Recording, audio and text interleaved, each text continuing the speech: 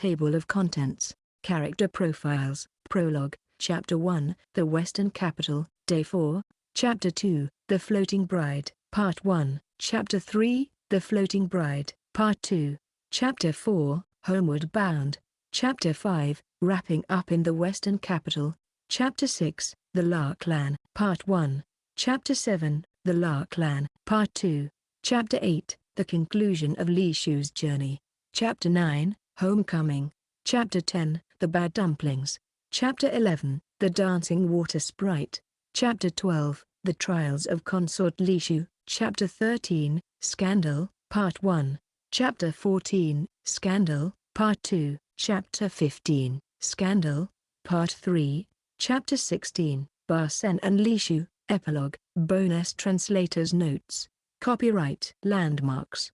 Table of Contents, Color Images. Stay up to date on light novels by downloading our mobile app. Zero Books Universal. Zero Books USA only. The Apothecary Diaries Volume 6. Character Profiles. Maomao, an apothecary in the Pleasure District. Downright obsessed with medicines and poisons. 19 years old. Daughter of a courtesan and the military strategist La Can. Jinshi played the part of a eunuch in the rear palace, but his true identity is the emperor's younger brother. Inhumanly beautiful. Real name, Kazuo Igetsu. 20 years old. Barsen Gaoshun's son.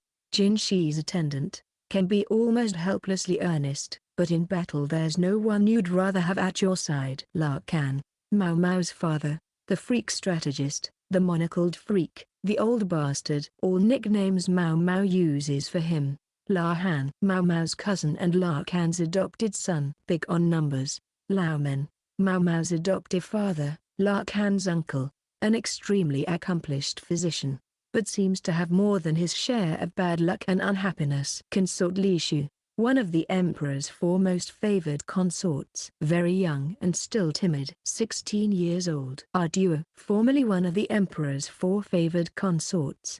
A handsome woman who dresses in men's clothing. Empress Gyokugyo, the emperor's legal wife, hails from the west, daughter of Gyokuen, an exotic beauty with red hair and green eyes. The madam, the old lady who runs the Verdigris house, the brothel where Maomao operates. A real miser. The three princesses Peirin, Mei, and Joka, the three most popular courtesans at the Verdigris house. Chuyu, a child survivor of the Shi clan. He's partially paralyzed and has lost his memories. A talented artist.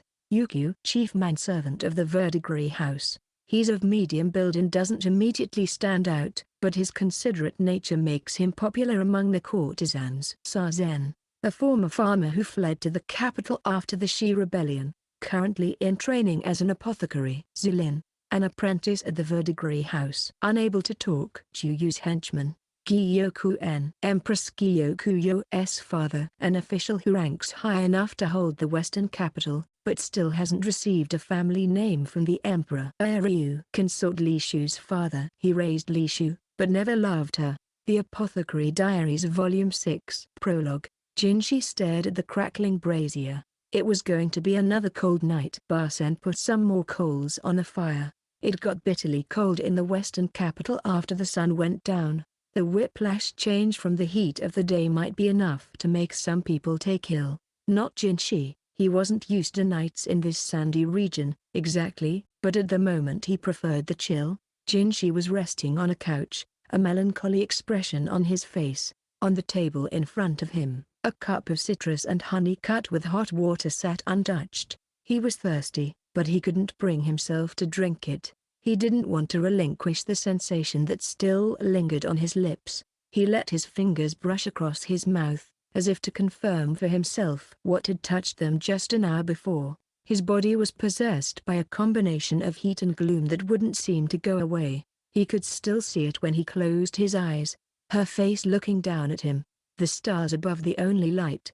He hadn't been able to see her well, and yet it seemed to him he could remember her so clearly. Her eyes, usually languid, were dim, but her mouth glistened warm and moist. A thread dangled from the moistness, and then fell away. It was over.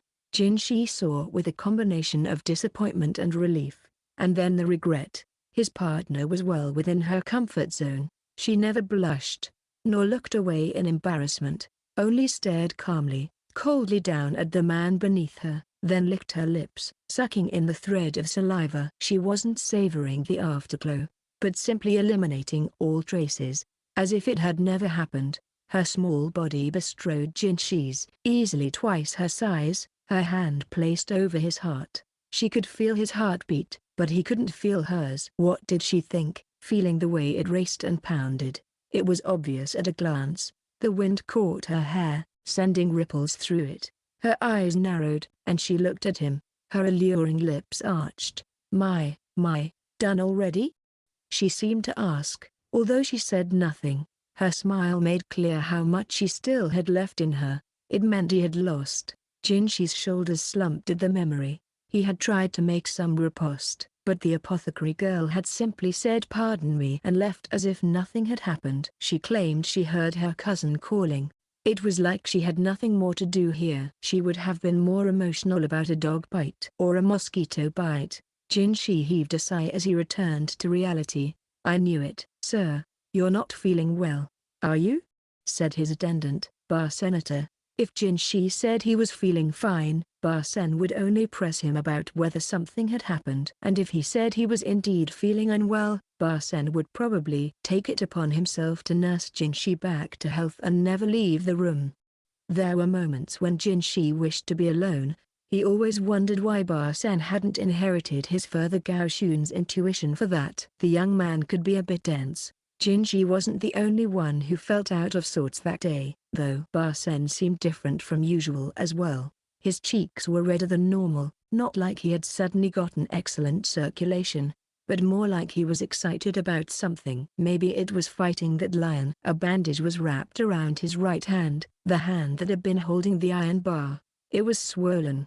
When the apothecary girl had spotted the ugly appendage, she declared, "It's broken," and promptly begun to check him over, but inside she probably had questions about the obtuse young man.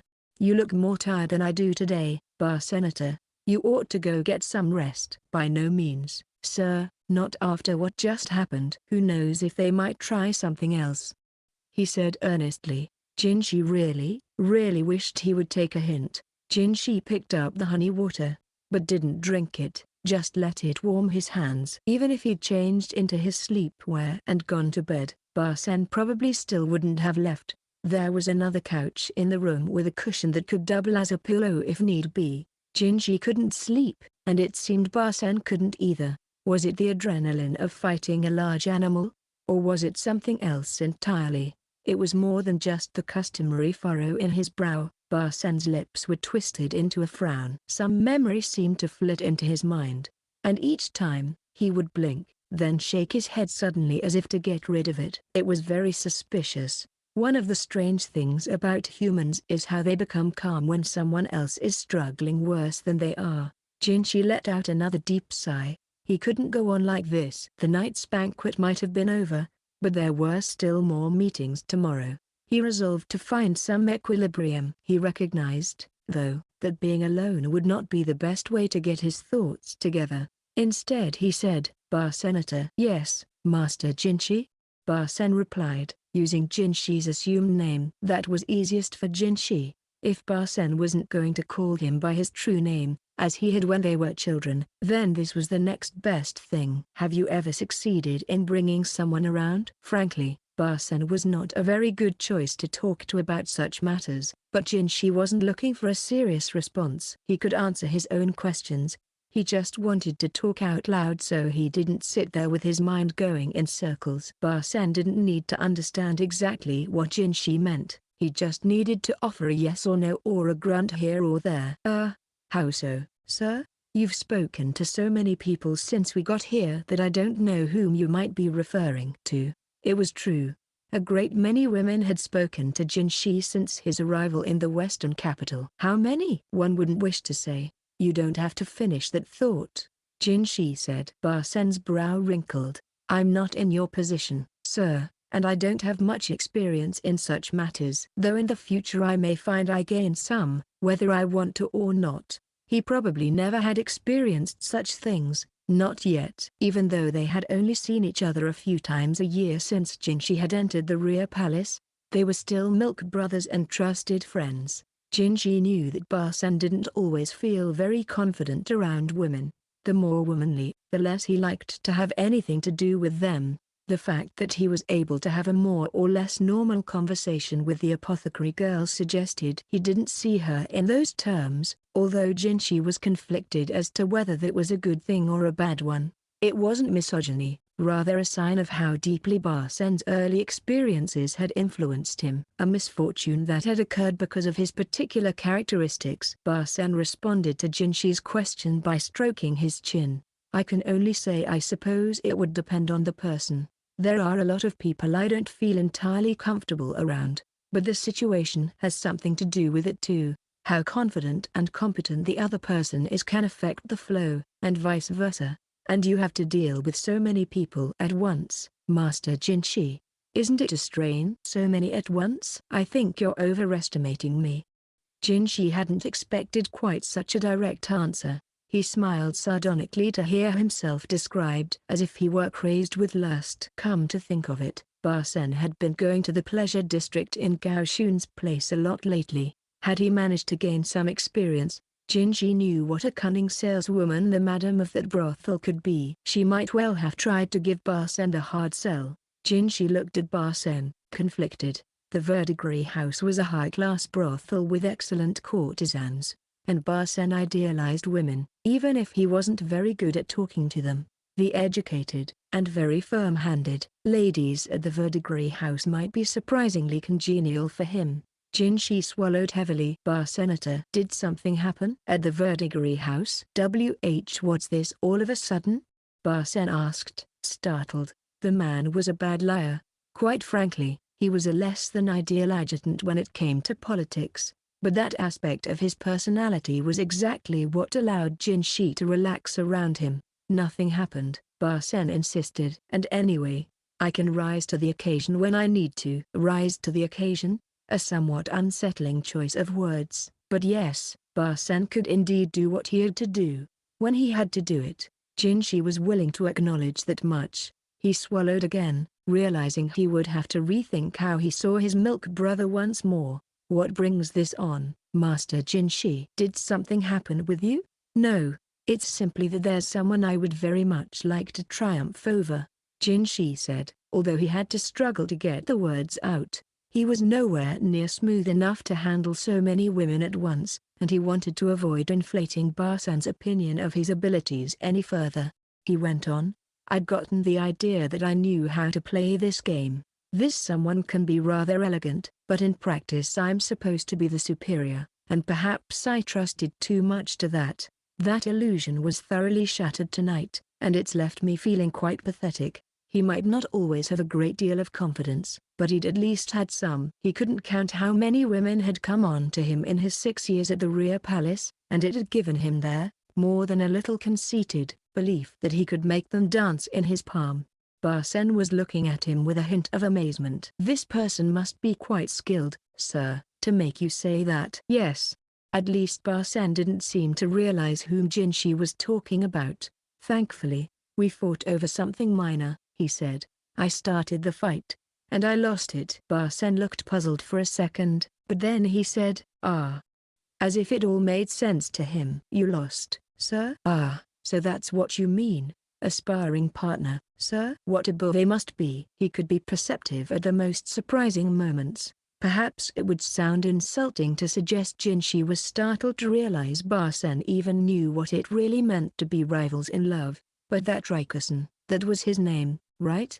He might look like just another pretty face, but he wasn't to be underestimated. He was a direct subordinate of the strategist, Larkan, but he wasn't the one Jinshi was worried about. So there was someone at that banquet who could make even you admit defeat, Master Jinshi, Barsan said quietly, looking profoundly thoughtful.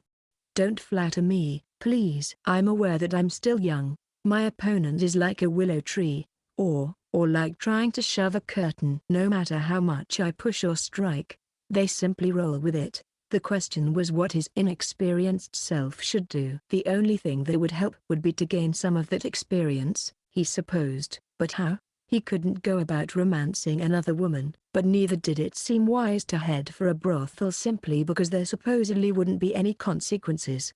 It was then that Barsen said something quite unexpected. "Can I be of help in some way?" "I'm sorry?" Jinshi said, nearly dropping his water. He knew for a fact Barsen was straight, so how could he say that? And yet Barsen went on, "I must confess I'm not very capable. I'm all too aware that you're far more skilled than I am, Master Jinshi. But I venture this suggestion in the belief that it must be better than simply moping around doing nothing." Barsenator. Yes, he was right, and if Jinshi did it with Barsen, well, on some level, it didn't count, did it? That must be what the young man was thinking. Well, but, no, wait. Something was off here. Skill I may lack, but I'm confident in my stamina. How much I can endure, Barsen said. "St stamina? I really don't think." No, this wasn't a conversation Jinshi could continue. He quailed. Maybe Barsen had been taught some twisted game at the Verdigris house. He fretted. Should he report this to Gao Xun? Barsen, though, was looking at Jinshi, completely serious. He seemed excited, but not in the overheated way he had earlier. "Just think of it as practice, sir, nothing more. I may not be the person you have in mind, but just pretend." Jinshi lapsed into thought, and then jumped into action. He put the water on the table, rose from the couch, and slowly came and stood in front of Barsenator. "Shall we move somewhere, sir? It's a bit cramped here." "No. This is space enough." It wasn't as if they needed to use the bed, and he absolutely didn't want anyone to see them. So he had to finish this while they were still in this room. Barsen was about 2 suns shorter than Jinshi. He wished Barsen might shrink another 7. Jinshi leaned in, and Barsen backed away. What was this? He acted so much like the very person Jinshi was imagining. "Master Jinshi, it's all right. That's perfect." "I'm, empty-handed." "So am I." Yes. Now that he thought about it, he'd heard tell of employing all manner of tools and contraptions, but he had certainly never expected Barsen to bring up such a thing. They had taught him perverse things in the pleasure district.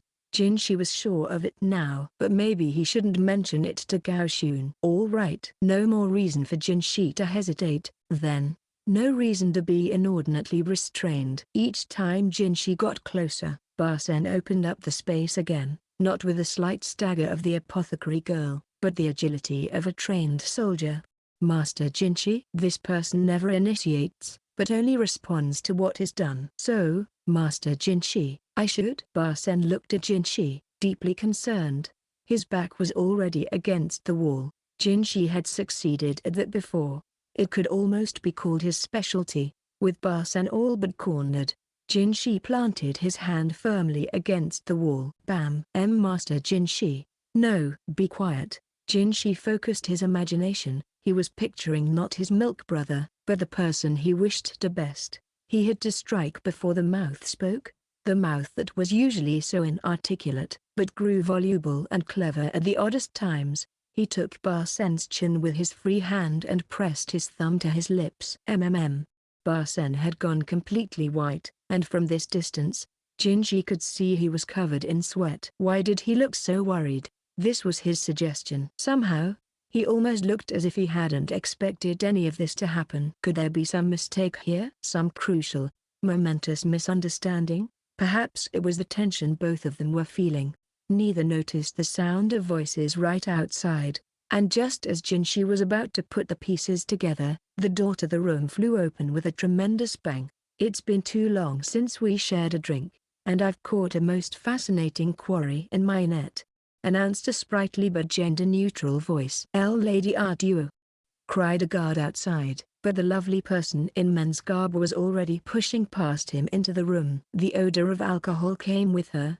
She seemed to have been sharing a drink with herself before she'd thought to invite Jinshi. She'd been like this ever since the rear palace, always trying to get him to drink with her. Maybe she was a little soused, because the way she entered the room was, well, forceful at best. And the moment she had chosen was an awkward one. Jinshi was almost on top of Barsen, who was pinned against the wall with Jinshi's fingers brushing his lips in what was unmistakably a lover's caress. Ba Sen was sweating and his face was completely bloodless. The two guards who had come in trying to restrain Ah Duo covered their eyes with their hands and peeked out between their fingers. As for Ah Duo, her eyes went wide and her mouth dropped open. "Ah," she said. "That's right. You don't have to choose a flower.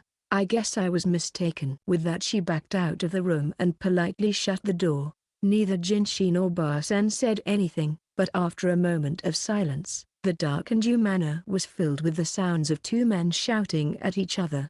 Chapter 1, The Western Capital, Day 4.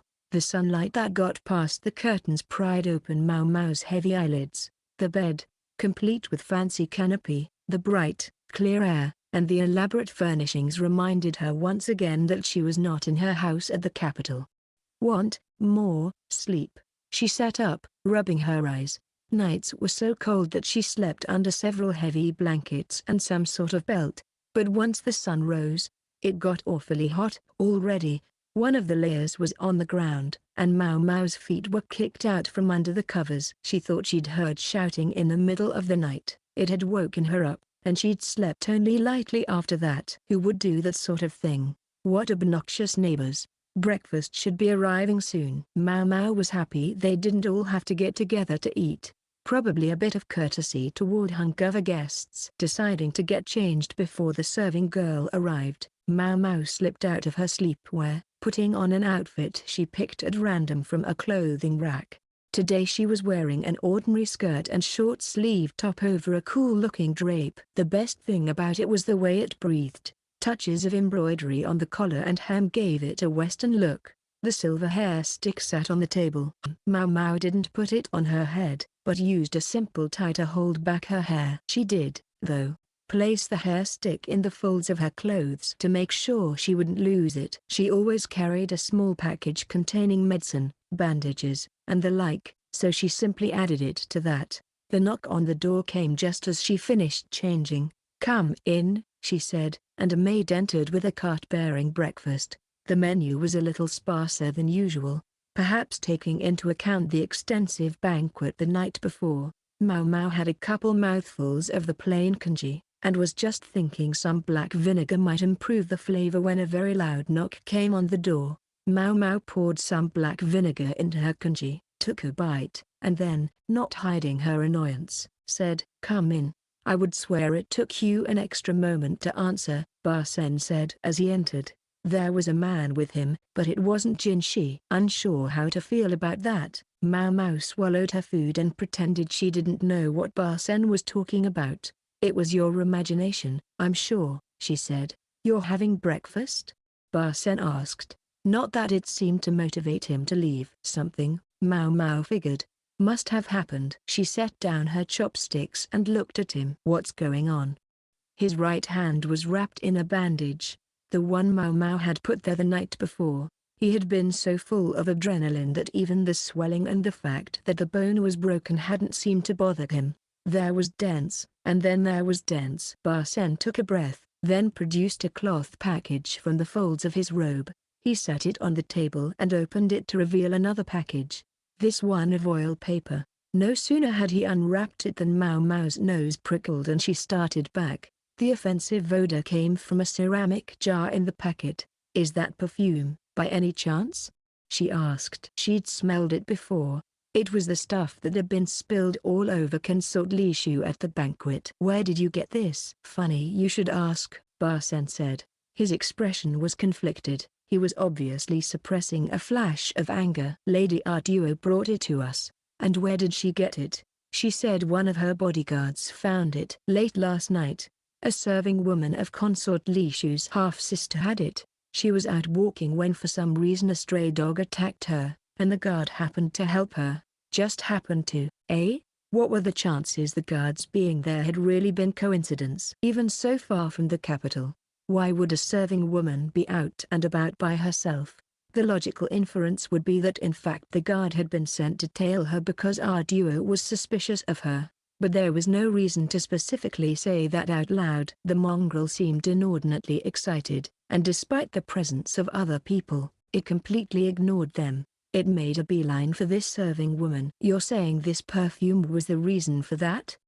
Maomao pressed a cloth over her nose and picked up the jar. "Ceramic ware wasn't that unusual. No one made ceramic perfume jars purely for stylistic purposes, so it would be hard to trace the origin of the piece. That would imply that the perfume Consort Lishu was doused with last night belonged to her half-sister, yes? And this smell evidently has the side effect of agitating wild animals." "I think that's almost certainly correct," Barsen said. "Had the half-sister purchased the perfume purely as a prank?" Maomao wouldn't have put it past her, but did she hate Lishu enough to want to get rid of her? And even if she had the motive, Maomao doubted she and the serving woman between them had the skills to rig the bars of the lion's cage. She considered the possibility that Lishu's father Ryu had helped them, but that theory left questions too. For one thing, if they had been trying to get rid of Lishu, it was an awfully roundabout way of doing it. There would have been so many simpler solutions. Above all, the risk was simply too great. Nonetheless, there was one thing Maomao wanted to be sure about. "So you're taking the consort's half-sister to be the culprit?" Barsen paused. "We can't say for certain, but if nothing changes, I think that's where we would find ourselves." An artfully vague way of putting it. That was unusual for Barsenator. He was normally much more direct. Maomao might have expected him to exclaim, "Yes, she must be punished." Instead he went on, "The half-sister claims it was just supposed to be a prank. She says someone she met in town a few days ago gave her the perfume. They told her it would attract nasty insects, and wouldn't that be funny? The half-sister swears she didn't expect the lion to be involved. So she admitted her malice toward Lishu. She just hadn't planned on the lion. If that was all true, how did it change things?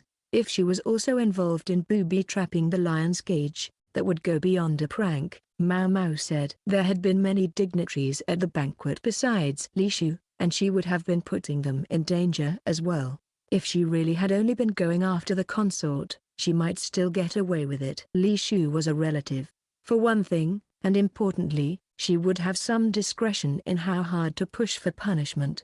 The half-sister might not get off scot-free, but maybe with just a slap on the wrist. "You're right." "And not only the half-sister, but Sir Ryu as well as Consort Lishu herself might feel the heat from it," Barsen said. "You think a little heat is all they're going to feel?" Maomao asked. She expected them to be scorched. Many powerful people from another country had been at that banquet. This could be an international incident. She thought it was naive to imagine that only the culprit would be punished. Barsen gave her a sour look. "Why do these things always happen to Consort Lishu?" he said. It was hard to tell whether he was asking himself or Maomao, and she wasn't sure what to say, so she stayed silent. But she thought, maybe she was just born into it. Maomao hated to wave everything away with words like destiny, but it did seem to her that some people had better luck than others. This especially struck her when she considered her adoptive father Laomen. He was smarter and more capable than anybody, but he seemed to utterly lack good fortune. He was now back working at the palace, but it seemed this had only prompted the fox strategist to drop in on him with some regularity, interrupting his work. The situation must have been dire if it was bad enough for him to remark upon in his letters. He'd written that recently, one of his medicine cabinets had found itself turned inside out. Maomao couldn't imagine why. "Isn't it all just too pitiful to bear?" Barsen said. "He's really worried about her," Maomao thought, but she decided not to say anything out loud. Commenting on that which would better go unnoticed was a sure route to more headaches. Still, it was true that the consort, in her consortish way, had her problems. Fundamentally, she always simply allowed herself to be swept along. Maomao knew that was somewhat inevitable. It was how Lishu had been raised and it was how she had always lived. Yet Maomao couldn't help thinking of the young woman who had come to the pleasure district to sell herself as a courtesan. She'd done it in order to cut ties with their father, to help her sister eat, and to pull herself out of the muck. Maomao couldn't bring herself to hate a personality like that. If the consort had half that much drive, well, maybe she would have suffered a lot less bullying from her half-sister, and maybe she wouldn't be mocked so much at the rear palace. Anyway, that was enough preliminaries. It was time for Maomao to find out exactly why Barsen had come to her. "Is there something you'd like me to do, sir?" she asked. "Yes, there is," Barsen said, and took out a piece of paper. It looked like a wanted poster, but something puzzled Maomao. "What's this mean?" "That's what I'd like to know. This is the woman," she said, gave her the perfume. The sketch on the paper did indeed appear to depict a woman, but her face was veiled so that only her eyes were visible. To compensate, the sketch included her entire body, but although the details of her clothes were carefully drawn, she could obviously just change outfits. "Is she a merchant?" "No, apparently she just started talking to the half-sister while she was doing some shopping in town." "In town, huh?" Maomao listened to Barsen's story doubtfully. The woman claimed to deal in perfumes, and she recommended several different scents to the half-sister. This one was among them. Supposedly, the merchant had told her that the perfume could attract men, but to be careful how she used it. The smell would be too strong unless it were properly diluted, the half-sister was told. In fact, some people had even been known to use it in pranks. This, it seemed, was where the half-sister had gotten the idea for her little joke. "That story's a little vague," Maomao said. "Very true. It's not much to go on, and tracking down this perfume seller would be difficult at best." Maomao squinted, studying the picture. The outfit, characteristic of the Western capital, was designed to protect against sand and dust.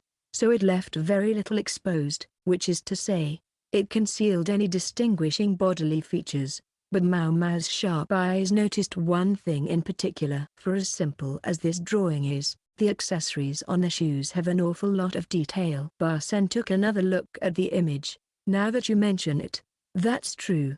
In fact, the size of the feet seems off compared to the rest of the body."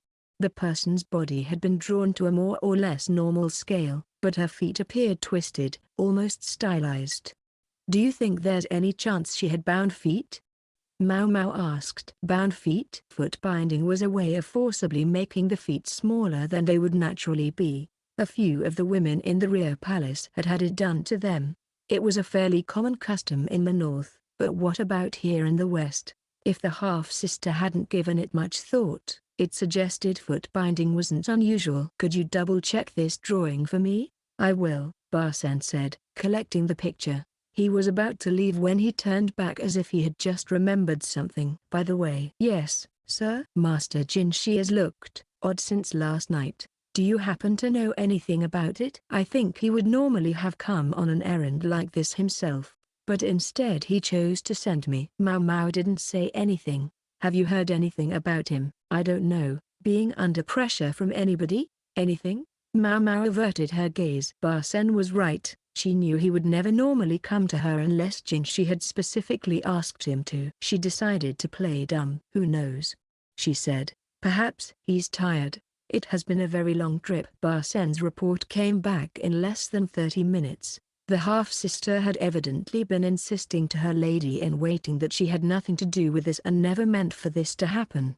But Maomao, frankly, didn't care. Barsen came back in a huff, quite angry about all of it. "It's just as you said," he told her. The woman had indeed had bound feet, and had been wearing special shoes because of it, a distinctive detail that stuck in the mind, and which the half-sister had subconsciously emphasized as she described the woman for the artist, even if she never specifically said that the woman had bound feet. "That narrows it down to just a few people, I would say, sir," Maomao replied. "You think?" "In Li, the custom of foot binding was found primarily in the north. Here in the west, in fact, it hardly existed. Thus, if someone with bound feet were encountered in the western capital, it seemed safe to assume they had come from points north, or at the very least, that their family had settled here sometime in the last couple of generations. The point is, their household must already have had the custom." Barsen looked dubious. "You don't think she might have been a traveler?" Maomao shook her head at that idea.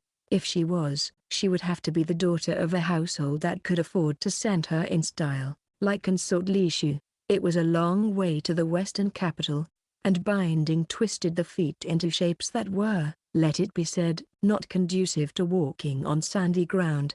The process of foot binding involved forcibly preventing the growth of the feet from a young age, and leaving them bound throughout life so they wouldn't get any bigger. The feet had to be disinfected every few days, such that Maomao sold alcohol to the courtesans with bound feet. All of which meant that if someone born in the Western capital had bound feet, she must have belonged to a family large or wealthy enough to continue the tradition. And you're sure about that? I take no responsibility for anything. I've only offered what I think is the most likely possibility in light of the information I've been given. She couldn't have them expecting perfection of her. If they were only going to permit correct answers, then Maomao would have no choice but to shut her mouth and swear she didn't know anything. All right, Barsen said after a moment, resigned to her conditions. He finally left the room. Maomao yawned and sat on her bed, thinking about getting settled again. Perfection? Yeah, not likely. Maomao herself still had several questions. Would Lishu's high-handed half-sister deign to speak to someone she had only just met, let alone buy something from them? And how had this mysterious seller known about the half-sister? It was a little too neat for mere coincidence. Whatever. Maomao decided to go ahead and get some sleep. She was so tired she could barely make her brain work. She lay down, but the hair stick at her chest nudged against her. She thought about pulling it out, but she didn't want it somewhere she could see it. Without a word, Maomao flipped over and lay on her other side, and promptly closed her eyes. Chapter 2, The Floating Bride, Part 1. It was already evening when Maomao opened her eyes again. She'd meant to go shopping in town today. They'd said it was acceptable to leave the compound as long as she went with a bodyguard.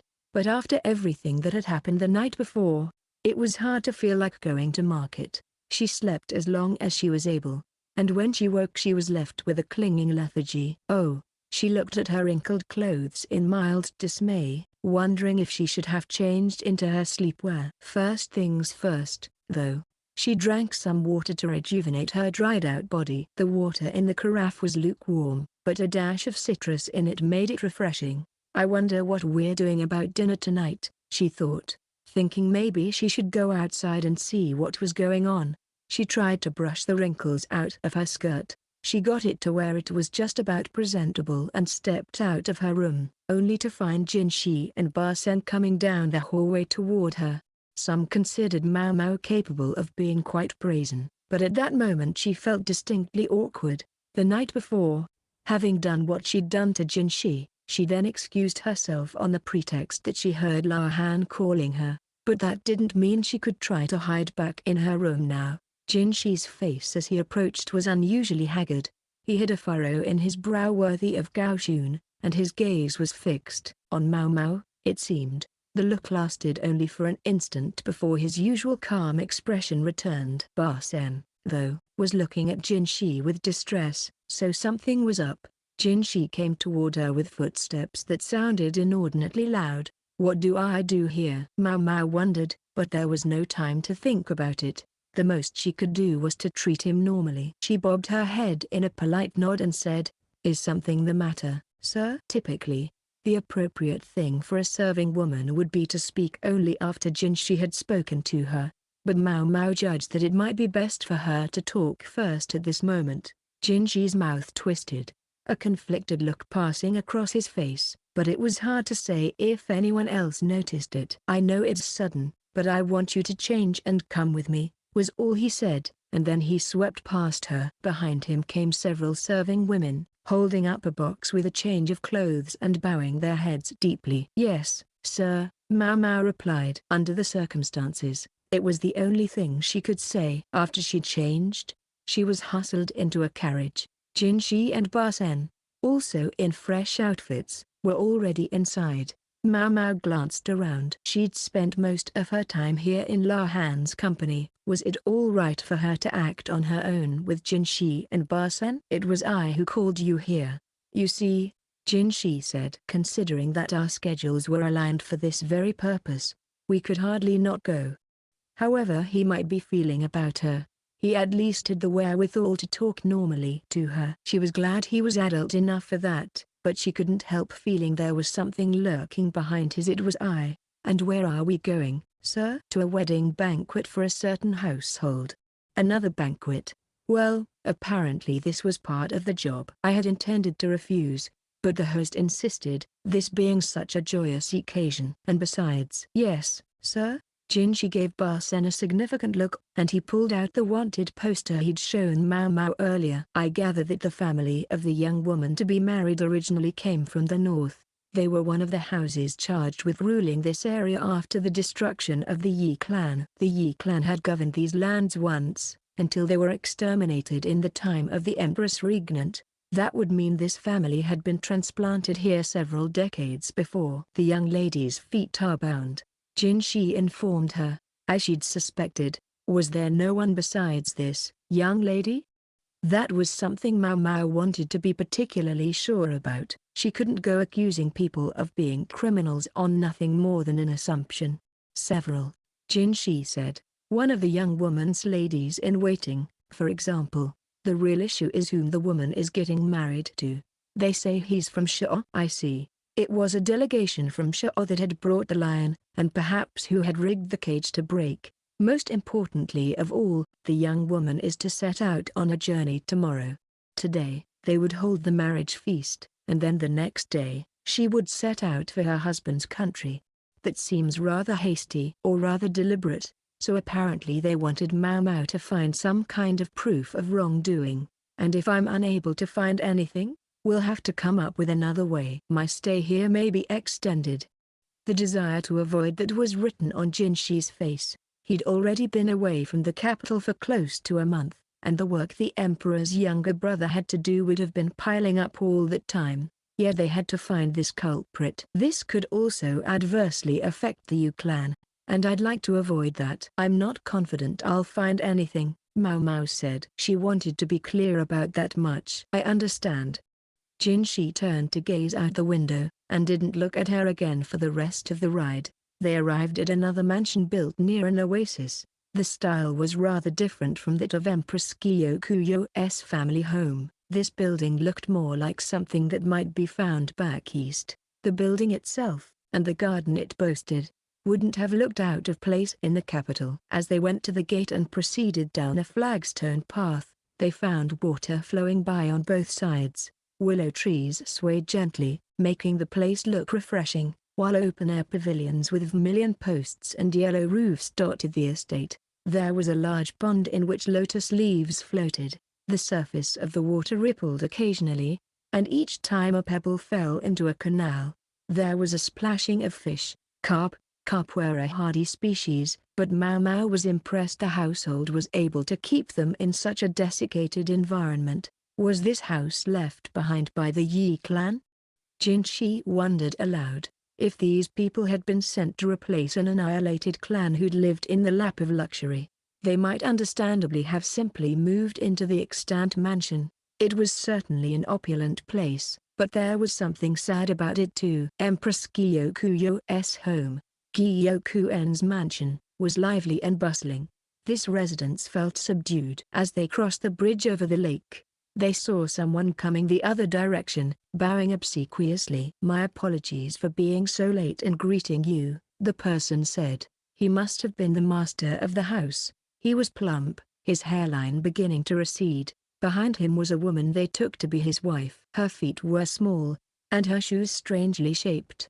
"I'm sure my daughter will be overjoyed to receive the congratulations of the Night Prince." The Night Prince? Maomao wondered. She surmised the term referred to Jinshi. Not many people in this land could refer to him by his actual name, but it seemed to involve the character for Moon, hence, perhaps, this nickname.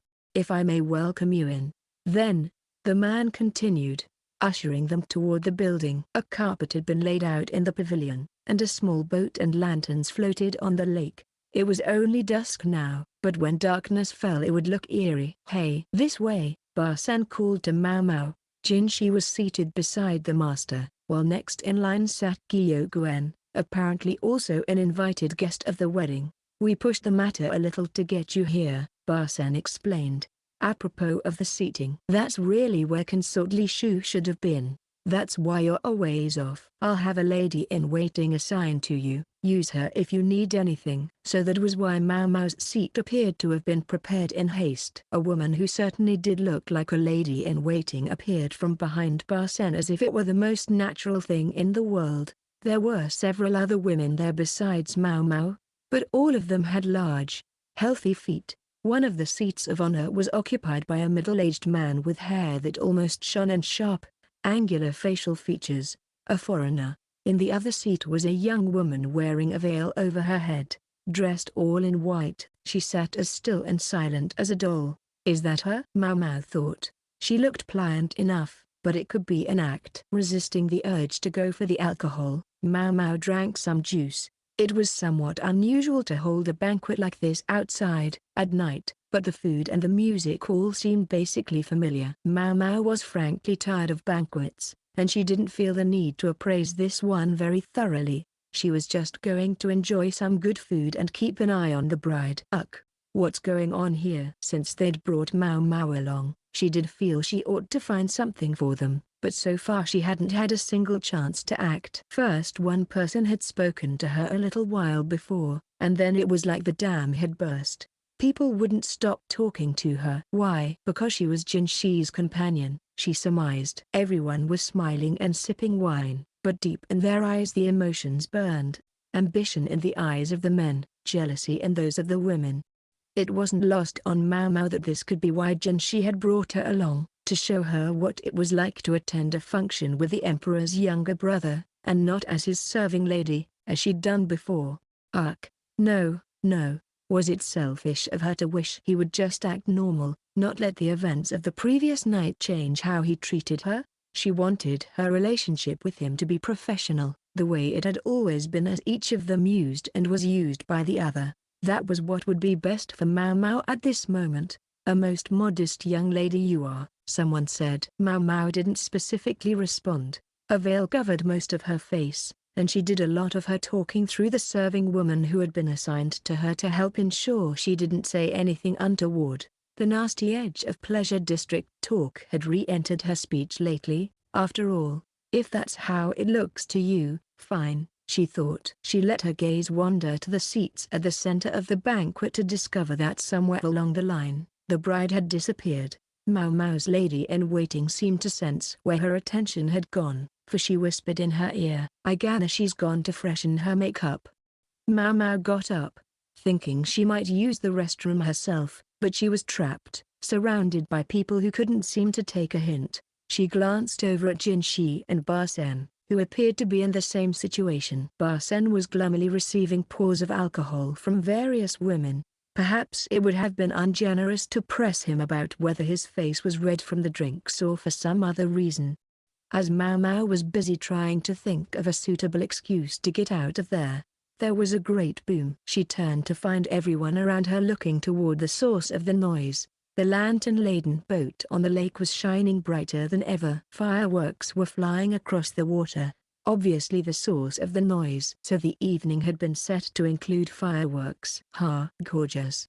I love it," a drunken man proclaimed, working his way unsteadily out of the pavilion. He waded into the pond. What was he thinking? And grabbed one of the carp with both hands. Gorgeous. I love it. I wish this was snapper, but I won't carp about it. It was a terrible joke. But in any event, he gave the fish to a friend and said, "Would you have this cooked up for me?" The servant obviously wasn't sure how to respond to that particular request, but it was rescued by the head of the house, the father of the bride. "Hey, you," he said. "I know this is a joyous occasion for your niece, but that's no excuse to go making an ass of yourself. Everyone's looking." "Hello, elder brother." "No, it's all good." The Night Prince must be appalled. Jinshi, the one who had suddenly been invoked, was smiling. Merely a polite smile, no doubt, but it was enough to enrapture all those around him, who, despite his injury, still felt he reminded them of a celestial nymph. "I do pity that poor fish. Why not put it back?" he said. The party had become a free-for-all, notwithstanding the presence of the emperor's younger brother. Such a scene would have been unthinkable in the capital. Everyone was smiling and laughing at the exchange. The carp was returned to the pond and somehow escaped without being cooked that evening. Still, it couldn't have been easy for the fish, first with fireworks going off right over their heads, then being grabbed by inebriated partygoers. Maomao looked at the dark water. She tried dropping some breadcrumbs in, but there was no sign of the fish coming to get them. All the commotion must have scared them away. With the addition of more alcohol, the party became ever freer.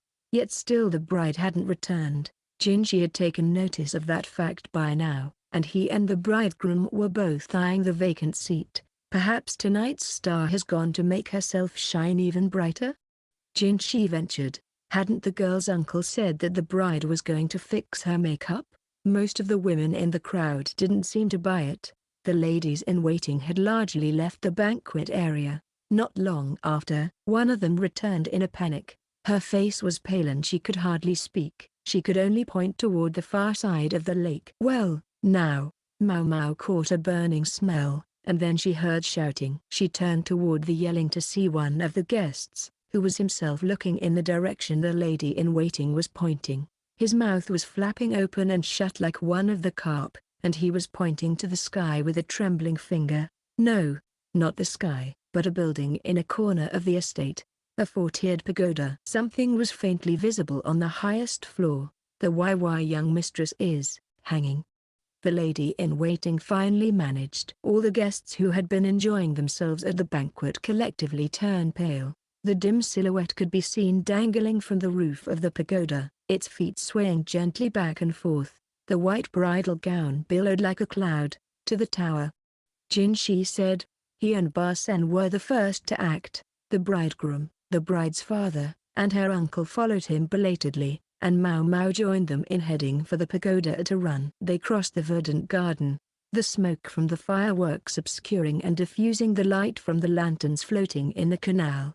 They could hear the carp splashing. The pagoda was clearly visible, but there was no straight path between them and it. Trees and other buildings stood in their way, obstacles they had to work their way around to reach their destination. With their way well lit by the lanterns, at least they wouldn't fall. Maomao entered the pagoda a few steps behind the others and raced up the stairs. She reached the top floor panting, to find the men staring disbelievingly at the dangling rope. It had snapped. Find her. Check the ground around the pagoda. Barsen roared and set off back down the stairs. He might be a somewhat simple personality, but at least he was decisive at moments like this. The others, taking their cue from him, headed back down.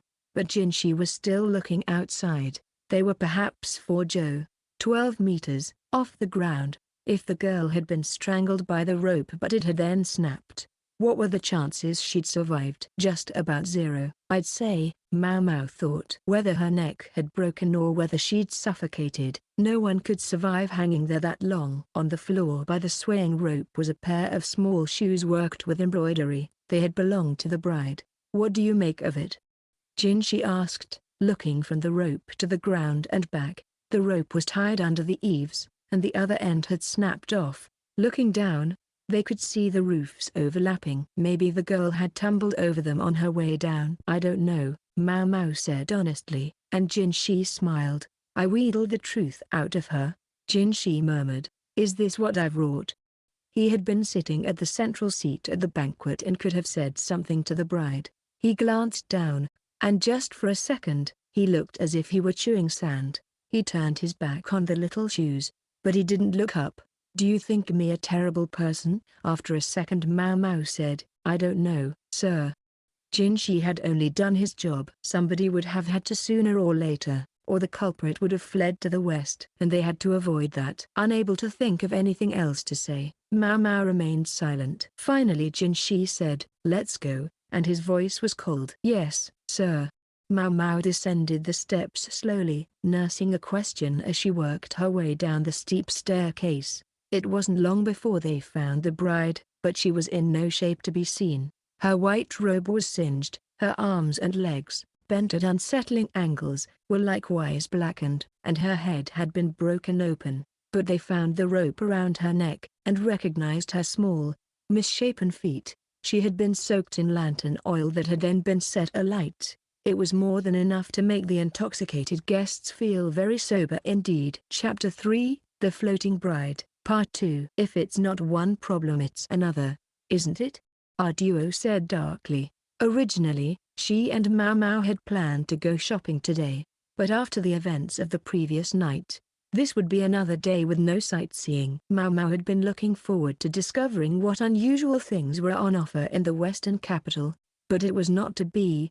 Instead she was dressed in somber clothing. Of all the things she'd thought might happen on this trip, she had never imagined she would be attending a funeral. I have to admit, I'm not sorry that it means no banquet tonight, but I wish it were under other circumstances, Arduo said, sipping her tea. So it wasn't just Maomao who'd been feeling the strain of the nightly parties. Only she, Arduo, and Suiri were in the room at the moment, which was why Arduo could make a somewhat indiscreet comment like that. Suiri was permitted to go without her mind a while in Arduo's company, but Maomao doubted the reserved young woman found it exactly relaxing. Arduo for one loved amusements, entertainments, and interesting things, so she was probably forever teasing the eternally serious Suiri. Cornered until she felt the only way out was to kill herself. It's a tragedy, Arduo said. Suicide, that had been the official conclusion. A note had been found in the young woman's personal chamber, stating that the reason for her death was distress at the idea of moving to a faraway foreign land.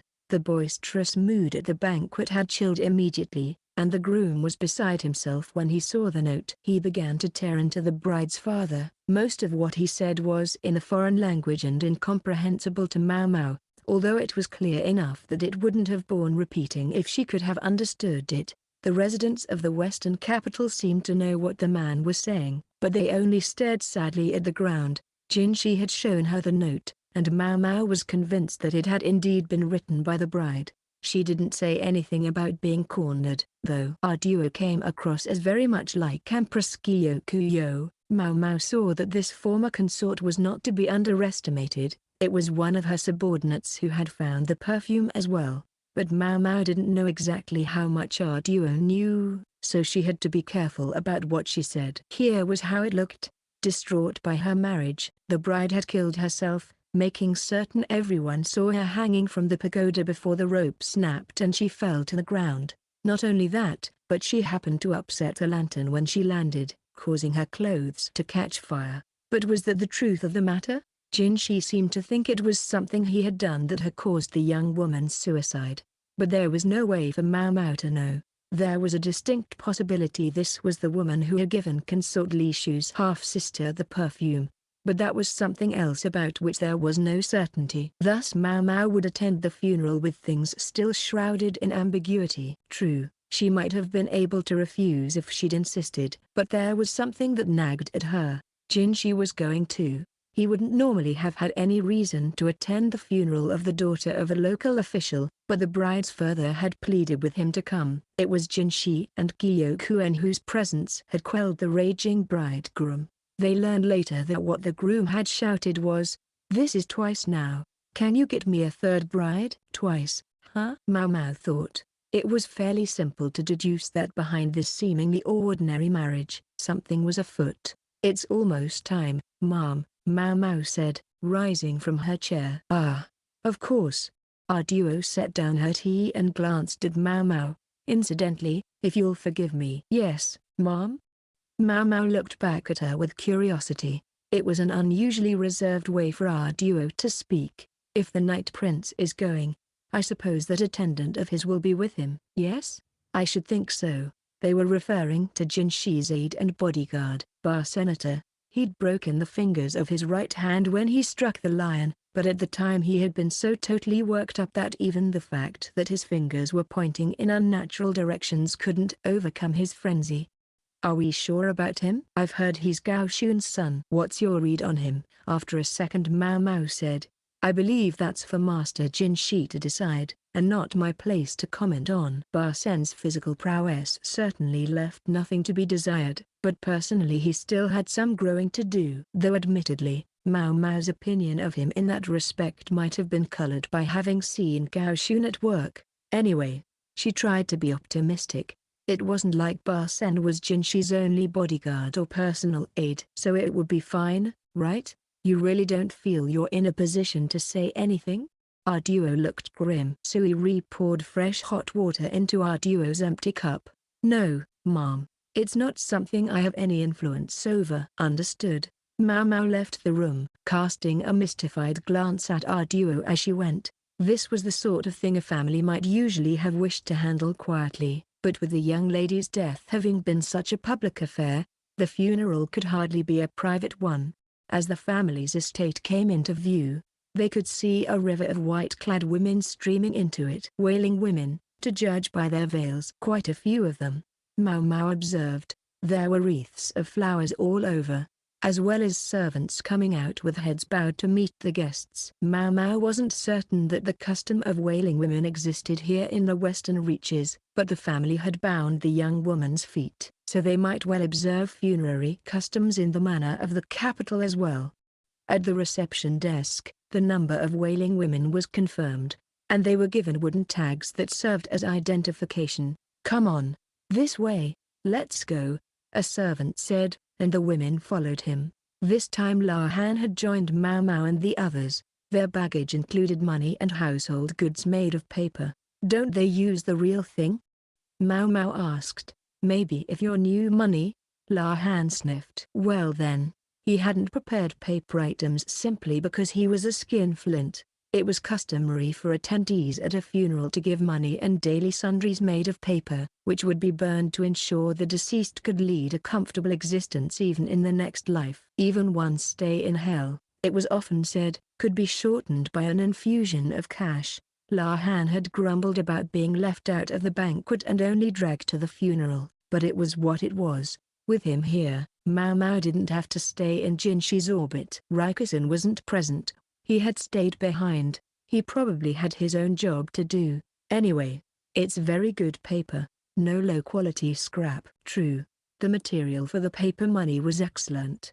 It could have stood proudly alongside anything from the quack doctor's village, although Maomao didn't know if it came from them or not. When she'd seen the young woman's suicide note, though, she'd had the thought that the Western capital seemed to have a lot of awfully good paper. "That's because this place is a crossroads of trade," La Han told her. "Nobody sends their worst goods out into the world." Li had in fact once exported paper, at a time when its products were said to fetch a good price even in the West. When low-quality products began to proliferate, the export business all but died off, but apparently there was still good stuff to be had. The day before, they had been at the mansion amidst the evening dim, and now, in the daylight, Maomao could see a few places where the estate was falling into disrepair. This had once been a lavish mansion, but its new owners lacked the ability to maintain it. A marriage with someone from Shaw, she reflected, that seemed odd too. Important for diplomacy, perhaps, but the balance of power struck her as skewed. For example, the banquet had been held here, but everything else about the marriage was to be handled in the groom's land, and the way the man had behaved after the death of his bride could only be called contemptuous. La Han, it seemed, was already privy to the story, which he shared with Maomao on the way. This family was brought here to replace the Yi clan, but also, so I gather, to get them out of the way. The mother of the former emperor, that is to say, the Empress Regnant, had been a pragmatist. She regarded officials who couldn't do their job as a nuisance, even if they boasted good bloodlines from the central region of the nation. She'd lure several families to the Western Reaches with promises of a family name if they went to oversee the area. The bride's family had been one of them, but incompetent people don't suddenly become competent thanks to a simple change of scenery. Some of the families were decimated by disease in the unfamiliar climate, others were reduced to ruin and disappeared. Why would the Empress Regnant have done something that seemed so rash when the Western lands were widely acknowledged to be crucial to national defense? Perhaps because at that time, she had been at the height of her powers, and if a few families fell, well, others were rising to take their place. Empress Kyokuyo's family, for example. The young woman at yesterday's marriage feast was supposed to strengthen her family by going to another country as a bride. This family preferred to do business where they had blood relations. Creating those relations by marrying their daughters off was how the household had chosen to survive down the years. The groom was actually supposed to be married to the cousin of the girl who died. The daughter of the younger brother of the head of the household, I believe, La Han said, was the younger brother in question. Then, the overwatered man from the carp pond? Maybe he'd been celebrating as if it were his own daughter's wedding. She killed herself 10 days before the ceremony. He didn't look like a man who had suffered that sort of tragedy. There are many things in this world that demand us to put on our best face, whether we wish to or not, La Han said. So that was what had been behind the groom's remark about twice now. And to think, he had lost both would-be wives in the exact same way. They must have thought that foreign land was truly terrible. La Han's and Maomao's footsteps sounded as they walked along the flagstones, their feet dampened by the spray from the carp splishing in the canal. The fish, who had a terrible diet for fish, came and gathered when they heard visitors approach. The refreshing sound of splashing water increased. There was already a crowd in front of the mansion, the troop of wailing women keening loudly.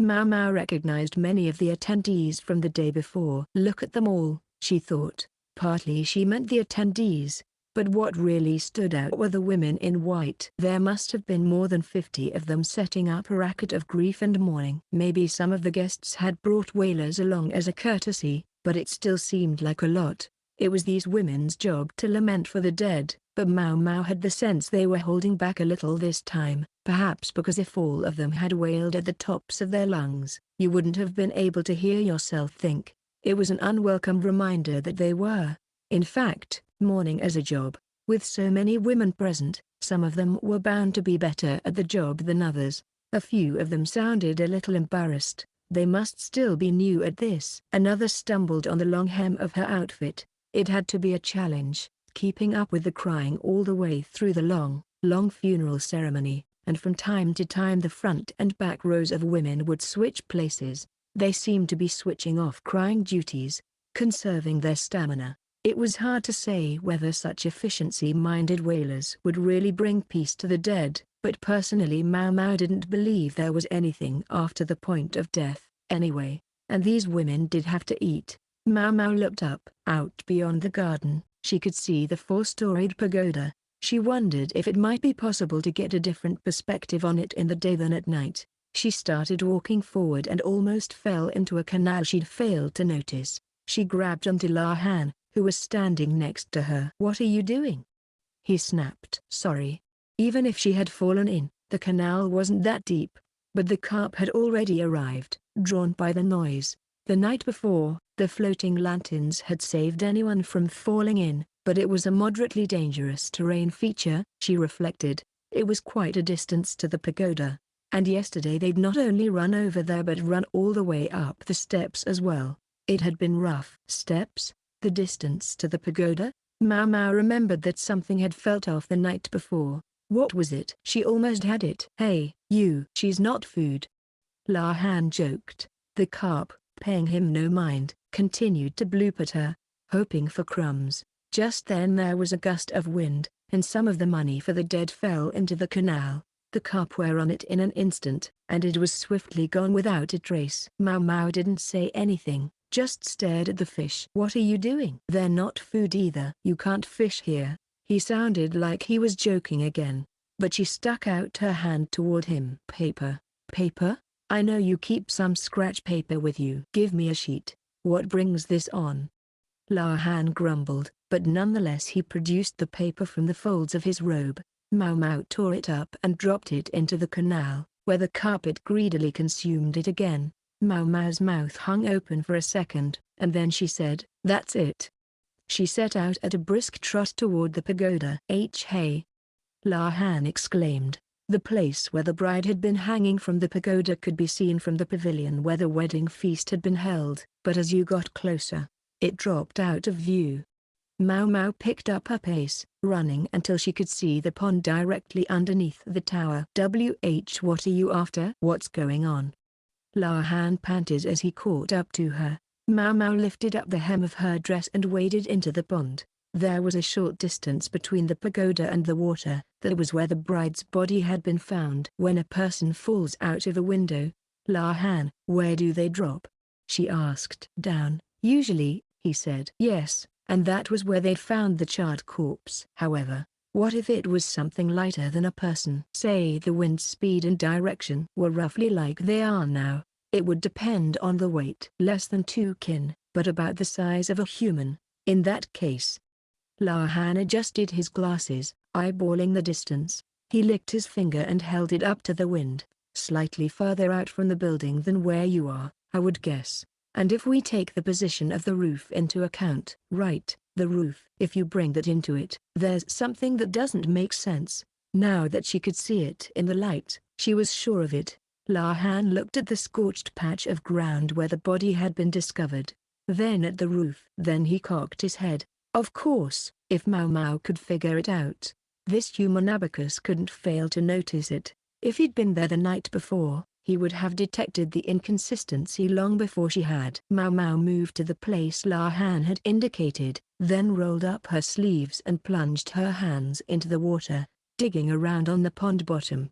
La Han, meanwhile, had sat down, evidently intent on observing the situation. He had a little twig in hand to keep himself busy, with which he was writing on the ground, calculating something. "Perhaps." "What are you doing, Mom?"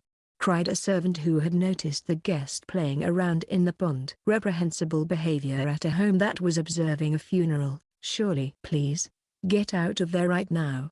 Don't mind me," Maomao said, ignoring the man and reaching into the pond again. The bottom was muddy, excellent fertilizer, lots of fish poop that had infused it with nutrients. "You heard the lady," La Han said diffidently.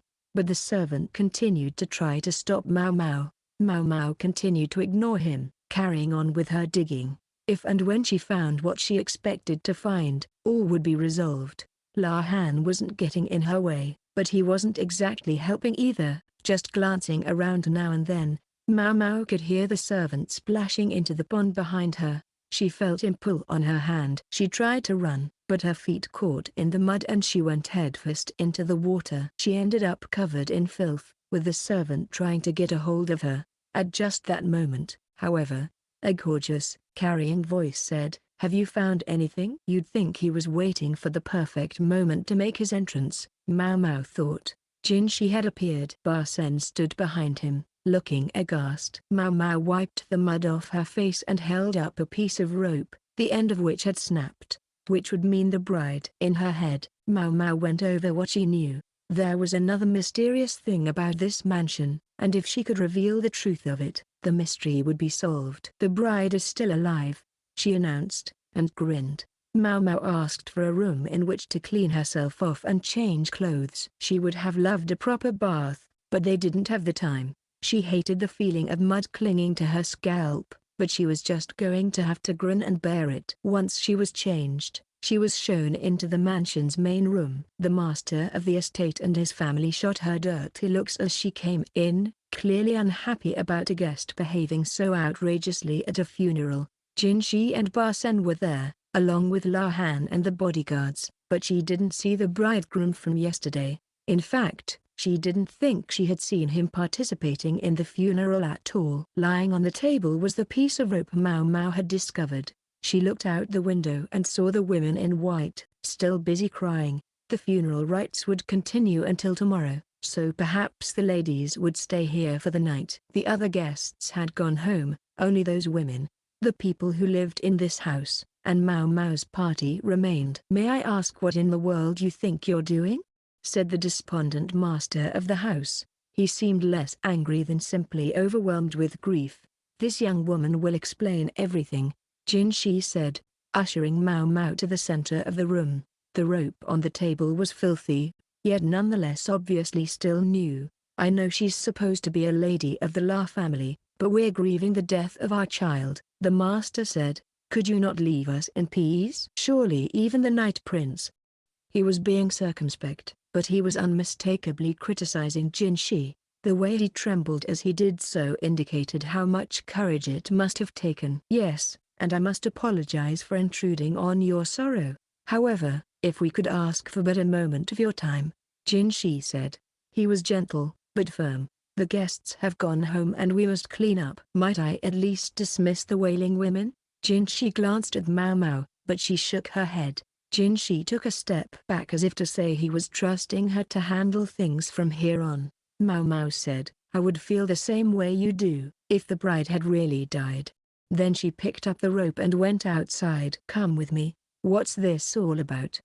The host fumed, but Maomao ignored him and went and stood in front of the women in white. The others watched her, perplexed, as she crouched down, with a here. She grabbed two of the wailing women's robes, flipping them up. The spectators' jaws practically fell on the ground. The sun was strong in these parts, and people kept their legs hidden, safe from its light. So the limbs Maomao revealed were suitably pale. Growing ever hungrier for daikon, she went along flipping up the ladies' skirts, the women shouting and shrieking. This brings back memories, Maomao thought. There had once been a merchant with questionable tastes who had assembled 10 or so courtesans and spent an entire night flipping their skirts up. The madam had clucked and complained that it was particularly lowbrow behavior. But the man paid 3 times the going rate, so she wasn't about to stop him. In short, Maomao was essentially behaving just like a sex-crazed old man. The women whose skirts had been flipped quickly crouched down, trying to hide themselves, while those Maomao hadn't gotten to yet panicked and tried to run. Well, damn. This is more fun than I expected. She hadn't understood what was so great about it until she'd done it for herself, chasing the crying women around, pulling at the hems of their dresses. She finally started to understand what that lustful old man had been feeling. Well, that wasn't good. One of the wailing women stood out as not very athletic. She tried to escape but couldn't run, instead tripping and stumbling. Maomao showed no mercy, standing in front of her and flexing her fingers. The woman's shouts echoed around the yard, but Maomao grabbed her skirt. "You, learn some blasted manners, Jin," she exclaimed. He accompanied his injunction with a smack to the back of her head. She turned and saw that he looked thoroughly exasperated. "I'm very sorry," Maomao said, releasing the handful of skirt she'd gotten. "But I found what I was looking for." Peeking out from under the hem of the girl's skirt was a pair of shoes. She'd almost fallen out of them trying to run away, because the size was all wrong. Her feet were wrapped in bandages, and in fact they hardly looked like feet at all. This wailing woman had bound feet. Next Maomao took the mourner's veil and slowly pulled it off, revealing a pretty young woman with a tear-stained face. "I'm sorry," the young woman said, crying. Whoever she was apologizing to, it certainly wasn't Maomao. Maomao began, but before she could come out with "Here's your missing bride," another woman with bound feet threw herself between them. One of the bride's ladies in waiting, perhaps. "What is the meaning of this? Can't you manage even the most basic decency?" the second woman shouted at Maomao. Her eyes were open wide in an effort to forestall the tears that threatened to come pouring out of them. She was biting her lip and her shoulders were trembling. Then she straightened the other woman's skirt and put the veil back on her head. "Get going, quickly. We have work again tomorrow." With the bound feet revealed, though, the woman wasn't going to get away. Maomao, and now Jinshi, wouldn't let her. They couldn't have her fleeing on them. It was that thought that inspired the cruel words Maomao spoke next. "The body you burned, was it your older sister's?" "After she killed herself?" the wailing woman shuddered. "The body already had marks on its neck. That's why you made such a show of hanging yourself. And then you burned the body so no one could be sure what had happened to it." The young woman could be heard to sniffle, not in a poor imitation of grief. It was an excellent job of crying, one that would certainly have passed muster during her work. The bride's father, who had watched silently until that moment, finally burst out, once again. "I have no idea what in the world you're talking about. I must ask you not to desecrate my child's funeral any further." "There's no way this wailing woman could be my daughter." He joined the lady in waiting in standing in front of Maomao. "It's true, I spoke to you about my little girl, but quite frankly, I wasn't asking you to go poking your nose in every last place." The man's anger was plain to see. Then the bride's uncle intervened with much gesticulating. "If the girl is alive, then how do you explain what happened last night? We all saw the bride hang herself, and we found the body on the ground. Those are facts." Maomao, though, shook her head. "True enough, the bride hanged herself from the highest level of the pagoda and then fell down. But there's something interesting about that tower. It's 4 stories, yes? And at first, all of them appear to be the same size, but the lowest level flares out farther than the others. What would happen if something were to fall there?" La Han was better at explaining these kinds of things than Maomao was, so she handed him a branch off the ground. He began to sketch a diagram of the tower in the dust. It was the same picture he'd been drawing while Maomao was busy playing in the mud. The roof is on an angle, so something that fell on it would roll outward. The force would continue to carry it as it came off the roof, La Han said, adding an arrow to his diagram by way of explanation. In other words, if this object came down with undiminished momentum, it would land some distance from the pagoda. However, the burned body had been directly under the eaves, in a place that was concealed if you were standing at the entrance to the tower.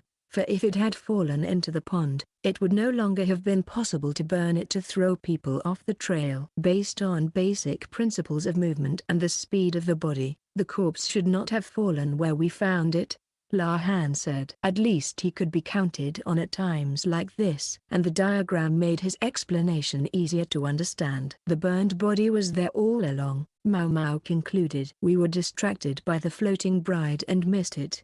The path to the pagoda had been lit with small lanterns. Guests unfamiliar with the estate, trying to find their way on a dark night, would naturally follow it, and the smoke from the fireworks combined with the smell of the lantern oil was perfect for concealing the already burned body. Finally Maomao added, I suspect this was the true identity of the dangling bride.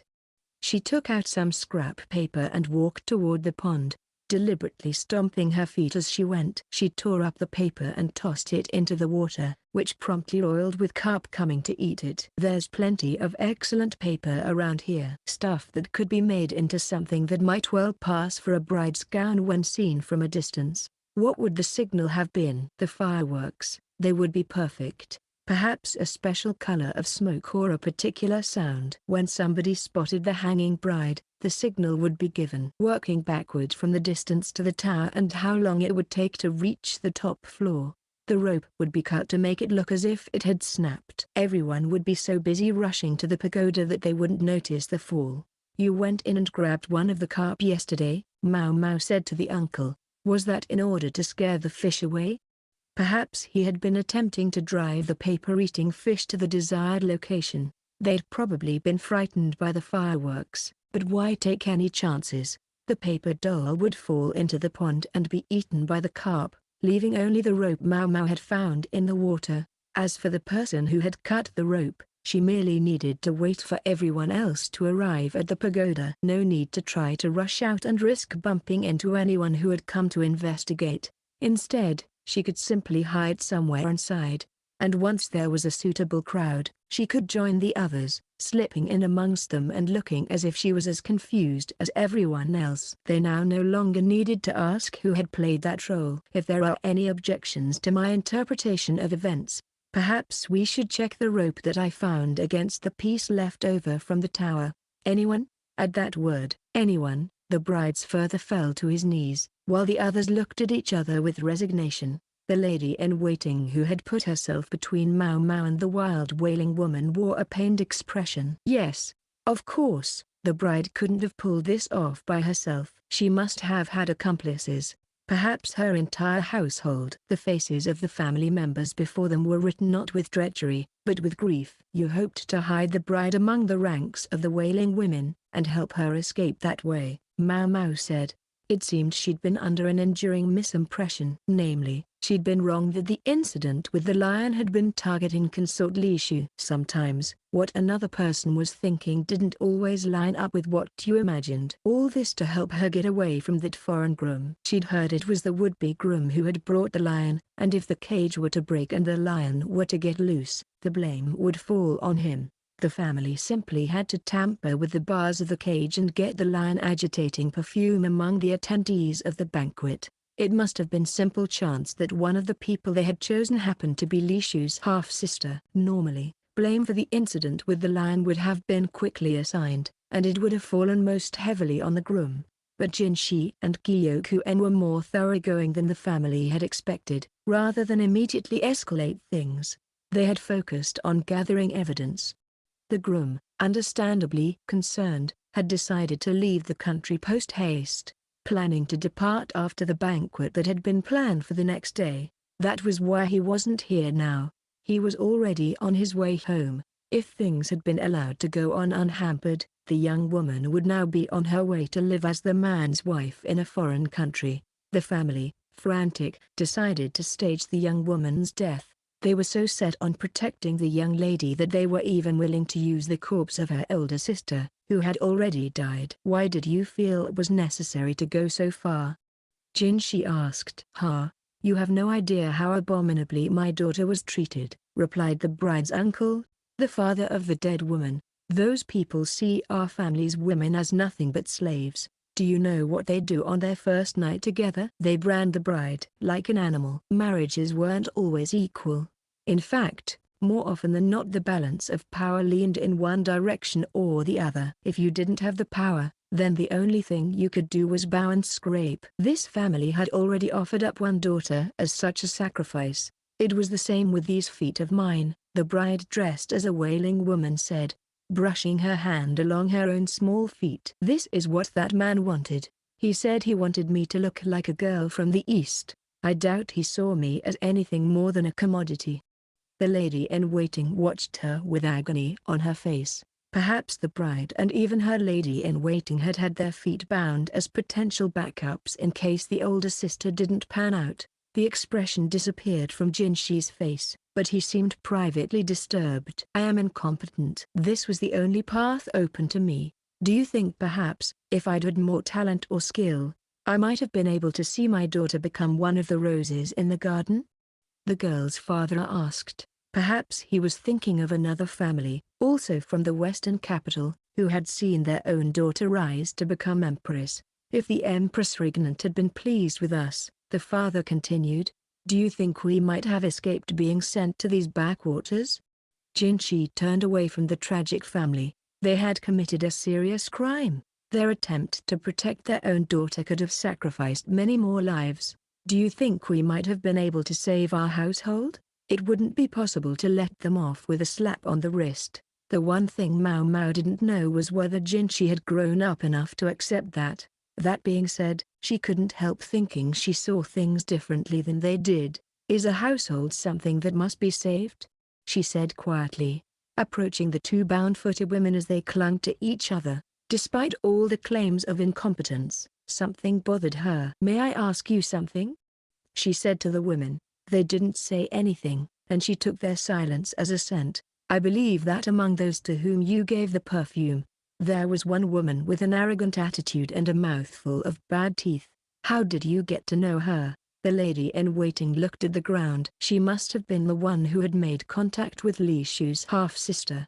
It was strange, she hadn't seemed like the type to be that friendly with someone she'd just met. "I don't remember exactly, but she was 18 or 19 years old with a somewhat plump behind. Her butt measures 3 shaku and 1 sun around," La Han interjected. "Why?" Maomao assumed the number was an educated guess, that he was just eyeballing it, but she silently crushed his toes nonetheless. "I urge you to tell us," Maomao said. "It would be better for everyone." After a moment, the lady-in-waiting said, "The fortune teller told me." "Fortune teller?" The other woman nodded, still looking at the ground. "She's been all the talk in the western capital. Everyone's been going to see her." At first, the lady-in-waiting said she'd thought it was all just talk, but the fortune-teller's words had shown an uncanny insight into the young woman and her friends, and she'd been drawn deeper and deeper in. The dearly departed young mistress used to go to her for advice. "I'm impressed she was able," Maomao said. She wasn't trying to attack the young woman. It was just a simple doubt that emerged in her mind. The subject of the advice wasn't something you could talk about with just anyone. The lady-in-waiting pointed toward town. They would talk in the chapel. It was a place much like the building on Gyokuen's premises dedicated to a foreign religion. There were places within where one could have a private conversation, and the fortune-teller used them to ply her trade. These nooks and crannies were originally, it seemed, for monks of the foreign faith to listen to people, but with the appropriate donation they might be available for private personal conversations as well. The lady-in-waiting had tried not to be overly specific about her name and identity, but an industrious snoop could find out whom they were talking to. This fortune-teller appeared to have taken advantage of that. "I was the one who accepted the perfume, and I accepted the advice to tamper with the cage. It was all me." The lady-in-waiting let her head droop. She'd felt she couldn't let there be any more dead young women simply because they wouldn't listen to the fortune-teller. She looked up at Maomao pleadingly, but Maomao wasn't the one who would hand down judgment. The fortune-teller had also told her whom to target. She was vague when it came to the names or characteristics of some of the marks, but there were others, like Lishu's half-sister, whom the lady-in-waiting was told about in detail. Ultimately, she sold perfume to around 3 people. The guilt doesn't fall on this young woman alone. It was I who tampered with the cage, said the bride's uncle, stepping forward. He had found the lady-in-waiting in a somber mood and questioned her. Indeed, it seemed like more than one young woman could have done on her own. It wasn't just them. The staged suicide was my idea. Even if it meant disturbing my niece's grave, the bride's father said. No, brother, I begged you to do what you did. Witnessing this exchange, the women of the family began to set up a terrible cry. So all this came not from the fortune-teller, but it was your own idea? Jinshi asked. That's right. After what happened yesterday, we didn't have time to meet with the fortune-teller, and would this fortune-teller have been able to meet with you? Jinshi was watching the pitiful family closely. He didn't seem to be thinking of how to punish them, but rather how to connect this to whatever came next. As he watched the family, Maomao silently watched him. They never did find the fortune-teller or whoever it was. A monk at the chapel, however, testified to where the diviner had been living. The proverb has it that money talks even in hell. A good donation made the man quite forthcoming. The residence he pointed them to was totally empty. The only thing they could conclude from what they found there was that the fortune-teller didn't appear to live like someone from the West. Chapter 4, Homeward Bound. Maomao didn't know how Jinshi would deal with the bride and her family. After everything was over, he spent some time in conversation with Gyokuen, but it was hardly a discussion Maomao could intrude upon. The only thing she could do was hope that worst wouldn't come to worst. Consort Lishu was no longer in confinement, but what to do about her half-sister was a separate matter entirely. And so, on her 6th day in the western capital, with their departure looming the next day, all Maomao could think was, I never did get to do any sightseeing. That was it. It might sound cold, but it wasn't in Maomao's temperament to ruminate on negative thoughts. Instead she'd been hoping to get out and do something to refresh herself, only to be told it was time to get ready to go home. Thus she found herself in the cactus garden, the fatigue written on her face. She had no idea if the plants would survive in the capital's climate, but she wanted to at least ask for some seeds or a small clipping to take with her. Gyokuen went one step further, being kind enough to call the merchant for them, so she was grateful for that much. On that note, her stay in the western capital came to an end. What in the world is this? La Han asked. They were in the carriage on the way home, and he was indicating a bird feather, sharpened and blackened at one end. Supposedly, they didn't use brushes in the West. Instead they used metal pens or feathers like this one. Maomao cocked her head. I think they found it in that fortune-teller's house.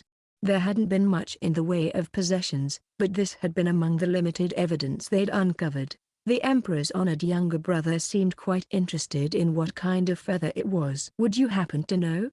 It's very small. I don't think it belongs to a water bird, La Han said. The feather was gray in color, and didn't actually look very suited to being a writing instrument. It was probably a random feather someone had grabbed for a backup in case it was needed. At length La Han said, you don't think it might belong to a dove? How prosaic. Many people ate dove meat, and there was a custom of releasing the birds on celebratory occasions. La Han looked a bit deflated. Maybe he'd been hoping for something a little more exotic.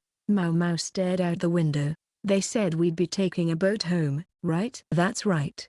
La Han replied. Beside him, Rikusen was smiling broadly. Not obliged to attend either the wedding or the funeral, he at least had been able to tour around a little, and he gave Maomao a piece of silk cloth he'd gotten. She was happy enough to take whatever she was given, but something about it all felt a bit unfair to her, and she couldn't help giving him a modestly dirty look. Why couldn't you have attended instead? She muttered. Oh, I would never have fit in at that household, he said. It sounded humble, at least, and he was smiling. but she had no idea whether he was telling the whole truth. Our duo and Consort Lishu were riding in a separate carriage and would make the journey home together. Certainly, there was no sense in them staying in the western capital any longer. Lishu's father Ryu had apparently said he would bring Lishu home, but our duo had turned him down. To suddenly develop a soft spot for the daughter he'd ignored for the last 15 years was, well, convenient to say the least.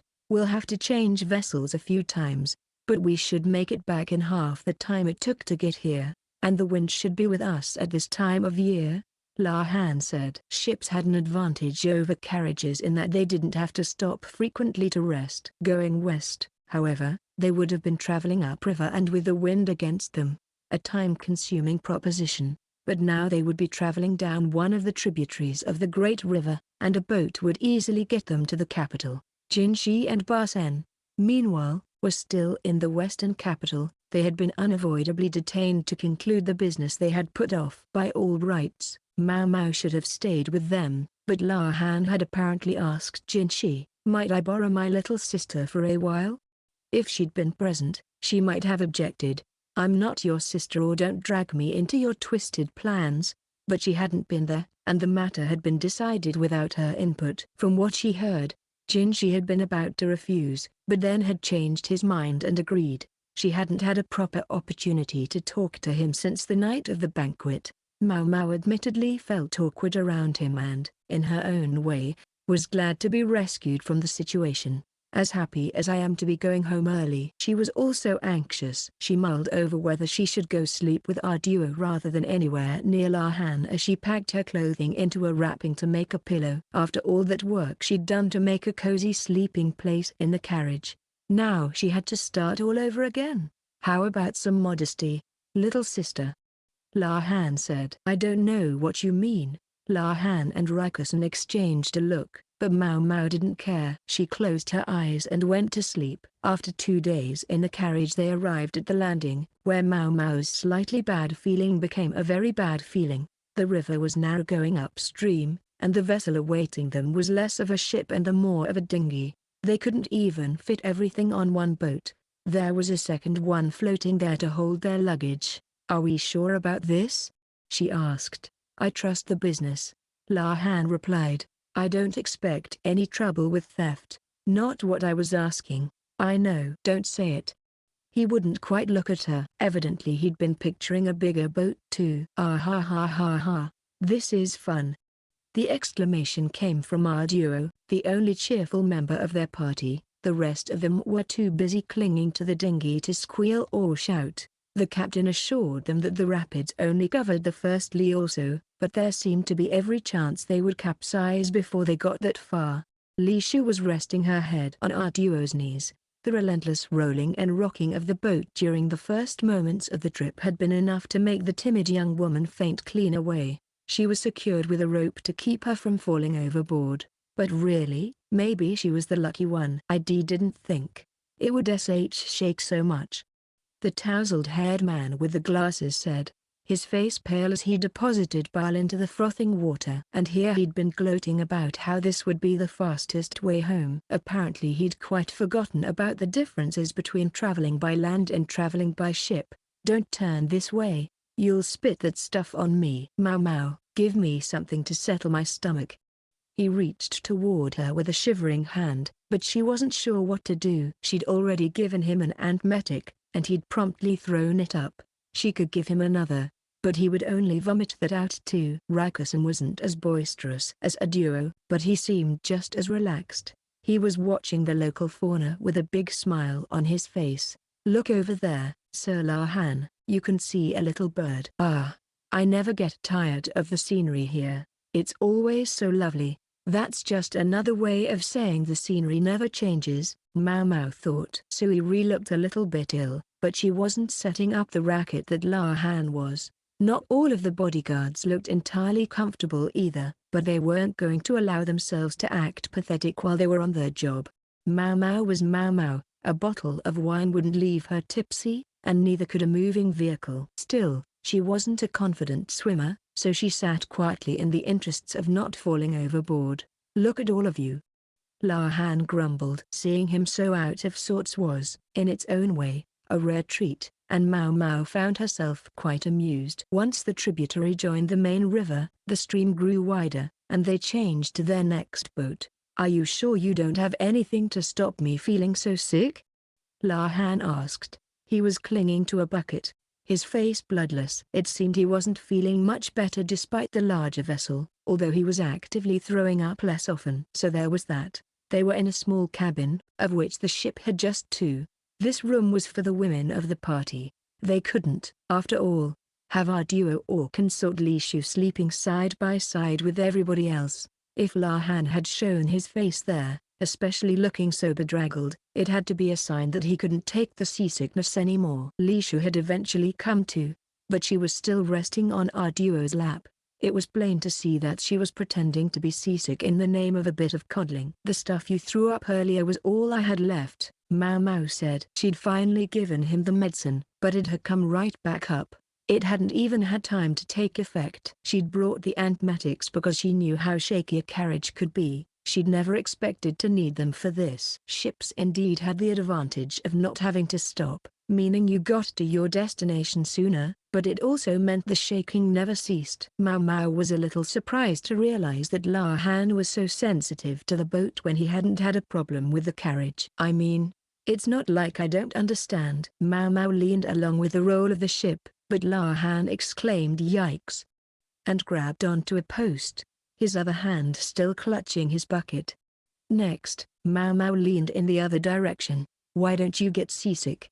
La Han asked resentfully. "Maybe it's the same reason I don't get drunk very easily." Incidentally, La Han was not a man who could hold his liquor.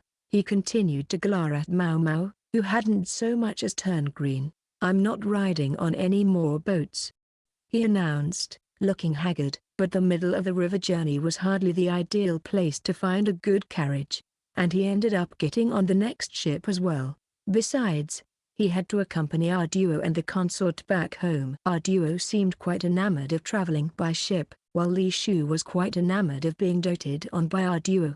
Neither of them could think of any compelling reason to switch to a carriage now. By and by they arrived at the third boat landing. As Maomao was disembarking to switch to the next ship, she heard a loud thump. What could it be? As it happened, it was someone collapsing right there on the dock. A sailor was trying to bring him around, although he looked cautious as he did so. The limp figure was a man in a thoroughly weathered cloak. "Is he sick?" Maomao wondered, observing from a safe distance. She didn't want to get sucked into anything, but she wasn't so cold-blooded that she would leave a sick or injured person without help. "Hey, mister, you all right?" the sailor said, giving the man a shake. I'm just fine," the man said, although he sounded pretty out of it. The sailor got him face up, but then groaned. "Ugh, the man must have been quite handsome once." The high, firm bridge of his nose and his willow branch eyebrows proved it. But half his face was covered in pockmarks. If his face had been a circle, the pockmarked skin and the clear skin would have roughly formed a yin-yang shape. The sailor shoved the man away. The newcomer got unsteadily to his feet. "Excuse me, sir. Could I hitch a ride on your boat?" There was a smile on his hideous face, and Maomao could see a pouch of small coins in his outstretched hand. He was still young, maybe in his mid-20s. Hold on. You don't have some weird sickness, do you?" cried the sailor who'd helped him up, brushing furiously at anything that had come into contact with the man. Still smiling, the man touched his ravaged face. "Oops." He nodded to himself as if it all made sense. A scarf lay on the ground at his feet. It must have fallen off when he collapsed. He picked it up and folded it in half, forming it into a triangle. He then used it to cover half his face. At a glance, it almost looked like a bandage. "I know, it's smallpox. That's what that is, isn't it?" Smallpox was a terrible disease that covered the entire body in pustules. It was an extremely infectious illness that, it was said, could devastate an entire nation. Even the cough or sneeze of a sick person could be enough to pass it to someone else. The man gave a dumb smile and scratched his cheek. "Ha, it's okay. These are just scars. I did have smallpox once, but now I'm fit as a fiddle. Just look. Like hell. You collapsed not 5 minutes ago. Stay back, I say. I only collapsed because I got a little hungry. You've got to believe me." The conversation inspired everyone else near the man to give him a little extra room. Maomao narrowed her eyes. If he wasn't sick, then she wasn't needed here. "What seems to be the matter?" asked Rikusen, who had been transferring their luggage to the next boat. He seemed very fastidious. Maomao privately decided to dub him Gaoshun too. "That man with the bandage on his face wants to board the ship, but the sailor won't let him," she explained briefly. Said Rikusen, studying the young man with his pockmarks covered. He really was downright handsome, and he sounded rather light-hearted. "What's the problem? Is he trying to freeload?"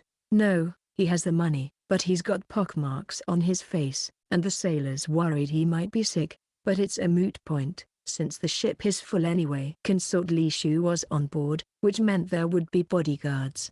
They couldn't have some random stranger getting on board too. Rikusen squinted at the man. "Is he really sick?" "Good question." From this distance, it was hard to be sure, but from what Maomao could see, the man had pockmarks but no pustules. He was probably telling the truth. He'd been sick once, but it had been a long time ago. So why didn't Maomao simply say that to the sailor? "Because it's only going to be a headache for me getting involved." It was just that simple. The young man showed no sign of giving up on the boat, though. He practically clung to the sailor. "I'm begging you, let me on board. How can you be so cruel? Let go of me." "Stop.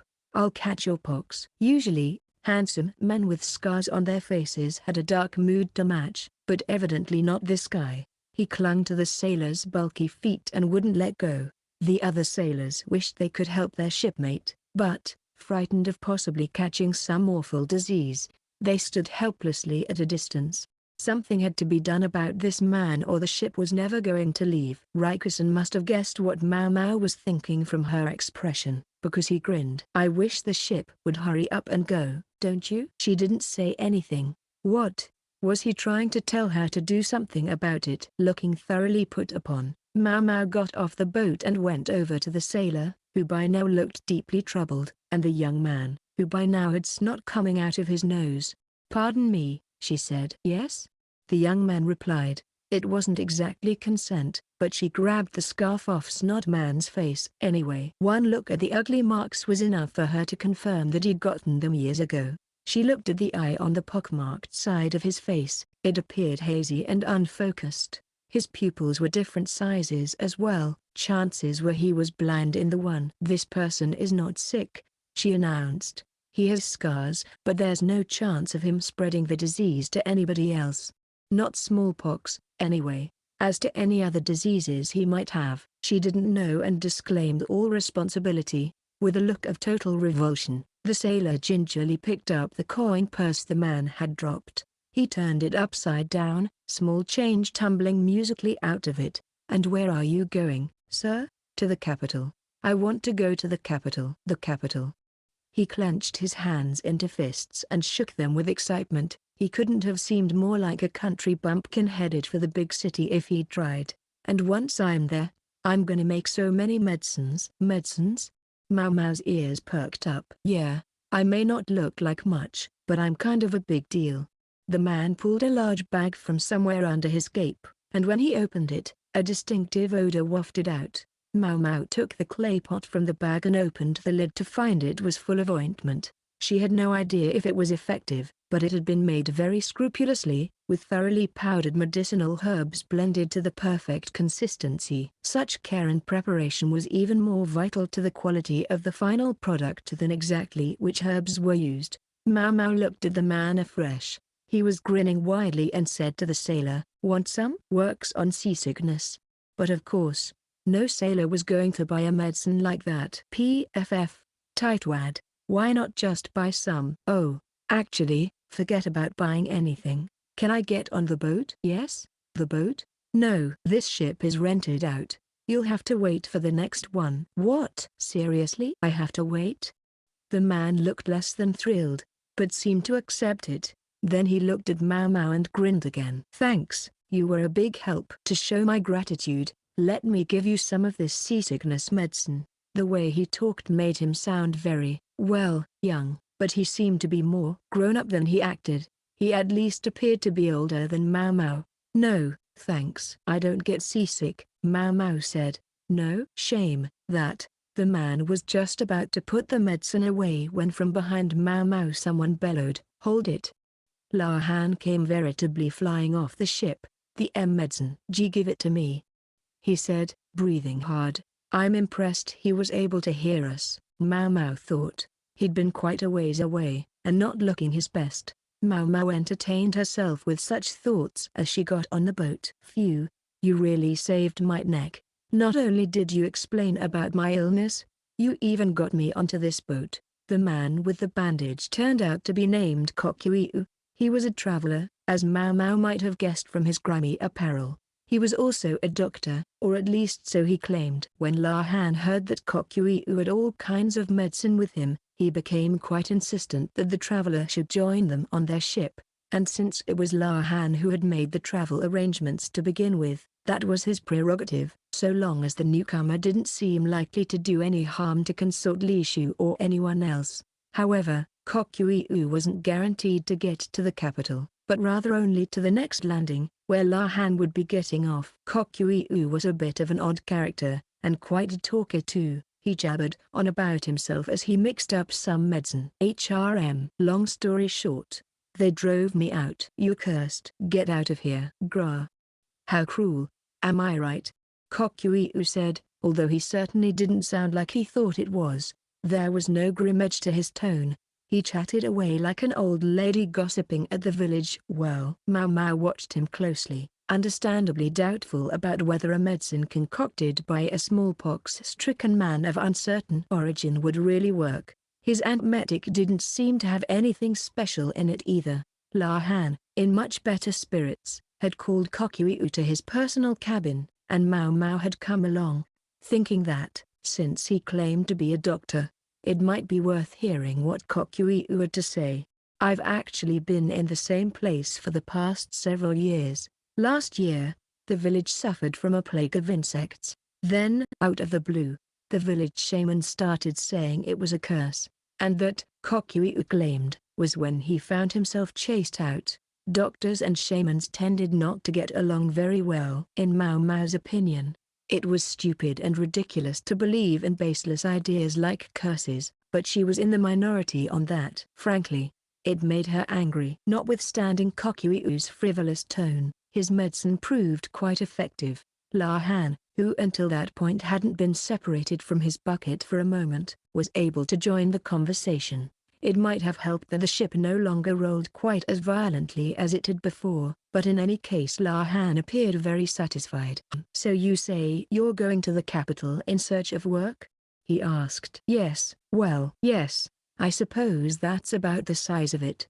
La Han yawned again and stroked his chin. He appeared to be calculating something, but Maomao jabbed him with her elbow. "Don't drag us into anything weird." The man might seem a little odd, but if his medical chops were for real, then he would be able to make a living in the capital. If that was, he hid his smallpox scars. Insofar as they were still traveling with Arduo and Consort Lishu, it wasn't ideal to have a strange man with them. La Han knew that. He looked at Maomao and took a piece of paper from the folds of his robes. He dashed off a quick note and said, "If you ever need anything, come to this address. I might be able to lend you some help." La Han had written down the address of his house in the capital. Kokuiu took the paper and gave them a guileless smile. "Ha ha. Wow, I sure bumped into some nice people. He's not doing it out of the goodness of his heart," Maomao warned privately. La Han was the scheming type. He'd only given Kokuiu his address because he'd thought there was some way he might be able to use the man. "Incidentally, if I may ask, what happened with the plague of insects last year?" Maomao said. She would have loved to interrogate Kokuiu and find out how far his medical knowledge went, but this question took priority. It wasn't bad enough for them to eat through tree roots or make money so tight that people couldn't feed their children. The little kids did get weak from malnutrition, but it didn't get any worse than that. Kokuiu looked suitably sad as he made his report. Malnutrition made one more susceptible to illness, and who treated illness. Doctors. Maomao wondered about the current state of the village that had chased him out. If they had a fairly abundant harvest this year, I think they should be fine, Kokuiu said. Maomao didn't think that was very likely, and the man evidently agreed with her. For he said, I hope the villagers can keep helping each other out until they get one. It was such a nice thought, helping each other. But there were always ifs involved. You could help your neighbor if you had the resources to spare. If you had enough to eat, then you could give someone else some of the extra. That was what helping usually meant. Supporting someone else while you yourself starved was pointless. Yes, there were some idiots out there who would share everything they had at their own expense, but most of them were holy men and women in stories. If people were going to treat doctors and apothecaries as if they were sages like those, they should make their physicians' lives nice enough to put them in the mood. One's basic needs had to be met before one could practice medicine. What would be the point if, leading a deprived life, the doctor got sick themselves? The village that had chased this man out might be finding themselves wanting a physician right about now, but it would be a little late. Spilled water didn't go back to the cup. All right, be seeing you, then. Kokuiu delicately folded the piece of paper with the address on it and put it into his own robes. They'd paid his way only as far as he would be sailing with them. He would have a place in the bodyguard's cabin. It doubled as a way of keeping an eye on him. Now that I think about it. Kokuiu's mention of insect plague reminded her. One of the accumulated problems was the one La Han had taken on. What are you planning to do about the plague of insects? I mean, the stuff the golden-haired lady was talking to you about? Maomao asked, referring to something the emissary had said during the banquet at the western capital. She wanted grain exports to Shaw, and if that wasn't possible, then she had requested political asylum. What benefit does it hold for us? The export idea was very risky, and the asylum idea was downright dangerous. Maomao and La Han were the only ones in the room. That was why they could have this conversation. Even Rikusen hadn't heard about this. What do you think? That she had me wrapped around her little finger? That I would do whatever she asked, without thinking about it, just because she was pretty. Wouldn't you? She was joking, sort of. This was, after all, the guy who wouldn't shut up about Jinshi's looks. La Han was obviously unaware that Jinshi had something of a complex about his own appearance. I have a few ideas of my own. Like what? Our little sailing adventure is going to be over when we reach the next landing. I assume you don't mind me splitting off from Lady Arduo and the others? Maybe La Han was finally tired of being seasick, or maybe this was why he'd brought Maomao all along. I'll continue to accompany them, then. Now, slow down, La Han said, waving a hand to keep her from going any further. I guarantee you'll be very interested in where I'm going. How so? La Han produced an abacus and started flicking the beads along it. Well, we might turn out to be counting our chickens before they hatch. But, he seemed to be saying, it was worth a shot. Then, however, he said, we're going to go see my dad. So that was what La Han called him. Not something respectful like father. Just dad. Chapter 5, Wrapping up in the western capital. Shall I take that to mean I should come to the capital sometime?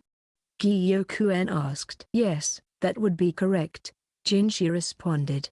They were in Gyokuen's annex, a pleasant, cool place facing a pond. It was just the two of them. Barsen and their various bodyguards were outside.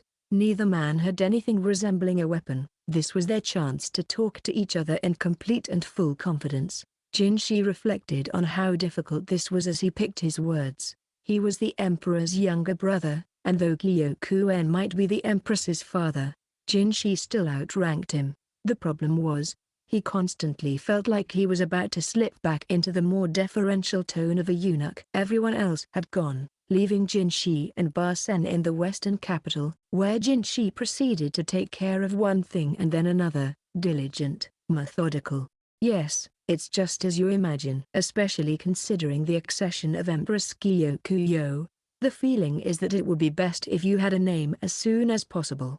The consort had become empress, but her official presentation had been delayed on two grounds. 1, that Empress Gyokuyo had thick western blood, and 2, that Gyokuen still lacked a family name. There wasn't much to be done about the former, but as to the latter, the obvious solution was simply to hurry up and give him one. The subject ought to have been addressed sooner, but with so many guests, it ended up being put off until after everyone had gone home. Gyokuen had probably known this was coming. The idea had been in the air, and the more perceptive might have guessed Jinshi would do something like this. Jinshi had wondered if Ryu might try to object, but the incident with his own daughter had left him without a leg to stand on. Lishu might have been a family member, but she was also the emperor's consort, and acting maliciously toward her would be neither permitted nor forgiven. Worse was his transparent attempt to destroy the evidence, and this when Consort Lishu's ladies-in-waiting at the rear palace still played pranks on her on a regular basis. And to top it all off, Ryu himself seemed far more partial to Lishu's older sister. Normally, this would have brought punishment down upon their heads, but Consort Lishu hadn't wanted that, so instead, the matter was dropped, and the Yu clan was left owing a favor. Gyokuen looked briefly thrilled to know he would be granted a name, but then his eyebrows drooped. Jinshi couldn't be sure whether it was an act or a genuine reaction, but either way it meant he wasn't going to simply accept the offer wholeheartedly. Jinshi understood perfectly well why that was, but he pretended not to. "Is something the matter?" he asked. "No, it's simply." "Again, this means I would have to go to the capital, does it not?" "Yes, it does." Even the most urgent trip from the western reaches to the capital and back would take at least a month, a difficult prospect for Gyokuen, who was supposed to be governing this area. Yet he also understood that he didn't have the option of turning this offer down. Gyokuen had a son, a man substantially older than Empress Gyokuyo by another woman. Although unlike the Yu children, Gyokuyo and her brother seemed to get along. "I do have a son, and if all seems quiet, he shouldn't have any trouble here in my stead." Yes, if all seemed quiet, there was the rub. It was very clear why Gyokuyo had been made empress.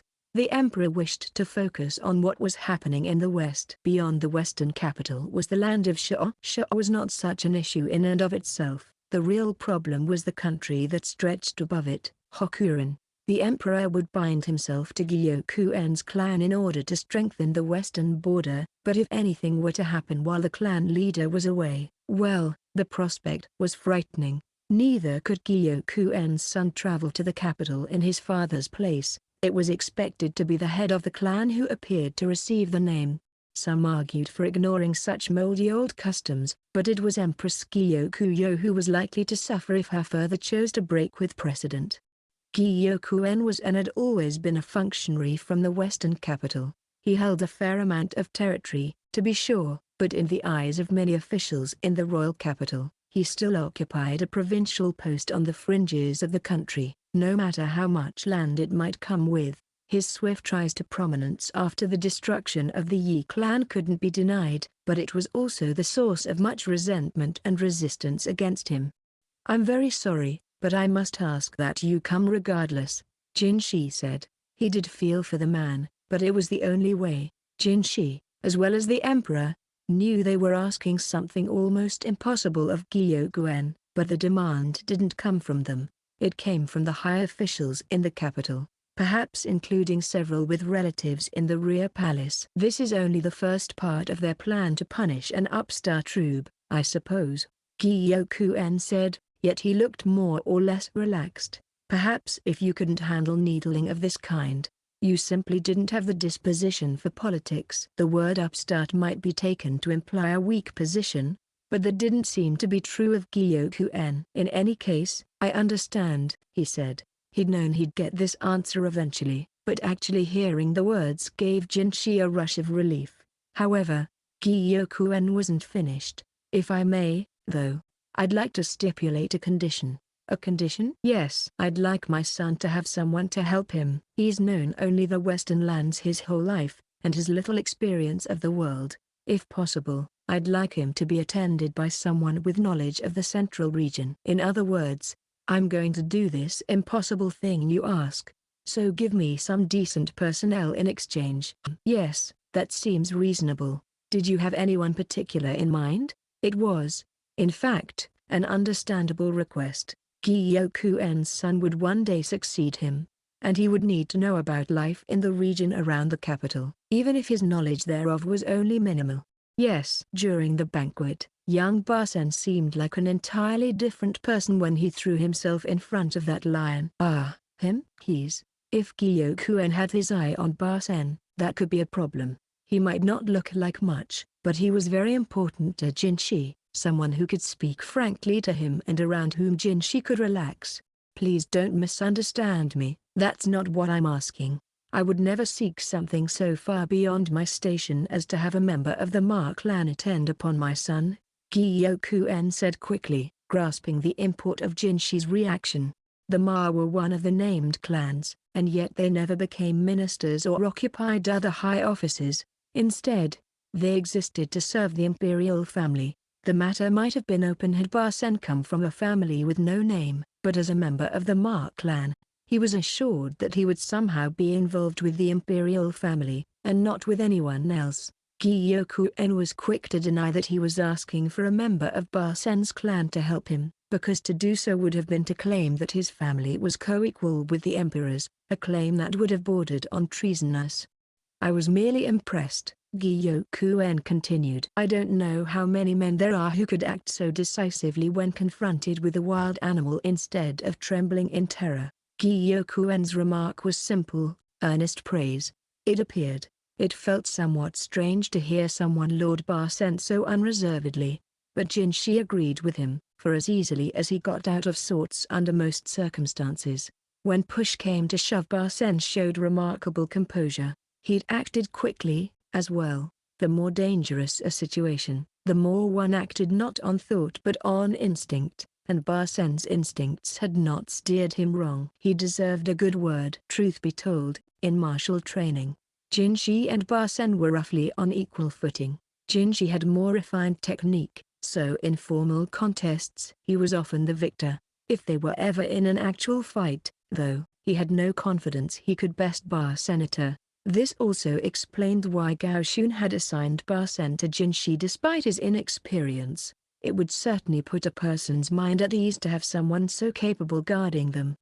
Gyokuen, who wasn't privy to Barsen's idiosyncrasies, was full of praise. Oh, I'll have to be sure to let Barsen know, was all Jinshi said, and then he began thinking about possible candidates. If Gyokuen had come to him personally, he must have at least had someone in mind. Now then, what sort of person were you hoping to have attend your son? Openly and directly, that was the way to handle this situation. Gyokuen nodded slowly. I was hoping I might ask for someone in the capital. And who might that be? Did Gyokuen have some acquaintance in the capital city, or had Empress Gyokuyo put in a good word for somebody? The Empress was a sharp-eyed woman, and it wouldn't have surprised Jinshi if she'd found some good help and was trying to send them back to her home. Gyokuen smiled, and then said something unbelievable. Perhaps you could prevail upon Sir Larkan in this matter? It was all Jinshi could do to keep the dismay off his face. After he parted ways with Gyokuen, Jinshi returned to his guest room and slumped on the couch. That should be the last of it, he said. Yes, sir. If Gao Xun had been there, Jinshi might have taken the opportunity to get a wide variety of complaints off his chest, but no, only Barsen was present. He, too, seemed on edge, sighing audibly. The capital could be suffocating in its own way, but it was better than being stuck here. Jinshi at least felt a little easier having sent Consort Lishu and the others on ahead. His one miscalculation had been allowing the apothecary girl to be taken away just because someone had played the older brother card. Admittedly, her absence was a relief in one way, but at the same time, it unsettled him. Yet he could practically see what the girl, almost a full shaku shorter than him, would do to him if he hurried now. He would have to make the most of this situation. Would you like some fruit juice, sir?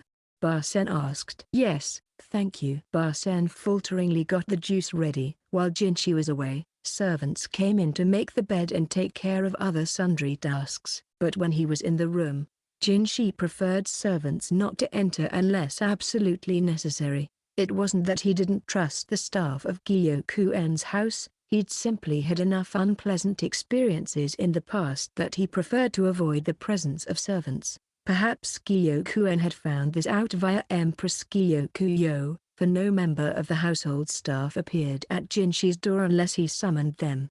As far as testing his food for poison, the bodyguard outside would take a mouthful, and Bar-san would have another. It was largely for form's sake, against a slow-acting poison. The exercise would be pointless. As far as that went, he would just have to trust Gyokuen. Jinshi let the sour juice sit on his tongue as he vacantly contemplated the next day. He would finally be able to return to the capital, and going back should be a much quicker trip than coming out here had been. Jinshi personally preferred traveling by land to going by ship, but if it could save that much time, then by ship it was. He did want to hurry and get home, but people here kept drawing things out with him, hoping to get his attention. His return date had slipped in part because of the commotion at the banquet and later the matter of the funeral, but there was also just plain old politicking involved. Perhaps that was part of why Gyokuen had left his own business until now. In the western capital, his name made it easy to get away. One need only say, "I'm afraid I have a meeting with Gyokuen after this." Nonetheless, there was no end of people who brought their daughters or younger sisters to pour drinks for him, or who came accompanied by foreign-looking women oozing exotic beauty. Some of their perfumes must have contained aphrodisiac ingredients, because Bar-sen, who was particularly sensitive to such things, didn't touch his drink. He simply sat there, red all over. He was convenient, in a way, as a sort of litmus test. Even though Bar-sen was Jinshi's milk brother and an old friend, there were still some criticisms of him Jinshi could have offered. The other day, during the incident that had invited such a terrific misunderstanding on our duo's part, Jinshi had thought that perhaps Bar-sen had finally grown up a little, but he seemed to have been wrong about that. The young man remained a late bloomer when it came to women his own age.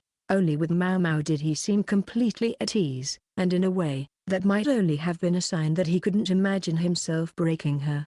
Jinshi himself felt that, notwithstanding her imperviousness to poisons, she was still a small and delicate-looking girl who seemed as fragile as the next young woman, but strangely, he found he couldn't imagine her breaking like that. Maybe because he'd seen her laugh uproariously as she took poison, or come back from being kidnapped looking as calm as if she'd been away running errands, and on and on. Simple enough, Bar-sen didn't see the apothecary girl as a woman, but Jinshi was conflicted. By Bar-sen's age, his father Gao Shun had already had 3 children. To think that a man so clearly, active among women should have a son like this, and Bar-sen's older sister and older brother were already married. Jinshi drained his cup and looked at Bar-senator. "Aren't you being pestered about getting married yet?" Bar-sen frowned, caught off guard by Jinshi's question. It was plain to see Bar-sen's mother had been Jinshi's nursemaid, so he was well acquainted with the type of person she was, a woman forceful enough that Gao Shun sometimes described his own wife as a scary lady. Bar-sen paled and began sweating profusely, even trembling. Jinshi seemed to have provoked some bad memories. "I've been, encouraged to go to some arranged meetings with upstanding young ladies, I'm sure," Jinshi said. His expression didn't change, but inwardly he grinned. The questions had all been coming his way lately. It was fun to be on the giving end for once. "You were at least shown portraits of them?" "Yes, I was willing to look, if nothing more," Bar-sen said. Perhaps that was wise. A picture could easily improve upon reality. One could very well be talked into a meeting on false pretenses, after which the other side might try to claim Bar-sen was committed.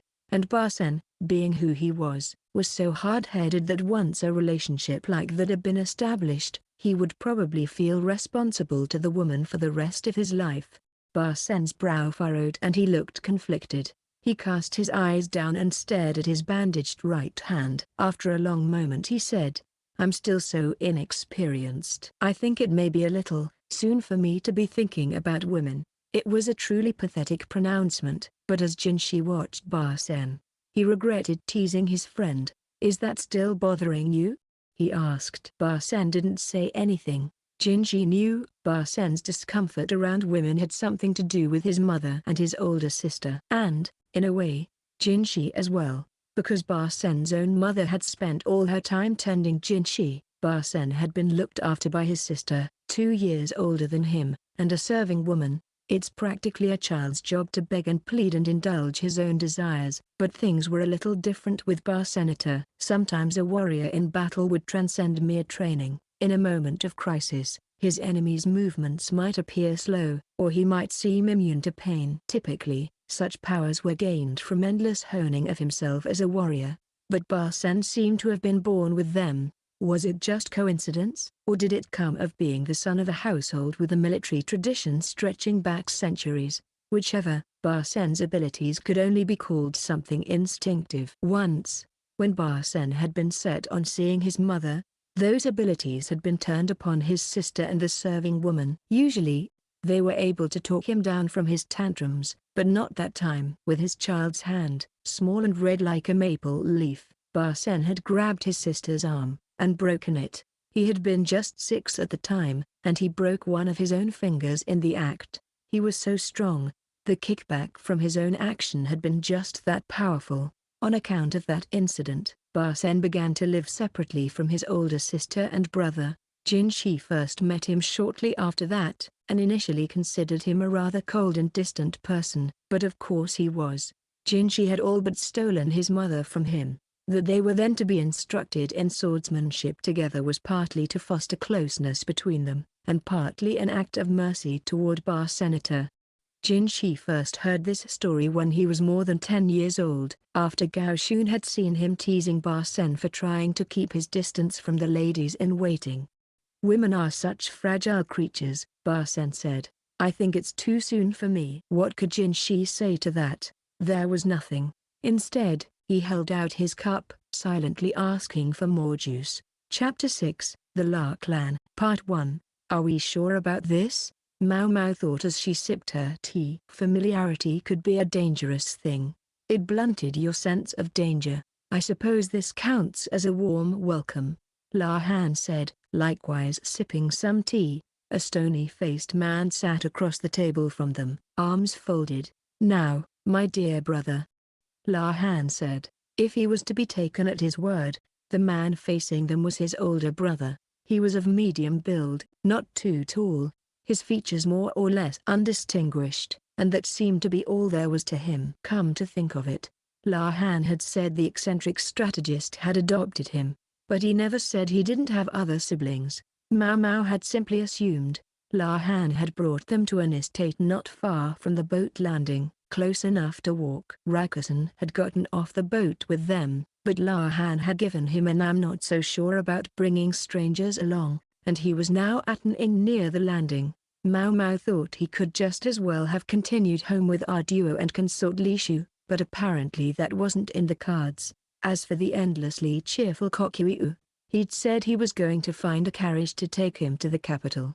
If fate decreed, they would meet again. The house to which they had been going wasn't in a town, it was plopped down somewhere off by itself.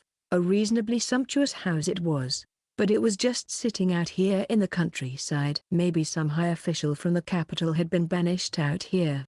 It would have been humiliating for someone like that. Is it really all right for us to just drop in somewhere like this? Maomao could see what appeared to be crop fields all around. Small houses dotted the landscape in the distance beyond them, but they were too far apart to constitute a village. The crop growing in the fields was something Maomao didn't see much of. It looked similar to bindweed, but bindweed was considered, well, a weed, because it rarely produced fruit. But this, whatever it was, had been planted over a large area. Wonder what it could be. Just as they were on their way to the house, they'd passed this man on the road. He'd given them a stricken look, then dragged them to a nearby shed, which was where they were now. As for the tea, the kettle had been right there, and they'd simply borrowed it.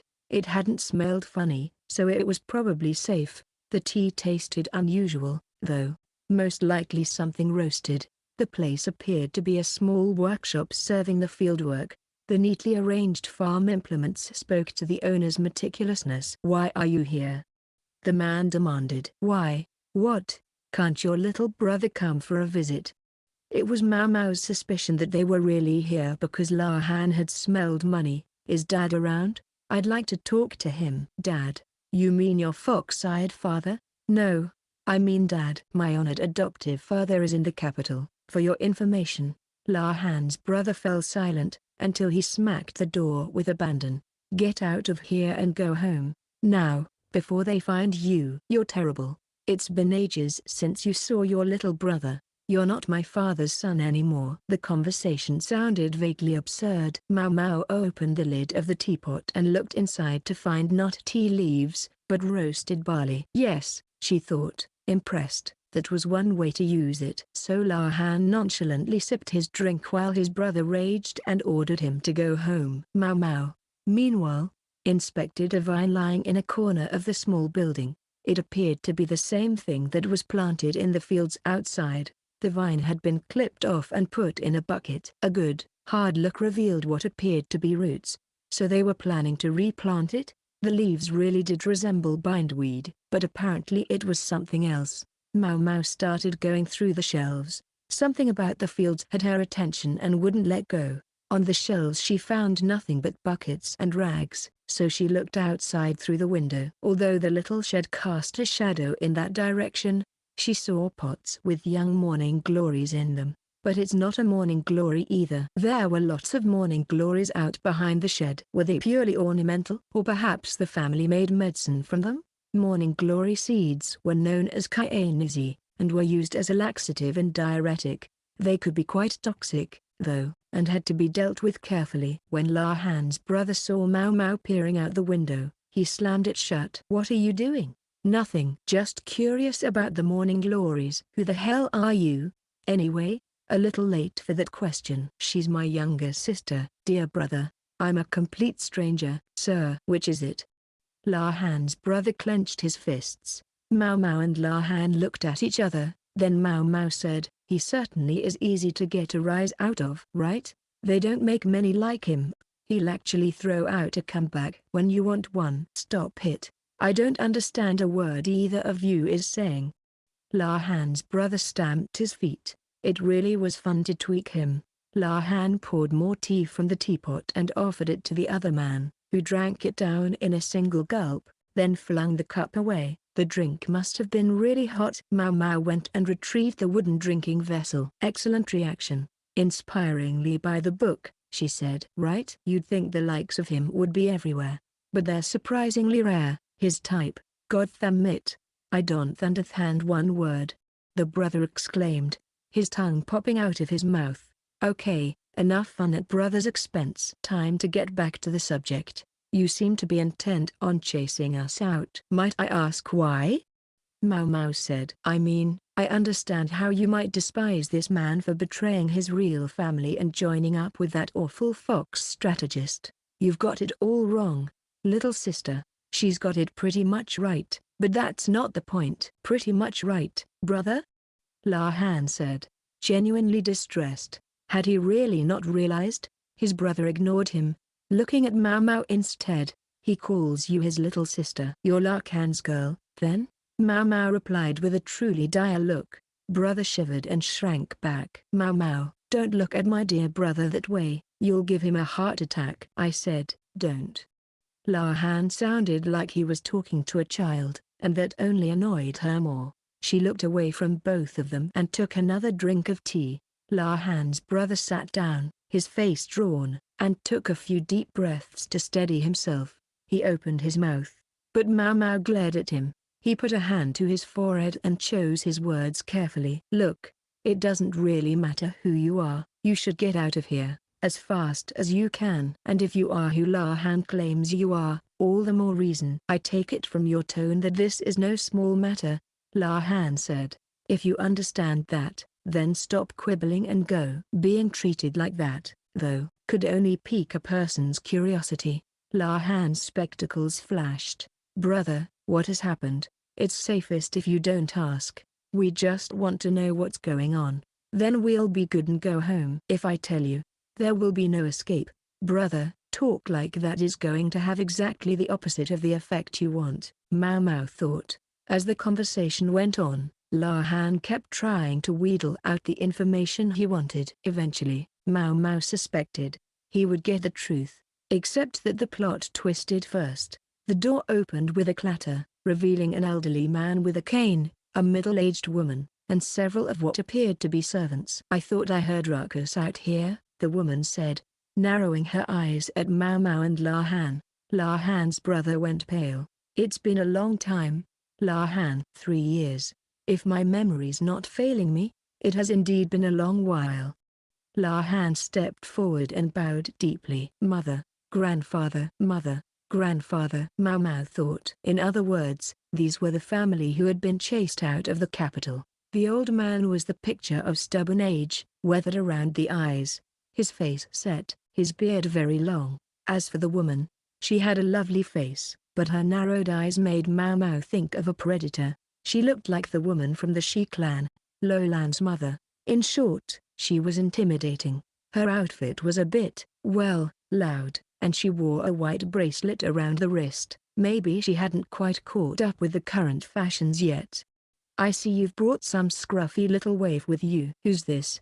"Your maid," the woman said. It seemed to be practically obligatory for new acquaintances to ridicule Maomao, and she was used to it by now. She stayed quiet and kept her eyes on the ground. "Oh, heavens, mother, this is my little sister." "Lahar?"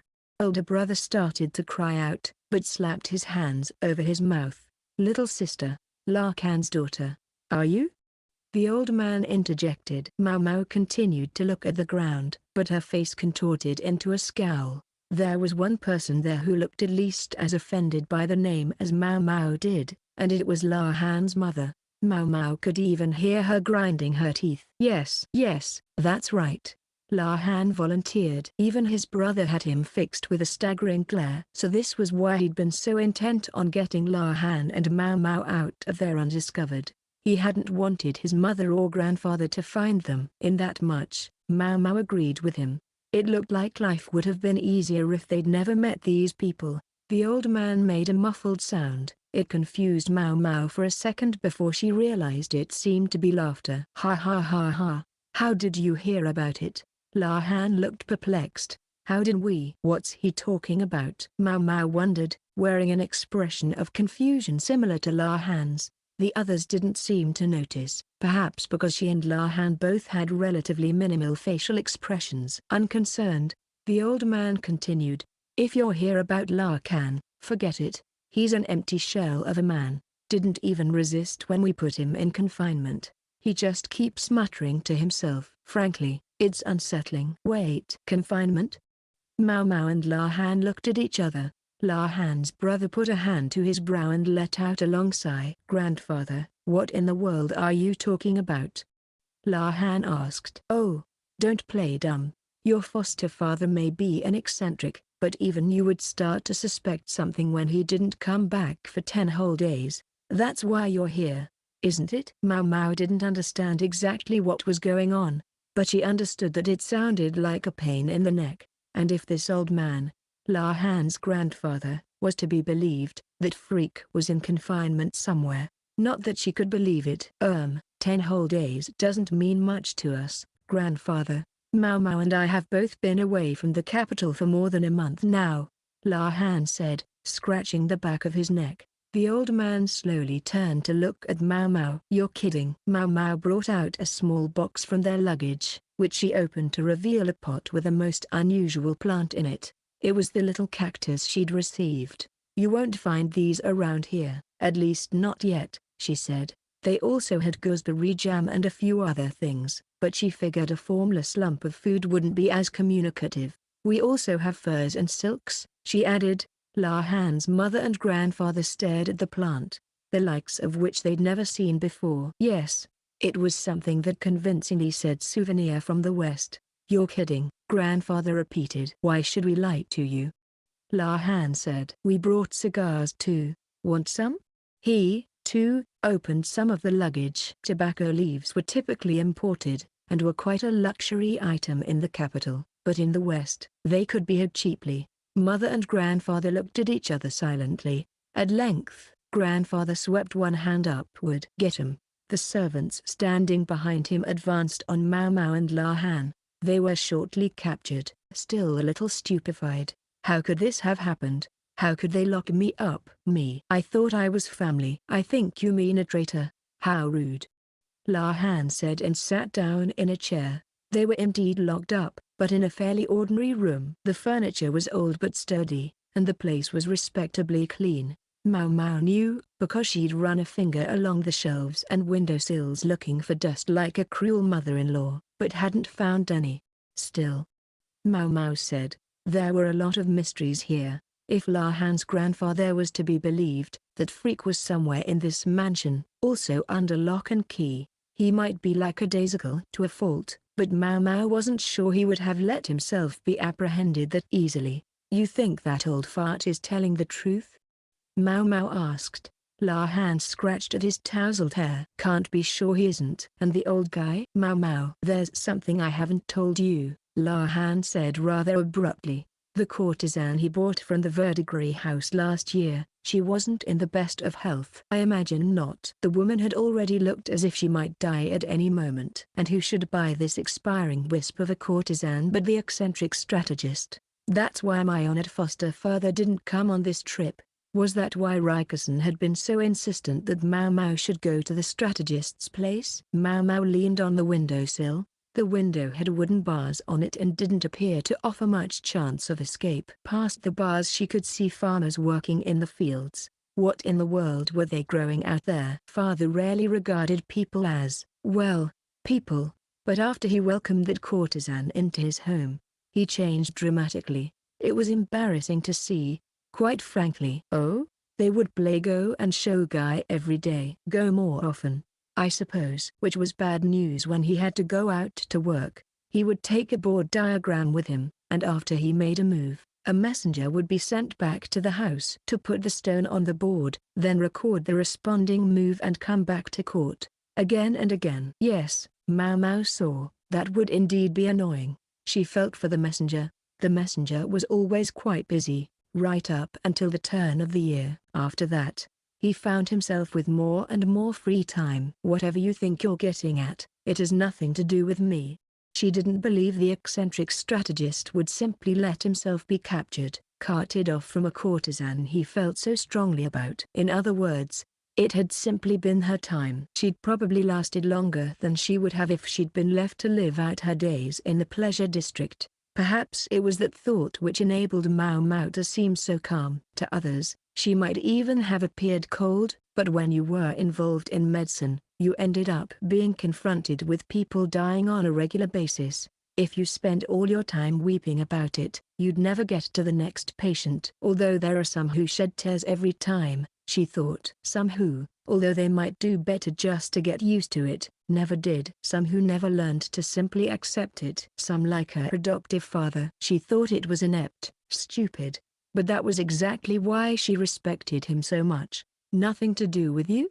Don't be so bleak. If that courtesan did die, I don't believe even my honored foster father could endure the shock. And you think they used that opportunity to bring him here? It was a ridiculous idea. In spite of it all, the old freak was a high official. If he were to go missing for 10 whole days, one could expect consternation from a lot more people than just his adopted son. When Maomao voiced this objection, however, La Han responded. When he brought out his courtesan, he ended up taking off work for 2 weeks. And when he got back, there was still hardly any work waiting for him. He needs to earn his damn living. Or everyone else needed to admit that they didn't actually need him after all. The point is this, as long as everyone else is doing their jobs, then short of an outright crisis, they could probably continue to function for a good 6 months before anyone noticed he was gone. Honestly, why doesn't the emperor just fire him? Maomao started to worry that maybe the strategist had some sort of leverage over the ruler. Or maybe it was simply because the freak was so good at picking talented subordinates. Sounds a little half-assed to me. A courtier's just a lazier, sloppier bunch than I thought. All I can say to that is, well, he's my father. Maomao heaved a sigh. If I had to guess, I would say grandfather and the others have locked further up in hopes of causing the family headship to appear vacant and thereby get it given to them. La Han said, family politics aren't really my thing. How do they decide who gets to be head of the clan? She'd heard that the old freak had stolen the family headship from La Han's grandfather, but she didn't understand the specifics. Maybe there was some kind of paperwork involved, something that showed who owned what. Typically, among the named clans, there's an object that's passed down along with the name. Whoever possesses it is head of the clan, and they bring it with them when they present themselves at the palace. Obviously, of course, they aren't at the palace every day, just on special occasions. Usually the heirloom would be kept somewhere safe. When the head of the family changes, the former head accompanies the new one when they formally greet the emperor. I know they say further stole the family headship, but in reality that procedure was still observed. How did he manage that? Judging by what she'd seen of La Han's grandfather, he didn't seem like the type to give up his office quietly. Would he really have just politely gone with, "Well, you know who to see the emperor"? It was quite simple. Grandfather was forced out. He was never one for beautiful numbers, you see. Let me guess, you found the proof. She wondered if it would have been inappropriate to ask aloud how old he'd been at the time. What grandfather was up to was, well, no more than petty, so he himself would be the only one punished. Grandfather said the revelation would tarnish the family name, but father hardly cared about such things, so grandfather was to be dragged down from his height, and he could choose either to do it as a criminal, or to surrender the headship, and it was none other than his grandson who had helped put him in that position. Beautiful numbers, indeed. La Han had probably enjoyed helping the old freak, doing all that research. I suddenly understand why they don't treat you like family around here. I'm sorry? What an odd change of subject. And the man himself didn't even see it. Yes, he was that freak's nephew, all right. Okay, but they've spent all this time living quietly out here in the boonies, right? Why would they decide to act now?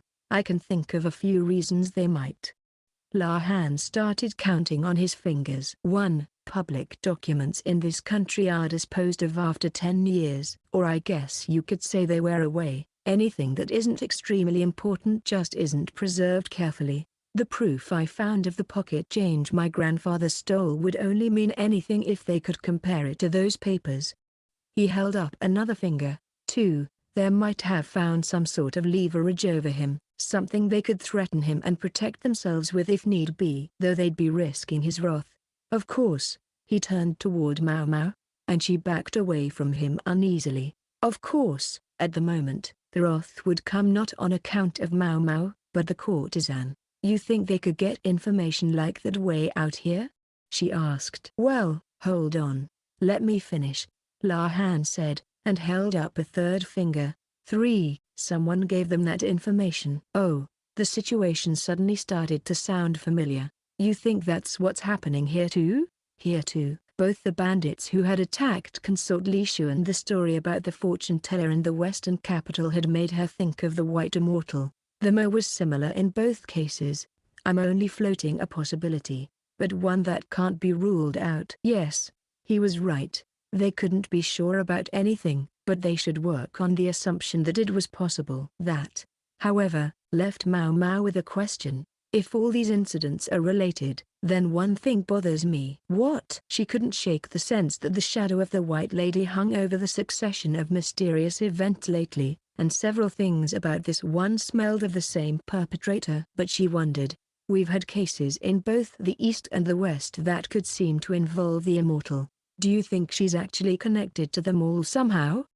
She would have to be extremely fleet-footed. Even if we assume it's not the lady herself, but her agents, doing the work, information would seem to travel too quickly. True, the fortune teller in the western capital might have acted a lot like the White Lady, but how would she have heard of the half-sister of Consort Lishu, who was far away in the east? If they were sharing information, how were they doing it? The question remained unanswered. What if the White Lady had a co-conspirator in the capital? La Han asked. Then she would be able to find out who would be traveling west. How do we explain the very existence of the fortune teller, then? She was already there at least 10 days ago. That's exactly it. It seems impossible. La Han groaned. Still. Maomao murmured, gazing out the window. Still what? La Han asked. I can't help wondering if they're going to feed us, she said, looking at the fields. The farmers were still working industriously. Maomao's fears turned out to be unfounded. They were given a meal, and it wasn't bad. Decent ingredients, meat and fish. The fish was a little salty, The farther inland one went, the more frequently one encountered salted seafood. Fish in the capital was taken fresh from the sea and rushed to diners by swift horse, so one never saw pickled seafood there. What turned out to be surprisingly tasty were the sesame buns. They were filled, not with sesame paste, but with crushed chestnuts or red beans or something. The filling was thick and sweet. Maybe they'd used honey or syrup to give it that consistency. No, wait, is this sweet potato? She wondered, chewing the food thoughtfully. That would make sense. Even Maomao, who wasn't a big fan of sweet treats, ate 2 of the buns. La Han wolfed down no fewer than 5 of them. Look at you go. I'm almost impressed, Maomao said. For your information, using one's brain makes one crave sweet food, La Han replied, then stuffed another bun into his mouth. I wonder if the family here has a sweet tooth, Maomao said. Sweet potatoes were an unusual food item. Having lived in both the Verdigris house and the rear palace, Maomao had encountered them before, but they weren't readily available in the marketplace. The rest of the ingredients involved in the meal were unremarkable. Maybe the people here were particular about their filling. Not really. At least, I don't recall them being that way. I mean, not that they hate sweets, either. Maomao sipped her post-meal tea. This time it didn't taste of roasted barley, but of actual tea leaves. Then, grabbing onto a passing thought, she said, I don't think we've seen your dad yet. What's going on with him? Yes. What is he doing? I wanted to see him too, La Han said, licking the grease off his fingers as he spoke. It reminded Maomao of the fox-eyed strategist, and earned him a scowl. Do you think this father of yours is caught up in all this? She asked. I doubt it. My foster father only asked that the clan head's seat be vacated. Rumors have a way of spreading, though. And my grandfather was a proud man. He found he couldn't stay in the capital any longer. Dad, he could have stayed there if he'd wanted. He just chose not to. A fact your mother seems distinctly less than pleased about. La Han smiled sardonically. Yes. It was grandfather who chose Mum. She and my foster father get along like oil and water. It would have been more surprising if they had been friends. Really? Maomao pictured the archwoman and felt a pang of sympathy. I do wonder about the wisdom of putting us both in the same room. I hope they'll at least give us separate places to sleep, Maomao said. If they make us sleep in the same room, who cares? It's not like anything's going to happen. You've got that right. That was all there was to say about it. They both looked at each other as if they couldn't believe they were having this conversation. Speaking of which, have you and the Emperor's younger brother? I think I'll get some shut-eye, Maomao said, flopping over onto the bed beside her. Hey, where am I going to sleep? There's a couch right there. You should have more respect for your elders. I thought you elders were supposed to dote on us kids. La Han evidently had some issue with this arrangement, but Maomao didn't let it bother her. Instead she lay in bed, trying to get the facts straight in her head. La Han and the eccentric strategist did appear to be giving the former head of the clan and his family enough money to live on. They had the resources to hire servants. After all, although perhaps not to update their furniture to the cutting edge of luxury or eat fancy food at every meal, it seemed like a sweet enough arrangement to Maomao. But someone who had once lived in the lap of luxury in the capital might well find it deeply degrading. The humiliation had festered over many long years, and now was on the point of explosion. But who had lit the fuse? Maomao recalled the white bracelet La Han's mother had been wearing. She hadn't gotten a very good look at it, but it had reminded her of the white, snake-like twist of rope. She hoped it wasn't just a misunderstanding, but it brought back some bad memories. That immortal sure is tenacious, Maomao thought. She was like a phantom. Her traces seemed to be everywhere. It was almost enough to convince Maomao that she really did have the supernatural ability to be in many places at once. Maomao fell asleep wishing someone would hurry up and catch the woman. The next thing she knew, it was evening. She came out of the bedroom yawning to discover not only La Han, but his nasty old grandfather. If it had been just Gramps, she might have body slammed him and tried to escape, but she could see a servant behind him. The old man's face twisted when he saw Maomao. Maybe she still had bedred or eye goobers. Maybe the pillow had left a mark on her cheek and he didn't like it. We're going, grandfather said, and left the room before Maomao could object. She and La Han shared a look, but since the alternative to going was presumably just being locked up again, they went. "It looks like you really are La Han's daughter," grandfather remarked. But Maomao didn't say anything. There was no reason for her to respond to that. It gave away, though, that the family had been looking into matters while she'd been asleep. She wondered how they had managed that when she figured she hadn't slept more than 4 hours. "The man's a complete half-wit," grandfather went on. "Whatever we do, whatever we say, he just mumbles to himself. Doesn't even try to talk to us. But your name, at least, he remembers." Maomao stopped in her tracks. This conversation suggested something about who was going to be at their destination, and she didn't like it. "I know you're not a big fan, but we'd better go. Arguing won't get us anywhere right now," La Han said, and unfortunately, he was right. Maomao started walking again. They were headed for a building on the edge of the estate, with big, round windows with bars on them. You could see right inside, meaning you could see the filthy, middle-aged man on the floor. The man was lying on his back, his chin bedecked with messy stubble. The hair on his head hung loose behind him as if he'd swept it away in annoyance. A grimy bowl was on the floor beside him. Grains of rice were stuck to his clothes and fingers, as if he'd been eating with his hands instead of chopsticks. "Father!" La Han cried, rushing up to the bars. The sight of the man, obviously out of it, must have stirred something in him. There did indeed appear to be something wrong with him. His mouth kept moving, forming silent words.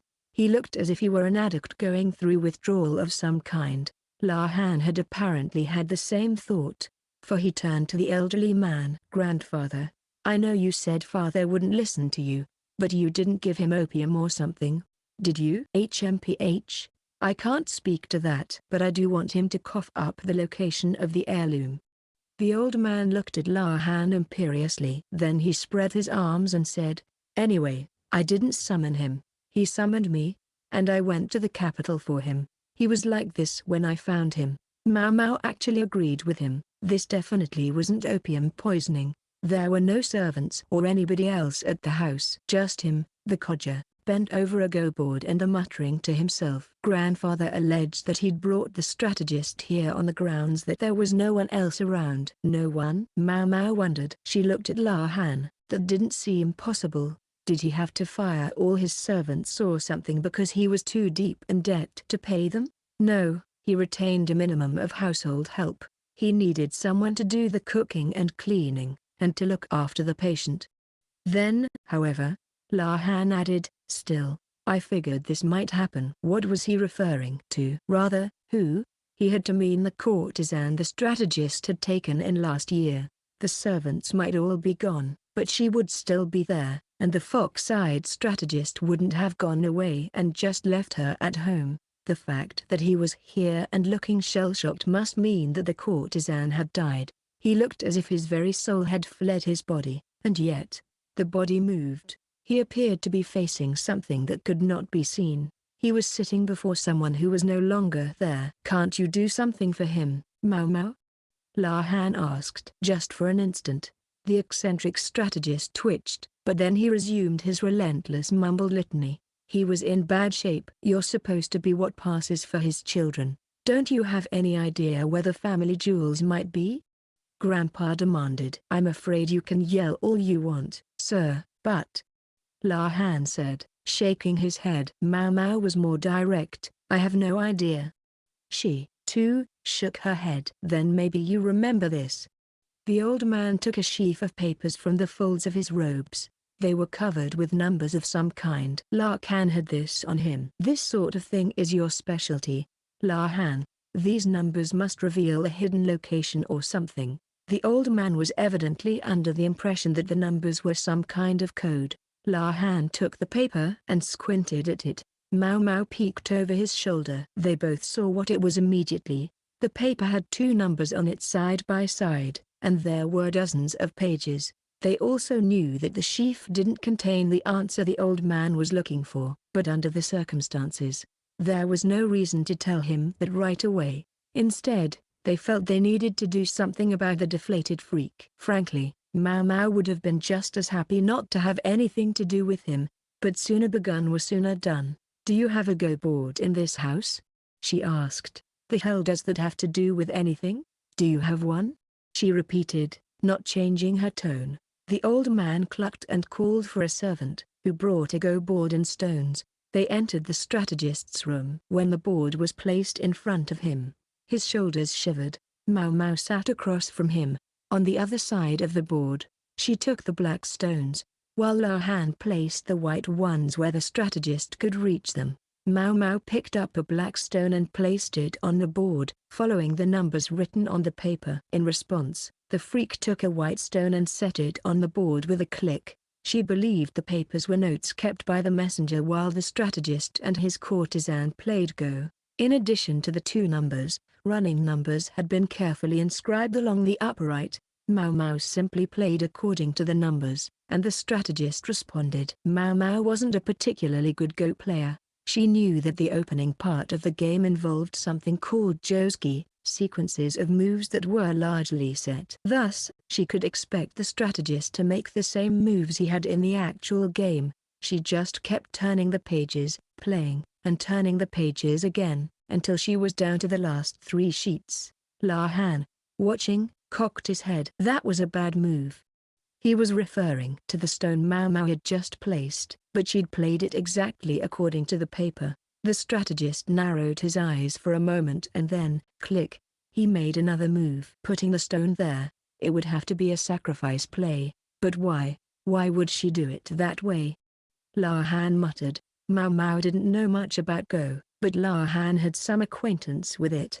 Whatever, she just kept playing the way the paper said. When they reached the end of the paper, though, they were still in the middle game. "No, you'd never make a mistake like that," the monocled freak murmured. There were grains of rice stuck to his stubble, and Maomao had to fight down the urge to tell him to wash his damn face. "You know I would never miss it, so why?" The strategist didn't move to play the white stone in his hand.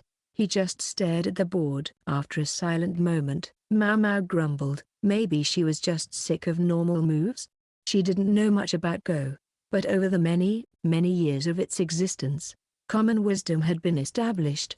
With such and such a board situation, this is how you should play. Then the other player would likewise respond in a particular way. "It's certainly true, you'd normally do this in this situation. Then the response is here, and then black moves here."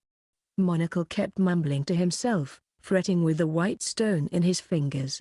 But then he seemed to come to some kind of realization. Click, the stone went on the board. "But that," La Han said, his expression darkening. Apparently, it wasn't a very good move either.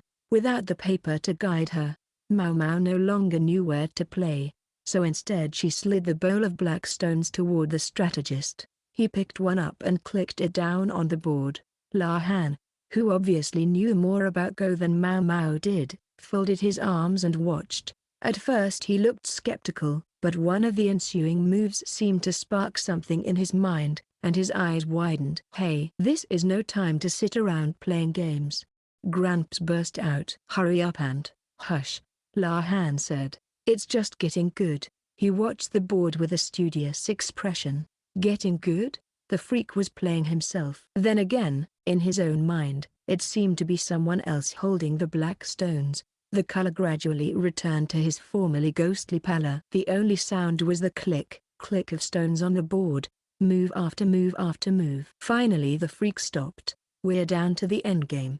He set down his hand as if to indicate he was through playing. Then he squinted at the board. "The outcome is pretty well obvious, including 5.5 points. Black wins by 1.5 points. La Han looked at the board too. He's right," he said. Evidently he was just as quick at reading territory in Go as he was at every other kind of calculation. The strategist pulled his knees to his chest and rested his chin on them. He rolled a Go stone across his fingers, still staring at the board. "I had to wonder. I just kept asking myself, how could you go before our last game was finished? You always hated to lose. I was sure you wouldn't leave before it was over." The words seemed to tumble out of his mouth, and I wondered, why would you make a move like that one? It had to be a mistake. I was sure, Even though I knew you would never make a mistake." He was talking to himself. What he was saying wasn't directed at any of them. He was interrupted by the old man. "Hey, Larkan, where are the family jewels? I want that treasure, now." He shoved Lahan aside and loomed in front of the eccentric strategist. The strategist looked up at him balefully for a second and muttered, "You're a rather noisy ghost-stone." But then he clapped his hands and said, "Ah, father, is that you? Father, is that you? Far, don't you remember your own parents' face?" It wasn't a matter of remembering, though. The man simply couldn't distinguish one face from another. "Parent? Yes, yes, that reminds me."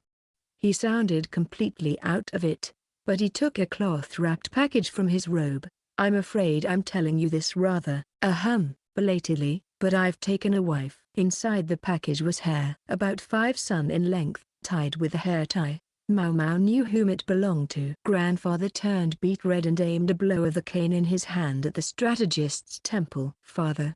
Lahan cried, rushing up. Maomao took a handkerchief from the folds of her own robe. The cane had slid down the strategist's temple, brushed his cheek, and wound up hitting his nose. He hadn't taken a direct blow to the face, but his nose was still dripping blood. "You're always like this. You never listen to what I say, just babble about things that make no sense. And just when I think you're completely self-absorbed." "This. What is this?" Gramps was pointing at the sheaf of papers. "Are you mocking me again?" "I'm not mocking you. This is why I called you." Maomao suspected that much, at least, was true. The man might make an ass of himself around court, but she had a sense that he hadn't done the same thing with this old guy. Lahan's grandfather had talked about the strategist summoning him. To think this was the reason. However, that was to speak from the strategist's perspective. Sometimes people simply couldn't understand each other, parent and child or no. The elderly man and the eccentric strategist were simply too different. "Whatever, the jewels, man, make with the jewels." Gramps was in high dudgeon now. He grabbed his cane again, and a blade emerged from within it. It was a sword cane. "You know what'll happen to you if you hold out on me, right?" The strategist looked up, but not at the blade. His eyes were fixed on something else. "Maomao, what are you doing here?" So he had noticed her at last. Maybe he would never have been so pliant if he hadn't. It just went to show how intent he had been on his game. "So you've come to see your daddy?" "No." Maomao wished he would focus on the situation they were in. Sensing danger, she moved to the wall. Maomao is here today. We must have a feast," the strategist said, clutching the hair clipping. Then he turned the hand toward Maomao. "Won't you say anything? Just a word to your mother?" He looked at her with the strangest of expressions. With his haggard face and filthy beard, he suddenly looked many years older. Normally, Maomao might have simply ignored him, but now, surprisingly, she dipped her head respectfully in the direction of the hair. No, she had nothing to say, but she could do that much. "Don't ignore me, damn it," the infuriated old man bellowed, brandishing his sword cane. Age had taken its toll on him, but he had been a soldier once, and he was still sturdier than they might have expected. Facing him were a strategist who was a soldier who left all the real work to his subordinates, a dyed-in-the-wool civil official whose weapon of choice was the abacus, and Maomao, who had no confidence that she would be of any help in the fight. The three wusses scattered, and it was all they could do to escape the old man and his flailing cane. Servants stood behind grandfather, but obviously weren't going to help anyone. Maomao, seeking any kind of safety, hid behind a post.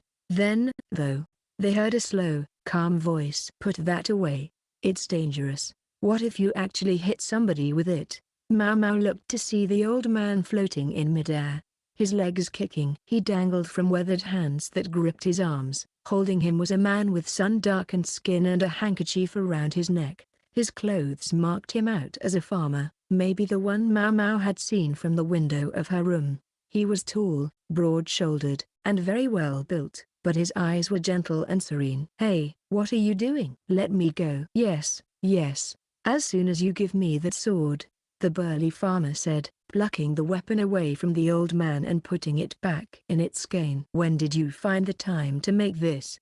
he murmured.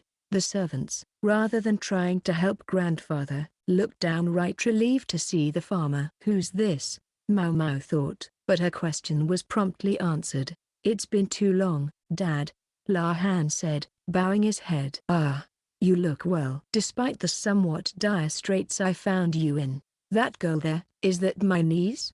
The farmer tossed the sword cane to one of the servants, and his already gentle face softened even more. The man looked like a bear, yet his presence was warm, comforting. "May I take that to be my little brother who's just come in?"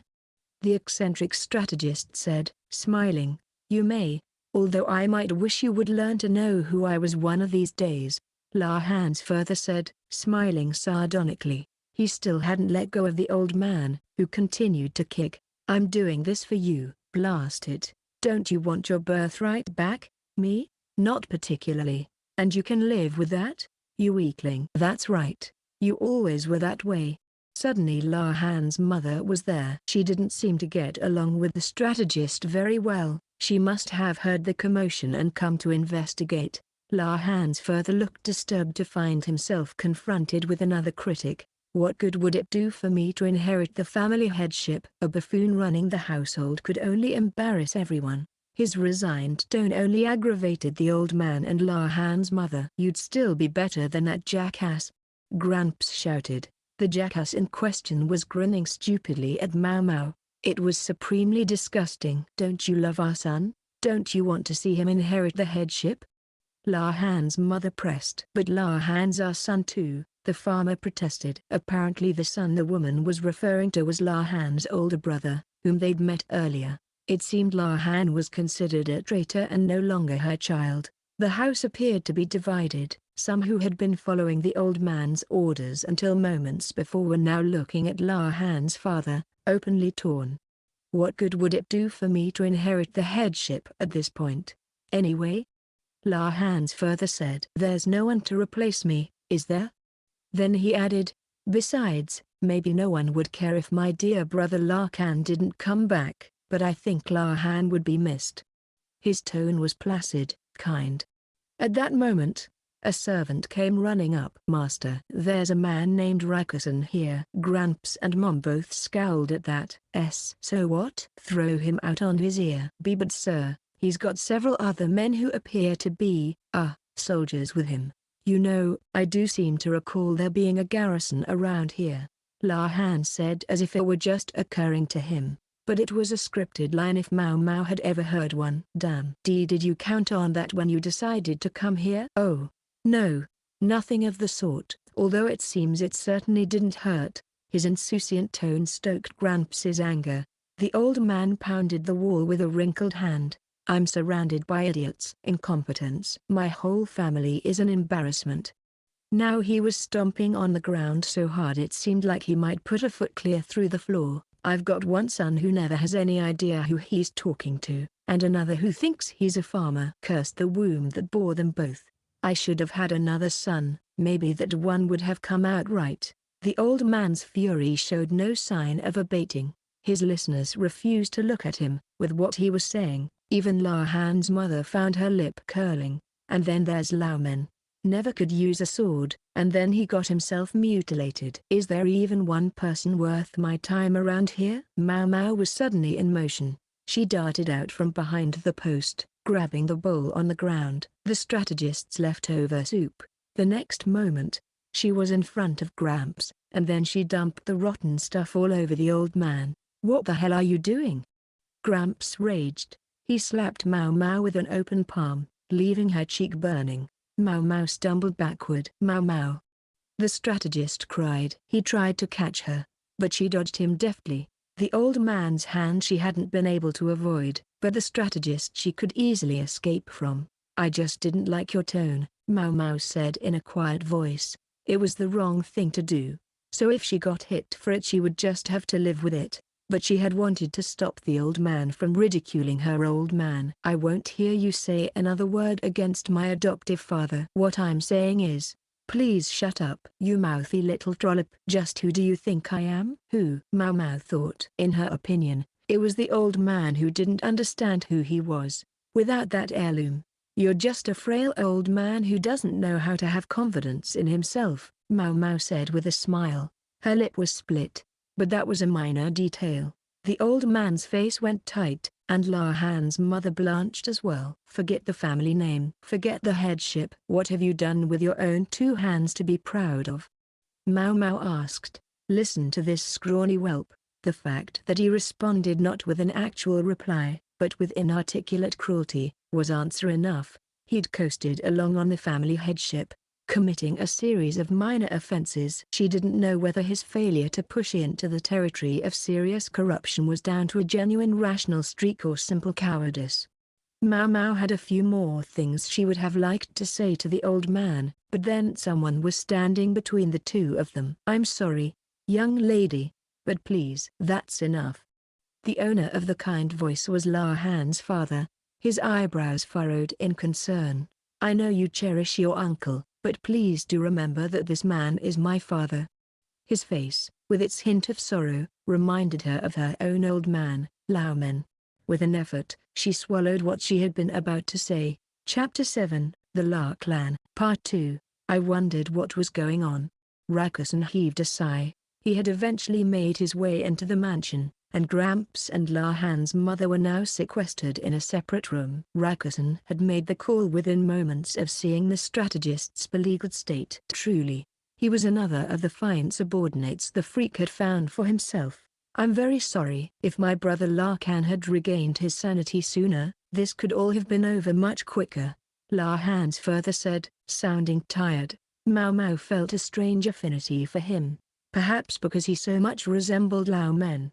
Not in his appearance, but in something less tangible. Figuring the prison room wasn't exactly congenial, they'd moved to another part of the house. At the moment, La Han, his father, Maomao, Raikusen, and the strategist were all together, along with several men Raikusen had brought with him. Maomao felt a little bad for them having come all this way when ultimately they hadn't been needed. Raikusen would give only his official story, namely that they'd come to bring their superior officer back home, but there was no question the men were intended to intimidate. Maomao, meanwhile, didn't want to be in the same room as the freak strategist, but she knew she couldn't be pushy about it just then. In the blink of an eye, though, he was beside her and jabbering about something. She wished he would shut up. She knew she ought to take pity on him in his weakened state, but she discovered she just wasn't able. Maomao, we should go have a dress made for you sometime. We'll get lots of the finest fabric, and we can have a hair stick made too, the strategist said. Maomao didn't say anything. And then we should get all dressed up and we can go see a show. Yes, let's do that. Maomao didn't say anything. You like books, don't you, Maomao? I've got an idea. Why stop at just reading them? What if you were to make a book yourself? Even when she ignored him, he wouldn't let up. She almost twitched at the idea of making her own book, but she managed to force down the reaction. Elder brother, we're trying to talk here. Perhaps you could sit quietly for a moment? La Han's father, the strategist's younger brother, tried to talk him down, but without much conviction. Neither La Han, the strategist's adopted son, nor Raikusen, his subordinate, could be too forceful with him either, so eventually, every gaze in the room settled on Maomao. She frowned mightily, but she was cornered. She gave a sniff and made a face of exaggerated disgust. You stink. You smell like a feral dog who has been out in the rain, she said. The strategist brought his own sleeve to his nose and sniffed. Then he looked at La Han's father. Where's the bath? Take her right out of this room and it's at the end of the hall. I'll ask the servants to get it ready for you right away. Yes, please. Right away, the strategist said, and left the room. And don't forget to brush your teeth, Maomao called after him. One for the road. If they were lucky, they wouldn't see him for at least an hour. I guess it's tough, having a daughter, La Han's further commented sadly. Not that I was able to get through to him on my own. Just watching it breaks your heart, Raikusen agreed, sipping his tea. Be that as it may, you got here awfully quickly, La Han said to him. I thought you might take your time yet. La Han had been staying at an inn near the ship's landing, and La Han must have known that when he and Maomao failed to return, Raikusen would get suspicious and come to the mansion. But it hadn't even been an entire day since they'd left. A rather short timeline. I had a tip, Rikusen replied, gesturing at La Han's father. Not so much from me personally, the man said. Someone else went and told them. Someone who doesn't always own up to his true feelings. La Han's father looked out the window, where La Han's older brother could be seen listlessly dragging a green vine around. He moans about being stuck doing farmer's work, but you see how devoted he is to it. No, he isn't always forthcoming about his feelings, but he's a good boy. He's just okay. I guess he's not a bad person, Maomao said. My older brother's not precisely a paragon of virtue, but he's not capable of true evil. La Han added. The two of you aren't exactly bursting with praise, Rikusen said, watching the young man in the fields with a touch of pity. They say the father exists for his son and his grandson, but it doesn't seem like that to me. That boy's even less cut out for politics than I am, La Han's further said. With his tan skin and hulking body, he looked like he could have made a very capable soldier, but ultimately one had to reckon with personality. Sometimes a person was more suited to the hoe than the sword or the spear. This man looked every inch the farmer. I do have to wonder, La Han said, cocking his head. Why would they bring all this up now? If they were waiting for the evidence of grandfather's corruption to be expunged, I would have expected them to move sooner. Maomao wasn't sure that was such a smart thing to say with Rikusen sitting right there, but apparently it was all right. A fair question. La Han called for your grandfather on account of his new bride, and that was fine, as far as it went. Normally, I think my father would simply have ignored him and not gone to the capital. Except, La Han's father took a piece of braided rope from the folds of his robes. Although his earth-stained fingers had darkened it, it was clear that it had originally been white. It was much like the one La Han's mother had worn around her wrist. I am so sick of those things, Maomao said, pointedly looking away from it. I haven't said anything about it yet, La Han's father said, appearing bemused. You don't have to. Let me guess. Your wife fell under the sway of some fortune teller or something. That's exactly right, and she asked how that freak was doing. I don't know for certain, but we learned there was no one around him. The freak's adopted son La Han and his close attendant Rikusen were both in the western capital. Even if the strategist were to disappear, the two people most likely to notice weren't around. Frustrated, Maomao picked up something on the table. The servant had evidently brought it to accompany the tea. It looked sort of like a dry, flat daikon with white powder on top. The fact that it was on a plate meant it was presumably food. It was sweet, yet chewy. It was stringy, but not unpleasant. Is this sweet potato? Maomao had eaten processed sweet potato before, but almost always stuff that had been steamed and turned into a paste. This one appeared to have been cooked and dehydrated. This is pretty good. Am I right that this is sweet potato? She asked. Oh! La Han exclaimed, leaning forward as if he had suddenly remembered something. That's right. Dad, you said something about an interesting potato. Potato? Oh. Yes. I suppose so. La Han grabbed some of the snack off Maomao's plate. You said you thought you might have an idea. Did you mean this? It's steamed and dried potato. No sugar, no honey. But it's sweeter than chestnuts or pumpkin, isn't it? He gestured out the window as if to say, there it is. Maomao had wondered what was in the fields. It was these potatoes. La Han squinted and adjusted his glasses. How much are you growing? We're trying to expand as much as we can. Wouldn't want any of the fields to go to waste. You seem to lack sufficient help. Some of the farmers in the area come and help us out. We've got more potatoes than we know what to do with. They seemed happy to help in exchange for all the potatoes they could get. Oh, but don't worry, we haven't sold them in the open market. Just like you said, La Han. When we do sell them, we make sure it's only product, not raw potatoes. That's fine, then. Maomao found herself perplexed by the conversation. Were La Han and his father trying to corner the market on sweet potatoes? Was it La Han's fault that Maomao had only ever seen sweet potatoes as an ingredient, not raw? She would have gladly grown some sweet potatoes for herself if she could have gotten her hands on a raw one. It's such a waste, though, La Han's father said. We've got more potatoes than we could ever need. The storehouse is full. Well, the pigs are pretty happy to have them for slop, I admit. I think it's improved their meat too. If they had so many sweet potatoes, wouldn't they just stop growing them? Last year, one tan yielded 200 shin, 750 kilograms, of sweet potatoes. La Hans further said. 200 shin? Maomao exclaimed. 4 times as much as an ordinary rice yield, La Han said, partly thanks to Dad's tinkering, I'm sure. But even so, incredible, right? Is the crop unique to this region?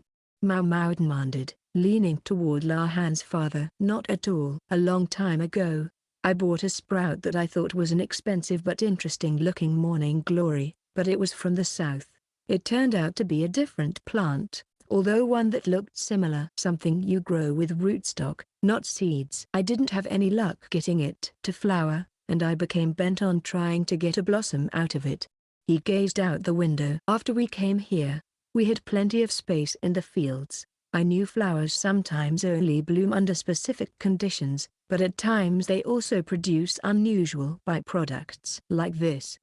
He plucked off a piece of the dried potato. Intrigued, he had started to play around with processing his rootstock in various ways. When I looked into it, I discovered this was a tuber called a sweet potato, sweeter than chestnuts, and able to grow even in poor soil. I think I might be the only person in the whole country growing these things. La Han told me not to let any seed potatoes out of the village, and that's what I've been doing. By now, Maomao was starting to get a pretty good idea of what La Han had wanted from his father. It had to do with what the emissary from Shao had said, provisions or asylum. Pick one. What was more, it would serve as a countermeasure to the insect plague that would soon strike them. La Han, she suspected, was hoping to use his father's potatoes to solve both problems, but no matter how tremendous the yield was from those fields, there was no way they were producing enough to feed an entire country. Even if there were seed potatoes left,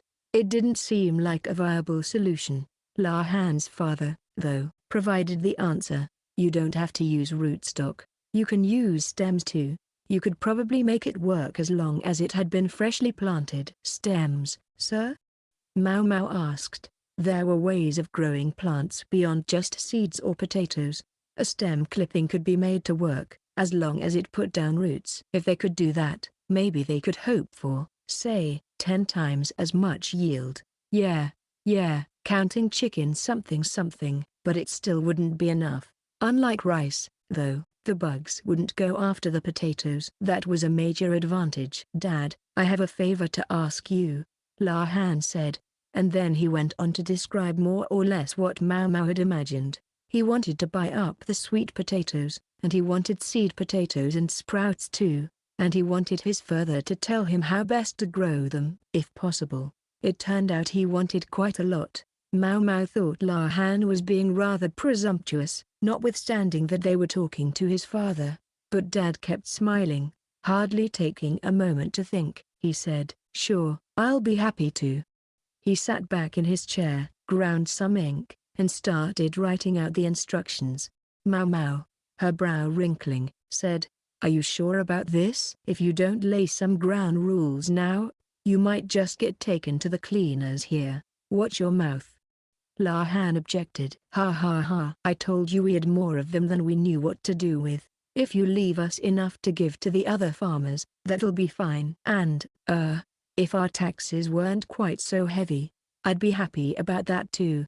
That only made Maomao frown harder. She glanced at La Han, but he was grinning, obviously working the abacus in his head. Maomao grabbed the brush from La Han's father. "What are you doing?" he asked. She began writing a contract, the brush moving in quick, decisive strokes. "First, we have to set the price of the potatoes, as well as the sprouts. If you're going to teach him the cultivation methods, that's extra. Of course I'll pay for that," La Han said, as if to say that so much, at least, was obvious even to him. Still, Maomao couldn't bring herself to leave the situation alone.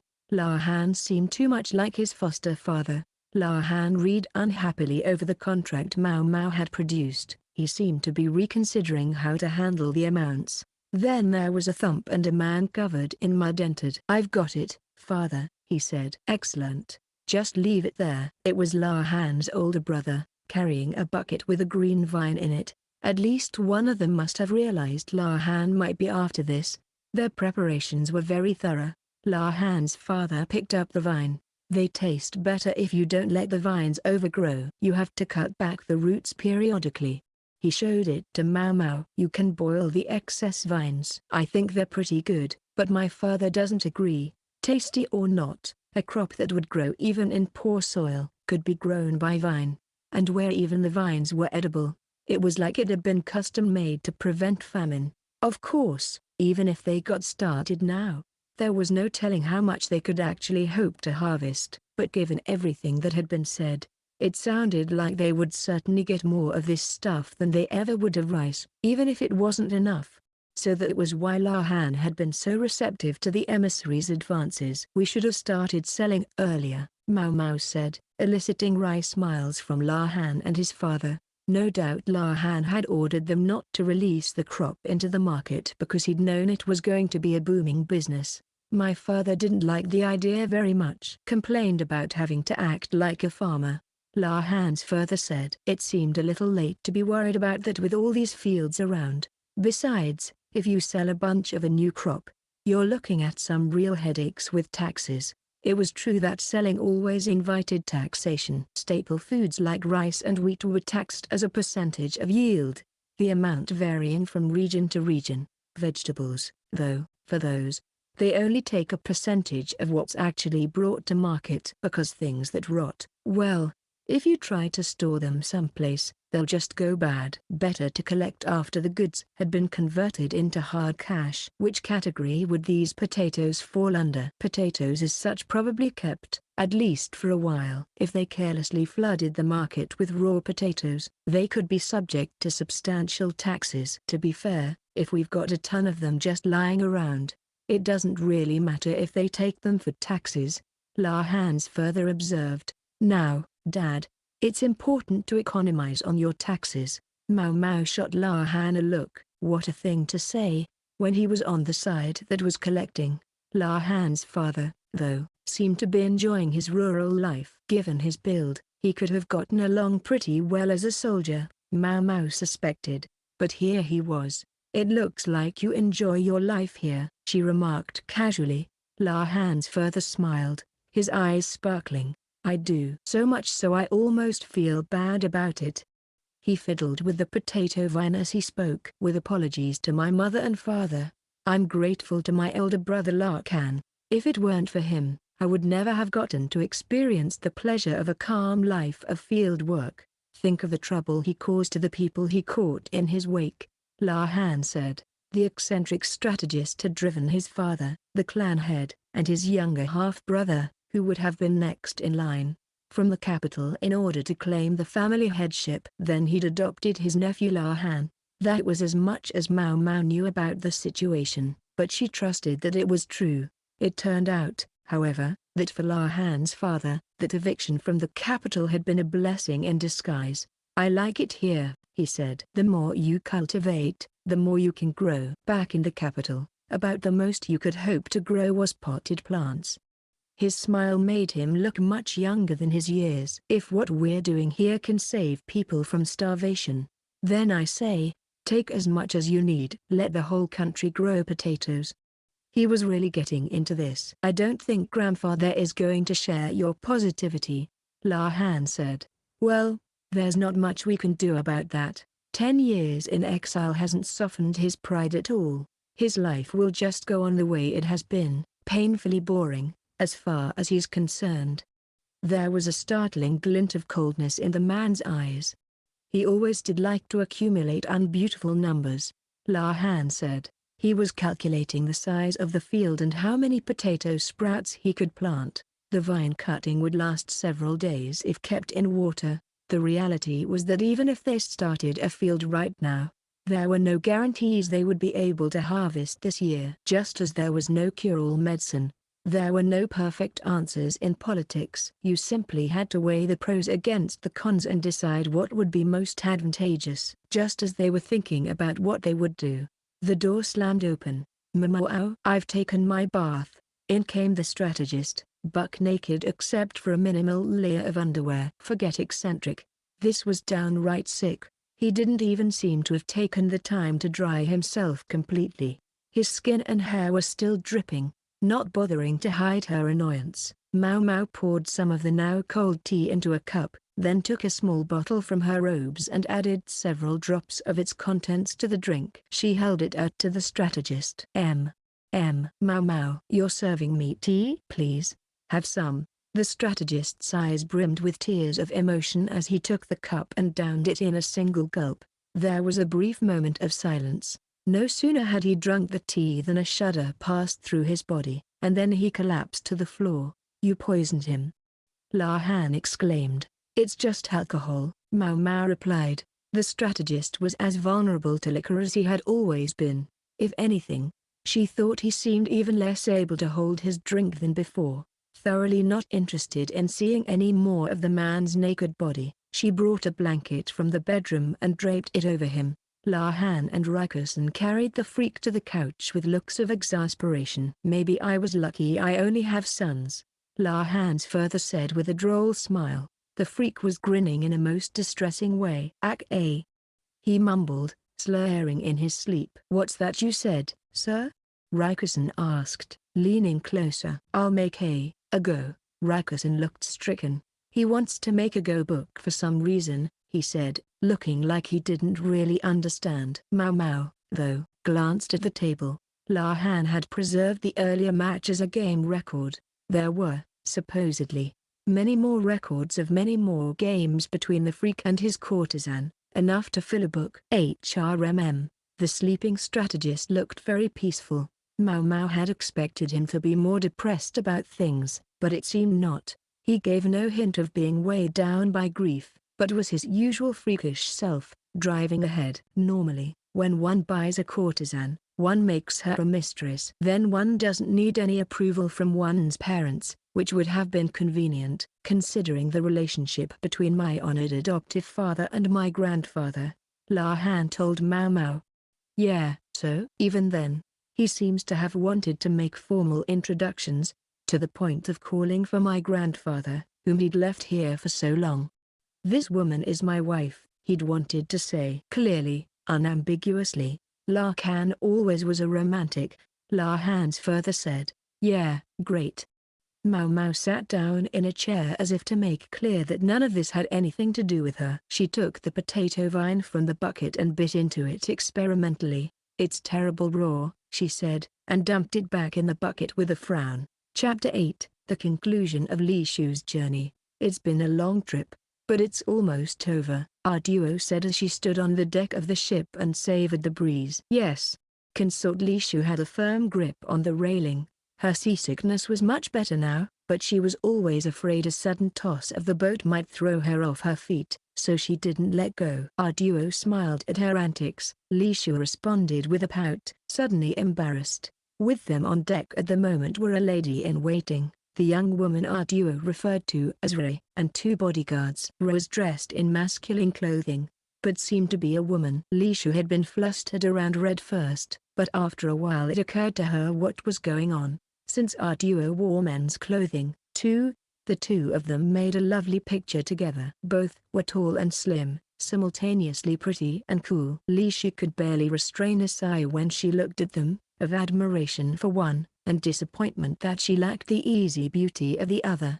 Lishu was 16, and she would have liked to say she was still growing, but she'd stopped getting taller last year, and her body seemed unlikely to grow any more womanly from here on out. She'd heard that cow's milk could help with that, and for a while she'd tried to drink it, but it made her sick to her stomach every time, and she eventually gave it up.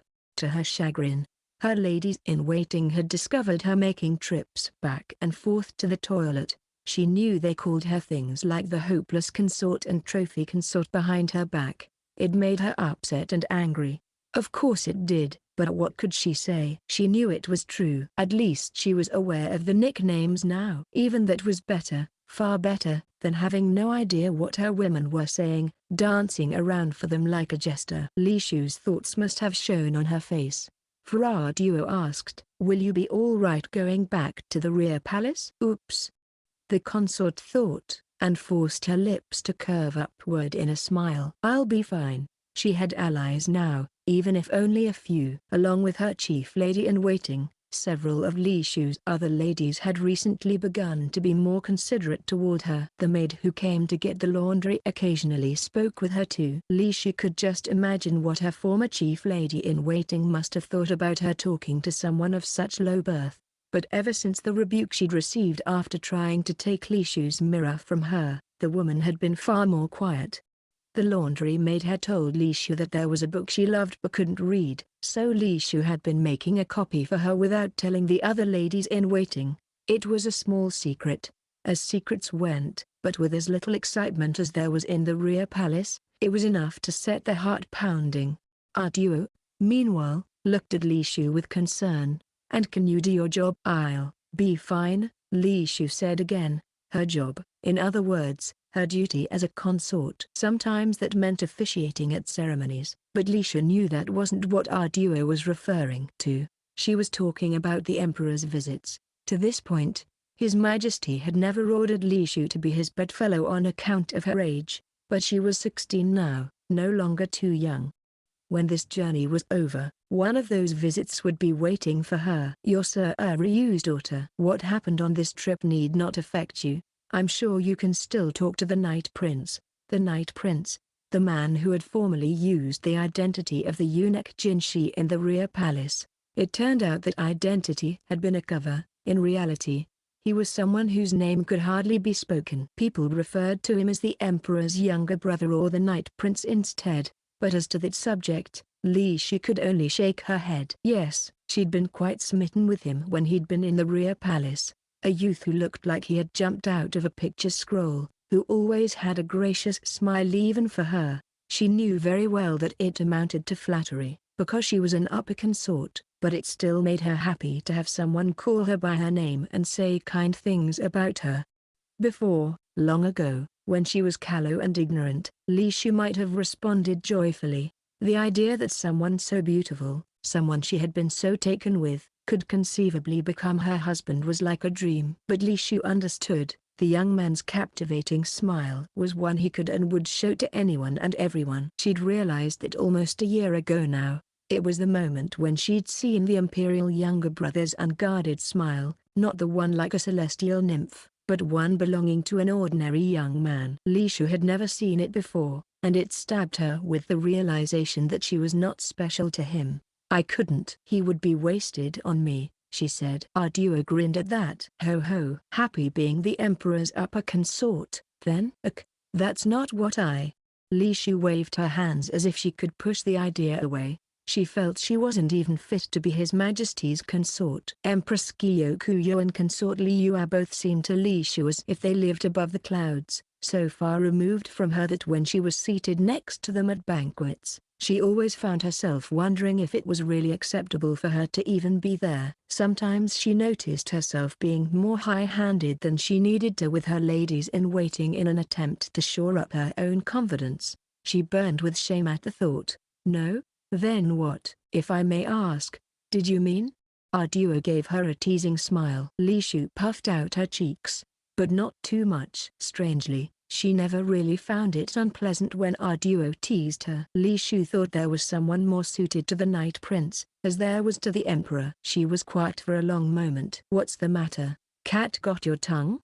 Duo said, her eyes dancing, but Lishu continued to gaze silently at her. Duo looked like a handsome young man, but she was a woman. Once, she had even been His Majesty's only consort. Both Empress Kyokuyo, with the exotic allure of her red hair and green eyes, and Consort Liu, who was like a blooming rose, and clever, too, were fit to be the centerpiece of His Majesty's garden. But when Lishu asked herself who was most suited of all to stand alongside the Emperor, her mind went back to when His Majesty was still the heir apparent. How he would occasionally pop his head in to steal a snack when Duo and Lishu were taking tea together, and would bounce Lishu on his knee. She was an ignorant child then, and called him Uncle Beardy. It would bring a wry smile to His Majesty's face, while Duo held her sides laughing. Now, it seemed unimaginable. Lishu would munch on some sweet treat and watch them, thinking, So this is what a husband and wife look like. She thought they went together better than any couple in the world. Maybe that was why she couldn't bring herself to accept this, even if she knew it was inevitable. Knew it had been inevitable from the moment she became a consort. Lishu was, and would be, one more obstacle between our duo and the Emperor. She knew that love in real life was never as beautiful as it was in the picture scrolls, that this was what she had been born to. Yet she worried that our duo, whom she adored, would come to despise her because of this. She thought, in fact, that our duo might still be a consort if Lishu hadn't come to the rear palace. In her mind, though, neither did that mean she should become the Night Prince's wife.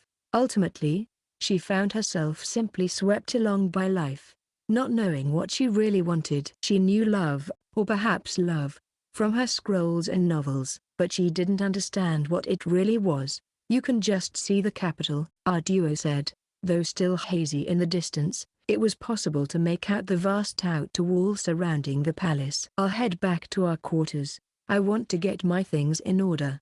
Our duo kept only a minimum of serving women. She largely looked after herself. It made her extremely impressive in Lishu's eyes. Me too. Lishu let go of the railing and made to follow our duo. Ow! She exclaimed. The wood of the railing was somewhat rough, it seemed, for a splinter had pierced her palm.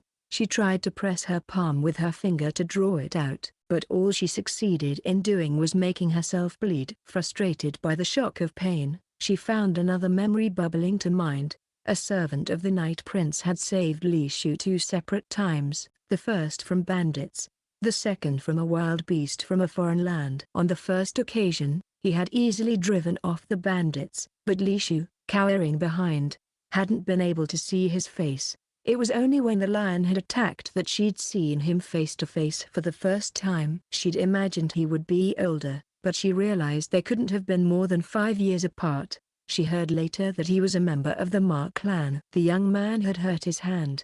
Was it because of the all-out swing he'd taken at the lion? And was being tended to. Re had tried to treat him, but the young man had declined her. The apothecary girl had noticed, however, and given him first aid over his objections. The apothecary was so aloof, and the young man, despite his griping, had allowed himself to be treated. Lishu saw that they must be good friends, and the thought made her sad. More than once during their stay, she had fretted about whether she ought to thank him, but in the end she was so embarrassed that he'd seen her reduced to a sniffling wreck that she couldn't work herself up to talk to him. The young man might be someone else's servant, but he also came from a respectable house himself.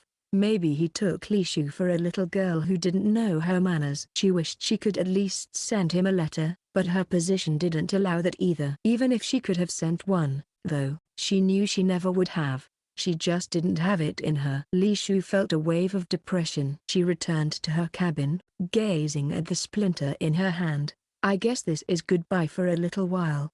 Then, our duo said lightly as she climbed into another carriage. Originally, they were supposed to part ways at the ship's landing, but Lishu had begged and convinced our duo to let her share a carriage back to the capital. Lishu really wished they could have been together all the way to the palace, but she gave up on that idea. Our duo might have indulged her, but Lishu could see her own attendant growing ever more uncomfortable. She decided not to bother our duo any further. Lishu watched our duo through the window of her carriage as it departed, and then her own transport started back to the rear palace.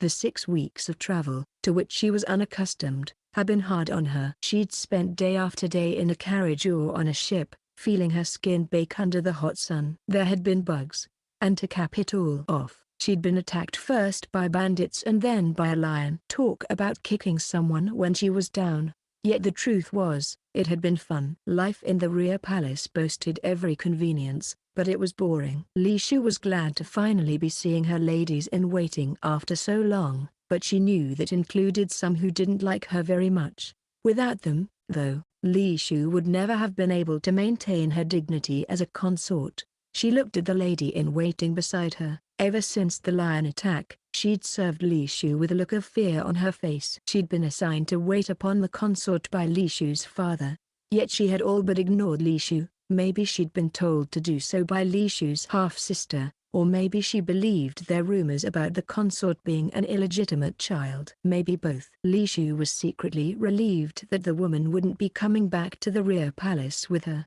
The carriage passed through the gate of the palace, the driver presenting a seal that served in lieu of written permission to enter. Lishu had assumed they would proceed directly to the rear palace, so she was surprised when the carriage came to a halt with the rear palace gates still some ways off. "What's going on?" she asked the lady in waiting with her. Uneasily, the woman tried to get a peek at the driver. Then she looked back at Lishu just as uncomfortably. "It appears they wish to speak with you, ma'am." At that moment, several middle-aged women boarded the carriage. Lishu hadn't seen them in the rear palace. From their outfits, she assumed they were court ladies who served in the palace proper. "Lady Lishu," said the one in the center, kneeling before her. "Please accept our humblest apologies, but for the next month, you will be asked to live outside the rear palace." She lifted her head and looked Lishu in the eye. Chapter 9, Homecoming. The horse whinnied as it came to a stop in front of the verdigris house. That was a long trip, Maomao thought, climbing out of the carriage and nodding politely to the driver. He unloaded her luggage with a thump. It included the outfits that had been thought necessary for the journey, which were now hers to keep, along with some unique products and unusual medicines from the western capital, and a gigantic load of potatoes. "Maomao, my goodness, are you planning to open a new business?" The old madam walked up, a pipe clutched in her withered hand. "I'm happy enough that you got them to send us rice, but I wish you would think about the quantity. The storehouse won't hold any more." She grabbed one of the dried potatoes out of a basket. It was raw still, but growing eyes, so it would have to serve for a seed potato. After the showdown at the quack doctor's village, Maomao had at least wound up with as much rice as they would sell her. She'd let the madam know by letter. The first batch must have arrived already. "And what's this?" the madam asked. Looking at the potato dusted in white powder, Maomao took it, tore a piece off, and put it in her mouth. For a potato, it was awfully sweet, almost as sweet as a dried chestnut. The madam took a piece too and chewed. Her eyes narrowed. "It would be better to grill it a little first. It's a bit tough for me." She shouted for one of the men servants, instructing him to haul the basket away. "Nobody said you could have all of them," Maomao said. "Nobody had to. I know for a fact you can't eat all those by yourselves. I'm helping you out here, and listen to you. Not even a word of thanks." The past month and a half clearly hadn't dulled the madam's stinginess one bit. Maomao, though, wasn't going to take this lying down. Even a year's free rent for the apothecary shop was cheap for all that rice, don't you think? She said, practically pocket change. She'd written in her letter that instead of paying for the rice directly, the madam could give her free rent. The fact that the old woman hadn't said anything about it, Maomao took for agreement. Yeah, this is separate. You got these for free, right? Well, share with your neighbors, the madam said. Hey, everyone, Maomao's home, and she brought souvenirs. The old woman never let up. Her shout brought a crowd of courtesans. Work was over and they should have been resting, but the mercenary impulse was strong. Freckles. Chuyu came bursting out of the crowd, Zilin obediently following her boss. But there was something else with them. Yeesh, you sure took your time. You just up and leave, and then you don't come home for nearly 2 months? That wasn't part of the deal. Yeah, well, Maomao hadn't bargained for it either. What bothered her more, though, was the creature behind them. Hey, what's that behind you? She demanded of Chuyu. Don't tell me you forgot about Zilin. What a jerk. That's not what I'm talking about. Behind her. Maomao pointed at a calico cat sitting and grooming herself. What? You don't remember Maomao? Man, that's cold, Chuyu said. Oh, believe me, I remember her, Maomao said, but the furball was supposed to be at the quack's village. What was she doing here in the pleasure district? What I want to know is, why is she here? It was the madam who answered. She was in with the rice. They couldn't exactly send the cat back by herself, could they? Anyway, she added, I'd just spotted some mice in the storehouse, so I think she can stay for a while. And she's friendly, makes her popular with the customers. We have to do something about her habit of stealing side dishes at dinner, though. The madam was a practical woman. She would never keep a pet, but an animal who could make itself useful, that was all right. Maomao, the girl, gave Maomao, the cat, a dark look. The furball narrowed her eyes, yawned a little, and said, "Meow." At that moment, someone stumbled out of the apothecary's shop. "Why, you're home?" asked the man, Sazen. Maomao had tasked him with running the shop while she was away. He'd never been the most robust-looking person, but now he appeared haggard, and he had an unkempt beard on his face. He stumbled over to Maomao and promptly collapsed on the ground.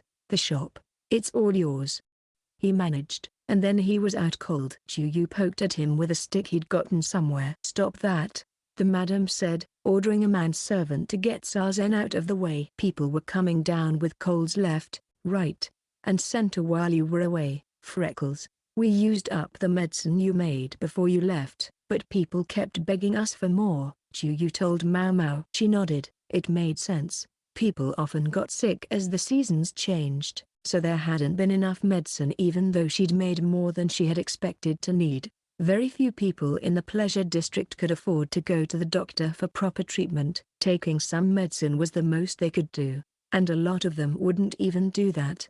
Some of them were really pushy, Yu added. One even stole some medicine, because he said he'd gotten it for free last year. Maomao's old man had probably given it to the guy, a bad habit of his. He would hand out treatments gratis to anyone who came weeping and crying, and once you'd given away medicine one time, everybody wanted it for free. No doubt he'd given the store's stocks away generously until the madam had noticed. Maomao went into the apothecary's shop. She saw a mortar and pestle containing some half-made medicine, along with a medical book on the ground. She picked up the book and flipped the pages, which had smudges on them, as if Sazen had handled them with dirty fingers. Normally she might have given him a piece of her mind for failing to treat the book with proper respect, but when she saw him lolling there, she found she couldn't say anything. "I might just have gotten a lucky break with him," she thought. He wasn't very skilled, but he didn't just give up either. That was what really mattered. Maomao went through the drawers of the medicine chest, tallying up which drugs needed to be replenished. Then she set about cleaning up the messy floor. It was humid in the shop. Time had passed while she was busy cleaning up from her time away, and it was now early summer. Rain fell continuously with no sign of letting up.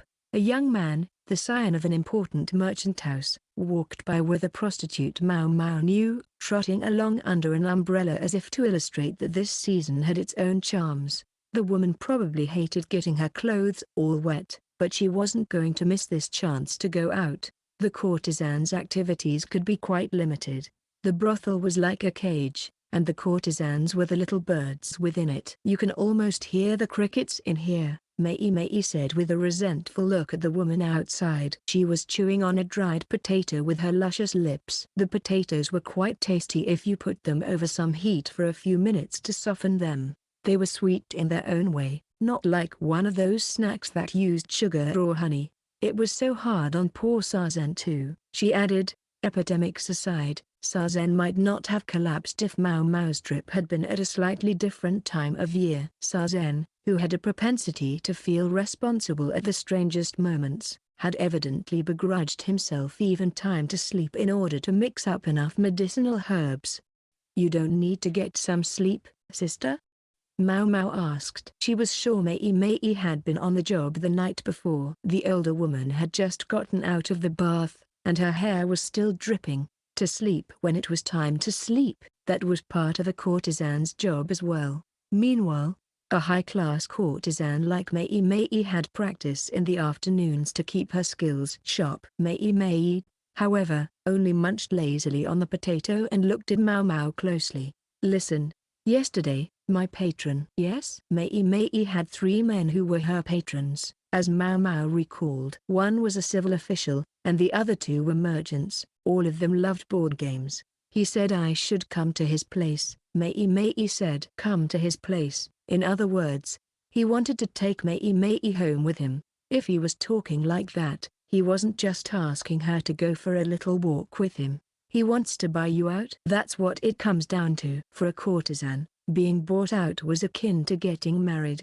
It was an opportunity to be freed from the cage of the brothel. Mei, though, didn't look happy about it. Maomao could understand.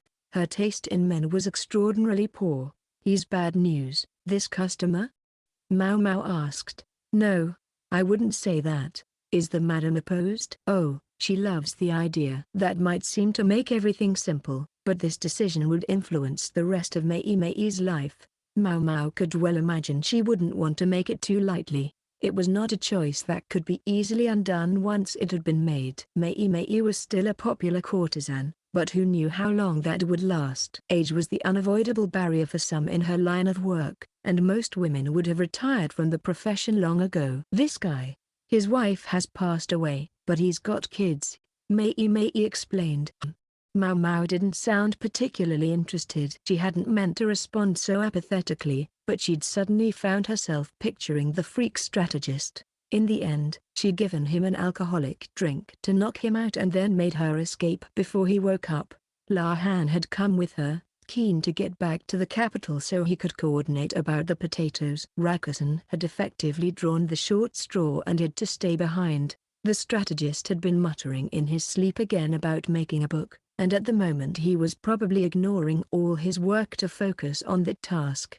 Maomao wondered if Mei still had feelings for the likes of him. Did she know there was no longer a bored courtesan at his house? Maomao briefly wondered if she should tell her older sister about it, but the information seemed as likely to make Mei's life more difficult as easier, so she stayed quiet. Kids don't tend to like me very much, Mei said. Can't you just ignore them? Maomao replied. Interesting idea. For some reason, she seemed to be studying Maomao. She'd finished the potato and was wiping the grease from her fingers with a handkerchief. Speaking of kids, where's that naughty tyke of yours? She asked, attempting a change of subject. Chuyu? No idea. Probably with Yukyu or Sazen. There's something I'd like him to draw for me. Porno? Mei grinned and gave Maomao an affectionate pinch of the cheek. Maomao regretted the question. She realized that sort of joke was more Pei Rien's thing. I thought for sure everyone would be sick of him by now, but his popularity seems surprisingly enduring, Maomao said, rubbing her reddened cheek. Chuyu had been doing booming business drawing portraits of the courtesans and menservants, but Maomao had assumed the interest was mainly driven by novelty. Sure. That boy, he's talented. Mei ducked out of the apothecary's shop and went for the clerk's desk, where she picked up a folding fan. The bamboo frame was covered with quality paper and decorated with a picture of a cat playing with a ball. The animal was a calico. Maybe Chuyu had taken Maomao for his model, and despite the paucity of lines used to depict it, the creature seemed startlingly alive. Just at that moment, almost as if she knew what they were talking about, Maomao the cat came by. Her tail stood up and she let out a meow. When his portrait business started running out of steam, the boy began coming up with things like this, Mei said. He knew lots of courtesans like cats. I wondered why he was spending all his time following Maomao around, and then he came up with this. Maomao, the girl this time, didn't say anything. Chuyu certainly was thorough, and although the fan's frame was old, the paper was new. He'd refreshed it with stuff presumably sent from the quack's village, so the paper had been given to him, and he'd refurbished the frame. In other words, the materials had been free. Maomao had to admit that Chuyu's drawing ability appeared to have improved substantially. Maybe it just had to do with how quickly children grew and matured. She was sure that before, his drawings had been more superficial. Oh, that's right. The boy's learning from a painter, I think, Mei said. That's news to me. Maomao frowned. You were away in the West for so long. A customer from a big merchant house brought this guy along, a cutting-edge painter, or so he said. Maomao replied. It was a familiar story. Rich people bought paintings or ceramics all the time. It was sort of a sport for them. When that wasn't enough, they would surround themselves with the artists who created works they particularly liked. It was an expensive hobby, one only the rich could indulge in. Believe it or not, he said he'd introduce the guy to Joker. Mei added. Yikes. Joker was one of the 3 princesses of the Verdigris house, but she despised men. Civil officials or students might at least be able to talk to her about poetry or the civil examinations, but painting wasn't exactly her wheelhouse. That's not all, Maomao said. This painter? It turns out he specializes in portraits of beautiful women. Her gloom of moments before was gone, replaced by a grin and excited, gossipy waves of the hand. I'm guessing our dear sister didn't take it well, Maomao said. Oh, no she didn't. She was so angry. And you know what she does when she gets angry? She writes poetry. Then some ignorant rookie courtesan copied one of Joker's poems exactly and sent it to a customer. There was a ruckus. Joker was a specialist at poems and lyrics, but one had to take care with anything she wrote in anger. The verses might look beautiful at first glance, but they were soaked with venom. She couldn't be allowed to write to customers when she was in a bad mood. The madam would make sure to check Joker's outgoing mail at moments like that. While Peirin's appetite for men could make her hard to handle, Joker was at the other end of the scale, and was equally troublesome. Maomao the cat wove around Maomao's legs and mewed for a treat. Maomao picked her up and put her on her knees, scratching her under the chin. So this is the painter Chuyu has been learning from? Maomao, not the cat, asked. Joker was hell-bent on sending that nasty letter, and she used Chuyu as her messenger. Mr. Merchant, it seemed, desperately wanted Mr. Painter to create a picture of Joker. The intention had been for the man to do a rough sketch when he met the courtesan, and then complete his final draft later. Nice and easy, but Joker wasn't about to sit there and let him study her. Instead, she conducted the entire meeting from behind a folding screen, rude but effective. Undeterred, Mr. Merchant and Mr. Painter had left their address and pleaded with Joker to get in touch with them. Normally, a letter would be delivered by an apprentice courtesan accompanied by a manservant, but a young girl couldn't be asked to deliver a missive of such vitriol, so Joker called for Chuyu instead.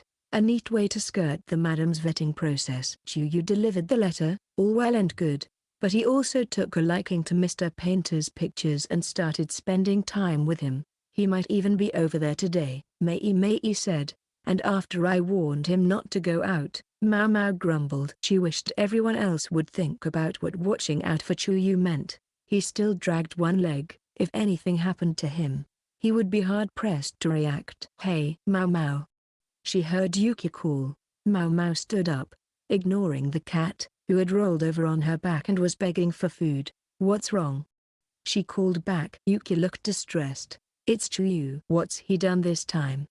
Maomao scowled, looking as if she was not at all surprised by this development. Please, just come with me, Yuki said, taking her hand. Some friend of his is dying. Chapter 10.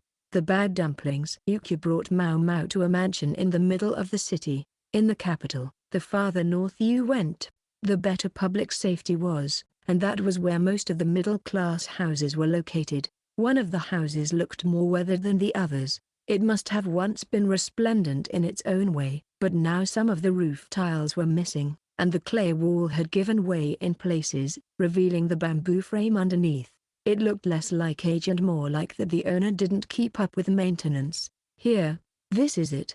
Yuki knocked on the door of the tumble-down house. Sorry, but this is as far as I can go. I'll catch hell from the madam if I don't get back, he said. Yeah, I understand, Maomao said, but when she went into the dilapidated house, it was with a look of some curiosity. Yuki certainly seemed to be a busy man. What's this? She wondered aloud as she entered. Despite the battered state of the house's exterior, inside it was remarkably neat and tidy. That wasn't what surprised her, though. Instead it was the walls. They were painted white and covered in stucco, on which pictures had been painted. A peach garden spread across one entire wall, but it wasn't three heroic warriors biting into the peaches, but a beautiful woman. She was shaped a bit like a peach herself. Her hair was pitch black, and white teeth peeked out from between lips that looked as luscious as the fruit she was eating. She was the very essence of the Peach Village immortal. That's the sort of thing you only have time to do if you've got a patron, Maomao thought. Maomao had said the man did paintings of beautiful women, but Maomao had never imagined something so spectacular. She studied the wall closely. The painted surfaces had a unique sheen to them, not like the paintings she was used to. She was just about to run a finger along the wall in hopes of figuring out what the material was when she heard pounding footsteps. Freckles. Hey, Freckles. What are you standing around for? Come look at him, quick. It was Chuyu, his face pale. Shit, that's right. Maomao did have a bad habit of becoming completely engaged in whatever had her attention. She allowed Chuyu to drag her through the house, until they reached what looked like a living room. It was littered with various and sundry objects, though, colorful powders, probably pigments, eggshells, for some reason, a white dust that she took to be stucco, and another substance for thickening it.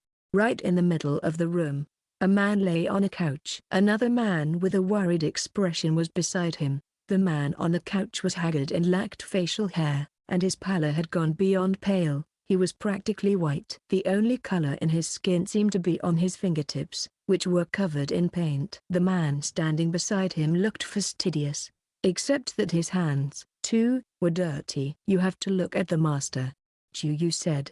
The master must be the famous progressive artist. There was a bucket full of vomit beside the couch. Maomao began to examine the man. His arms and legs twitched occasionally. She opened his eyes and looked at his pupils. She took his pulse. As far as she could tell, he showed every sign of having a case of food poisoning. What are his symptoms? She asked. I guess he was throwing up and having diarrhea for a long time, Chuyu said. When it finally subsided, he seemed to be suffering with the chill, so I laid him down, added the man standing nearby. And who's this?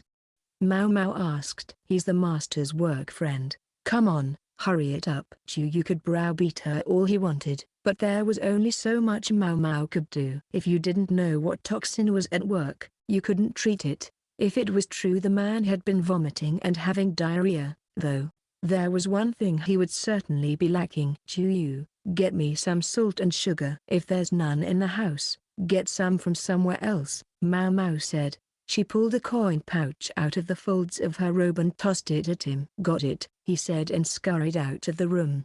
He might not be able to run well because of his half-paralyzed body, but he could be trusted with this much of an errand, at least. I'm going to use the kitchen, Maomao told the work friend, who nodded. She went to the kitchen and looked in the water jug to make sure the water was still good. She would have preferred to boil it, but there wasn't time. Is this fresh water? She asked. It was purchased from the drinking water vendor just yesterday, so it should be all right, the man said. Yes, if they'd bought the water, then it should be safe. The same might not hold in the rougher parts of town, but around here, it was unlikely anyone would sell something adulterated. Maomao thought they could more or less safely rule out the possibility that the artist had drunk contaminated water. She took a scoopful, sniffed it, then sipped, but as far as she could tell, it smelled and tasted normal. The house might not look like much, but at least they could afford decent water. Do you have any idea what might have happened? Maomao asked the fastidious man. I think so, he said. Despite his distress, he had enough presence of mind, and enough courtesy, to offer her a chair. He sat on a barrel instead. He's more than happy to eat spoiled food, it's a bad habit of his. I suspect that's the problem here. Food poisoning. Then, as Maomao had thought, he found some stuffed dumplings that he ate. They tasted spoiled, so we spit them out right away, but he swore up and down that they would be fine if we cooked them, and he ate them up. Who's we? Ah, the kid was with us. The kid? That must have been what they called Chuyu. Bad food didn't magically become good again just because you cooked it a little more. The poisonous element of the spoilage often remained. A moldy dumpling, for example, could still be toxic even if you scraped the mold off. Not many people worried about it, though. Sometimes they didn't have the luxury to worry about a touch of poison, when they were facing a choice between eating bad food and not eating at all. Ugh, what am I going to do? Even if he gets back to work on the painting, it won't be done in time. The man brushed his fingers across a large board resting against one wall. It was painted white and bore a sketch, a faint outline of a woman. No doubt the next step would be to color her in, the picture growing ever more lifelike as the colors became more vivid. He promised it would be done 10 days from now. 10 days? So there was some sort of deadline involved. I'm back, Chuyu said, coming in with sugar and salt, which he handed to Maomao. She put them in the water she'd prepared, mixing them in, then taking some cotton she had with her and dipping it in the water. She let the water drip from the cloth into the man's mouth, administering fluid several times. She was torn about whether to keep him warm or induce a fever. If nothing else, the filthy clothes he was wearing now wouldn't be able to absorb his sweat. She had them change the artist into a cotton overgarment that could soak up the perspiration. It couldn't be doing him much good lying on a couch either. She got a proper bed ready and then set about preparing stomach medicine. The man vomited 2 more times while she was doing all this, but there wasn't much to bring up, only the acrid smell of stomach acid pervaded the room. Maybe keeping the sweat off him and giving him liquids was having an effect, because by nighttime he seemed calmer and his spasming had stopped. Maomao, Chuyu, and the man's partner were all exhausted. There was nothing in this house except painting supplies, and even getting the bedroom in a usable state had required asking for help from the neighbors. The mattress had been as hard as an old rice cracker and just as moldy. What kind of life had this man been living? Maomao and Chuyu were each slumped in a chair. The couch on which the master at the house had been lying was now open, but quite honestly, nobody was interested in using it until it had been thoroughly cleaned. "You think he'll make it, Freckles?" Chuyu asked, concern in his voice. "Probably," she said. It was impossible to be certain, but assuming nothing unexpected happened, she thought the man would regain consciousness. They would have to try to keep him still for a while, and give him food that would aid his digestion. The house didn't even have enough rice to make thin rice gruel, though. They would have to go and get some. For that matter, there weren't any decent pots to cook in either. Adroitly reading the situation, the other man said, "I'll go get some rice and a clay pot from my place." It couldn't have been easy. He was tired too. Was he that close to the man who owned this house? "What does our patient usually eat, anyway?" Maomao mumbled. She was sort of talking to herself, but Chuyu answered, "The master always buys stuff from street stalls, or sometimes the neighbors give him food. Today it was those dumplings." "That explains the state he's in," Maomao said, provoking a look of disgust from Chuyu. "What?" "Nothing, just thinking about that stuff we ate today. The other guy and I both shared the dumplings with the master, but they were so disgusting, we spat them out. I thought they were weird before I tasted them, though. One thing that was strange about them, for example, was the way the master had said, 'I don't remember seeing these around here,' when he saw the dumplings on the table. That might seem like a red flag, but the artist had nonetheless offered them to his guests. I guess I appreciate that he was trying to be hospitable and all, but I feel like there's a lot of stuff around here that maybe he shouldn't be eating." Chuyu sounded unimpressed. One always heard that there were plenty of weirdos among artists, and it seemed to be true. Maomao leaned her elbows on the armrest and put her chin in her hands. "I'm surprised you were even able to put something like that in your mouth." "I mean, the other guy said he would eat one too, and they did look good." The other guy, in other words, the work friend from earlier. Chuyu was always hungry, so he was apt to eat anything that seemed remotely edible. It was enough to make one wonder if he had ever really been the son of a fancy household, but it was so bitter. "I think maybe the bean filling had gone bad or something," he said. "Bitter?" Maomao asked. "Yeah, just awful. I was like, ugh," and spat it out. "So did the other guy. So it looked fine, but it tasted bitter?" Maomao crossed her arms and cocked her head. "Was it really bitter? Not more like sour?" "Yeah, it was bitter." "Sour isn't the word I would use. And the filling didn't smell funny at all?" "If it had, I probably wouldn't have eaten it." Chuyu had taken off his shoes and was kicking his feet. They had the window open to change the air in the room, and it had gotten humid inside. Night had fallen. Maomao found a lamp lying around and lit it. It was an unusual-looking light. From his paints to his sources of illumination, this artist seemed to like imported stuff, but it burned fish oil, so Maomao was used to the smell. In fact, Maomao the cat has started lapping up the oil recently. It was proving quite a problem. "Did the filling have any thread-like things? Anything stuck to it?" "Stuck to it? Well, now that you mention it." Chuyu seemed to have thought of something. "I guess it might have seemed a little slimy. I spat it out so fast that I'm not sure." The other guy said it was rotten and to spit it out. We washed our mouths with water and didn't swallow any of it. Maomao was perplexed. But I don't think those dumplings would have tasted better just 'cause you cooked them. I wonder if there's something wrong with the master's tongue. Chuyu looked at the sleeping man with real exasperation. Something wrong with his tongue, Maomao thought. She was beginning to see a light at the end of this tunnel. What did you do with your leftovers, then? She asked. Threw them away. They're in the trash bin outside. The master was all upset about us wasting food, but at least he didn't go try to take them out of the trash. No sooner had Maomao heard that than she grabbed the lamp and went outside, where she located the wooden box for the trash. A disgusting odor emanated from it.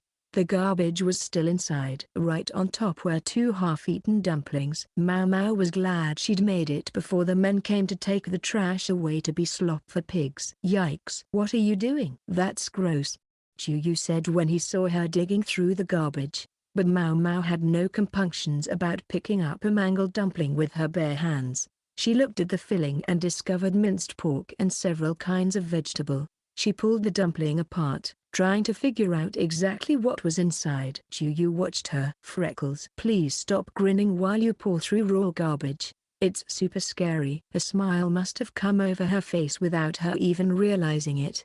If she was smiling, it was from excitement. She couldn't ignore the rush. Is this what your master or whoever cooked and ate? Yeah, I guarantee he's got no sense of taste or something. It tasted awful, but he kept saying how delicious it was. A hypothesis was beginning to solidify in Maomao's mind. What about that other guy? What did he come here for today? Probably to stop the master, I guess. The master swore that when he finished the job he was doing, he was going to leave on a trip immediately. Chuyu looked down, dejected. What kind of trip? Well, he said he studied painting in the West once, way back when. He saw this beautiful woman there and he never forgot her. That's why he only ever paints pictures of women, he says. The West? It reminded her of the lamp, the paints, everything had a strong whiff of the exotic about it. The other guy keeps trying to tell him that there's no way a woman he saw decades ago is still around, but he's desperate to find her again. The flow of time was not merciful. No matter how beautiful, no woman could ward off the effects of age. Even a lady who once wept tears of pearl could end up as a withered, greedy old hag. If there were such a thing as a woman who didn't age, she would have to be an immortal or a fairy or something. What in the world are you doing? Speak of the devil. The other guy had returned with rice and a pot.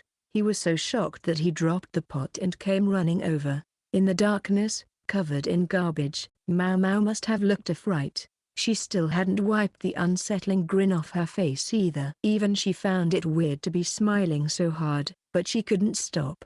Instead she grinned at the man, clutching handfuls of trash in both hands. Then she looked at Chuyu. Chuyu, you can go home. One of the men's servants should be coming for you soon. She assumed Yuki, thoughtful as he was, would show up to see what was going on now that the sun had gone down. He could ask someone to cover for him at work. What? No way I'm leaving yet. You've got to be tired. At least go to sleep until someone comes to get you. Yeah, well, wash your hands, Freckles. He had no real comeback, meaning he was tired. He yawned and went inside. Honestly, what are you doing? The painter's partner asked again, watching Maomao from a safe distance. He was looking at the garbage in her hands. Could I talk to you for a few minutes? I'll wash my hands first. Maomao put down the garbage and headed for the well. Maomao and the man were sitting in the kitchen again. Chuyu and the master asleep in the next room. They spoke quietly so as not to wake them. What was it you wanted to talk about? The man asked. Do you know much about poisonous mushrooms? Maomao said. I can't say I thought that's where this discussion was going, the man said, but he wouldn't quite look at her. A few things about this case had struck Maomao as unusual. For one, you'd expect something rotten to taste sour. Sure, some things might turn bitter when they went bad, but a bitter flavor wasn't enough to be certain you were dealing with rotten food. And if the taste was bad enough to cause the other two to spit it out, why hadn't it bothered the old master? Then there was the question of where the dumplings had even come from. Did you know that there are certain mushrooms that are bitter when raw, but that the unpleasant flavor goes away when they're cooked? What's more, those mushrooms are poisonous. They're often behind cases of food poisoning at this time of year. This particular mushroom was frequently mistaken for an edible variety used in cooking. The surface was slightly slimy, which would fit with Chuyu's description, as well as the mushrooms Maomao had observed in the filling of the dumplings in the trash. If they'd gotten the food from a street stall or something, there might have been a public outcry about it. But in any case, nobody would go on eating something that tasted truly terrible. Had they gotten the food from someone in the neighborhood? But there hadn't been any talk of people getting upset stomachs. Someone would have told them if there were. Neither the street stall nor the neighborhood explanations seemed very likely. "May I ask who brought the dumplings?" Maomao said. She looked at the paintings of beautiful women that seemed to adorn every wall. Each looked like a gorgeous female immortal, and each had distinctive, individual characteristics, suggesting the artist had used a different model for each one. The deadline for the work the artist was doing now was drawing near, and when it was over, the master had claimed he would leave for the West. This man here had been trying to stop him. He claimed to be a colleague, but there was nothing about him that really said artist. "What are you trying to say? It was just food poisoning," the man said. "Yes, it certainly was that. Food poisoning caused by some mushrooms. The dumplings weren't actually rotten, but they were poisoned, and had been from the start." "Why did you do it?" Maomao asked. "Why did you put poison in the dumplings? Why were you so desperate to make it look like an accident that you even got you involved?" "I don't know what you're talking about." "I don't get the impression you intended to kill him," Maomao said, and the man didn't respond. "If anything, I think you sincerely don't want him to die. Am I wrong?" The man was silent for a moment. Then he closed his eyes and let out a long sigh. The poison proved more potent than I'd expected. This man was the straightforward type. This seemed as good as a confession. "I was wrong to bring the kid into this, but if it saved him, then I'm glad I did it." Maomao didn't know what she would have done had the man turned out to be the violent type, but he stayed calm. More than anything, he sounded worried about the old painter. On his face was a combination of relief and regret. "I see how glad you are that he's all right." "Why poison him in the first place, then?" Maomao asked. "Because he was leaving. He wouldn't shut up about his trip to the West." "But he doesn't mean to come back. He was moving there permanently?" "Yeah, he's consumed with the idea." Again, the man got up from his seat and went into the next room. He gazed lovingly at the assembled paintings, then went to another room deeper into the house. This room, too, had walls covered in pictures of beautiful women. "These paintings are stunning," Maomao said, squinting at them. It occurred to her that if a certain elegant beauty had been there, he could practically have blended right in. An irrelevant thought if there ever was one. He was probably stuck under an avalanche of work at the palace by now. "I hear there are even merchants who want to collect his work. If he were to take commissions, he could probably make a comfortable living." "Yes, but he can't send the painting out until it's finished. And this westwardly journey of his, he talked to you about it?" "Yes, but he insisted it was just a trip." "I guess he felt he had to lie even to me. It must be a lie, otherwise, why would it have taken him the past 6 months to get ready?" This man had just wanted to give the artist a bout of food poisoning, a reason to postpone his deadline. Maomao, having been all but dragged to the western capital, understood that any venture even farther west would require substantial preparations. Proof of identification to get you across the border, a caravan to take you. If you missed your opportunity, you'd practically have to start over from square one. That was what this man had been hoping would happen. "Ugh, this is awful. I thought he really might die." The man put his head in his hands and mumbled, "Please don't die." He was genuinely, deeply worried. "Couldn't you have used a milder poison?" Maomao asked, although she realized it might sound odd to speak of any poison as being mild. "No, he's got an iron stomach and a constitution to match," the man said. It was that indefatigable stomach that had convinced the artist that anything could be eaten if cooked properly, and which had convinced this man that only a good, strong poison would do the job. That's why he had needed Chuyu, to make it look like it really was food poisoning, with a third party to testify that the dumplings were spoiled. Nobody would suspect anything else when the painter got sick to his stomach.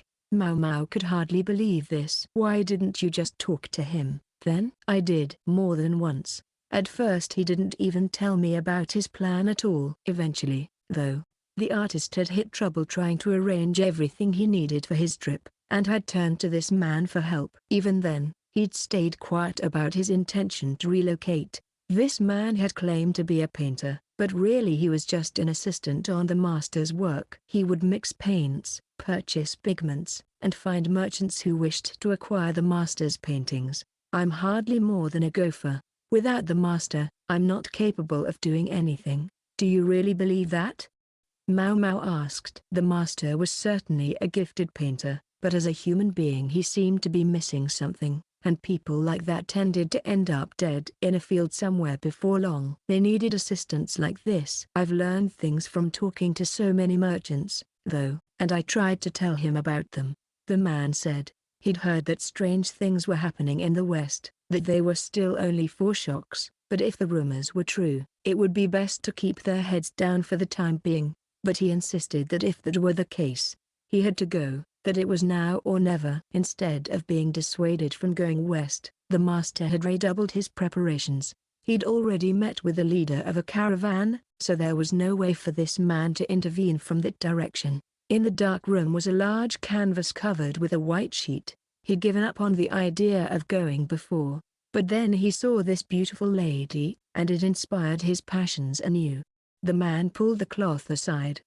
Maomao's eyes went wide. "But this is a woman much like the immortal he encountered in the West," he says. "This isn't her," but she looked so much like the other woman that the memories came flooding back to him. "I guess I don't blame him. How could you forget someone like this? That's what this is about?" Maomao thought, cold sweat running down her neck. The master said she was a shrine maiden he'd seen in Shaw. The man explained. The painting depicted a woman with white hair and red eyes. Chapter 11, The Dancing Water Sprite. "What am I even doing this for?" Maomao asked herself, pouting as she prepared the cloth-wrapped package.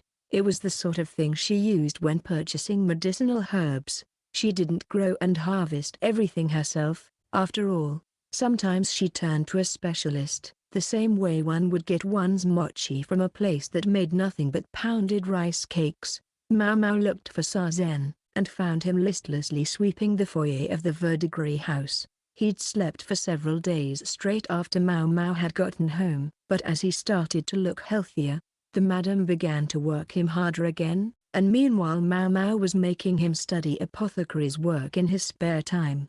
"Could you watch the shop for me? I'm just going to the next village. I'll be back this evening," she said, leaning out the window. Sazen flinched and rested his chin on the end of the broom. "You mean it? And is watching the shop all I have to do?"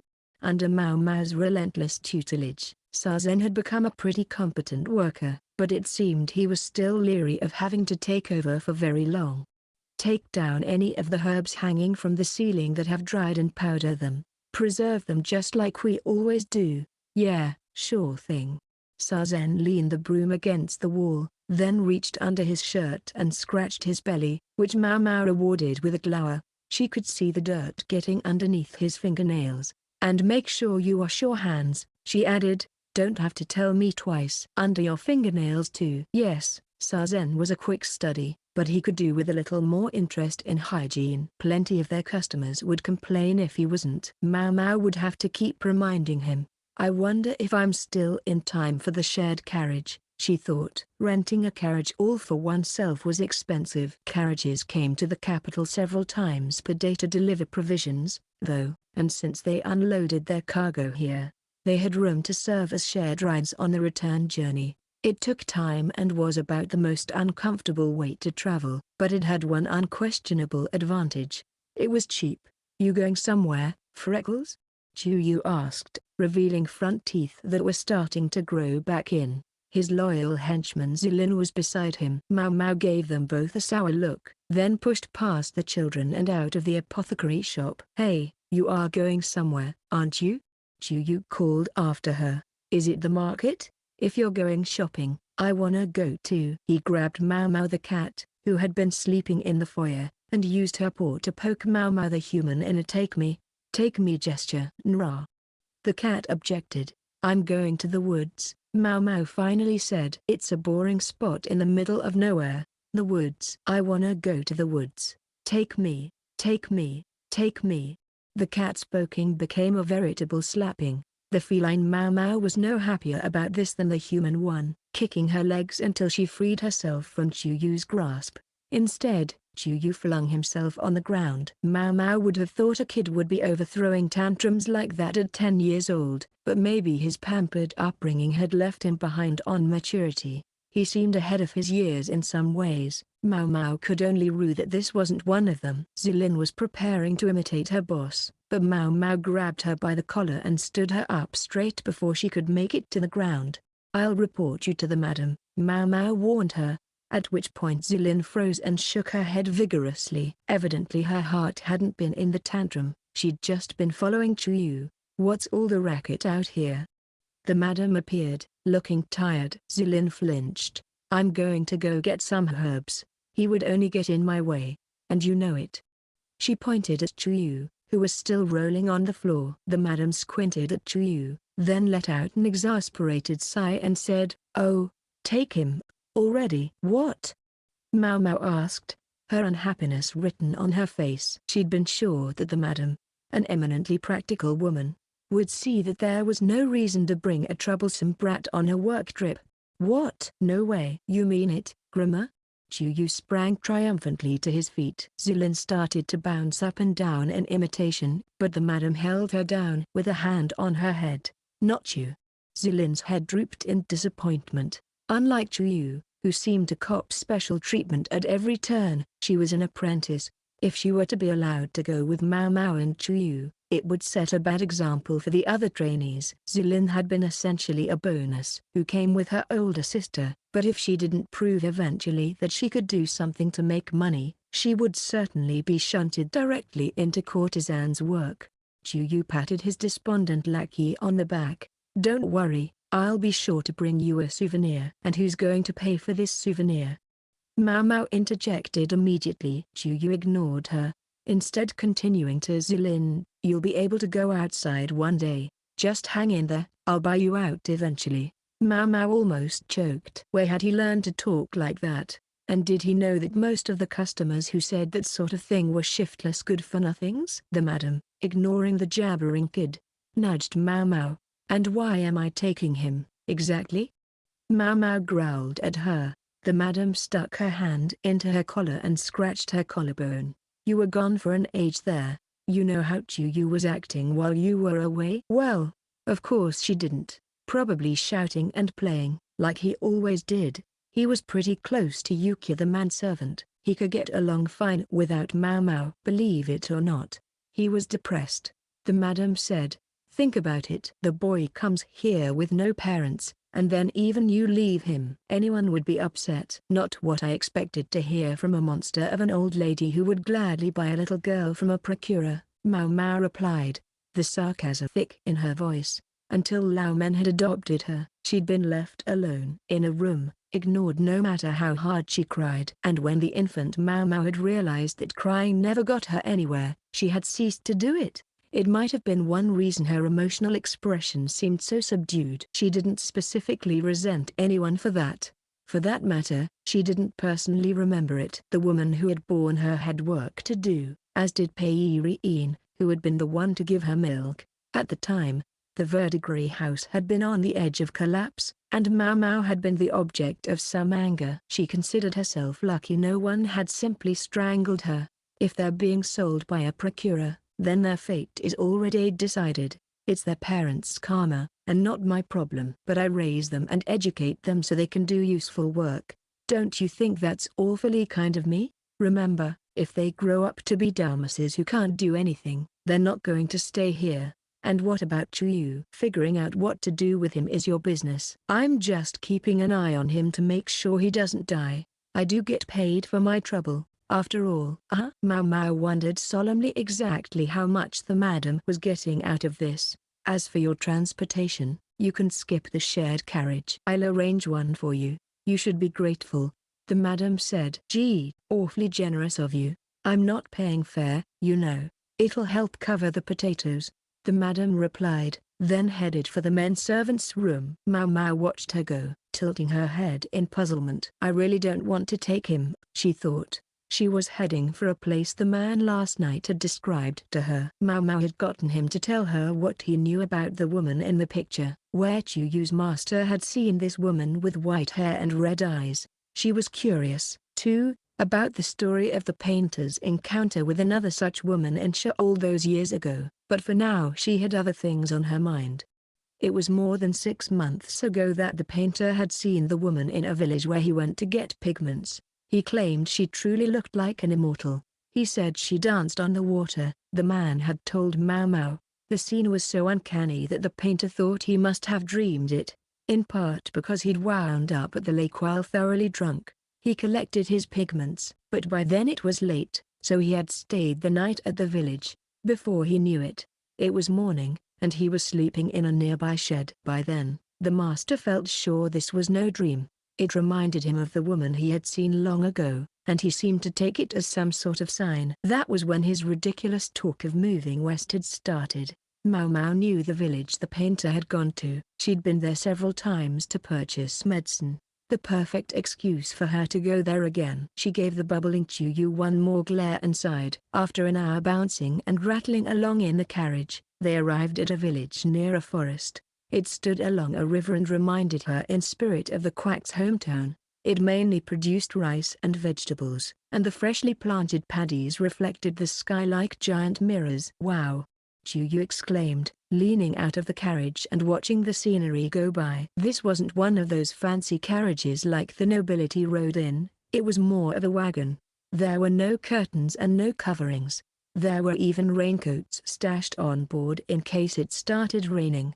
"Careful, Chuyu, don't lean too far. Don't come crying to me if you fall out," called Yukio, who was sitting on the driver's bench. The madam had been as good as her word. She'd rented the carriage, but she'd stuck Yukio with driving it. "What's the story here?" Maomao wondered, looking at Yukio with some annoyance. It wasn't that she had any specific beef with the thoughtful chief manservant, but something kept nagging at her as she watched the fields roll by. The paddies were indeed stunning at this time of year. The sky was blue with no hint of rain. The land looked as sapphire as the sky, and there was something mysterious and intriguing about the blue clan world. Chuyu tugged on Maomao's sleeve. "Hey, Freckles." "What's that?" He pointed to a couple of small hills of sand. In each stood a stick connected to each other by a braid of twisted rope. They appeared to stand by the path of the river that ran alongside the rice paddies. "I think it's intended to mark off sacred space," Maomao said. She didn't know much about it herself, but she knew it had something to do with some sort of folk religion. It was supposed to create a barrier to keep bad things out. The shape of the rope was a little unusual, though. Maybe a local variation on the superstition. Then, though, Maomao leaned out herself to get a better look. "Huh?" The rope really didn't look anything like the other times she'd seen them. She thought they used to be simpler, but this year the rope was more twisted than usual, and strips of white paper had been woven into it. It struck her as a bit more sophisticated than before, but she also knew you didn't just go changing the shape of cultic objects on a whim. "We're here," Yukio said. Maomao hopped off the carriage and looked into the woods. "I'll hang around the village," Yukio informed them, pointing to what appeared to be the only place in town for some refreshment. They probably at least had some moonshine on hand. "What do you want to do, Chuyu?" Chuyu glanced back and forth between Maomao and Yukio, then trotted over to Maomao. Yukio chuckled. "Think I'll go knock back around, then?" He headed for the drinking establishment. Chuyu was clutching Maomao's robe. For some reason, she was afraid he would pull her belt clean off, so she took his hand instead and pulled him toward the village chief's house. "This place sure is empty," Chuyu said after a quiet moment. It was true. There was really nothing there, but there was also no need to say so out loud, and Maomao gave him a rap on the head. They headed for the last house in the village. A tumble-down place with vegetables dangling from the eaves. They were probably drying them out to preserve them. A fine idea, But at this time of year, you had to be careful or mold would start growing on the vegetables before you knew it. Next to the vegetables was a braided rope, like a smaller version of the one they had seen earlier. Maomao figured it had been 3 years since she'd been here last. Her service in the rear palace had kept her away for a long time, and she hoped the village chief still remembered her. "Hello?" she called, knocking on the door. Yu imitated her with a solid thump, and Maomao shoved down his head angrily, just as a young woman emerged from inside. "Yes? Who is it?" the woman said. She was quite pretty for someone so far out in the country, and she was dressed in an outfit that looked plain but durable. "I'd like to see the chief, if I may." "Tell him the disciple of Lao Men the apothecary is here," Maomao said, identifying herself not by her own name, but by her father's. Most people would hardly believe her if she claimed to be an apothecary. Getting a few years older might help with that, but Maomao felt she had no reason to boast of being an apothecary, so she stuck with the name the chief was more likely to recognize. The young woman called into the house and a middle-aged man emerged. The chief's son. As Maomao remembered, he must have remembered her too, for he said, "Ah, yes," and nodded. "I'm afraid my father caught a severe cold last year and had died of it, sadly." "I see," Maomao said. Far be it from her to ridicule him. To say it was only a cold. Left unchecked, a cold could quickly get worse and become pneumonia. Her recollection was that the former village chief never took medicine.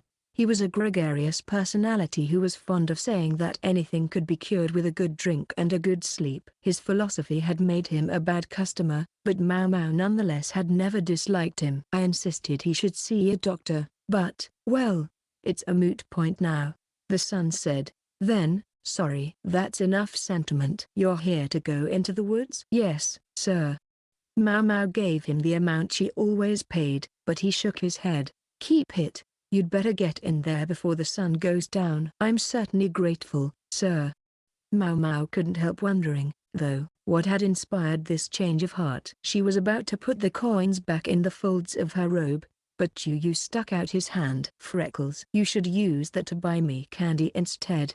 Come on, do it. You've got your own income," she said, stashing the coins safely where they belonged and turning toward the forest. "Lots of snakes this time of year. Be careful," the new chief said. "Of course, I know that, and they make excellent ingredients." "Not these snakes," the chief replied, pinching the rope that dangled from the eaves between his fingers. When Maomao looked closer, she saw that each end of the rope was shaped a little differently. It narrowed at one end, while at the other it got thicker and the end was split. It almost reminded her of a snake. In fact, it looked very familiar. "If you kill a snake, the villagers might attack you," the chief said. "Attack me? What in the world for?"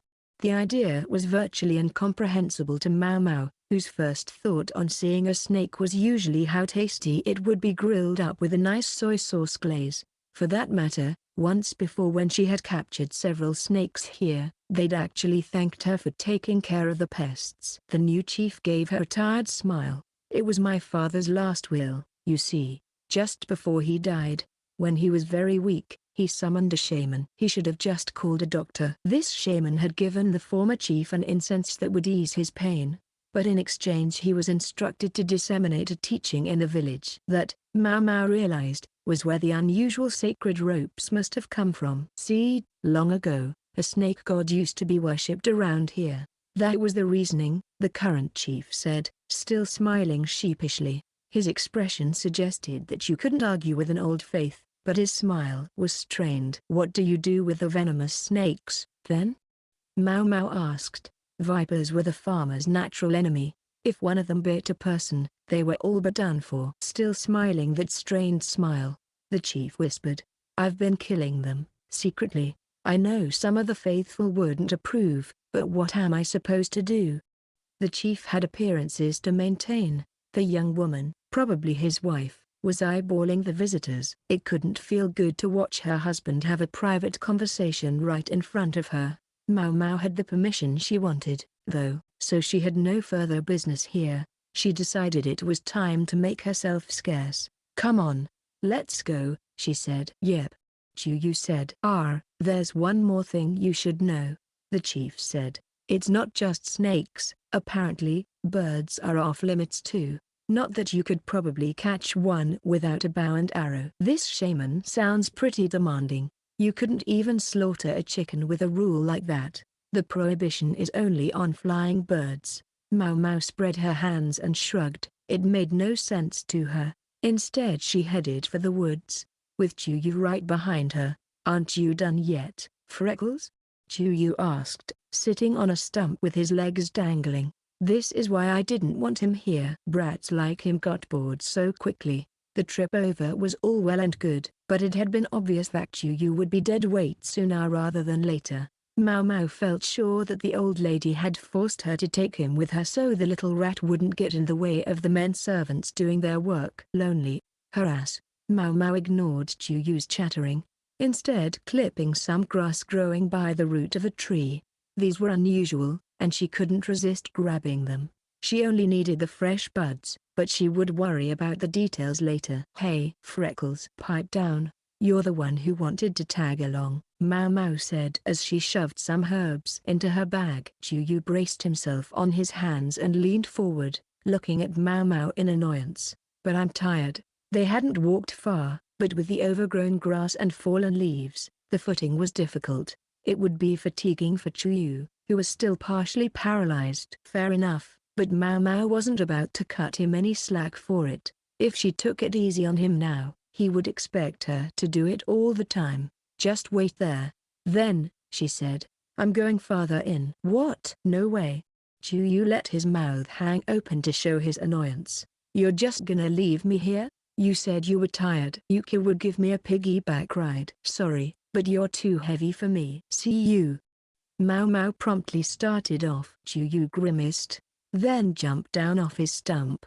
He did prefer to be with people, like the madam described. When he was in the pleasure district, he could frequently be found with the men servants or the girl children. The forest was gloomy on account of the dense growth, and he heard a fluttering sound like flapping wings. It was accompanied by a hoo, maybe it was a pigeon? I'm coming. Already, just don't leave me here." Chuyu called, and started after Maomao, dragging his leg. Maomao, keeping one cold eye on him, continued into the woods. The place was full of different trees. Many were broadleafs. The place must be rife with nuts and berries in the fall. Conifer forests were better for making paper, but in Lee, most such places were located in the north. As she went along, Maomao spotted a raspberry and popped it in her mouth. Chuyu found another and copied her, which was fine, except that it left his mouth sticky and red. Maomao swallowed her annoyance and wiped his lips, knowing that if he wiped them on his sleeve, the color would never come out. With each raspberry he ate, Chuyu smiled ruefully. "These are sour," he announced. "That's because they're not ripe yet," Maomao said. It evidently wasn't going to stop him from eating them. "Hey, Freckles, can you eat these mushrooms?" he asked, pointing to some small fungi growing on a desiccated tree trunk. "Are they, like, eatable?" "They're not very good, I'm afraid, and they're not even poisonous." In other words, they were of no interest to Maomao. Chuyu's shoulders slumped disappointedly. They sounded light-hearted, but Maomao hadn't forgotten why she was here. Eventually she found a marsh, along the way to which she'd discovered some bracket fungus, which made her very happy. Cattails grew along the banks. The pollen of these plants, known as puang, had medicinal properties and could be used to aid clotting and as a diuretic. There was an island in the middle of the marsh, and meanwhile a series of the sacred poles and ropes were set up at the border between the trees and the marsh. For places with water had long been said to be gateways to the other world. That might also explain why there was a small shrine on the island in the lake. The lord of the lake lived there. Maomao had heard that it took the form of a large snake. There was a hut on the edge of the marsh for the person tasked with tending to the shrine, and that was where Maomao and Chuyu headed. The hut was built on stilts, to keep it clear of the water when there was a heavy rain, but in recent years, the marsh had begun to recede. Marks could be seen on the stilts where the water had been. Maomao had heard that even the spot where this small house stood had once been part of the marsh, which might have explained why the ground was soft and muddy and difficult to traverse. They took advantage of a succession of stepping stones to make the journey easier. Beside the shack was an even smaller structure from which cooing could be heard. Pigeons, Maomao suspected. At first she thought maybe they were being kept for food, but then she remembered what the chief had said. If his words were to be believed, it was forbidden to eat them. In which case, maybe they were pets. Chuyu was inspecting the high water marks with interest. Maomao went up the stairs that led to the hut and peeked inside. The person inside noticed her, too, for a hirsute-old man shortly emerged from the house. Maomao had dealt with him before, and he seemed to remember her as well. "Haven't seen you for ages. Thought maybe you'd gone off somewhere and got married?"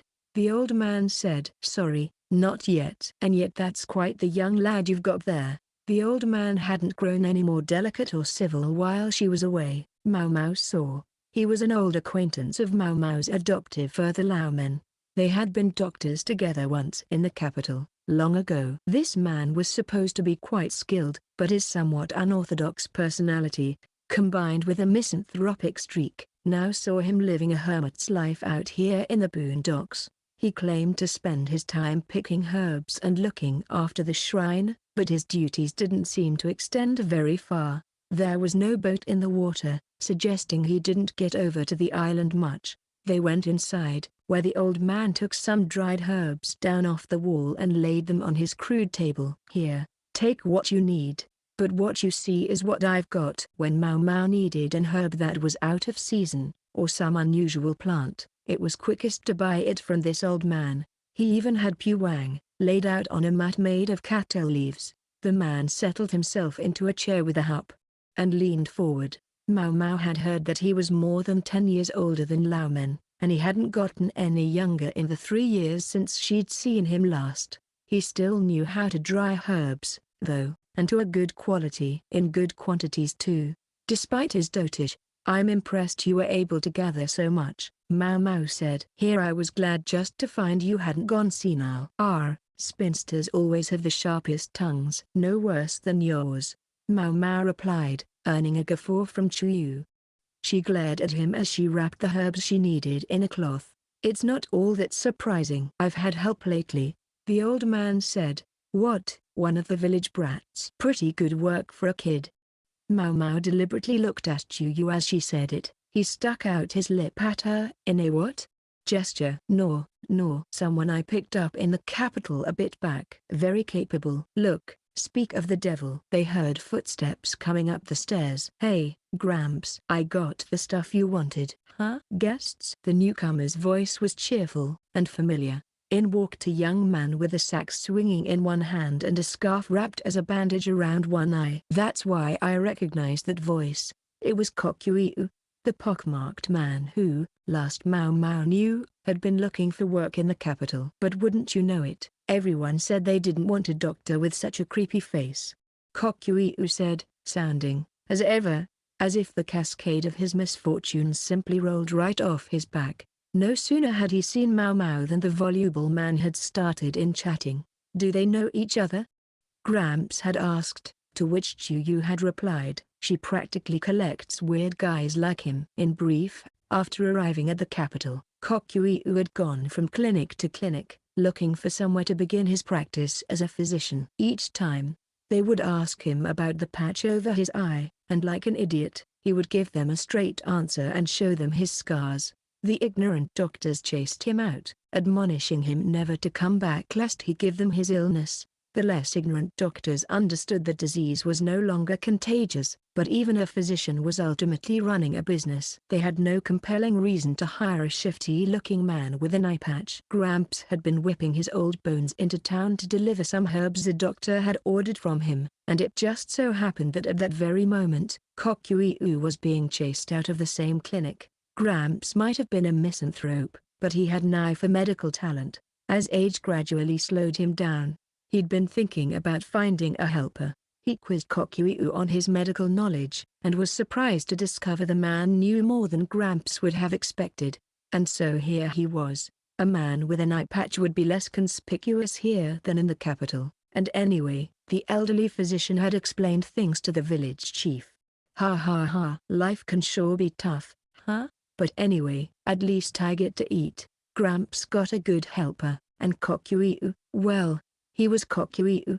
Both of them seemed happy enough. If I'd realized, maybe I would have asked him to join me, Maomao thought with a twinge of regret, but she couldn't go back in time. Even if she had brought him to the shop with her, the madam would only have worked him like a dog, the way she had Laomen. Maybe Kokyuu was better off here.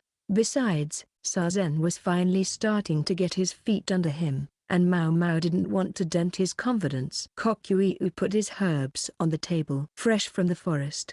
He grinned. Chuyu peered up at him, then made a face like a particularly dumb-looking squirrel and stuck out his hand. "What's under the eye patch, mister? You want to see?" Kokyuu said, and then with a word of warning, "It's pretty gross." He lifted the eye patch. "Oh, yuck!" Chuyu exclaimed. Politeness was not his strong suit, and pounded Kokyuu on the shoulder. "Too bad for you, mister. You could have been pretty popular with customers. If it weren't for that, you said it. And here I like to think I'm good with people," Kokyuu replied. "Our girls might have liked your face, too. Darn shame." "Our girls." "Nice," Maomao thought, but otherwise she ignored their chatter. Instead, taking an appraising look at the herbs, she squinted at one of them, a large leaf she didn't recognize. "What's this?" she asked. Kokyuu broke away from bantering with Chuyu long enough to say, "That's an incense leaf." An incense leaf, in other words, tobacco. The madam and the prostitutes loved to smoke, but somewhat surprisingly, the practice hadn't caught on among the common people for the most part. Once, Maomao had repaired a damaged smoking pipe and had tried to return it to its owner, for she simply assumed it must be important to him. Tobacco was a luxury item. It was addiction that kept the otherwise stingy madam smoking. Lao Men informed Maomao that too much smoking was bad for your health. In any case, as far as Maomao knew, the leaves were usually imported, and she'd only ever seen them in a pulverized state, so she hadn't recognized the plant when she saw it. "They're not actually that hard to grow," the old man interjected. "Oh?" Maomao asked, studying the leaf with great interest. She was thinking that if she could get this to grow in their garden, it might prove a profitable side business. She doubted, though, that these two would simply cough up some seeds for her. She might at least be able to get them to share some of the leaves, but she questioned the wisdom of further entrenching the smoking habit among the courtesans by providing them with a cheap source of tobacco.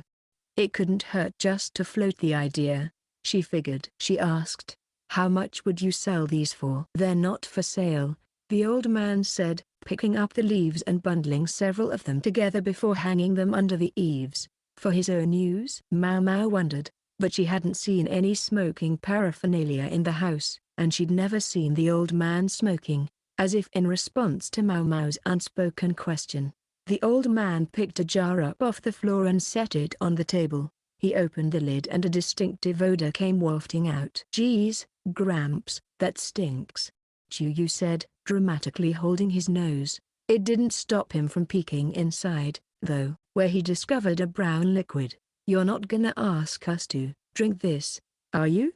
"No. And you'd better not. It'd kill you dead. It's got incense leaves steeped in it." "Ugh, why would you have something like that around?"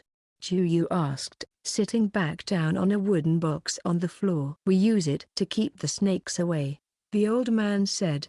Maomao clapped her hands. Tobacco leaves were poisonous if eaten, and she knew the toxin affected insects. For the first time, it occurred to her that it might also work on snakes. Bugs were one thing, but snakes she always tried to catch. She never would have thought of trying to drive them away. "It's the best we can do with all this nonsense about not killing snakes. We have to be careful, wouldn't want to cause any problems. But we also don't want to get bit while we're out picking vegetables.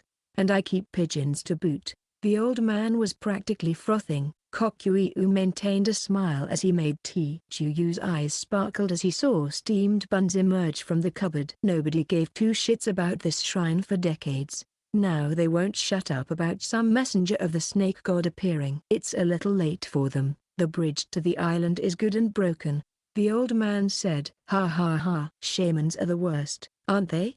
Kokyuu agreed cheerfully. Was there, perhaps, just a hint of personal animus in his jollity? Maomao, meanwhile, found herself wondering about something. Last will and testament of the previous village chief or no? She questioned whether anyone in a small village like this would actually be so hesitant to kill a snake. Was it actually because a snake deity was once worshipped here? Was this shaman really that persuasive? She asked coolly. Gramps snorted. Funny you should ask. The truly faithful say she changed form. Changed form?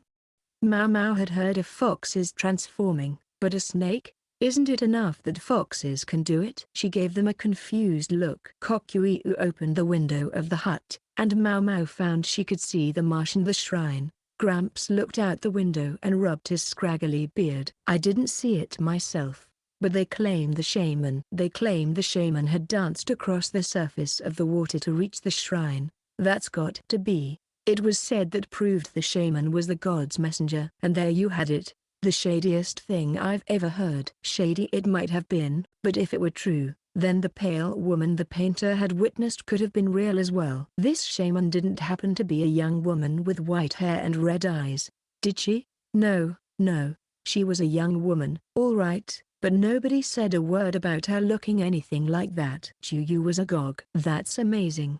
How did she walk on the water? It's easy, Kokyuu said. You just have to take the next step before your foot starts to sink. Then you do it again, and again. One step at a time. The lie seemed to come very easily to him. Awesome. Maomao bapped Chuyu on the head as a warning not to be so gullible. At the same time glowering at Kokyuu, she had just been starting to think of him as friendly and harmless when it turned out he was capable of something like this. Don't tell me you really believe she could do that, Maomao said. Hell, of course not. But, the old doctor continued scratching his chin and looking outside. He seemed conflicted. Once, when I was a young man, I saw that very thing. You saw someone dancing across the surface of the water? Maomao cocked her head. Chuyu copied her, as did Kokyuu, for some reason. Yeah. Back before I left the village. You know, it used to be the duty of the shrine maiden to serve the snake god. The old man's family were in fact distant relations of the village chief, and the young women who served at the shrine were of the same bloodline. Gramps had just said that the shrine had been all but abandoned for decades, but there was an explanation for that. They came hunting for girls for the rear palace, and then there weren't any young women around here anymore. What could one say? It was as simple as that. With that, rituals that had been passed down by word of mouth for generations disappeared, and the shrine fell into disuse. It was just about then that the previous village chief had taken over. Since the chief before him had been a man of scant faith, he allowed the shrine to sit unused, until it became decrepit, and even the bridge to the shrine's island rotted and collapsed. Then Gramps returned to the village and became the keeper of the shrine, even if only nominally, living here in this hut. Didn't the shrine maiden come back to the village after completing her tenure at the rear palace? Maomao asked. Hey, she always was a good-natured girl. Why should she come back to a place like this? Fair enough, Maomao thought, picturing Shiolan, who had been her friend at the rear palace. Shiolan's parents had sold her into service so as to have one less mouth to feed. She'd understood the reality, and had known that even if she went home, there would be no place for her. Instead, after leaving the rear palace, she had found work to support herself. A young woman with a half-decent head on her shoulders could probably have found any number of ways to earn a better living than the one she'd had in a village like this. There was more than one way in which the rear palace could be said to give its women a leg up in life. The former chief was all laments before he died, but my feeling was that if he was going to complain so much, he should have asked a doctor for help, Gramps said. Ha ha ha. That's funny. Yeah, some people are that way, huh? Kokyuu chortled, but the old man gave him a gentle jab to the head. It wasn't that funny. Maomao gazed outside. I don't see a boat. How do you get across? I assume you have to check the condition of the shrine periodically. Gramps drew a circle on the table. Boats anger the deity, evidently. There's even one particular area set aside for fishing, although all you'll ever catch is loach, so it's not exactly worth the effort. So the shrine just goes unattended. You're welcome to go see it if you're interested, just not by boat. What is this, some kind of riddle? Maomao asked. How was she supposed to get to the island without using a boat? Did he think she could walk on water? What? You thought it would be easy to get to a sacred place? Nonsense spouting old man. Kokyuu, you take them. There should be a better view of the island on the far bank than here, and weed the fields while you're at it, or, what a chore, Kokyuu said, but he grabbed a hand scythe nonetheless. The tobacco grows over there, you can't have any leaves, but if there are some seeds, you can take a few, your payment for doing the weeding. Maomao scowled at the old man, who seemed intent on turning the screw at every opportunity, but she also picked up a scythe. Maomao's little band headed around to the far side of the marsh. Something that looked like lotus leaves floated on the surface of the water. Chuyu had been scared of Kokyuu's scars at first, but demonstrating that he had considerable adaptability if nothing else, he and Kokyuu were already fast friends. Chuyu was even wheedling piggyback rides out of the young doctor, although unlike the menservants, Kokyuu swayed a little under Chuyu's weight and it looked dangerous. Maybe only being able to see out of one eye threw off his sense of balance. There it is, over there, Kokyuu said, as a bridge connecting the bank to the back side of the small island came into view. The bridge was rotten, though, and there wasn't much of it left. Maomao looked at it in disbelief. Even the foundation was coming apart. It hardly looked like it could support a wooden board. Kokyuu, evidently much on the same page as Maomao, produced a wooden board from somewhere. Here we go, he said, placing it across the rickety foundation. Is that safe? Maomao asked, feeling a growing sense of unease as she watched him. Ha ha ha, sure it is. You'd be surprised how sturdy this thing is. To demonstrate, he jumped up onto the board, which promptly gave way, dumping him into the marsh with an oops. What are you doing, man? Chuyu said, reaching out to help pull Kokyuu to his feet. With a glorp, though, Kokyuu sank deeper. A thrill of fear ran through the group. I don't suppose this is one of those bottomless swamps, do you? Kokyuu asked, still smiling. For a second, neither Maomao nor Chuyu said anything, but after the instant of silence, everyone burst into activity. The more Kokyuu struggled, however, the deeper he sank. Just as he was up to his neck in marsh water, Maomao managed to find a robust-looking vine in the woods and drag it out, so the man could use it to pull himself free. You're gonna give me a heart attack, mister, Chuyu said. Ha ha ha. Sorry about that, Kokyuu replied, scratching the back of his head with a muddy hand. Thus the one remaining clean part of him got as dirty as the rest. Maomao grabbed a bucket of irrigation water from the nearby field and brought it over, after which he took the path of least resistance, namely, dumping it over his head. Kokyuu shook himself off like a wet dog. Oh yeah, the old guy told me that it was around this marsh where they say kids get spirited away, Kokyuu said. Yikes, Chuyu said, not looking pleased. There was no telling how many people were buried down in the mud. Maomao looked at the decaying bridge. They really didn't take any care of it. Maintenance costs money.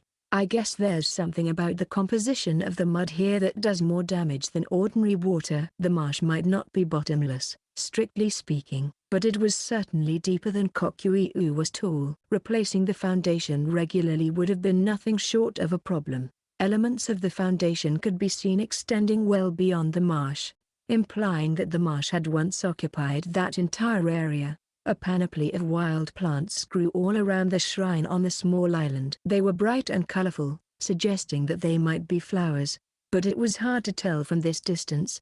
The one thing that was certain was that it was a color one rarely saw in this area. Birds flew over frequently enough. Maybe the seeds had made it down here in some poop. All right, let's get down to business, Kokyuu said, sounding energetic despite still being speckled with mud in places. He was suddenly wearing a reed hat. Where had he gotten that from? The field was bristling with weeds. Maomao was about to say exactly what she thought of that, but Chuyu beat her to the punch. Ugh! He exclaimed, his shoulders slumping. After that, she felt she couldn't say anything. Instead, she dutifully went about weeding, keeping her eyes open for any tobacco seeds, but there weren't any. Wily old bastard, she thought, Resolving to be sure, she wrung some seeds out of him before she went home. Kokyuu hummed cheerily as he went about the job, and Maomao felt compelled to help out. Chuyu, who seemed not to have had any intention of helping to begin with, went around collecting pebbles and drawing in the dirt. For a while, they focused on their work. The humidity was high in the marsh. The muddy soil looked rich in nutrients, but by the same token, they would cause roots to rot in a hurry. That might have explained the dash of sand mixed into the soil of the field. Thankfully, it made the weeds easy to pull out. "Hey, did you know?" Kokyuu said. He had stopped humming, but he almost sounded like he was talking to himself. "What?"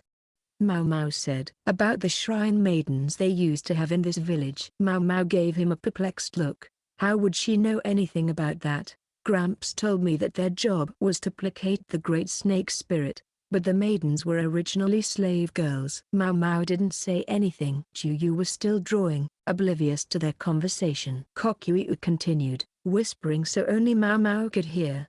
"I guess the river used to flood here a lot, until they developed flood control. The fields used to get inundated every year. Even the houses were underwater sometimes." What did people do in those olden times when they were powerless in the face of catastrophic natural disasters? They engaged in meaningless behaviors. It's said they bought slaves to use as sacrifices. That was when there was money to spare. Of course, when there wasn't, they probably chose some poor village girl. So shrine maiden was just a pleasant epithet for a human sacrifice. But then one day, a shrine maiden possessed of spiritual powers appeared. She even, so it was said, danced across the water in the sight of all the villagers. Gramps has really opened up to this guy, Maomao thought. All these stories were new to her. The old man must have been privy to this lore because of his family's connection to the shrine maidens. It seemed strange that at the same time, he was also distantly related to the village chief. I guess that meant that if you didn't possess those powers, you could expect to be sacrificed sooner or later. Kokyuu said. Whether you were sacrificed to the god of this or the lord of that probably didn't matter much to the person suffering the ritual. But then just when she thought she'd escaped, she gets sent to the rear palace instead. Thus, given not to the master of the lake, but the master of the land. No wonder she didn't want to come back. Maomao saw now why the young woman had never returned. As the old man had told her, who could blame her if, indeed, she felt some anger at her hometown? Maomao gazed distantly at the water. The surface rippled, but to judge by Kokyuu's state after falling in, it was mostly mud down there. She picked up a stick lying nearby and jabbed it into the water. Once it sank into the muck, it was hard to pull back out. Less of a marsh and more of a bog. The flood measures might have dispersed the water flowing into it, but maybe the shrinking marsh has made it muddier, Maomao said. She stood up from where she had been crouching. "Do you know when the marsh started shrinking?" "I guess I don't." "You could try asking Gramps," Kokyuu said. Maomao scratched her chin and stirred the mud as best she was able. She suddenly discovered Chuyu was standing beside her, also stirring. "You drop something?" he asked. "No," Maomao said. "It rained a lot at this time of year. The water level probably wasn't at its peak yet." That meant the marsh would only be even more muddy during the dry season. Suddenly, Maomao jumped to her feet. "What's the matter, Freckles?" Chuyu asked, looking at her, but she ignored him and ran off. "Hey, Freckles." "Huh? What's going on?" Kokyuu asked. Maomao didn't answer him. She made a beeline from the hut where the old man lived. She didn't want to stand and chat with the two of them. She was desperate to test the idea she'd had as soon as possible. Even as she ran, a smile came over Maomao's face. "Boy, where'd that come from?" "What's she think she's doing?" Chuyu grumbled. But he and Kokyuu followed along just the same. Chuyu must have gotten tired of running partway there, because when they arrived at the shack, Kokyuu was carrying him on his back. Maomao vaulted up the stairs and knocked on the door. No sooner had the old man opened it than she burst out, "Give me some tobacco seeds." Gramps was slurping some noodles, looking almost as if he were eating his own beard. "Is that what you're here about?" "If there weren't any seeds in the field, too bad." He began to chew his mouthful of noodles noisily. Maomao had been expecting something like this. But she had an idea. "What if I told you I could identify the notorious shaman?" she whispered. The man's unpleasant chewing stopped and he set down his chopsticks. "Kokuiu, come here. Take this and go entertain the kid." He pulled a ball off the shelf and tossed it to Kokuiu, who failed to catch it and had to run outside after it, Chuyu trotting behind him. With the interlopers cleared out, the old man motioned Maomao to sit. She seated herself in a chair and looked out the window at the marsh. "Let me venture a guess, when this shaman appeared, it was the time of year when the water level was dropping." The painter had seen the white-haired, red-eyed woman about 6 months ago. Give or take, that would be the season of little rain. Less water in the marsh would mean more bog. "That's right," Gramps said. "And the shrine maiden did her dance at roughly the same time of year. Am I right? I don't see what that has to do with anything." Maomao moistened her finger in the water jug, then started sketching a map on the tabletop, a circle representing the lake, after which she added the little island and the bridge. Gramps must have found it hard to see the water map, because he offered her a brush and paper. "Crude materials, but still easier to see." Maomao started writing. She pointed to the bank nearest the island, the farthest point from the river that fed into the marsh. "Was that about where the rain dance was performed?" "Yes, that's right," the physician said. The place could be seen from the window of the hut they were now in. "This shrine maiden or shaman or whatever she was invoked the blessing of the great snake god and walked across the water." "What if I told you I could do the same thing?" asked Maomao. The old man squinted at her, clearly skeptical. "That's enough silliness out of you. If I might say so, I don't think you have the figure to attract the snake god." "Gee, old man, I didn't realize you were such a devout believer." Their eyes met. Maomao smiled, trying to provoke him. If she was right, this old man knew something he wasn't telling her. It was almost as if he could read her mind. "Lao men would never operate on an assumption that way," he said. "That's exactly why I want to investigate the marsh, to substantiate that assumption." Gramps gave her a glare, but got up as if inviting her to follow him. "You're not one for having a little mystery in life, are you?" "Not that I'm one to talk. The thing to do at a moment like this is just to believe that immortals and shrine maidens really exist." The old man almost spat the words out, but then he called to the pair playing with the ball outside, "Go buy something that'll pass for dinner." He gave Kokuiu some change. Evidently he didn't think the ball would distract them for long enough. "Now, listen, kid. This schlub is always getting ripped off." "Sorry, but do you think you could go with and keep an eye on him?" "Sure, just leave it to me," Chuyu said, and went after Kokuiu again. Maomao and the old physician stayed where they were until the other two were out of sight. Then the doctor said, "Let's go." He brought her to an area of the marsh that had been fenced off. Floating plants grew on the surface of the water. Maomao frowned at the boggy ground, taking off her shoes and holding up her skirt as they went. Gramps, for his part, hiked up the legs of his trousers. The water was dark and cloudy. The shrine maiden walked from here to the island. "If you can manage the same thing, I'll tell you whatever you want to know." Then he dropped his voice to a menacing whisper and said, "Before the shrine maiden, the young women who were brought here were called sacrifices, and they were drowned in this marsh, tied to weights and sunk into the fathomless depths alive. My great-grandmother told me how she tried to cover her ears as the girls cried and sobbed their last. Every attempt at struggle dragging them closer to their doom. No guarantees you won't end up the same way. It may have been a revered custom, yet it must also have been a terrifying sight for the villagers who witnessed it. And then they felt remorse for what they had done and begged forgiveness, though it meant nothing by that point." Stone pillars stood around the marsh, constructed of similarly sized rocks piled one atop the other, with the largest of all standing on top. "Cairns of some type, perhaps." "So, how exactly did the maiden cross the marsh?"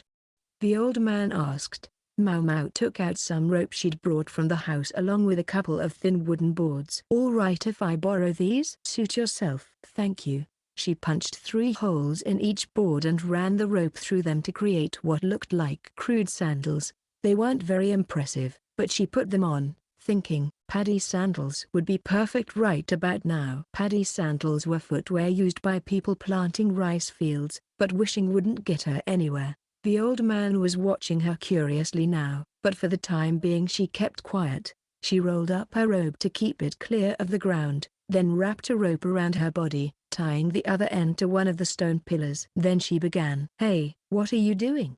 Gramps asked. "Substantiating." Maomao put a foot in the marsh, or more properly, she almost kicked against it, the impact causing her foot to bounce back. The old man was startled, but Maomao was already taking her next step, kicking forcefully. She did this again and again, working her way across the bog. She was, indeed, walking on water. It wasn't quite the way Kokuiu had suggested, but she took each step before her foot could sink, then repeated the process. It was enough to keep her on the surface. "How's that? I can walk on the water." Maomao grinned, full of confidence. The old man touched his beard, astonished. "That's something special. I'll give you that." He picked up a long stick lying nearby, took a step into the marsh, and plunged it into the water. There was a hard, sharp sound. "But you don't have to go to all that work. There are more of those Kens in the marsh." He struck the large stone pillar again. "What?" Maomao said, flabbergasted. In her amazement, she stopped moving her feet, which promptly sank into the bog. Gramps ended up having to pull her out. "How'd you do that, anyway?" Gramps asked the mud-covered Maomao after he'd extricated her. Maomao took her off her shoes and looked at the marsh, tired. "When you've got something that's not quite liquid and not quite solid, it has some special properties," she said.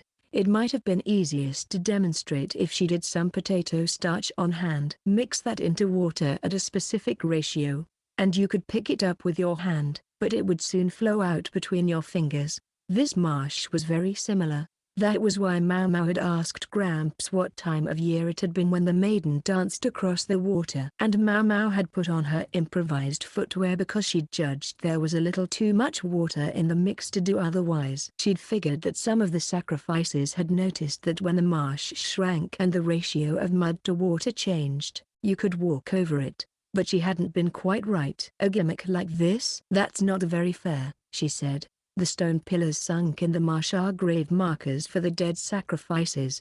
The old man replied firmly. "They were buried such that even in the dry season, they weren't visible. 10 of them, or maybe a little more," intimating the number of women who had been drowned. Long ago, when the time for the next sacrifice was decided, the son of the village chief told the unfortunate girl about the grave markers.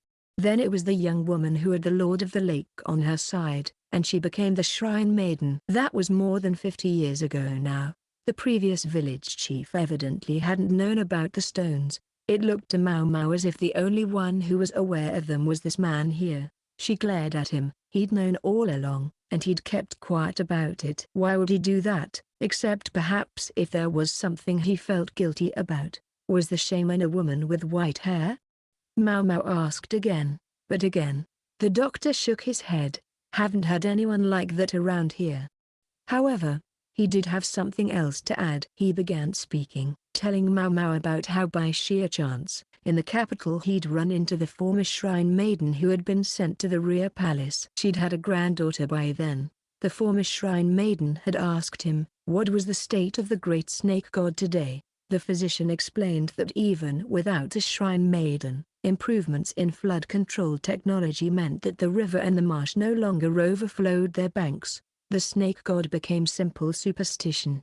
His shrine went to ruin, and no one now visited it. I can't help thinking maybe it would have been better if I'd told her the shrine was doing well, that thanks to the great snake, we were safe from floods. Even if it wasn't true, he said. The former shrine maiden had been incredulous at what the old man told her. It was as if all the shrine maidens who had gone down to the depths had died in vain. The thought enraged the woman. Not long after, she and her granddaughter came to the village. The former shrine maiden said she served a new snake god, and that was when she had her granddaughter cross the marsh. A new snake god? Maomao thought of the white sacred ropes, the snake deity, and the white-haired woman the painter had seen. She picked up the pole and plunged it into the marsh, seeking out the Kens as she worked her way toward the little island. The old man was right.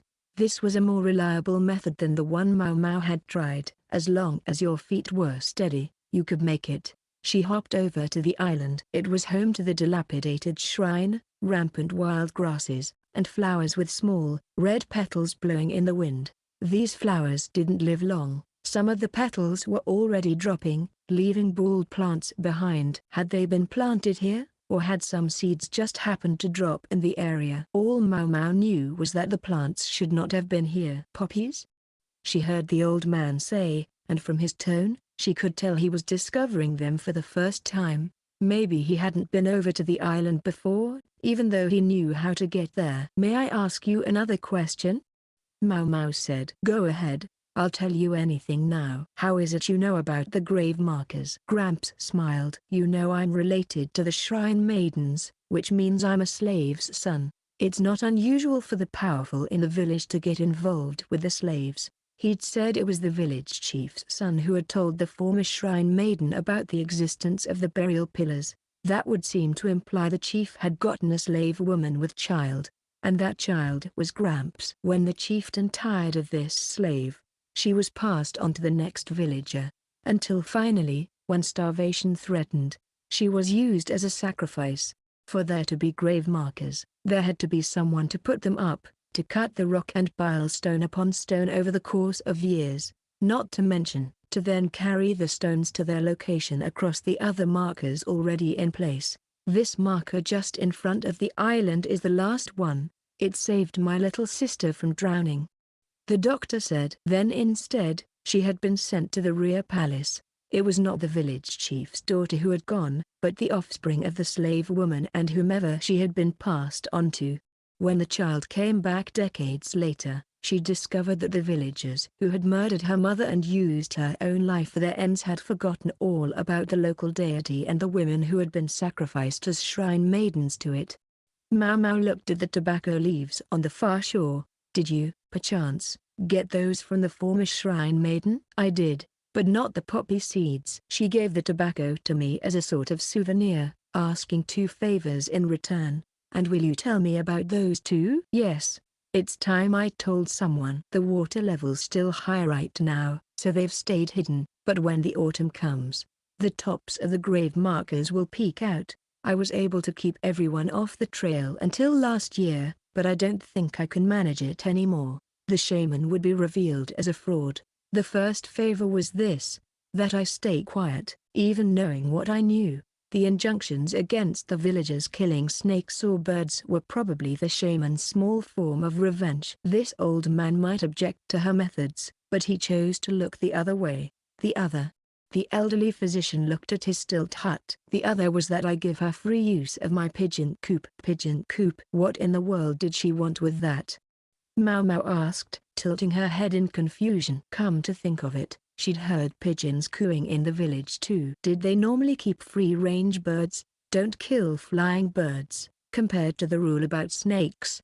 This admonition almost seemed like an afterthought. Maomao worked her way back across the grave markers toward the hut. Several times she almost slipped on the slick stone, but she was in a hurry to get to the pigeon coop. As she approached, her nose prickled at its distinctive odor. Inside, there were several dozen birds with dark greenish feathers. They flapped excitedly, surprised by Maomao's sudden arrival, but she ignored their reaction. Instead, she grabbed each one and tossed it aside in turn. "Hey, leave the poor birds alone," Gramps sputtered. So he thought of them as something more than food, but that was also immaterial to Maomao at that moment. Finally she found what she was looking for. She grabbed one bird around the back and flipped it over, plucking off the thing attached to its leg, a piece of twisted white string.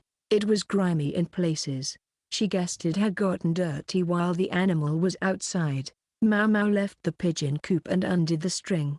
It turned out to be a single piece of cloth, embroidered with characters that really did look like a scribbled snake. "I know I've seen these before," Maomao thought. They looked much like the embroidery on the fire rat cloak she'd seen at the used clothing store. If you knew what you were looking at, you could tell it wasn't just a random pattern. It was a code, based on characters from the Western Reaches.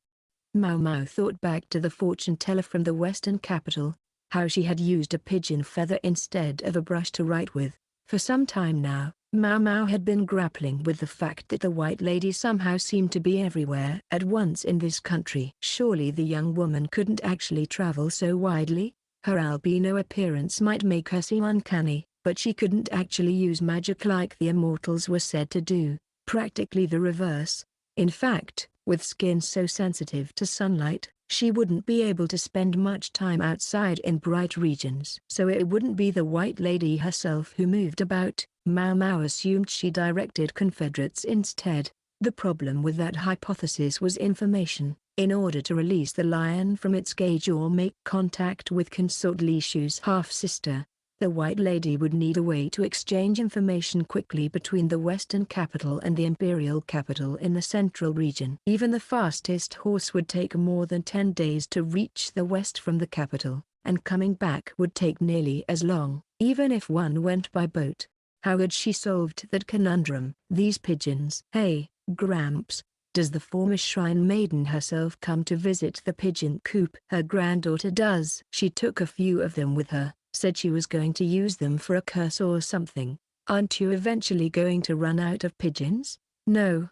They come right back to this coop when I release them, unless an animal, or a human, gets them first. In other words, she could communicate. Taking advantage of these pigeons' aptitude, Maomao closed her eyes, thought for a second about what she should do, and then looked at the old man. It was possible harm would come to the former shrine maiden and her granddaughter. They seemed like they might be connected to the White Lady. Maomao clicked her tongue. Want to work with me this time, Gramps? What are you talking about? Maomao wasn't entirely bereft of decency. She could just go straight to Jinshi without saying another word to the old man, but she chose not to. Instead she began to negotiate, feeling out how far he would go, where in the middle he would meet her. Chapter 12, The Trials of Consort Lishu. Jinshi got a letter from Maomao the day after his informal meeting with the messenger from the west.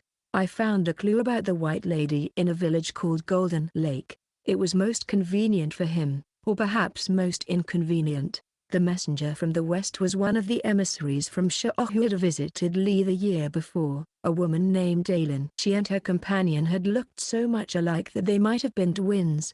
But the other woman, Ayla, well, matters turned out to be complicated.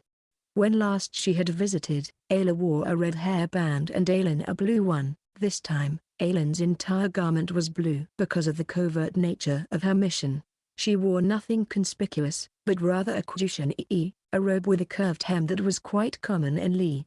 In truth, she was not someone with whom Jinshi ought to have been meeting too personally. The last time she'd seen him, he'd been dressed up as a woman and she had, embarrassingly, taken him for the moon spirit. Besides, he was busy. He wondered what she would talk about at this moment, whose guidance she was under, but it turned out to be La Han's. Jinshi had thought he'd seemed to be up to something in the western capital, but he felt certain La Han of all people wouldn't be doing anything sketchy, and had let the matter slide. It wasn't that he trusted La Han so much as that he had a certain understanding of the other man's psychology. La Han had some sort of fixation on beautiful numbers and unbeautiful numbers, and although Jinshi couldn't claim to quite understand it, he gathered that La Han wouldn't do anything that violated his standards of beauty. Jinshi had expected about half of what Ailin said to him. The other half had been unexpected, but none of it was completely unreasonable. La Han was already privy to the 2 points Ailin had brought up, and he hadn't shown any particular reaction. One thing she said did make Jinshi's head hurt: food exports or political asylum. La Han had already talked to Jinshi about exports in the form of a root vegetable called sweet potatoes. It was a promising crop, one that could be grown even in poor soil and yielded a harvest many times that of rice. The fact that La Han could come to him with such an idea immediately upon his return to the capital reminded him afresh that the La clan was nothing to sneeze at. The result was that Jinshi had spent the 2 weeks since his return working virtually without sleep.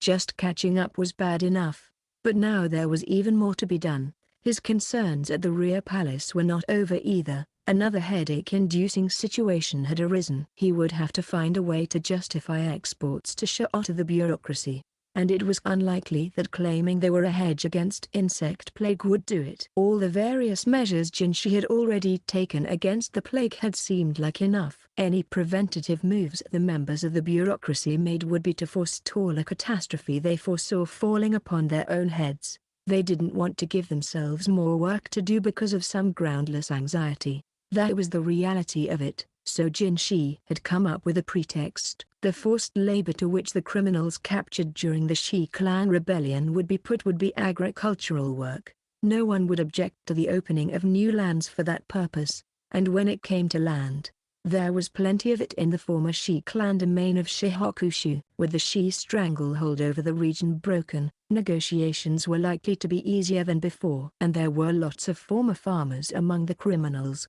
Their livelihoods would have gone back to how they had been before the clan had hired them. It might even be a little harder than it had been before. Jinshi wouldn't even have to put the plan into motion himself.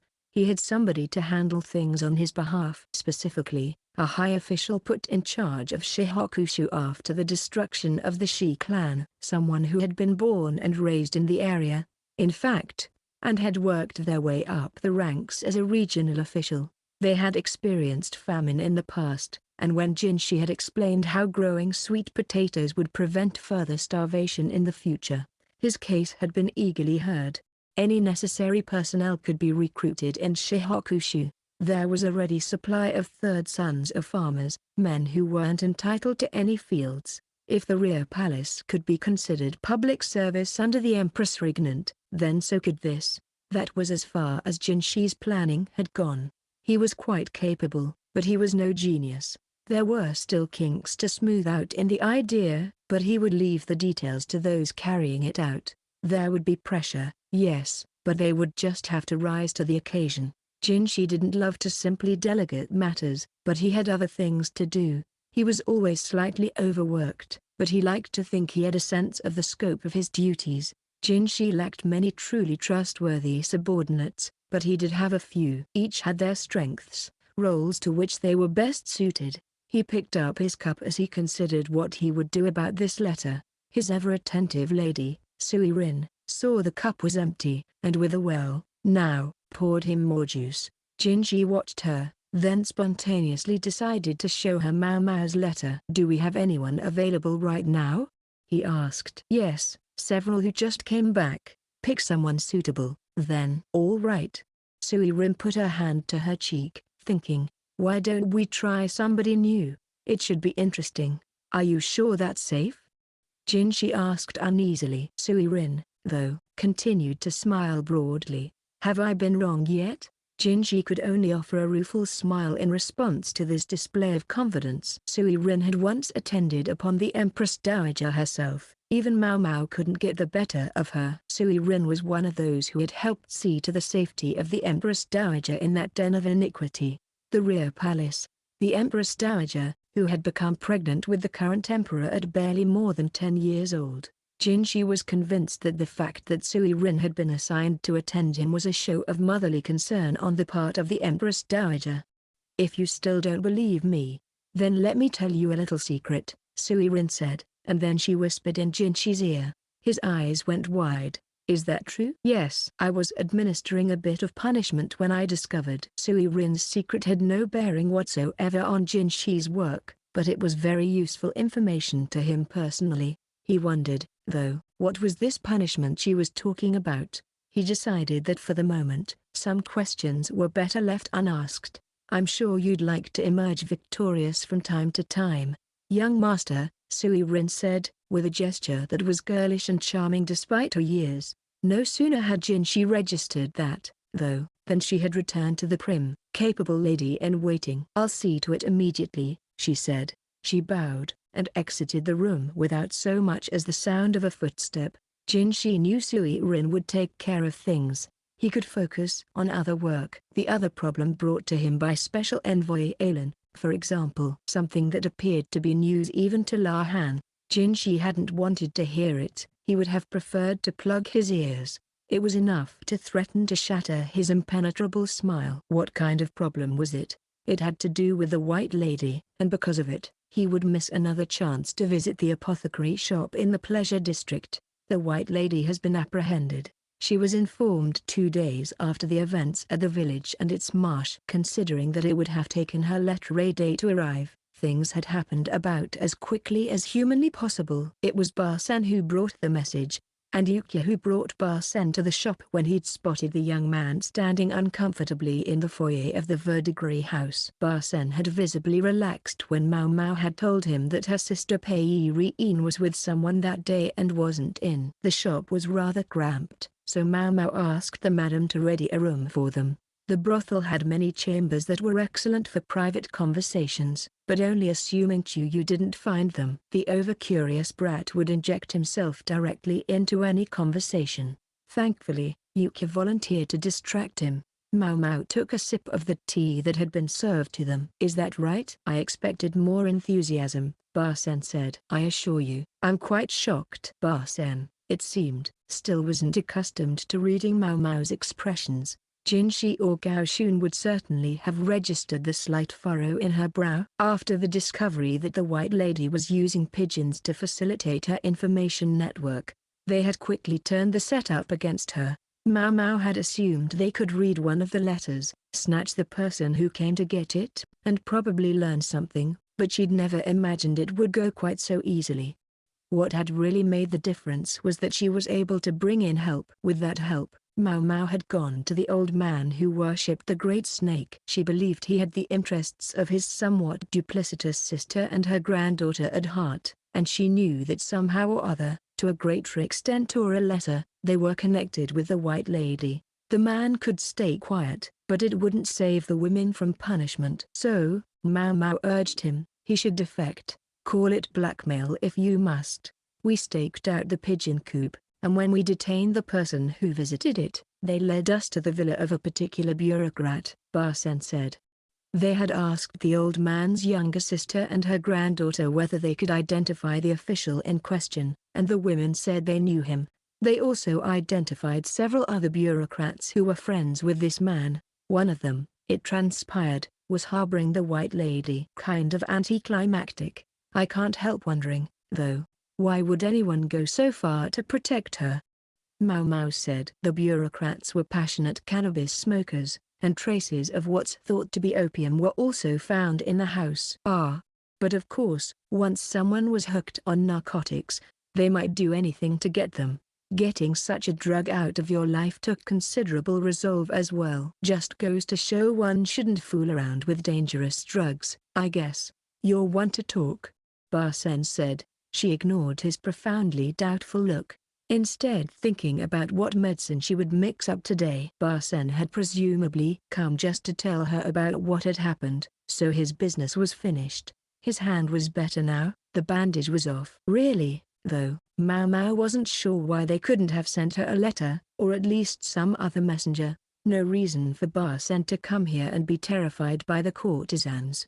Despite having delivered his message, however, Barsen showed no sign of getting up to leave. Instead he kept stealing glances at Maomao, his mouth almost opening and then shutting again. At length she asked, "Is something the matter, sir?" "No, Maomao was curious, but didn't actually want to get involved. Whatever it was, it probably meant trouble, and worse, it probably meant Jinshi. Yes, definitely better to steer clear." She hadn't seen Jinshi since they'd parted ways at the Western capital. The extent of their contact had been her letter about the White Lady, to which his reply had been businesslike. "I hope he'll just pretend nothing happened. That would be the most harmonious thing," in her opinion. Unfortunately, the world wasn't a decent enough place to give you harmony just because you wanted it. Barsen finally stopped flapping his mouth and looked her square in the eye, clearly resolved to say what he had to say. "I have a question for you. If a woman's menstrual period doesn't come, is it fair to assume that she's pregnant?" Maomao greeted this with silence. She never did know what this man was going to say next. Barsen scowled at the disdainful look she gave him, but his face grew steadily redder. Frankly, Maomao wasn't sure what to make of such a hopelessly virginal response. He wanted to know how to tell if a woman was pregnant. Could it be he'd fallen in with some bad girl who'd taken advantage of him?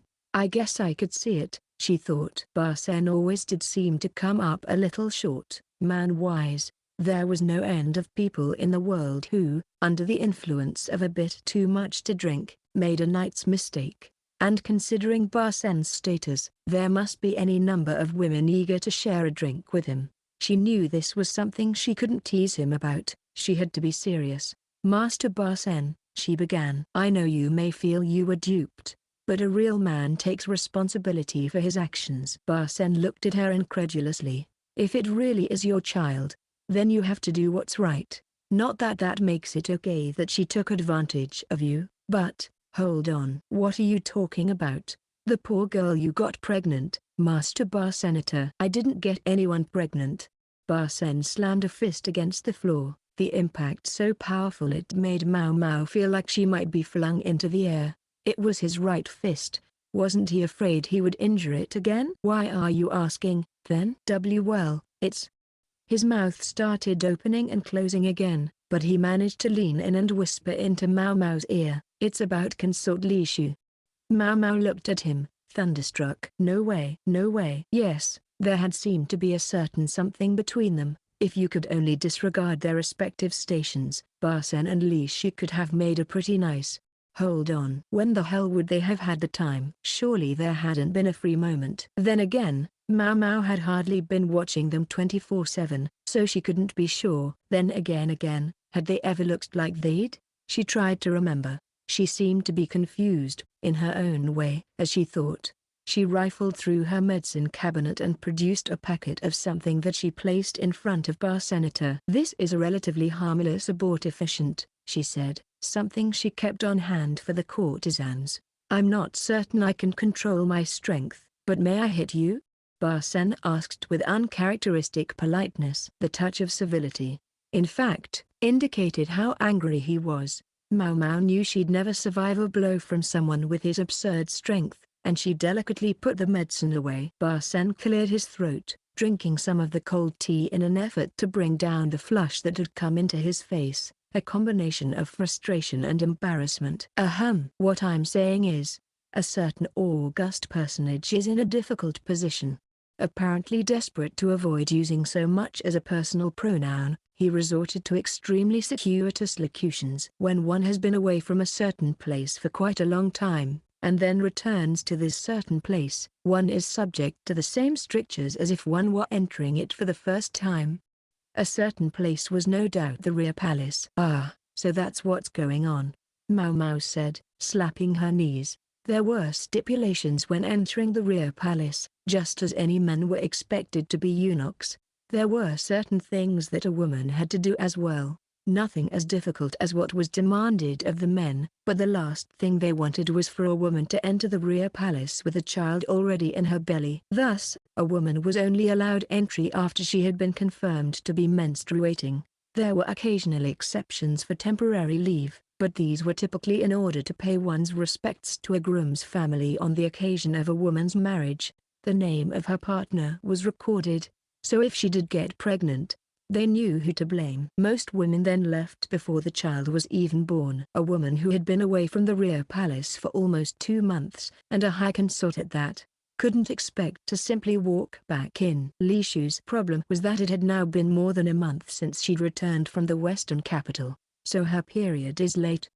Maomao asked. Barsen nodded miserably. Well, Consort Lishu is young, so they might be irregular. And when you consider the toll that traveling must have taken on her, it can't be that surprising if she's a little late. That, though, was speaking purely from a health perspective. The fact that Barsen was talking to her, and that he knew such personal information, meant there was something else going on. What might happen to a woman who was suspected of getting pregnant outside the confines of the rear palace, one of His Majesty's highest consorts?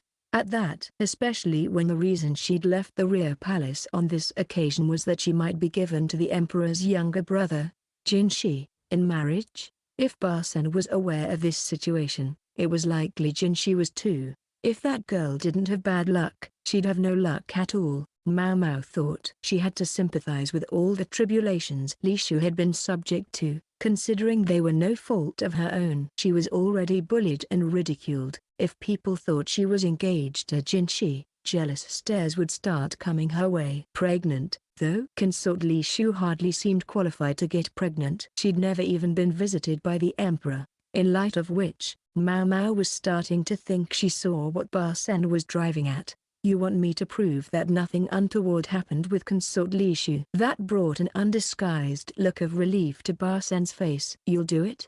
I will. I'll need to be able to go to the palace, though, and I'm not sure they'll let me in. A doctor maybe, but a random apothecary?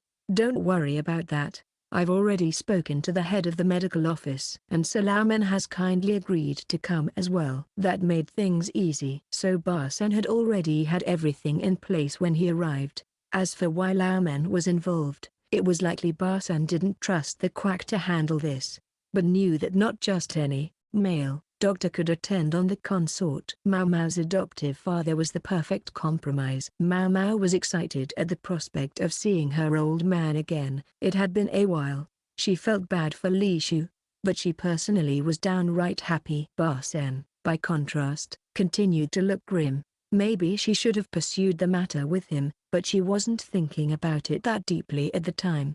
The next day, a messenger from the palace arrived. Maomao left Sazen in charge of the shop. As usual. Please don't be long, he said. What was he? Her pet dog. He was always like this. Maomao had made sure Yu would be out shopping with Yukyu when she left, and she was glad she had. She'd talked to the madam, and even the old lady understood the boy couldn't possibly go with her to the palace. Yu might have been gone, but Maomao the cat nuzzled at her persistently, until she picked her up by the scruff of the neck and put her on Sazen's head. Hey, I'm hot, he said, but he didn't look especially unhappy as he savored the white fur of the cat's belly against his face. It seemed to be a perk of these outings that they felt she needed to be presentable, and so gave her new clothes whenever she was summoned on these errands. They never asked for them back, so Maomao always either sold the outfits to the used clothing store or put them up for auction among the courtesans. In addition to the usual robe, this time there was a white overrobe, something to serve as a doctor's apron in this warm season. If they were summoning Maomao, it implied that the consort's period still hadn't come. She decided to prepare some Wenjing Tang, a concoction that aided blood flow, just in case. There were several other remedies that might help, but Maomao picked one with minimal side effects. She assumed Laumen would have some ready as well. How could he not, being so much more experienced than she was? But she thought the consort might be less intimidated to receive the medicine from a fellow woman rather than a eunuch. The carriage rolled through the palace grounds, stopping somewhere near the rear palace. They were in fact quite close to the pavilion where Anchai, the Empress Dowager, had once invited them. Maomao put on the white overrobe, ignoring the heat, and got out of the carriage. She found herself facing a relatively small pavilion smack in the middle between the Empress Dowager's residence and that of the current Empress. It must have been put up long ago as a place for a royal consort to live, back before the rear palace had been established. As for the building in which the former emperor had spent so much of his time, which Maomao had visited the year before, it was long gone. She had to admit the place looked a little more barren without it. Waiting in front of the pavilion was a physician with a benign look on his face and a cane in his hand. It was Laumen. "Ah, you're here," he said, dragging one leg as he came toward Maomao. They'd sent letters, but it had been nearly 6 months since they'd last seen each other. Laumen was accompanied by 2 other men who appeared to be medical officials. Both were small and elderly, not at all threatening. Perhaps that was simply how doctors tended to be, or maybe it was a gesture of consideration for Consort Lishu. "This way, please," a woman said. It was one of Lishu's ladies-in-waiting from the rear palace. Maomao recognized her, but didn't know her name. The woman, though, clearly knew Maomao. One could catch an audible TSK from her. Apparently, attitudes among Lishu's women hadn't improved. Maybe they had even gotten worse. "This way," the woman reiterated, and then led them on what seemed to Maomao to be a very long, very circuitous route. They went up to the 2nd floor, then the 3rd, then to the innermost room on the floor, before the woman said, "I'm ever so sorry, I forgot the mistress changed rooms. Is she that eager to make our lives difficult?" Maomao wondered. The 3 physicians with her were all old men. Maybe their mild looks caused the woman to take them lightly. At length, Maomao and her companions were shown to the innermost chamber on the first floor of the pavilion, which looked like a perfectly typical room for a consort. Emphasis on for a consort. The furnishings were of a quality that your average commoner might never see in their whole lives. Consort Lishu lay on a canopied bed, with her chief lady-in-waiting, who was also familiar, standing by her side looking quite distressed. Lishu briefly quailed at the sight of the male doctors, aged through they were, but seeing Maomao with them relaxed her, for a brief second, before she quailed again, for altogether different reasons. Lao Men said simply, "We assumed there might be concerns about us, so we brought a proxy," and looked at Maomao. Lishu was suspected of being pregnant, and even if she wasn't, if anything had happened between her, a high consort, and a man who was not the emperor, her life would be forfeit. Not that I think that's remotely likely. For one thing, she didn't think anyone as transparent as Lishu could keep a secret like that for very long. Probably not from Maomao, and almost certainly not from our duo, who had been with her the entire trip. It was impossible to be absolutely positive, of course, but it seemed unlikely. So it was that Maomao found herself standing in front of the terrified consort, flexing her fingers. The quickest and simplest solution would be to check whether Consort Lishu was intact, a task for which Maomao, raised in the pleasure quarter, was uniquely suited. She had all kinds of ways to know. "Let's hurry up and get this over with. That'll be easiest for everyone," Maomao said. "What? Wait. No. No." Lishu wailed. "You're all right. I'll be done before you can count the wood grains in your bed." "Done with eek." The consort reached out desperately for her chief lady-in-waiting, but Maomao closed the curtain around the bed. As for the elderly physicians, they stood discreetly in a corner of the room with their backs turned. For a while, the only sound was Lishu's whimpering. "She's pure, of course," Maomao announced flatly, wiping her hands with a cloth. Lishu lay on the bed, completely drained, provoking consternation from her chief lady-in-waiting. It should have been fine. Maomao was a fellow woman. She'd even done something similar when assessing whether Empress Kyokuyo's child was in breach. But evidently Maomao had been wrong to think a complete virgin would take the exam the same way as a woman who had already given birth. Lishu looked even more exhausted than the time they'd plucked out her hair in the bath. "Maomao, you could stand to be more gentle," Lao Men said, although it was a little late for that. The other 2 physicians wore strained expressions as well. Just when Maomao was thinking the job was over and she could relax and write up the paperwork, a woman's voice said, "Excuse me." The door opened, and 3 of Lishu's ladies-in-waiting came in, flanking the consort's former chief lady-in-waiting, the one who had been reprimanded by Jinshi. She looked like trouble, as usual, but today she seemed to have taken it to another level. "Yes? Can we help you?" the current chief lady-in-waiting asked. She was technically the superior in this situation, but she'd started life as nothing more than a food taster, and she felt an understandable shock of fear when confronted by the woman who had previously held her position. The former chief lady-in-waiting simply ignored her, turning instead to Maomao and the elderly physicians. "Were you able to ascertain the consort's chastity?" she asked. "Yes, we've just finished the examination," Lao Men said, whereupon the woman glanced toward Maomao. "But you didn't perform the examination, did you?" It was that woman there, a known acquaintance of the consort.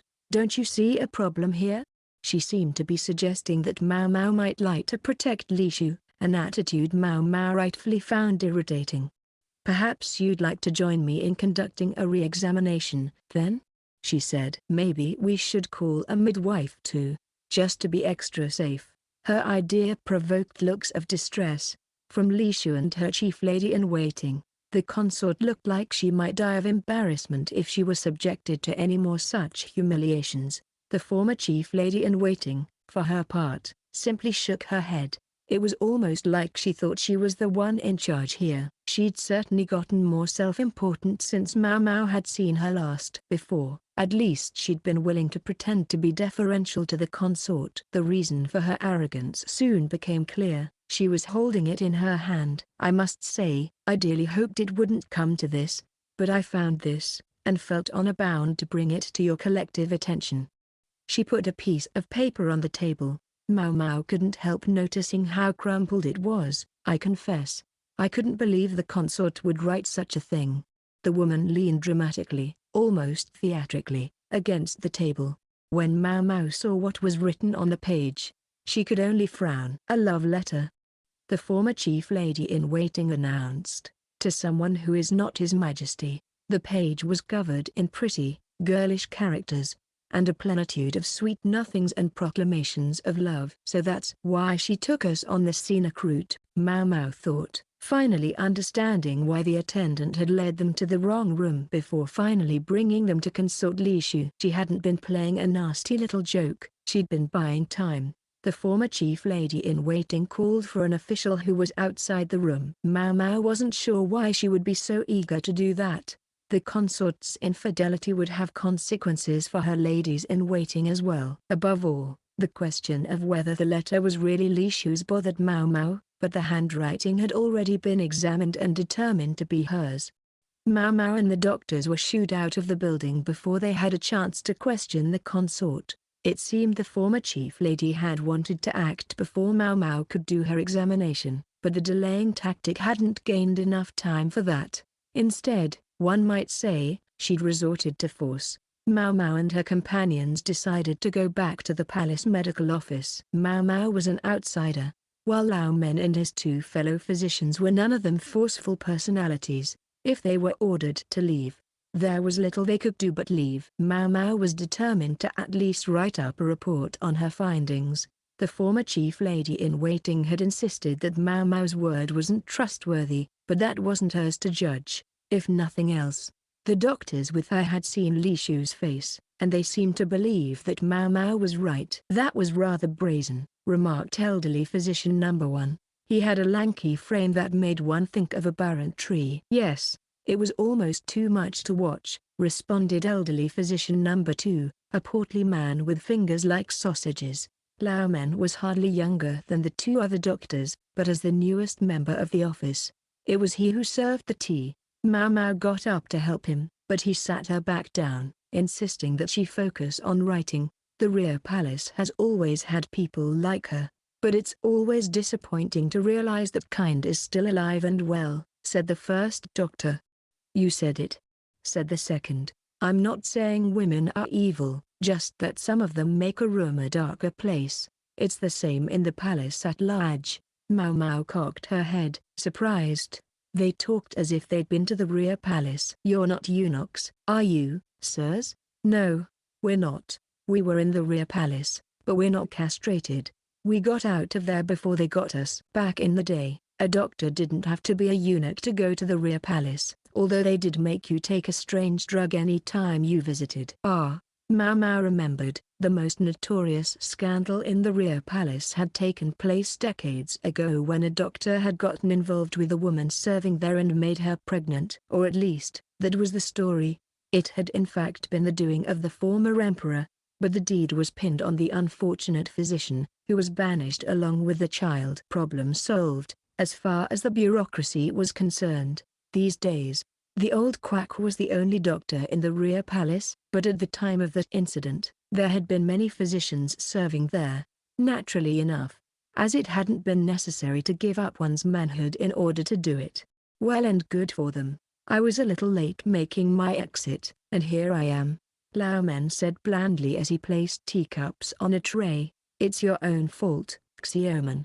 You never think anything is urgent enough to rush about." Elderly physician number 1 chuckled. "That's right, but you sure helped us." Number 2 chortled. They both seemed to be having a good time, while Lao Men simply looked a bit bemused. What else could he do? From their attitudes to the affectionate nickname, it was clear they were old friends. Elderly physician number 2 turned to Maomao. "So you're Xiaoman's adopted daughter, miss?" "So is that eccentric, L. Maomao's face began to contort until it took on an unabashed glare. The portly doctor quickly shut his mouth.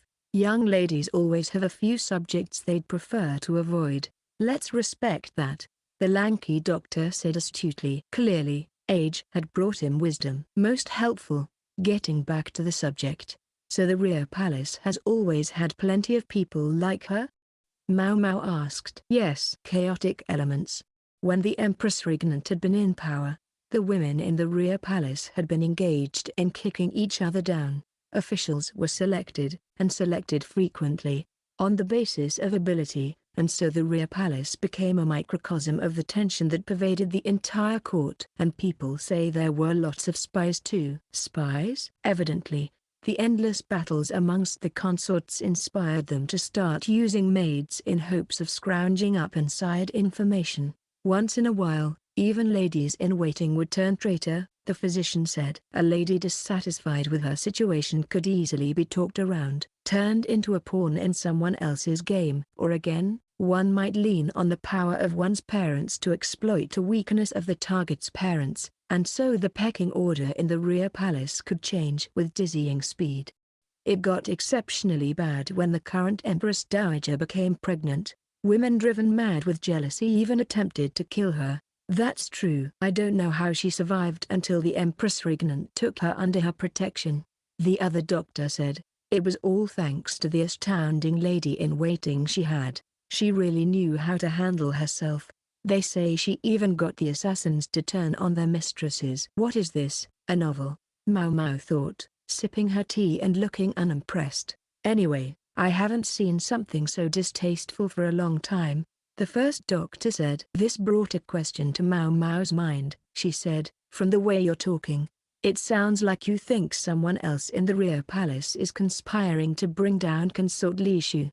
You think not? Why else would a person turn so spectacularly against the great lady she serves? It was a fair point. Until now, the former chief lady-in-waiting had never gone beyond garden variety harassment. This time, though, she was clearly bent on destroying the consort. If she was successful, Lishu would be banished from the rear palace, and her ladies-in-waiting would be out of a job.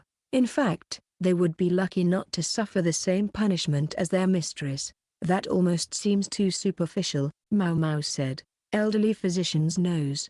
1 and 2 looked at each other. If you're Xioman's daughter, I'm sure you're a very smart young woman, but not everyone is as careful and thoughtful as you, the lanky doctor said patiently. I understand that, Maomao said, but this was too much. People like that aren't thinking about the future, only about their pride. They might start by nettling someone they happen to dislike, but when there's pushback, it only makes them angrier. You don't think she would hesitate even a little? She's dealing with a high consort and she's only a lady-in-waiting. That's exactly it. If a person feels trampled on, it only takes someone to give them the smallest push, and they go tumbling. Humans are funny that way. It was a simple way to make a spy. Ha ha ha. You do like those kinds of stories, don't you? The pudgy doctor said, stuffing a bun into his face. It's just like how you said that White Immortal everyone was talking about was an intelligence agent from another country. Laomen sipped tea with a reserved smile on his face, but there was unmistakable sympathy for Consort Lishu in his eyes. Hey, don't worry about it. Once your girl submits the paperwork, the consort will be free and clear, the portly physician said, obviously able to tell exactly how Laomen was feeling. But that love letter, Laomen said, his worry not assuaged. Oh, that. Girls her age write letters like that all the time. What's the problem with letting a little fancy take you? I know, it's embarrassing, for sure, and it's a problem coming from a high consort. But you just say she was practicing writing to His Majesty, and the trouble goes away. Maybe she did write that letter, but she didn't send it, did she? All the consort's letters are supposed to be checked by the censor, anyway. Yes, they're supposed to be, Maomao said, but she was concerned by just how confident the former chief lady-in-waiting had acted. Say, Maomao, Laomen began, glancing outside. Yes? There's a certain someone who always shows up about this hour, claiming it's snack time. Are you sure you should be here? At that, Maomao promptly drained her tea. At the very same moment, she heard a weird old man whistling outside. She lost not a second getting her things together and opening the window opposite the entrance. "I'll see myself out, then," she said. "You're an odd one," said one of the two elderly physicians, but neither of them tried to stop her. They were too busy preparing for the storm that was about to hit. The exact same moment Maomao landed on the ground outside, there was a great slam as the door flew open. "Uncle, I've brought some jidangao. You'll join me, won't you?" The man announcing his snack was none other than the monocled freak, and his entrance left Maomao with absolutely no reason to stick around any longer. "I'm still not sure, though. Would Lishu's trouble really be over now?" The question made her uneasy. She hoped there was nothing bigger going on, but Maomao's bad feelings had a tendency to be right. Chapter 13, Scandal, Part 1. Some days later, Sazen came to her with an unsettling story. He appeared at the shop, his face drawn, saying he wanted to talk. Maomao wondered what he could want to talk about, but it turned out to be none other than Consort Lishu. If a real palace consort had been meeting secretly with a man, would she be put to death? The question came completely out of the blue, and Maomao could only muster a befuddled "huh?" Sazen seemed to take her response as vaguely insulting. He stomped on the floor and said, "Would she or wouldn't she? I'm an ignorant bumpkin, just tell me." His gaze was piercing. Maomao realized her reaction hadn't been ideal. Sazen, she knew, had once served the Shi clan, and while he had no loyalty to his former masters, she suspected he had some attachment to Lolan. "I guess that would be sort of unavoidable in cases of infidelity, wouldn't it? An ordinary palace lady might be one thing, but this is a consort you're talking about." "Why are you talking about it, though?" "What brought this on?" Sazen pursed his lips and wouldn't quite look at her. "I heard about it at the market. They say the emperor is preparing to subdue another clan. Is it the Yu clan, by any chance?" "No idea, but I heard it was because of a high consort who's only 16 years old." Maomao didn't say anything to that, but she wished she could put her head in her hands. If even Sazen had heard about this situation, probably everyone in the capital had. She'd been sure to be explicit in her report that Consort Lishu was innocent. Whatever the consort's former chief lady-in-waiting might be pulling, Maomao had tried to tell herself that it wouldn't amount to much. But it sounded like she'd been wrong. Normally, she might send a letter to Jinshi and simply wait for him to do something about it, but there wasn't time for that now. "Hey!" Sazen cried when she jumped up. "I'm going to need you to watch the shop for a bit." "What? Again?" Maomao hurried out and toward the northern side of the capital. That was where the palace was, along with a whole district of high-class homes. One of them was one of His Majesty's villas, home to Arduo, herself a former high consort. "Is Lady Arduo in?" Maomao asked the guard, even though she knew he wouldn't simply grant her admittance. "Do you have an official appointment, miss?" the guard asked. The fact that he was willing to speak so politely to a mere apothecary, and not a particularly well-dressed one at that, was probably because he remembered Maomao from her other visits here, but that wouldn't be enough to gain her admission. "I'm afraid I don't, sir, but I simply must see Lady Arduo." "Sorry, rules are rules. I can't just let you in," the guard said, looking genuinely apologetic. It briefly occurred to Maomao to try to force her way past him while he was busy feeling sorry for her, but she knew all too well that it would only end with her under arrest. "Might I at least ask you to take her a message for me? I'm afraid she's not here right now." Maomao made a face like she had bitten down on something particularly bitter. If she was just going to let herself be sent home, she might as well not have come at all. "I wonder if Suiri's here," she thought, but then dismissed the idea. Suiri wasn't officially supposed to exist. She wouldn't meet Maomao alone, and even if she did, she probably lacked any authority to summon Arduo. "Might I be allowed to wait?" Maomao asked, determined to stay there until Arduo returned. It was something like an hour later that a carriage arrived at the villa. The guard was kind enough to alert Maomao, who was sitting in the shade of a tree as she waited. She jumped to her feet and ran over to the vehicle. Arduo's face appeared in the window. "Well, This is a surprise. I always took you to be a bit cooler-headed than this, Arduo said, and it was true that a few years ago, Maomao probably wouldn't have come personally to Arduo like this. She would have borne in mind that the palace had its own ways of maintaining its equilibrium, and that the emperor seemed especially considerate toward Lishu such that nothing too terrible could happen to her. At that moment, though, in her mind's eye, Lishu seemed to overlap with the lady of the annihilated Shi clan. Maybe that was what had made her uncommonly emotional about this. Let's talk inside, Arduo said. I'm sure you must be thirsty after such a long wait out in this heat. Thank you, my lady, Maomao said, bowing deeply, and then they entered the villa. So there are already rumors in the marketplace. News traveled faster than I expected. Arduo sat with her legs and arms both crossed. On anyone else, the posture might have looked imperious, but for her it seemed oddly fitting and not at all offensive. A lady-in-waiting had served them tea, yet she had disappeared almost without Maomao noticing.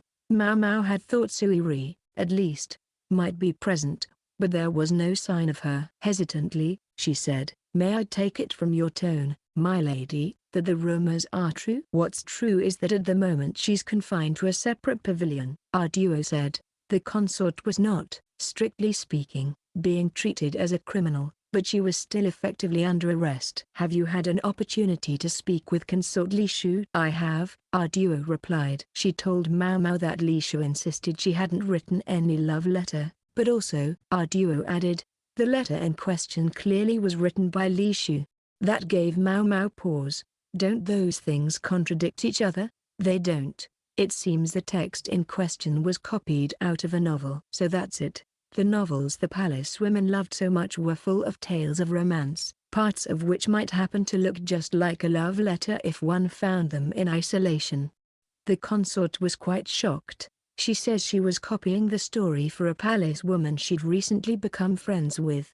Maomao cast her eyes to the ground. Lishu had believed that, slowly but surely, she was gaining some allies. A woman who couldn't write was likely a woman of low rank. By writing out the story, Lishu had been trying, in her own somewhat awkward way, to make friends. Copying out a text might seem a mundane enough thing, but it would have taken considerable time and effort, and because Lishu was doing it and asking nothing in return, she might well have imagined it would deepen the friendship between her and this other woman. She must have been very happy with the idea. Only to find herself betrayed, Maomao thought. Or had the other woman approached the consort with that in mind all along? Whichever, it was all very underhanded. Couldn't you provide a copy of the book she was working from? The thing about that is, every book that enters the rear palace goes through the censors, who keep a copy on hand for reference. But nothing they have matches this text. You mean it didn't go through their office? Someone smuggled it in. Well,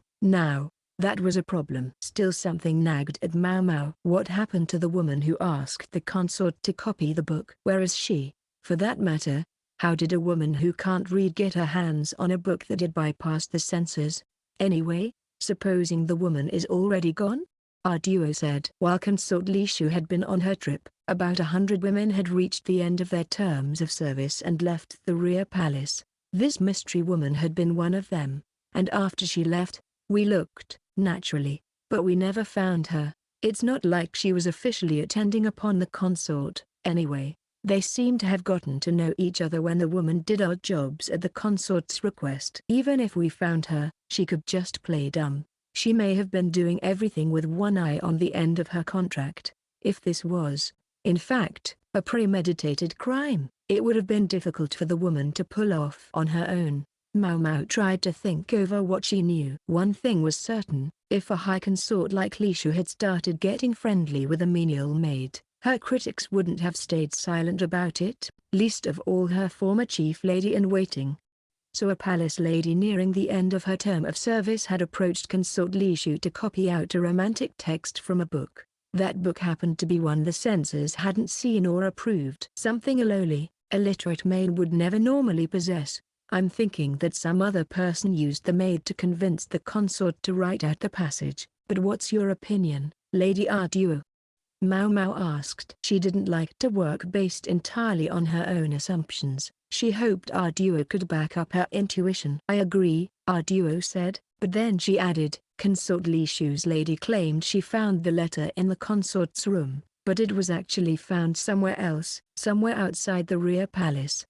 Had it actually been sent to some lordling somewhere? If it had still been in Lishu's chambers, then it would be easy enough to claim she was going to send it to the emperor, problem solved. But if it was already in the possession of some other man, then it was hard to blame them for treating her as unfaithful. Yes, unfortunately, that's why it's such a big issue and why she's under lock and key now. The man in question is the son of a servant, someone who's met the consort several times throughout her life. He denies any involvement, but the letter was found at his house. The man could protest his innocence all he wanted. Finding evidence like that at his own estate was pretty damning. Apparently the former chief lady-in-waiting had claimed that there had been something between this man and the consort when she had returned from the nunnery to the rear palace, and she had been most insistent the man be investigated. She had Consort Lishu all tied up with a pretty bow. But that doesn't make any sense. How did she even send the letter? I thought the censors checked everything,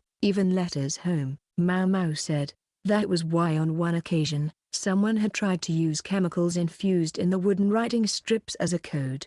And why Empress Kyokuyo's letters to her family were so roundabout in communicating the information they contained.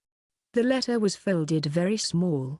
It must have been tucked among some items she was sending home, for the boy to get it first. It wasn't impossible, but something felt off. Maybe Maomao felt so muddled and confused because it was Arduo telling her all this. What she really wanted was to hear the story firsthand. Do you think anyone could possibly get me an interview with Consort Lishu, or even with this young man? She asked. At that exact moment, someone knocked on the door, and a servant hesitantly showed his face. What is it?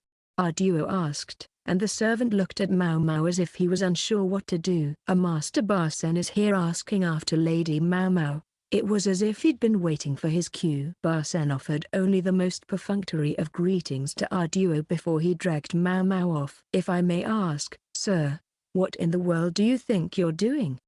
Maomao inquired. Barsen had come on horseback, begrudging even a carriage, and the two of them stood out like a sore thumb as they worked their way through the city, Maomao clinging on behind him. She did at least have a cloth to cover her face. You heard about Consort Lishu? He said. Yes. Then you must have figured it out. You must have some way to show her innocence. Maomao thought she understood what Barsen was saying, but something still bothered her. I can't meet her myself. I was told to find a proxy, he said. A woman under suspicion of infidelity would certainly find it difficult to meet with a man. True enough. Much as Barsen couldn't have been more of a lifesaver for her, Maomao decided to tweak the headstrong man. You were told by Jinchi? She asked. I'm using my own judgment. Oh, I see. Yes, something did bother Maomao, but as she didn't wish to upset the person in control of the horse, she kept it to herself for the time being. Consort Lishu had been relocated from the pavilion she'd occupied a few days before. That building had been not unlike the one she had in the rear palace, showing that she was still being treated as her station merited. But now she had been moved to the western part of the city, and her residence was less a palace than a tower. It looked something like a pagoda one might see at a temple, but on a larger scale, 6 stories tall with several overlapping roofs. And although it was somewhat lacking in color, that only made it look all the more imposing. The impression was reinforced by the ring of gigantic trees surrounding the place. Truly impressive, as buildings weren't, yet rather poor quarters for a royal consort. The burly men standing guard at the entrance didn't make it any more inviting. During the time of the Empress Regnant, a powerful courtier who turned against her was brought here, on the pretext of having an incurable illness, Barsen informed Maomao. They claim they'd brought him here to attempt a new medical procedure. It's the same place the former emperor's brothers were brought when they contracted the illness that killed them. All of them met their ends in this tower. So this place has a history. Maomao was about to say it out loud, but she refrained. The sad tale somehow robbed the place of its gravity, turning it instead into nothing more than a gloomy prison. Did His Majesty order this?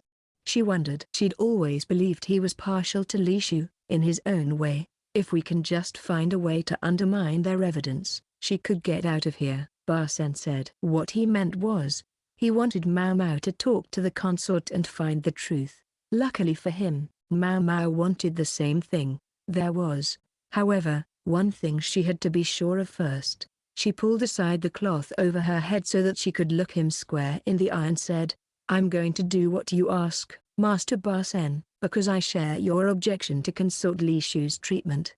Maomao did feel compassion. Once in a while she'd originally taken Lishu for nothing more than an unpleasant little princess, but as she saw misfortune befall the young woman again and again, she had come to sympathize with her. Surely no one could blame Maomao for trying to do a little something to help the consort. At the rear palace, Maomao had been then Consort Jiaqiu's woman, and so she couldn't be too vociferous in support of Lishu. But now she didn't have that concern. "What about Barsen, though? Do I understand correctly that we're doing this not on Master Jinshi's orders, but at your own discretion?" she asked. "You do, and what motivates this behavior, sir?" It was the obvious thing to ask. So obvious, in fact, that she hadn't been able to ask it even though it was on her mind. Who wouldn't want to help an innocent consort in trouble? Barsen said. "How do you know she's innocent?" Maomao said flatly. Lishu and Barsen had only just met on their recent trip. They'd seen each other at the banquet, true enough, but they hadn't had a chance to talk. And otherwise there had been few opportunities for them to even see each other's faces during the journey. The only time they were face to face was when the lion attacked. Again, they had hardly spoken to each other even then. For the most part, Barsen simply peppered Maomao with questions about Lishu. Now he was acting to help this young woman with no official orders, entirely on his own. Why? I wish he wouldn't. There were people in the world who did something extraordinarily tiresome, fall in love at first sight. They would completely ignore personality and social status, feeling love well up, as it were, at nothing more than a person's appearance. Maomao was quite certain. At that moment, Barsen was operating under the influence of exactly such irksome feelings. True, she'd known him to get a little emotional from time to time, but for the most part Barsen was quite aware of his place as Jinshi's attendant. A place of which acting on his own volition to prove Lishu's innocence was emphatically not a part. All this being the case, Maomao wished to be very clear about one thing: even if we establish the consort's innocence, the best you can hope for is that she returns to the rear palace. Yes, I know that. She was a flower blooming on a peak so high he would never reach it as long as he lived. Would recognizing that be enough to put the matter to rest for him? If you mean that, sir, then very well. There were still many things Maomao wished she could say, but she decided to stop there. She was no more eager than anyone to stick her nose into such subjects. It happened with customers sometimes. They'd go head over heels for a courtesan the first time they saw her, and come to the brothel constantly, spending every coin they had on the woman. But when the money dried up, so did the love, and men who didn't understand that would vilify the suddenly distant and uninterested courtesan, ridicule her, sometimes even become enraged and try to kill her. There's little more unsettling than a man laughing uproariously over a blood-soaked bedroom. If they were going to fall in love with a woman hiding the bags under her eyes with makeup, bags inflicted by a lack of sleep from entertaining customers all night long, you would hope they could at least be true to that love. If they didn't realize what they were getting, then it was their own fault for being so ready to give their hearts. Maomao looked at Barsen, silently begging him not to be one of those men. "I know," Barsen said, as much to himself as to her. The words sounded heavy in his mouth, and Maomao continued to fix him with a severe look as they entered the prison. "Are you well, my lady?" Maomao asked Consort Lishu, though she knew she couldn't possibly be very well. When they had been admitted to the tower, they'd been given a wooden strip with the time written on it and told they were free to speak with Lishu until the next bell tolled. The tower was of rather unusual construction, with a staircase and hallways winding around the outside while the interior was entirely devoted to individual rooms. Lishu's quarters occupied two simple, adjoining rooms on the third floor. Maomao wondered if there might be people on the floors above, but it seemed not. Lishu nodded, her face pale. Her chief lady-in-waiting was beside her, but as far as Maomao could see, She had no other attendants. The room itself was well appointed for a criminal's cell, but for a member of the nobility, it must have been an acute embarrassment. I wonder how many people have gone mad and died in this room, Maomao thought, but she knew better than to say it out loud. She would only cause even more blood to drain from Lishu's face. Instead she asked, "May I inquire whether your monthly visitor has come?" "Yes, finally," Lishu said, glancing at the ground in embarrassment. That didn't necessarily mean she would be feeling physically better, but it did offer the consolation that she wouldn't have to be subject to further examinations by anyone else on the grounds that Maomao's work was suspect. It at least demonstrated conclusively that she wasn't pregnant. "Would you tell me what kind of relationship you have with the man who had the letter?" "It's not a letter. It's just something I copied," the consort said. Maomao chose to take this as a denial of any involvement with the man. However weak the terms might have been. "He's the son of a servant. All he did was babysit me a few times when I was little. The last time I saw him was at the mansion when I came back from the nunnery. My nursemaid told me he was a very serious, grown-up person." None of this sounded like Lishu was lying. Maomao was inclined to believe the consort. "I never sent him any letters, and the only reason I sent anything home at all was because they sent His Majesty a gift, and he thought they should be sent something in return. I wouldn't send them anything myself. The closest thing I get to a letter from them is when word comes from my father via my nursemaid." The irony of the situation was that it had made Lishu far more talkative than usual. Each time her eyes met Maomao's, however, she would look away again. That was normal enough for her, and Maomao paid it no mind. "I've heard the letter was tucked among a delivery to your family. Do you think such a thing is possible?" she asked. "It's impossible to say," answered, not Lishu, but her chief lady-in-waiting. "Most of what Lady Lishu sends home to her family are gifts from His Majesty. Someone from her household is supposed to come pick them up immediately after the rear palace has finished processing the goods." There was no stipulation about who would come to pick them up, but it seemed to have been this servant's son. In other words, nothing could be proven, but nothing could be disproven either. If Lishu's former chief lady were intent on discrediting her, it would be natural to look into the matter. And there's no sign that the former chief lady-in-waiting herself sent anything to anyone? Maomao asked, but Lishu and her current chief lady both shook their heads. "I know at least that she didn't send anything after I wrote out that copy," Lishu said. "If the imperious former chief lady hadn't sent anything, her lackeys wouldn't have been able to either.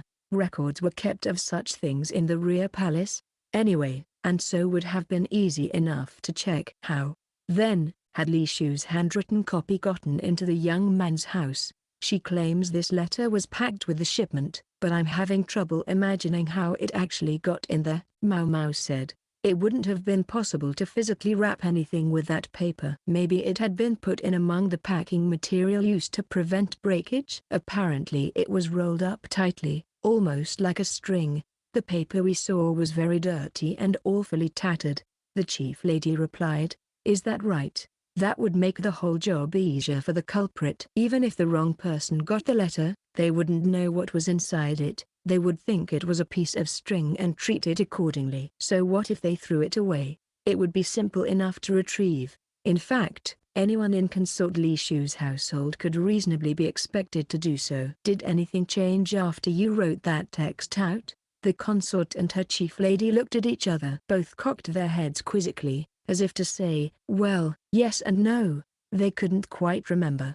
Suppose for the sake of argument that the former chief lady-in-waiting really was the criminal here, the evidence certainly seemed to be mounting. Even if so, it would be a difficult ploy to pull off solo. She must have had an accomplice outside the rear palace. How had they communicated with each other? "We can worry about that later," Maomao told herself.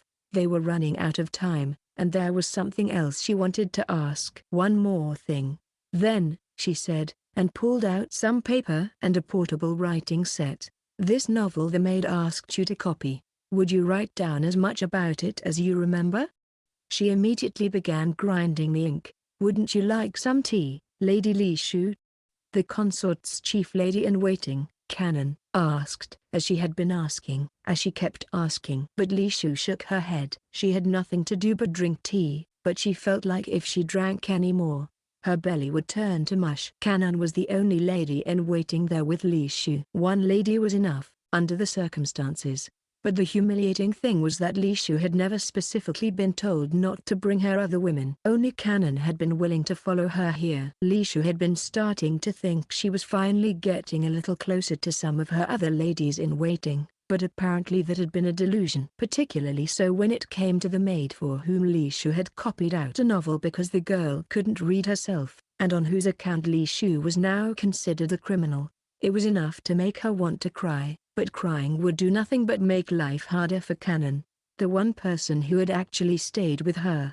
Here in her tower Lishu had no particular amusements, not even any windows, no way to pass the time. Her two choices were eating or sleeping. Virtually no light made it into her room, such that even in the middle of the day it was necessary to light candles to see by, and the constant clinging gloom only made her depression worse.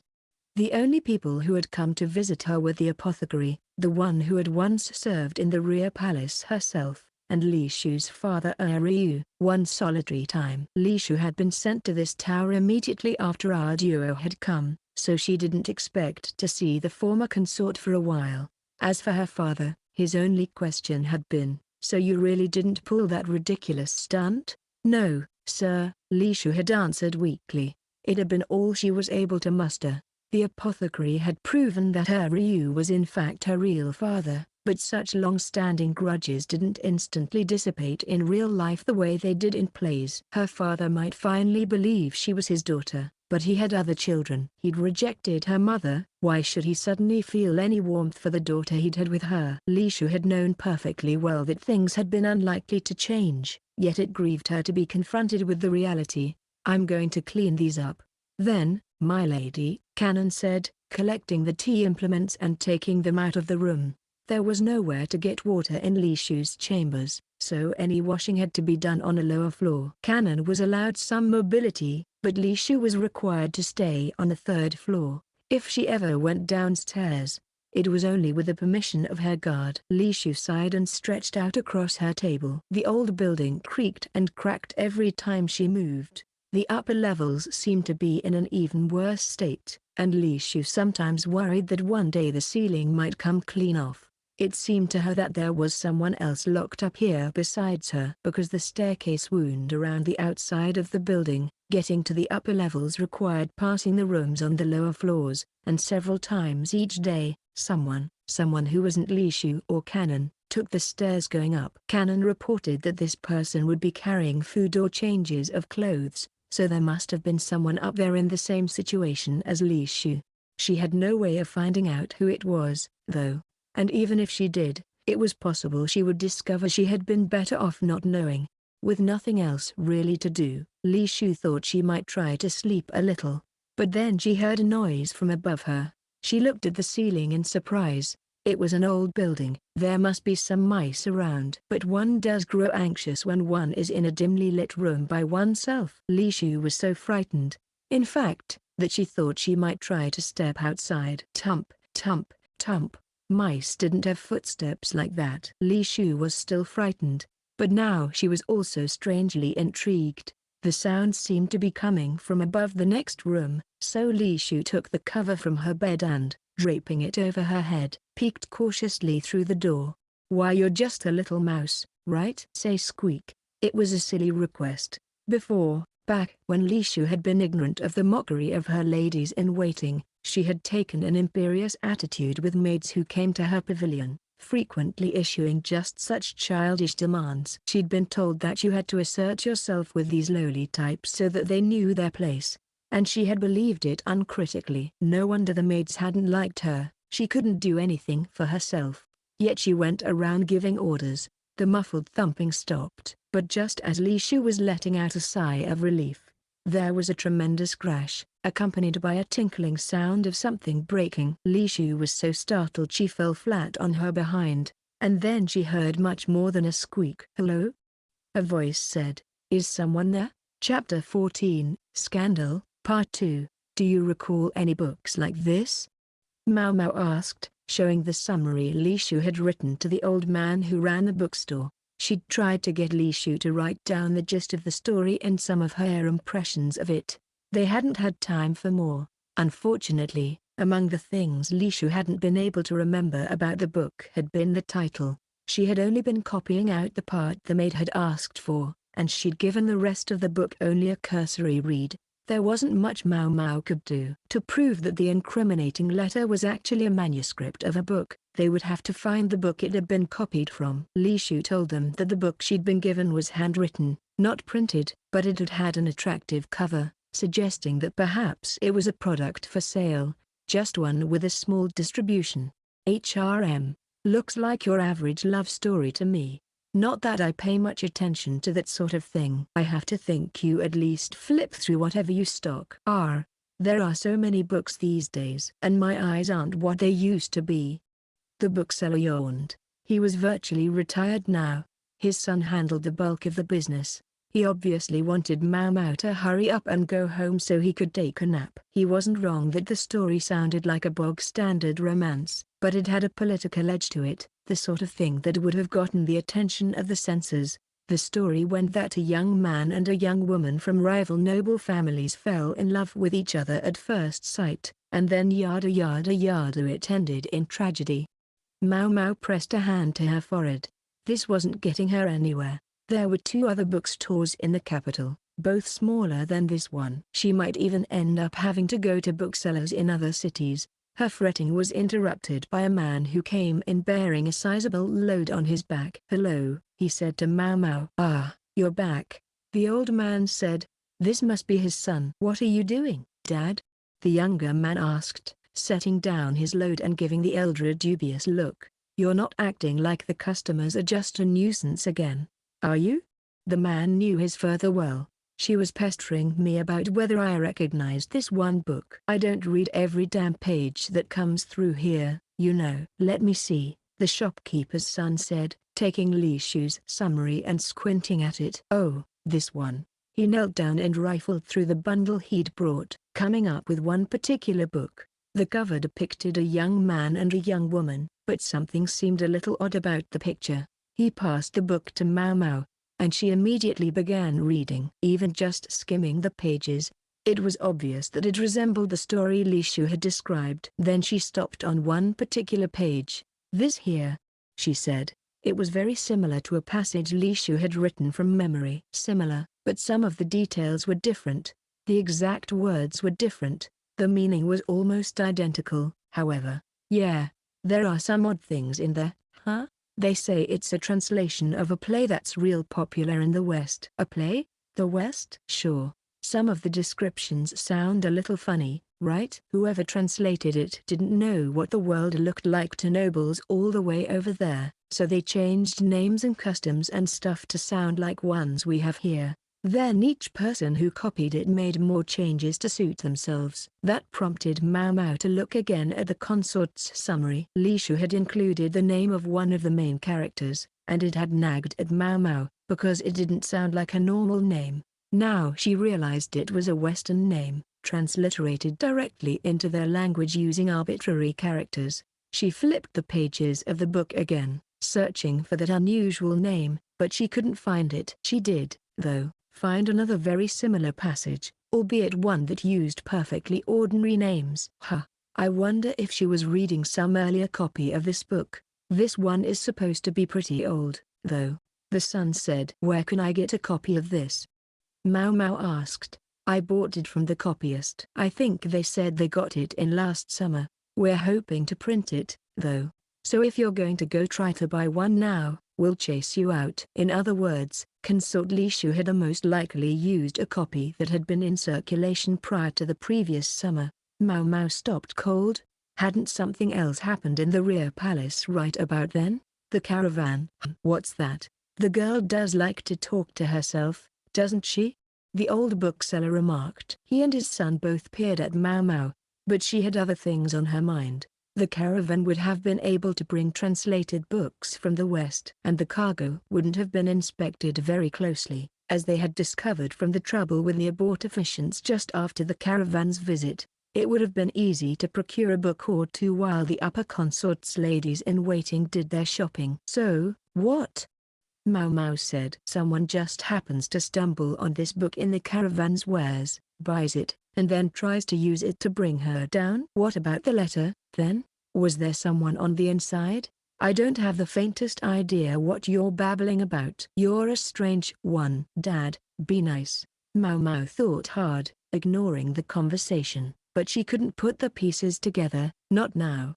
"Give me this," she said, thrusting the book at the shopkeeper. 10 silver pieces. The old man wheezed, looking at his feet. "That's robbery. This isn't some fancy picture scroll. It's got a crappy cover. Mistakes everywhere. It's like the copyist turned it out overnight." Maomao wasn't stupid enough to just pay what he asked. "No, Dad, it's not for sale at all. We're going to use that to print from," the son said, stepping between Maomao and his father. 2 silver pieces. "Fair compromise?" Maomao said. 9 silver and a half. "I'm telling you, it's not for sale." Some 30 minutes of squabbling later, Maomao obtained the book for 6 silver pieces and left the store with the son looking balefully after her. Another day was starting. Another day of nothing but eating and sleeping. "How about this robe today, Lady Lishu?" Canon asked, holding up a blue outfit. It was one of Lishu's favorites, but she was so depressed, she couldn't muster the enthusiasm to pick out clothes. "Okay, that's fine," she said. She was too tired to tell Canon to bring something different. Once she was changed, Canon got breakfast ready. Water was on the floor below Lishu's, but food was prepared in an entirely separate location. Canon appeared to make every effort to hurry back with Lishu's meals, but they had always gone cold by the time she arrived, and Lishu would find herself sipping lukewarm soup. "I'm going out for a moment." Then, Canon said. She left the room, and Lishu could hear her going down the stairs. There would be nothing to do until she got back, but these past few days, those moments hadn't felt empty. "Lishu, are you there?" asked the voice from the next room. Lishu, clutching her pillow, went into the other room and sat down.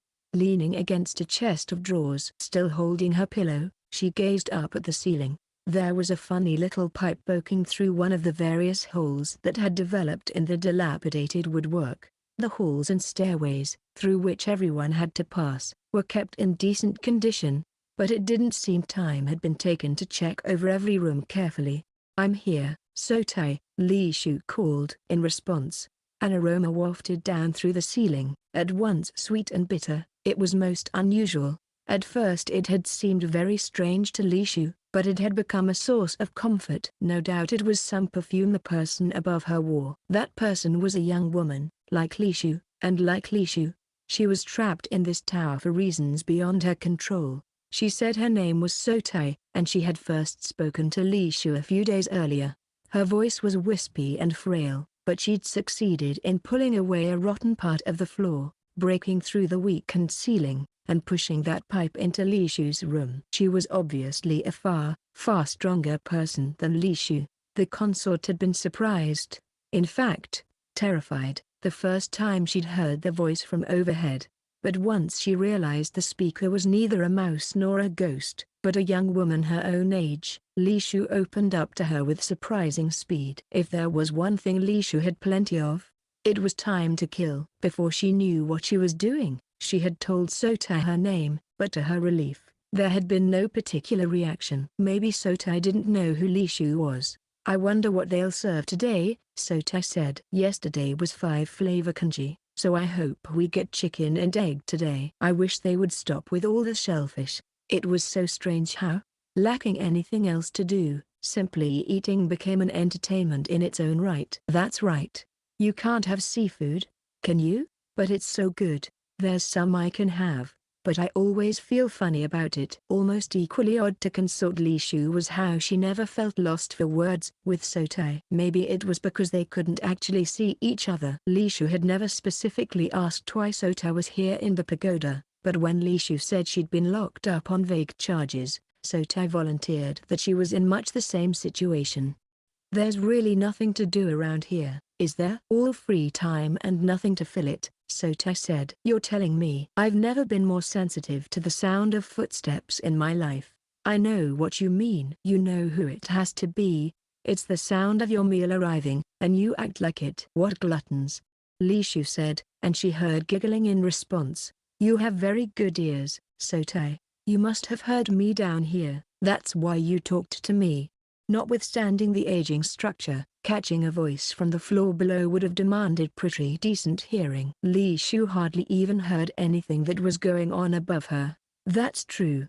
I guess my hearing is pretty good. For example, I can tell someone is coming up the stairs right now. Lishu focused and listened, and indeed, she heard footsteps approaching. She was sure it must be Canon, but the steps went straight by her chambers, continuing upward. Hold on a second, Sota said. She left for a moment, and there was some clattering as she came back. Ooh, that's hot. Sorry to break it to you, but it's seafood congee today. Ugh. What's in it? I think this is dried shrimp, and this might be a little bit of pork. Here, I guess I can eat that stuff. They were hardly her favorites, but she could either eat them or starve to death.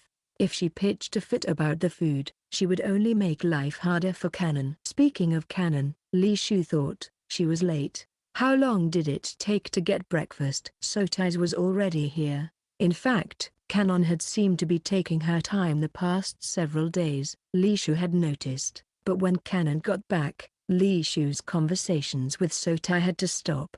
So the consort had been willing to overlook the delays. From the little pipe in the ceiling, Lishu could hear Sota eating. She claimed she didn't have any ladies in waiting to speak of with her, but someone must have brought the food in a hurry if the congee was still hot. Hey, Lishu, want to know something? What? It's about this floor. Lishu was on the 3rd floor of the pagoda, with Sota above her on the 4th. From the outside, it had looked as if the tower might be 10 stories or more. They say nothing above the 4th floor has been used in decades, so it's even more broken down than our levels. You have to go by guards on the way down, but because no one uses those higher floors, there's no one to stop you from going up. Wow, really? Really? Maybe it's because you can't escape from the upper levels. There were windows around the outside of the tower, but even if one could break them and go through, there was still the height to consider. Lishu, at least, didn't think she could get a ladder to help her climb down, nor did she wish to try. Such a conspicuous breakout attempt would never escape the attention of the guards. The bigger problem, though, was that even if Lishu managed to get out, there was nowhere she could go. She kept waiting and hoping that Lady Ardua might visit her, but the former consort had never come to the tower. It had hardly been a full 10 days since their last meeting, though, and Lishu knew it would be petulant to speak of the issue. Neither had there been any contact from the apothecary or Lishu's father. It was easy enough to say that it hadn't been that long, but every day that passed heightened Lishu's anxiety. If she hadn't had Sota to talk to, she thought she might have lost it already. I've got an idea. Want to try going to the upper floors? That suggestion, at that particular moment, sent a shock through Lishu's heart. What? What do you mean? The upper floors. The guard between the 3rd and 4th floors is changed 3 times every day. The guard on duty goes down to summon the next person, and from those few minutes, there's no one there. They don't change all the guards at once. Of course, so you can't go downstairs, but you could go up. Me, I could do it anytime. There's no one above the 4th floor. She could go upstairs. We could see the whole capital from up there. Why not take a look? What's the harm? Lishu didn't say anything right away. As Sota's words drifted down to her, they were accompanied by that almost sweet, almost bitter smell. Lishu felt she would very much like to see the capital, but as yet she didn't take a single step. I've a lady in waiting with me, she said. If I disappeared, she would notice right away. You haven't told her about me. Why is that? Lishu found that question hard to answer. A voice from the ceiling seemed like a tricky thing to explain, and she was afraid Canon would try to make her stop talking to Sotai. Are you worried what she'd think about it? Her? An attendant who leaves you alone while she enjoys being free of this tower? Lishu felt a chill run down her spine, but she couldn't deny what Sotai was saying. Lishu knew perfectly well that there was only one of Canon, her chief lady in waiting, and she couldn't be with Lishu constantly all day, every day. And yet, even at this very moment, wasn't she out there, savoring the open air, while Lishu languished here? The consort shook her head vigorously, as if she could shake the thought away. That's not what she's doing. No, no, of course not. She's much too nice a lady to leave you here and forget about you, Lishu. Sota seemed to be trying to walk back her words a little, perhaps out of kindness to Lishu. I just wish you could see the view from up here. I wish I could share it with you. If you ever change your mind, just come on up. Tell your lady-in-waiting to take half a day off, that should be plenty. They changed the guards at. Lishu stared at the ground and listened to Sota describe the timing of the changes of guard. Then Sota left to clean up her meal, withdrawing the pipe from the ceiling so Canon wouldn't notice it. Footsteps came again, and this time it was Canon, who entered the room saying, "I'm sorry to keep you waiting so long, Lady Lishu." There appeared to be some perspiration on her face, but at some point she'd found time to change clothes, including a new sash. Canon set Lishu's breakfast on the table and the consort picked up the bowl, taking a lotus leaf and starting in on the loathed seafood congee. It was stone cold, the gruel like glue in her mouth, thick and sticky and flavorless. Chapter 15, Scandal, Part 3. I don't understand it. That was the only appraisal Maomao could offer of the book on which she had spent so much money. She'd read it twice through, thinking maybe she had missed the interesting part the first time. Still flummoxed, she copied the entire thing out, and this was where it had gotten her. I just don't understand. This was something deeper than whether or not she found the book interesting. The problem came down to a matter of emotions. As an experiment, she showed the book to the courtesans at the Verdigris house, and a struggle promptly broke out among the women to read it, all of their eyes glittering. It didn't seem to matter to them that the text was riddled with incorrect characters, or that parts of it had clearly been mistranslated. It seemed to be just that appealing. A boy and a girl from rival houses meet at a banquet and fall in love at first sight. All well and good, until the boy gets in an argument with someone from the girl's family and kills him. That only makes relations between the two households even worse, but it doesn't stop the young lovers, burning with passion, from getting married. Notwithstanding the stiffness of the translation, it was the behavior of the main characters that really left Maomao befuddled, both of them driven by the passions of youth. At the end of the story, both protagonists wound up dead because of a bit of miscommunication. They could have avoided the whole problem, Maomao thought, if they had been a little more methodical in keeping in touch with each other and explaining what they were going to do. When she offered this opinion to the enraptured courtesans, however, it was greeted with some fist-shaking and the pronouncement, "That just goes to show how fiery and passionate their love was."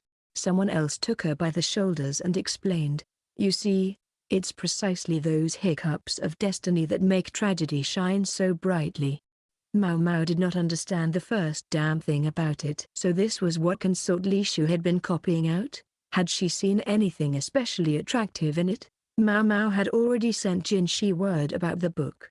The text she had with her now was a copy she'd made in the course of a single night. It had no illustrations, but when tied with a simple string, it did bear a certain resemblance to a real book. She'd had Chuyu help her, though, so the paper wasn't exactly even, and the entire product had, well, let's call it character. "I told you I would do pictures," Chuyu had said. "Maybe next time, just try to cut the paper straight, will you?" She'd spent all her time in arguments of that sort. Meanwhile, no matter how long she waited, matters surrounding Consort Lishu didn't seem to progress. In fact, nothing much seemed to be happening at all. She did, however, receive word from La Han. He said he would be meeting with the West soon, and asked if she wanted to be a part of it. The West was presumably the golden-haired envoy, the one who had faced them with the audacious choice between material aid and political asylum.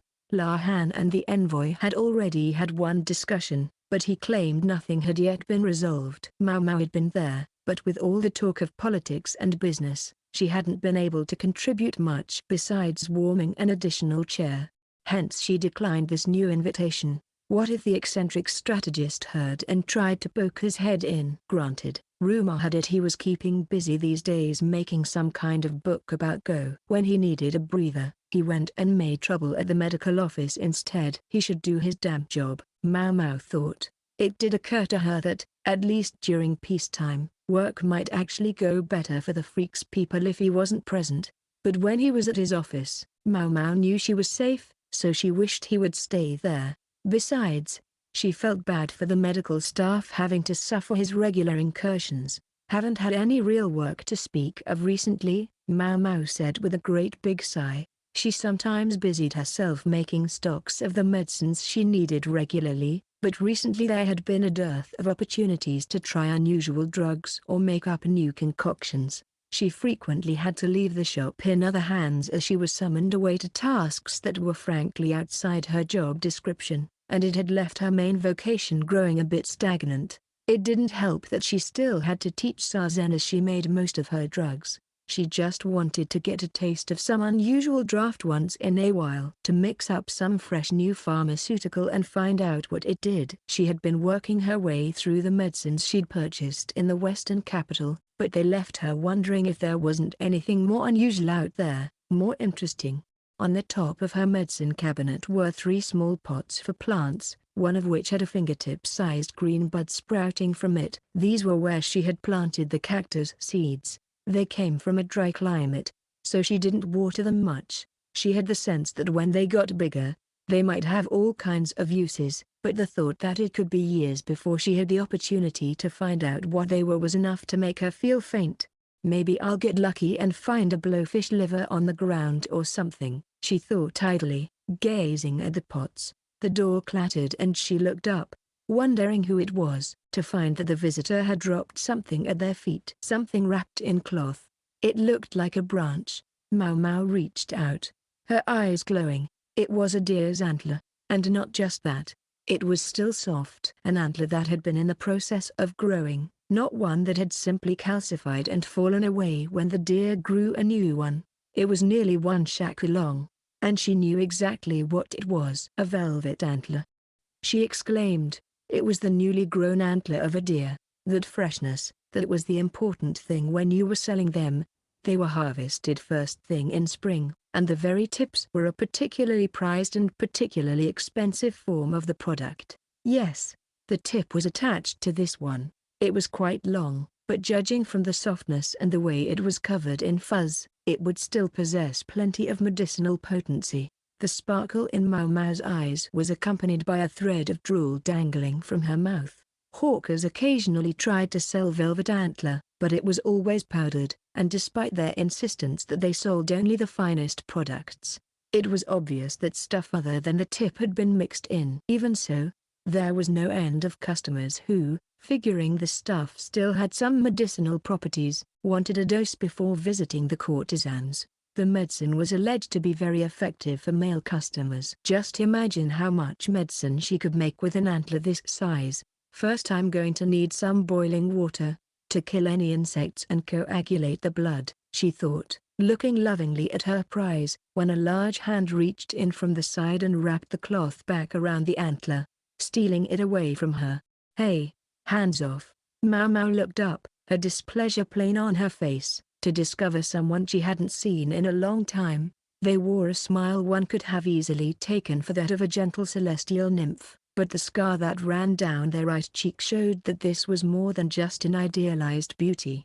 It's been quite a while, Master Jinshi, she said. Almost 2 months had passed since their return from the Western capital, during which they hadn't seen each other. They'd exchanged some letters, but always about business matters, and it was always either Barsen or some anonymous messenger who brought word from Jinshi to the pleasure district. She thought he looked a little more angular than before. Maybe he'd lost some weight. What with it being so hot these days. Are you sleeping properly? She asked. For all his inordinate beauty, this nobleman was surprisingly given to overworking himself, and frequently appeared to be stumbling around from fatigue. That's the first thing you say to me? And what are you reaching out for? Jinshi was looking at Maomao's hand and sounding rather exasperated. Her fingers refused to let go of the velvet antler. She had a firm grip on the package and was trying to pull it toward her. "I thought perhaps it might be for me, sir. I dare say that's why I brought it." "Then if you would give it to me, please." "Somehow I'm not sure I want it anymore." A death sentence. Maomao grabbed the cloth with both hands and pulled. Jinshi held the antler above his head mockingly. Maomao bounced up and down swiping at it, but he was a good shaku taller than her and she was never going to reach it. Son of a. In spite of her imprecatory internal monologue, she was actually somewhat reassured, for this was the same kind of reward Jinshi had always offered her. Suddenly, however, she felt herself tilting in mid-jump. For a second, she was treated to a view of the ceiling, until Jinshi's face appeared above her. His gentle smile of a moment before was gone. Instead, a hard light in his eyes pierced Maomao like a blade. He had swept her feet out from under her as she jumped for the antler, and caught her with his free hand. "Master Jinshi, the antler, please." Somehow, it was the only thing that would come out of her mouth. One might even say that if she'd said anything else, she wouldn't be Maomao. "Listen to what I have to say, and then I'll think about it." "Please change I'll think about it to I'll give it to you." Just thinking about it was too ambiguous a commitment when it came to a social superior, and that concerned her. She didn't want an offer he might renege on at any moment. She wanted an assurance. "Fine, I'll give it to you, but listen to what I have to say. If all I have to do is listen, then okay." He narrowed his eyes at her, but didn't protest, which she, somewhat unilaterally, took as agreement. "While we're at it, might I ask you to let me go?" she said. "I refuse." No dice there. So she was going to end up hearing him out on an incline, with her back leaned against his knee. She considered trying to look for help, but the door and windows were shut. Even if they'd been open, the other residents of the Verdigris house would probably have just looked on grinning, so maybe it wouldn't have mattered. "Maybe Chuyu will walk in on us," Maomao thought hopefully. But her wonderful, lovable little brat was out today, learning to sketch with his teacher. Ukyu or Sazen, whoever was free, would have taken him there and would pick him up again. The fact that the madam allowed this seemed proof positive that she believed there would be a way to put Chuyu's pictures to good use in the future. Jinshi continued to look at Maomao with an expression like a wild beast who might bite at any moment, but at least he got right to the point. "Are you ready to take me up on what I proposed?" To be fair, he had never actually proposed anything, but even Maomao wasn't dense enough to miss what he was referring to. The night of the banquet in the western capital, Jinshi had told Maomao the true reason he'd brought her along. Well, all right.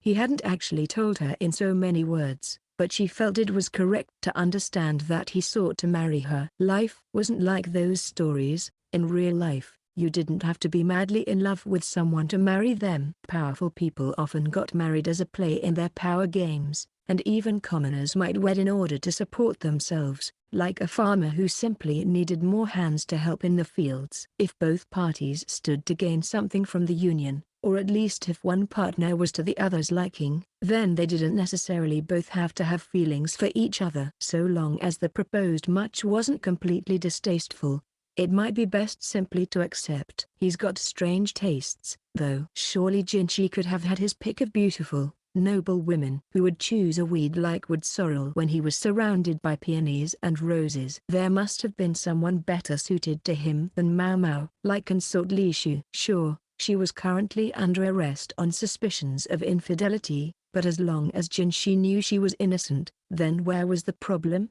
People would say whatever nasty things they wanted, but Jinshi surely wasn't the kind to believe them. Yet here he was, urging his suit on her again, the next act of their little drama. She desperately hoped he wouldn't strangle her again. This time, he might finish the job. "Do you hate me so much?" he asked, his face no less like a wild dog and more like a puppy. Love, hate. Some people wanted the world to be so black and white. Why wouldn't he give her the choice of a gray area?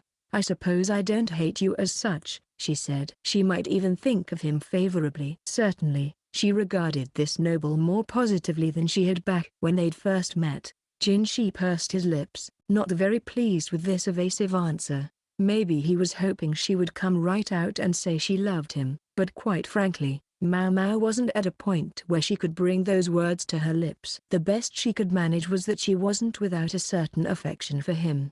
Instead she said, "The caterpillar fungus made me very happy." "Is that all you're going to say?" "Also, the oxbizoas were most helpful. And what else? And I want that velvet antler." She reached out for the package, which Jinshi had put behind his back, but he planted a palm on her belly to keep her from sitting up, and she couldn't reach it. She kicked her legs from sheer frustration, and this time he grabbed her ankle. She was just trying to decide what he might be planning when he brushed the tip of his pinky finger along the back of her foot. "HRK?"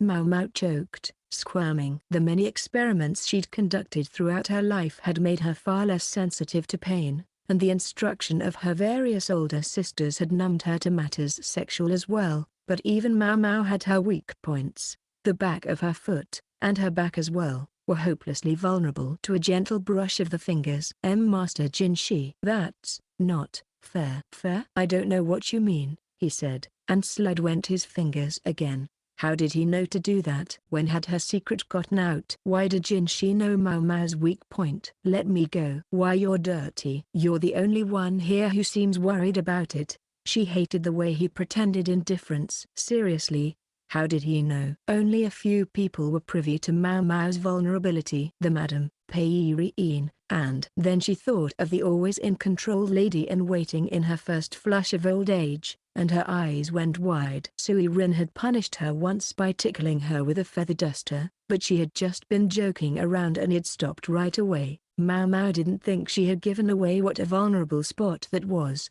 To think, Suirin had figured it out from that brief encounter. She was truly terrifying. The tickling had moved down her foot now. She gritted her teeth and twisted, pressing her lips together and trying not to make so much as a sound. She wasn't quite successful. The long fingers worked their way to the arch of her foot, inducing a thrash from her, whereupon they went to her other heel. The tickling kept moving before she could become accustomed to it in any one place, landing on her toes, the top of her foot, her ankle, and even her calf. Jinshi looked down at her with a smile, totally in control of things. He seemed to be savoring the sight of Maomao flopping like a fish despite her best efforts to control herself. Teasingly, he brushed the top of her foot, which was by now arched like a bow. She'd never imagined he might get even the last time quite like this. Finally, unable to hold it in any longer, laughter burst out of her. The book on the desk, the one Maomao had been copying, tumbled to the floor. At last thinking, perhaps, that he had gone too far, Jinshi let her go.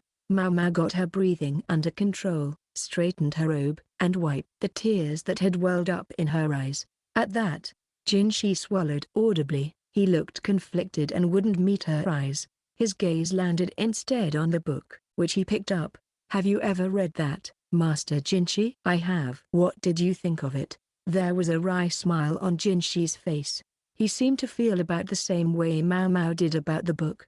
He understood exactly what it would mean for someone of noble birth to let their actions be dictated by their own romantic impulses. If he didn't, he couldn't have worked in the rear palace all those years. "I think there must have been some other way." "Talk like that could see you scorned by all the world's women, not including yourself, I suppose." Impatient youth gave rise to burning passion, and love that ended in grief was counted beautiful because it was so tragic. The text stated that the young woman at the center of the story was 13 years old, but given that this was a translation from the West, that would probably make her 14 or 15 by the count used in Li, where a person became a year older at the start of each year. That was still young, though, young enough that she might still be ruled by her passions, making it impossible to dismiss the story out of hand.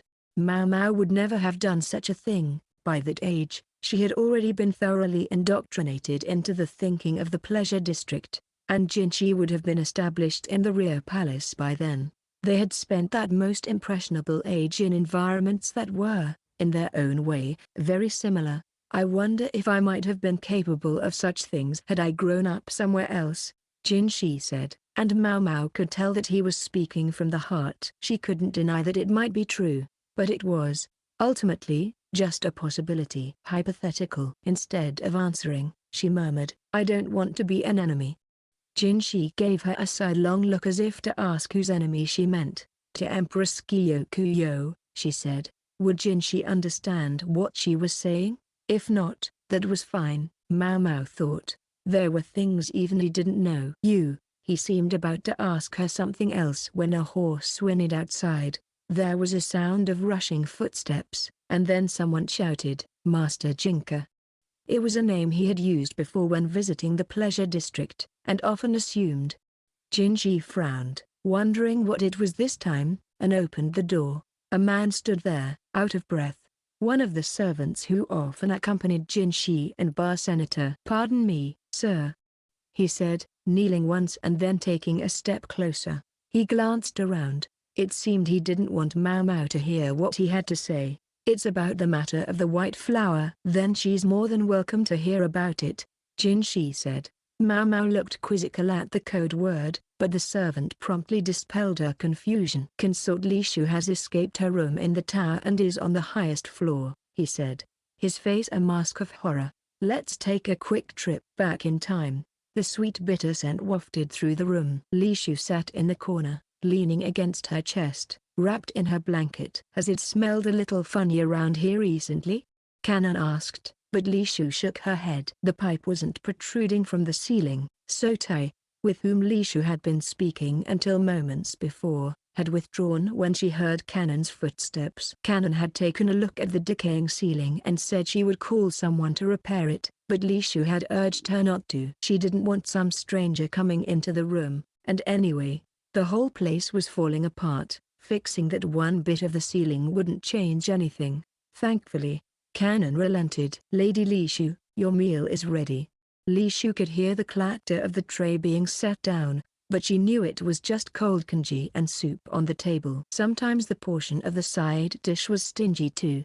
At first, she even looked forward to this poor fare, but these days she just didn't care anymore. She would force herself to eat half of it, because Canon was watching, but even that was a struggle. Maybe it was because she spent all day, every day, cooped up in this room, with even less to do than she'd had in the rear palace. "Don't huddle in a corner. Come out where there's light," Canon said. There was no light here. There was a window in the other room that looked out onto the hallway, which was arguably a tiny bit better than the room Lishu was in right now, but that was all. She could go out in the hallway and walk from one staircase to the other, but that didn't amount to much. Lishu stood unsteadily. The fatigue was awful. She heaved herself into her chair and dipped her spoon into the viscous, galooey congee. It was just plain today, with a vanishingly faint sprinkle of salt. She thought a bit of black vinegar might help, but there wasn't any. "I'm so sorry, my lady. I must have forgotten it," Canon said with a deep bow. Her apology seemed heartfelt, but Lishu couldn't help noticing that she was wearing a different robe from when she'd left. How long had it taken Lishu since she got here to notice that Canon changed clothes each time she went to get Lishu's food? The new robe had a similar look and pattern to the old one, as if Canon hoped Lishu wouldn't notice the difference. More and more, though, Lishu mistrusted her. Lishu was in this situation because of a book a maid had given to her to copy. She strongly suspected it was her former chief lady-in-waiting who had put the woman up to it. Both people she had once believed were serving her faithfully. Canon herself had once been among the ladies making fun of Lishu, but she had had a change of heart after someone had attempted to poison Lishu at a garden party, and it was true that she'd been far kinder to her mistress since then. So much so that Lishu had insisted Canon become her chief lady-in-waiting, not a mere food taster. But had Canon really done all this for Lishu's benefit? When she had first assumed the position of chief lady, Canon had had minimal authority. The other ladies-in-waiting often simply ignored her. She had soldiered on and done her best, though. Or so Lishu had believed. But was that true? Might she not still be laughing at Lishu with the other ladies behind her back? Might she not be pretending to be sympathetic, only to go back and report what she heard in confidence for the entertainment of the others? It couldn't be true, could it? If it were, she would never have followed Lishu all the way to this tower. She tried desperately to push such thoughts away, but they wouldn't leave her alone. Instead of shaking her head, she brought the spoon to her mouth, and bit down on something hard. She spat into her handkerchief, coming up with rice, traces of blood, and a fingertip-sized pebble. Lady Lishu, Canon said, looking at her with concern. Maybe some sand had gotten into the food by accident, but this was much too large to be a grain of sand. Unable to focus her eyes, Lishu stirred her spoon through the kanji. 2, 3, 4. There were too many stones at the bottom of the bowl to dismiss as an accident. I'll go get a new bowl right away, Canon said and reached for the kanji, but Lishu stopped her. I don't want it. She didn't even have an appetite. She didn't want to choke down more cold, disgusting kanji. Lady Lishu, I don't want it. I don't want it. I don't want it. Lishu shook her head furiously and swept the food off the table. The bowl and tray hit the floor with a crash, soup and side dish flying everywhere. Lishu tore at her hair and her nose started to run. She began to weep piteously. Why is it always me? Despised by her father, tormented by her half-sister, twice sent to the rear palace as a political tool. All of that had been awful, but she had borne it. She'd thought that maybe if she kept quiet and did as she was told, her father might be nice to her. That hope had been dashed by the rumors that she was an illegitimate child. It had turned out she was her father's blood, but his attitude hadn't changed at all. That's right, it irritated him. He couldn't stand the fact that he was from a branch house, while Lishu's mother had been from the main family. That was why he sent her only the cruelest ladies-in-waiting. Maybe he had been behind all the trouble she'd endured to this point. Lishu wasn't cut out to be a high consort, but there she was, and she had to either stand up and let herself be compared with the other consorts, or try to shrink down so small as to be invisible. Those were her only options. At the garden party, her father hadn't even tried to talk to her. If he hadn't wanted her, why had he had her? Did he enjoy watching Lishu suffer in her limbo? Maybe all of them did. Her father, her half-sister, her ladies-in-waiting, the maid, Canon, everyone. All of them. With a start, Lishu realized everything around her was a mess. The kanji bowl was broken, the table was overturned, and her chair had hit the floor. Everything that wasn't nailed down was on the ground, and Canon was in a corner, hiding her face with hands covered in grains of rice. A dish lay shattered at her feet. Had Lishu thrown it at her? There was a thin red line on Canon's cheek, and her expression as she tried to gauge Lishu was one of terror. Lishu felt her blood run cold. She'd never meant to do this, yet she was the only one who could have turned the room upside down this way. Her mind went blank, and she started to perspire heavily. Go. Lady Lishu, get out of here, please, and don't come back. She hit the wall hard, and stamped her feet and shouted. She didn't want to do this, but it was the only thing that would come out of her mouth. I'm so sorry, Canon said. I'll go change. She looked sadly around the upturned room, and then she left. When Canon's footsteps had vanished, Lishu sank down onto the floor.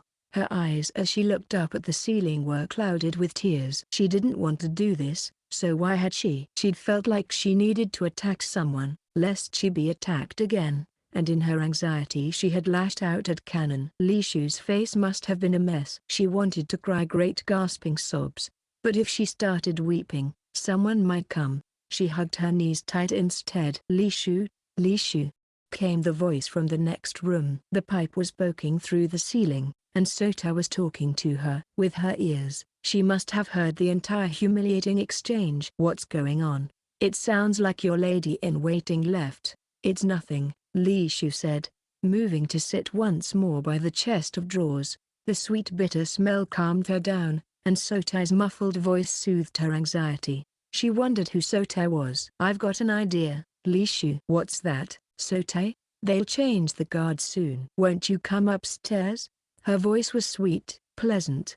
Any other time, Lishu might have dithered about the decision and then turned her down, but now she didn't have it in her. She had no reason not to accept Sota's suggestion. Lishu pressed her ear to the door and listened for the footsteps. She listened as they came down from above, went by, and continued downward. She heard the pounding of her own heart, so loud she was afraid the passing guard might notice it. She tried not to breathe. It wasn't as if the guard would think anything was unusual should he hear a sound at that moment, but what Lishu was about to attempt had her in a state of absolute anxiety. She heard the footsteps reach the bottom of the stairs, heard a door open and shut, Trying to slow her racing heart, Lishu stepped out the door. She took a slow step into the hallway. She was holding her shoes in her hand so they wouldn't give her away. She worked her way up the stairs, step by step, and opened the door, ever so slowly, so that it wouldn't make a sound. The next floor up was in even worse repair than the one Lishu lived on. At least her chambers had been swept, but this level seemed rife with dust. She put on her shoes and looked around. There were several rooms on this floor, but only one of them had the door cracked open. Still fighting her pounding pulse, Lishu knocked on it. "Sotae?" There seemed to be no answer. Lishu had just turned around, thinking she must have the wrong room, when something wrapped around her from behind. "Ha ha, welcome to my humble abode." A young woman's voice, no longer muffled, sounded in Lishu's ear. The hand that had grabbed her was delicate and pale, laced with blue veins. "I can't tell you how long I've been waiting." She had that same unique smell, sweet and bitter at the same time, the same one that had been wafting down to Lishu through the ceiling. "Sotae?" Lishu asked again, feeling goosebumps on her neck. Sotae seemed to be resting her chin on Lishu's head, and something was tickling her nape. It was a white bundle, the best silken threads, a tassel to something, maybe. "You have such nice skin, Lishu." "A good, healthy color, but not tanned by the sun." The tip of Sotae's finger slid along Lishu's cheek. "And this lovely black hair. You have someone who cares enough to comb it for you even in a place like this." "I'm jealous." "Ooh, but a messy eater, are we?" "You've got a grain of rice here." Her delicate fingers plucked away the grain of rice that was stuck to Lishu's hair, slowly, almost as if she was scraping it away, and then she dropped it on the floor. Her fingers were red in places. They looked like burns that were just now healing. "I feel so sorry for you," Sotae said. "Mommy dead when you were still a baby, used as a political tool practically since you could walk, rejected by your family, mocked by your own ladies-in-waiting." Yes, that was Lishu's story. "Truly. It's a shame. No one understands you. Why do you suppose you're always the victim?" The gentle voice and the aroma enveloped Lishu. She could feel the body heat from the pale skin. It had been so long since she'd last felt another person so close to her. She felt like she might simply melt away. "They're all terrible to you. You're nothing but sweet and kind. And all they do is bully you and make your life a living nightmare." Lishu, nearly melting into the sweet odor, nodded at Sotae's words. "Yes, that's right. They were always bullying her, ignoring her, using her." What had Lishu ever done wrong? For the longest time now, for the longest time, a half-formed question drifted through Lishu's hazy mind. When, she wondered, had she told Sotae about her father? "They all leave you alone to eat cold food by yourself in a gloomy room." Unbelievable. When had she mentioned the food being cold? The question occurred to her, but she couldn't seem to make her brain work. She felt Sotae's embrace slacken, though, and she managed to turn around, to finally face someone whom she had only known as a voice until this moment. "What? Why are you looking at me like that? Is there something on my face?"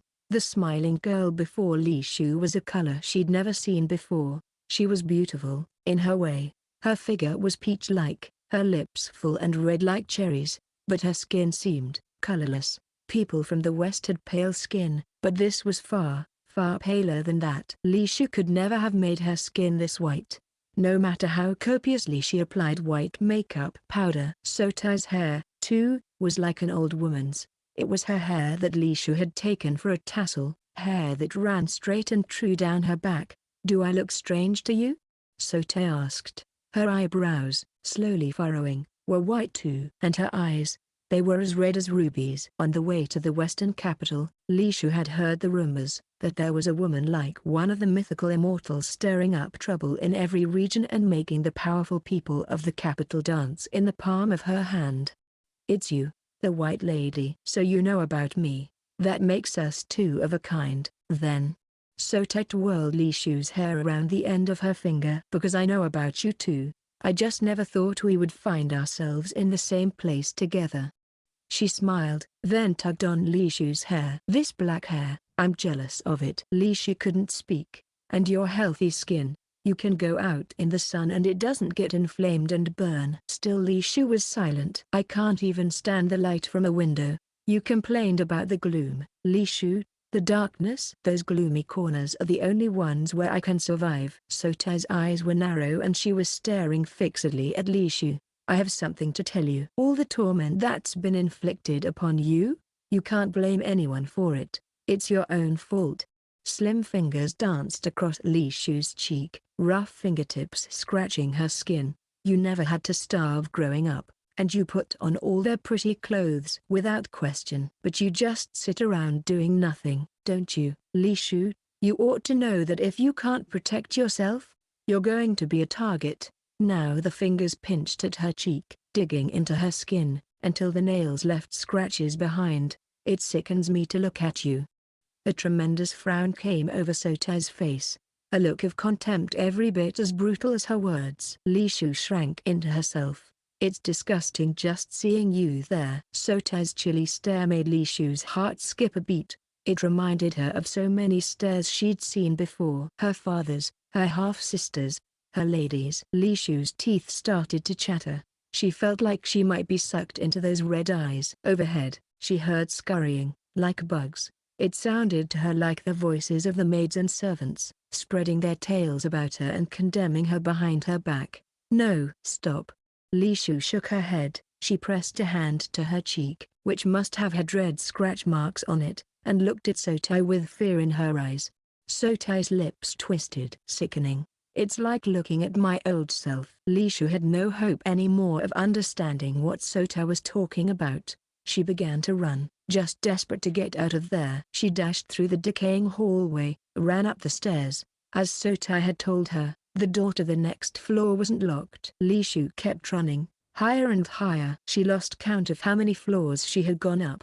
The hem of her robe was filthy, and the creaking of the floorboards had become deafening. She saw a door that wasn't like the others. For one thing, it had a lock, but the lock was rotting away. Lishu grabbed the handle. The door was somewhat heavy, but she opened it, to find herself confronted with a leaden sky. No doubt the rulers of the past, looking out over the entire capital from this vantage point with a cup of wine in hand, had believed their glory would last forever.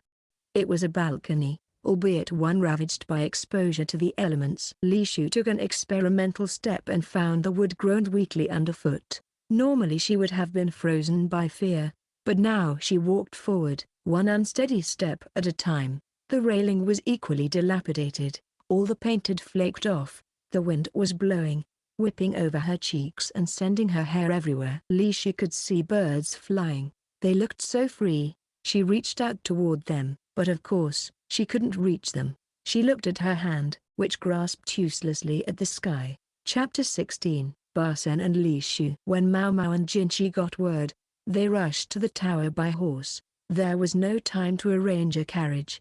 Instead, they commandeered the mount the messenger had come on, with Jinchi at the reins. Maomao didn't bother to ask for his permission as she jumped up behind him. He only said, "We'll be going fast. Don't fall off." She took that as an okay. She pressed her face into his back, which smelled of perfume, and braced herself, trying to remain upright. When they arrived at the palace, Jinchi removed his mask, begrudging even the time to show his insignia of office. The horse didn't even slow down as they made for the tower where Consort Lishu was confined. A crowd had already gathered in front of the pagoda. In addition to the guards, there were gawking bureaucrats and court ladies, faced by soldiers insisting they stay back. No sooner had the court ladies noticed Jinchi than they blushed furiously, until they spotted Maomao and looked incensed instead. But Maomao and Jinchi both ignored them. There was no time to pander to the likes of them. They could see a woman on the uppermost story of the pagoda. A young woman gazing into the distance, her hair disheveled. It was Consort Lishu. Maomao couldn't tell what she was doing. She seemed to be trying to grab hold of something, reaching out with one hand toward the sky. What's she doing up there? Maomao thought. The building was so old, it creaked under your feet. Maomao couldn't believe the timid consort had gone all the way to the top floor of her own volition. She was too far away to make out her expression, though, or guess what exactly she was trying to do. "Let me through, let me through," cried a familiar voice. Maomao realized that the woman being restrained by the guards was Lishu's chief lady in waiting. She was stretching out her arms as far as she could, as if she might be able to reach the door of the tower. But the guards wouldn't let her. Lady Lishu. The woman's clothes were covered in mud. It was strange, it didn't look like it had gotten there when the guards had stopped her. It almost looked like someone had thrown a mud pie at her. But the chief lady-in-waiting wasn't the only familiar face. What's going on? What is Consort Lishu doing all the way up there? Barsen rushed up, out of breath. He must have heard the news too. Maybe he'd been exercising when it reached him, because he was dressed in what seemed to be a martial arts training uniform rather than his usual official attire. The addition of a shouting young man to the panicked lady-in-waiting only increased the general confusion. Now the guards had to deal with Barsen, who was bent on getting into the pagoda. They tried to push him back, but only found themselves dragged along instead. The infamous strength. Maomao had learned about it firsthand in the western capital, but she sensed there was something more than simple physical power at work here. She couldn't think about it now, though. They needed to figure out what to do about Consort Lishu. Calm down. A clear, beautiful voice rang out. Barsen and the chief lady-in-waiting both stopped and looked at its owner, Jinshi. He passed his horse's reins to one of the soldiers, then strode over to the two of them. I will go. But. The lady-in-waiting stuttered. I said, I'll do it. Jinshi's expression brooked no argument. The lady-in-waiting sank to the ground. There was a red line on her face and grains of rice in her hair. Was somebody harassing her? Maomao wondered. It wasn't impossible. You didn't have to be in the rear palace to find plenty of unpleasant people. With word going around that her lady was under arrest on suspicions of infidelity, it would hardly be surprising if the chief lady-in-waiting suffered some reprisals as well. As far as Maomao could tell, this woman was the only lady to accompany Lishu. So she must have been tending to the consort all this time, all by herself, with no one to help her. At first, Maomao had taken her for nothing more than a particularly nasty food taster. She was struck by how much people could change. Why did you leave the consort alone? Were you going to get her meal?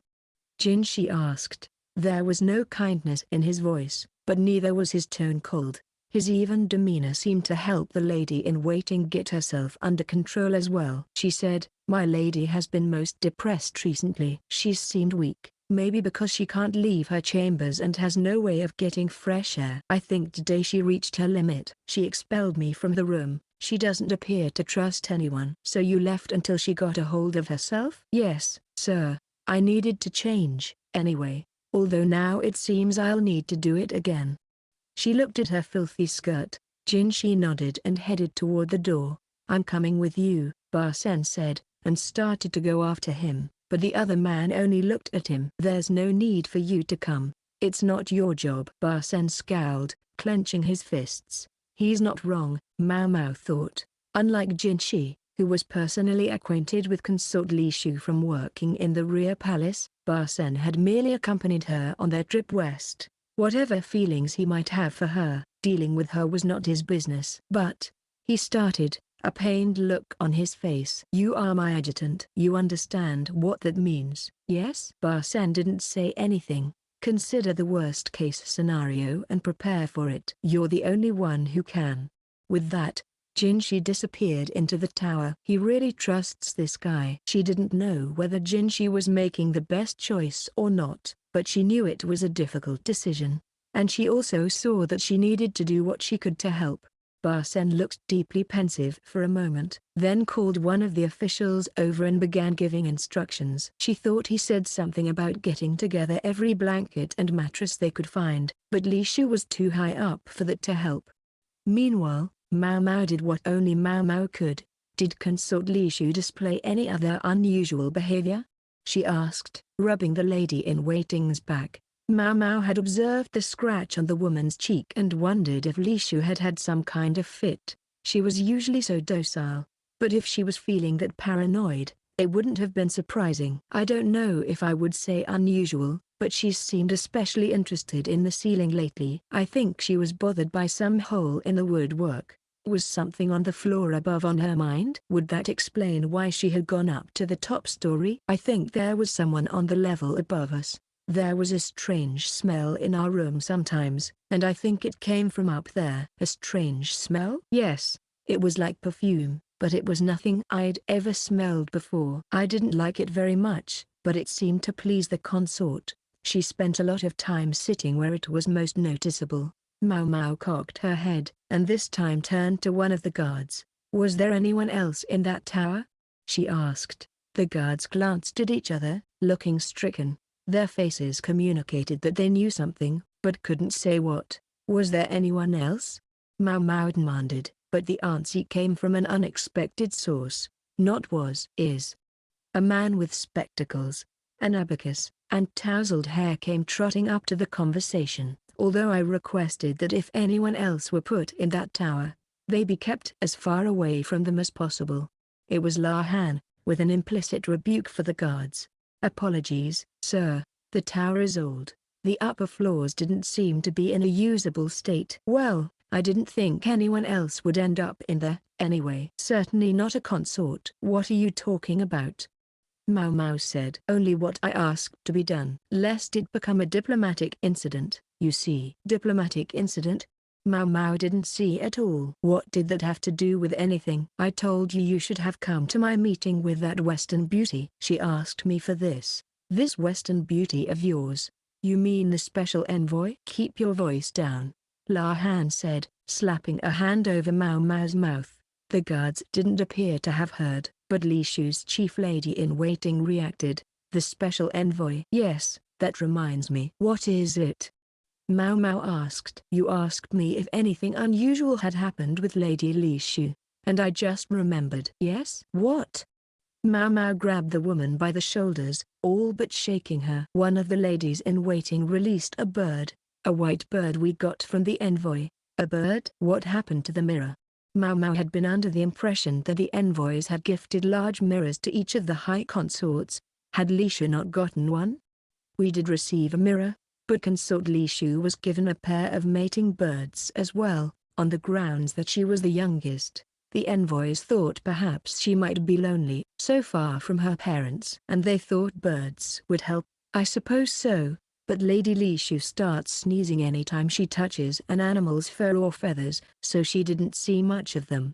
She felt bad not being able to care properly for them, and gave them to one of the maids." A bit back, while Lady Lishu was away, the woman let the bird go. In fact, she seemed to have let them both go. "I'm afraid, the birds." "She let them go?" Maomao felt like the pieces were just about to fall into place. She searched her memory desperately, trying to figure out why this seemed so important. Could it be, these birds didn't happen to be pigeons, did they? They might have been. "I never actually saw them, so I'm not sure, but I did hear them cooing. I think pigeons knew how to get back to their homes." The page Lishu had copied from the novel had been rolled up like a string. What if it had been tied to a pigeon's leg? There was something else too. "At the banquet for the envoys last summer, wasn't there somebody talking to you?" "Not one of the envoys themselves, but one of their servants." "Now that you mention it." "Among the ladies-in-waiting, there had been someone saying something to the effect of,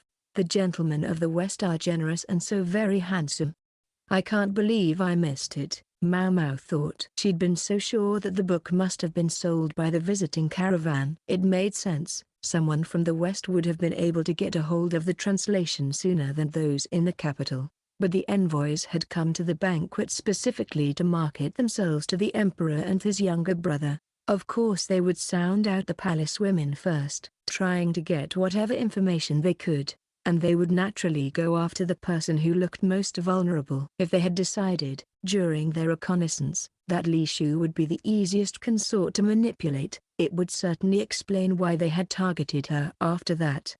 They played us. She should have realized, especially after one of the envoys had turned out to be involved with the Shi clan, and had managed to look perfectly innocent about it.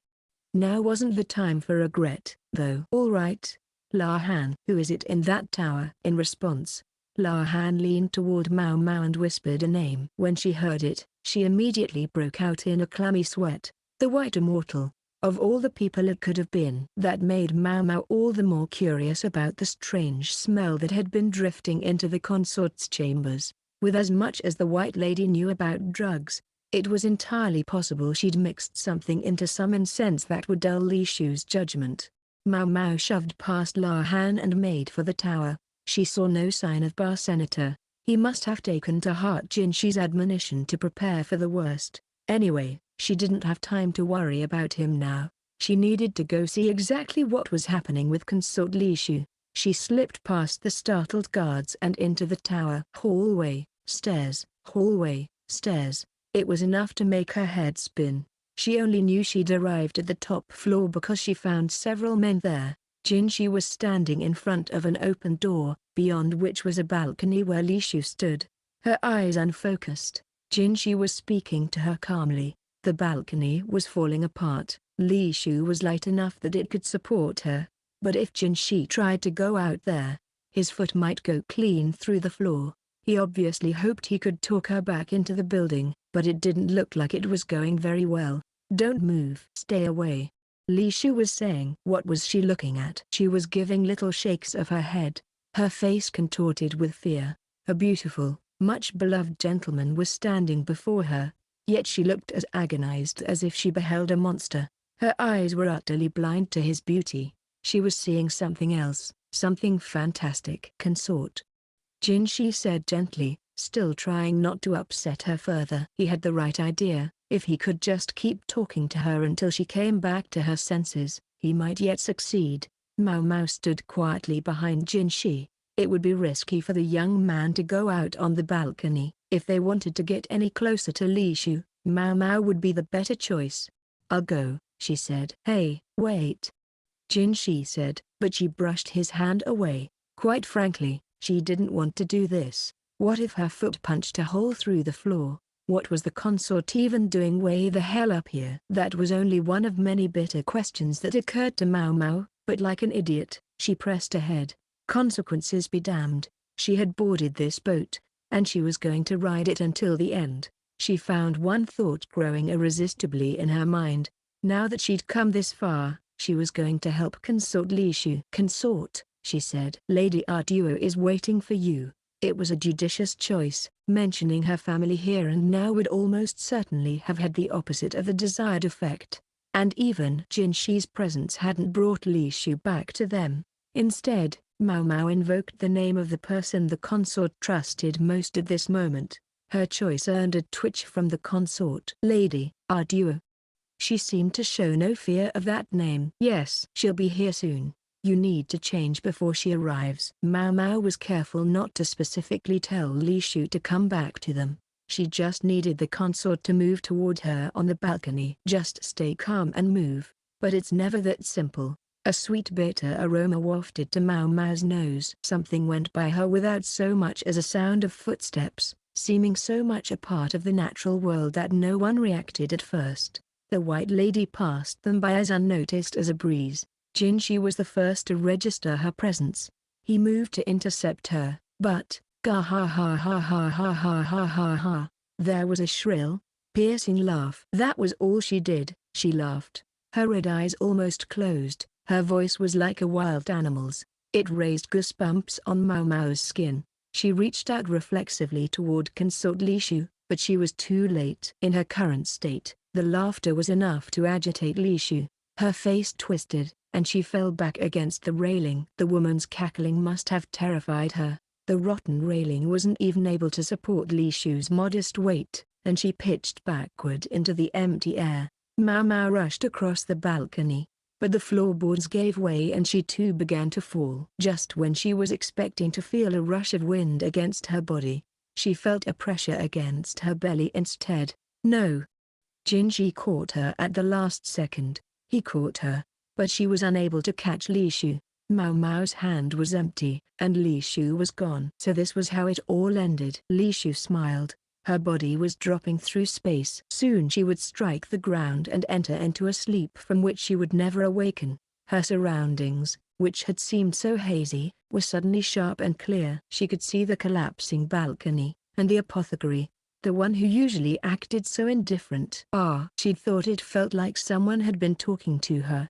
It must have been the apothecary. Lishu fell, unloved by anybody, unneeded. She was only ever in the way, so maybe it would be better if she wasn't there at all. She wouldn't be ridiculed anymore, or laughed at, or ignored. No one would leer at her with cruelty in their smile. But the journey to the ground did seem to be taking such a long time, so long that she wondered if maybe she really had grown wings and flown away like a bird. No, better to dispense with such fantasies. They only made it harder to bear when you came back to reality. She closed her eyes, preparing to welcome the end, when she heard a voice. Consort. It sounded familiar. Whose was it? Without really meaning to, she looked toward the voice.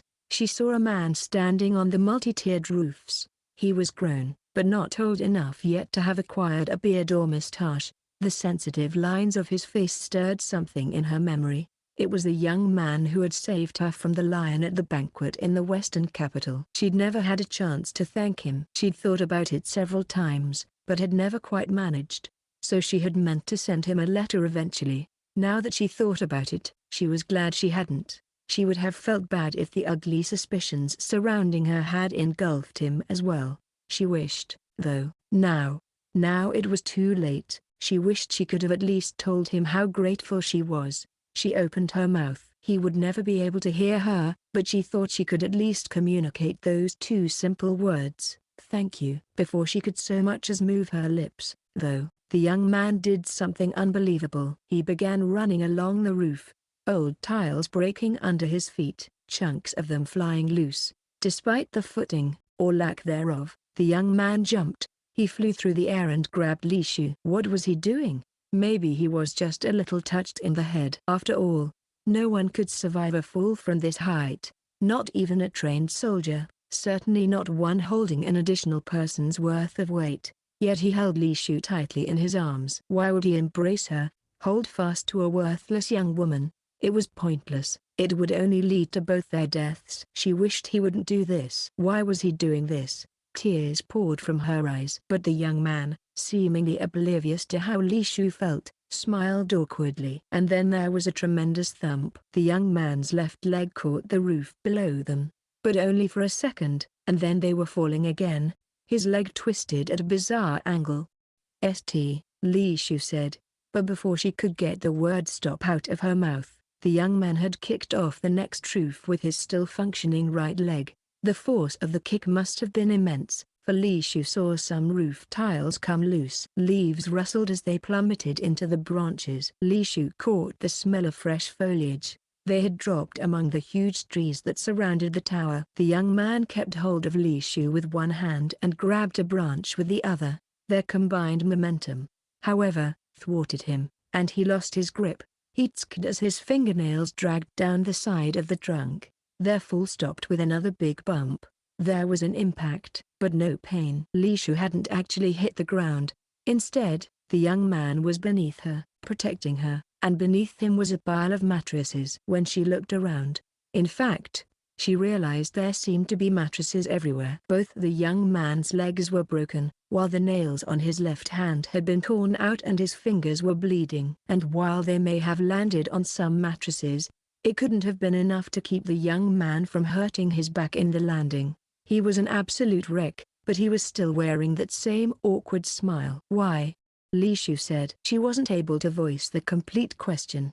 Why had he saved her? Why had he not simply left her to die? She didn't know what to do with someone who had battered his own body in order to protect her. The young man's right hand, the only uninjured part of him, was shaking for some reason. He slowly moved away, releasing her. "Are you hurt, my lady?"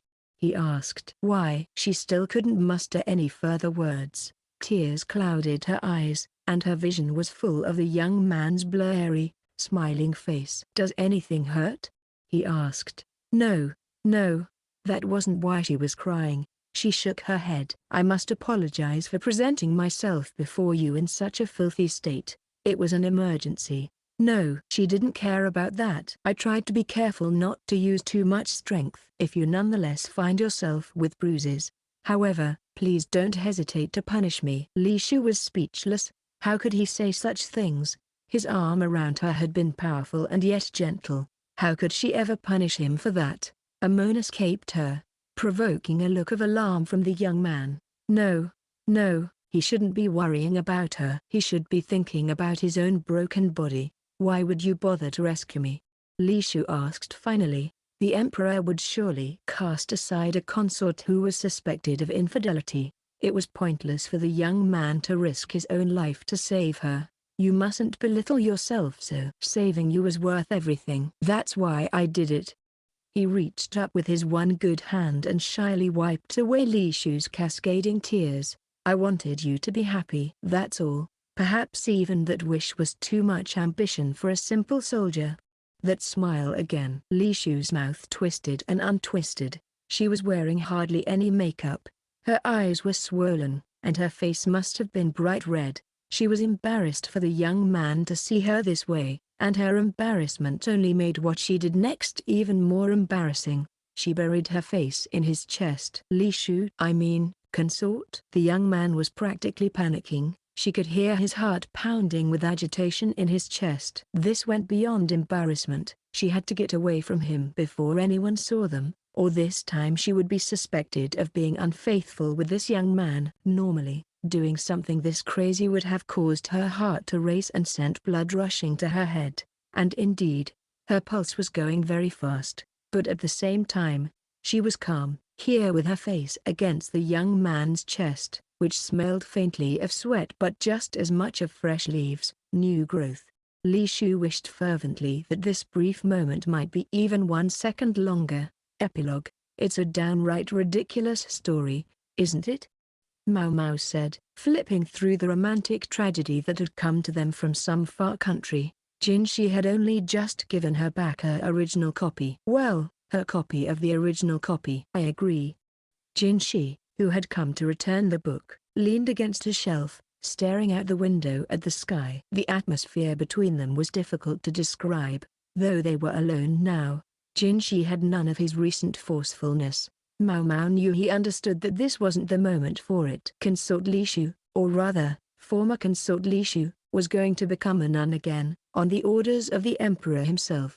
I suspect His Majesty has had this in mind for some time, Jinshi said. Lishu's mother was an old acquaintance of both the emperor and our duo. His Majesty must have viewed Lishu as something akin to a daughter. That was why he had called her back to the rear palace, in hopes that she might, somehow, be happy. The world was never so generous, though, and his attempt to make her happy backfired. Lishu found herself bullied by her half-sister and her own ladies-in-waiting, and ultimately, thanks to her position as a high consort, even found her life threatened. Locking her up in the prison tower had been an act of mercy on the emperor's part, an attempt to protect her from the very real danger of an assassination attempt. Lishu's former chief lady-in-waiting had been, in simple terms, trying to get herself a new mistress. Most likely, she'd already been in touch with the emissary from the west, via the pigeons, because she felt she couldn't hope to rise any further in the world under Lishu. The love letter had been among their communications. The fact that Lishu had ended up imprisoned with the White Lady could only be called bad luck. Maybe she really had been born under a bad star. In the tower, Lishu had seen strange things, caused by that sweet, bitter incense, the same smell that had come from the White Lady. It hadn't drawn attention when the lady had been searched before being put in the tower, but when Maomao examined her personally, she found a string tied to one of the woman's teeth.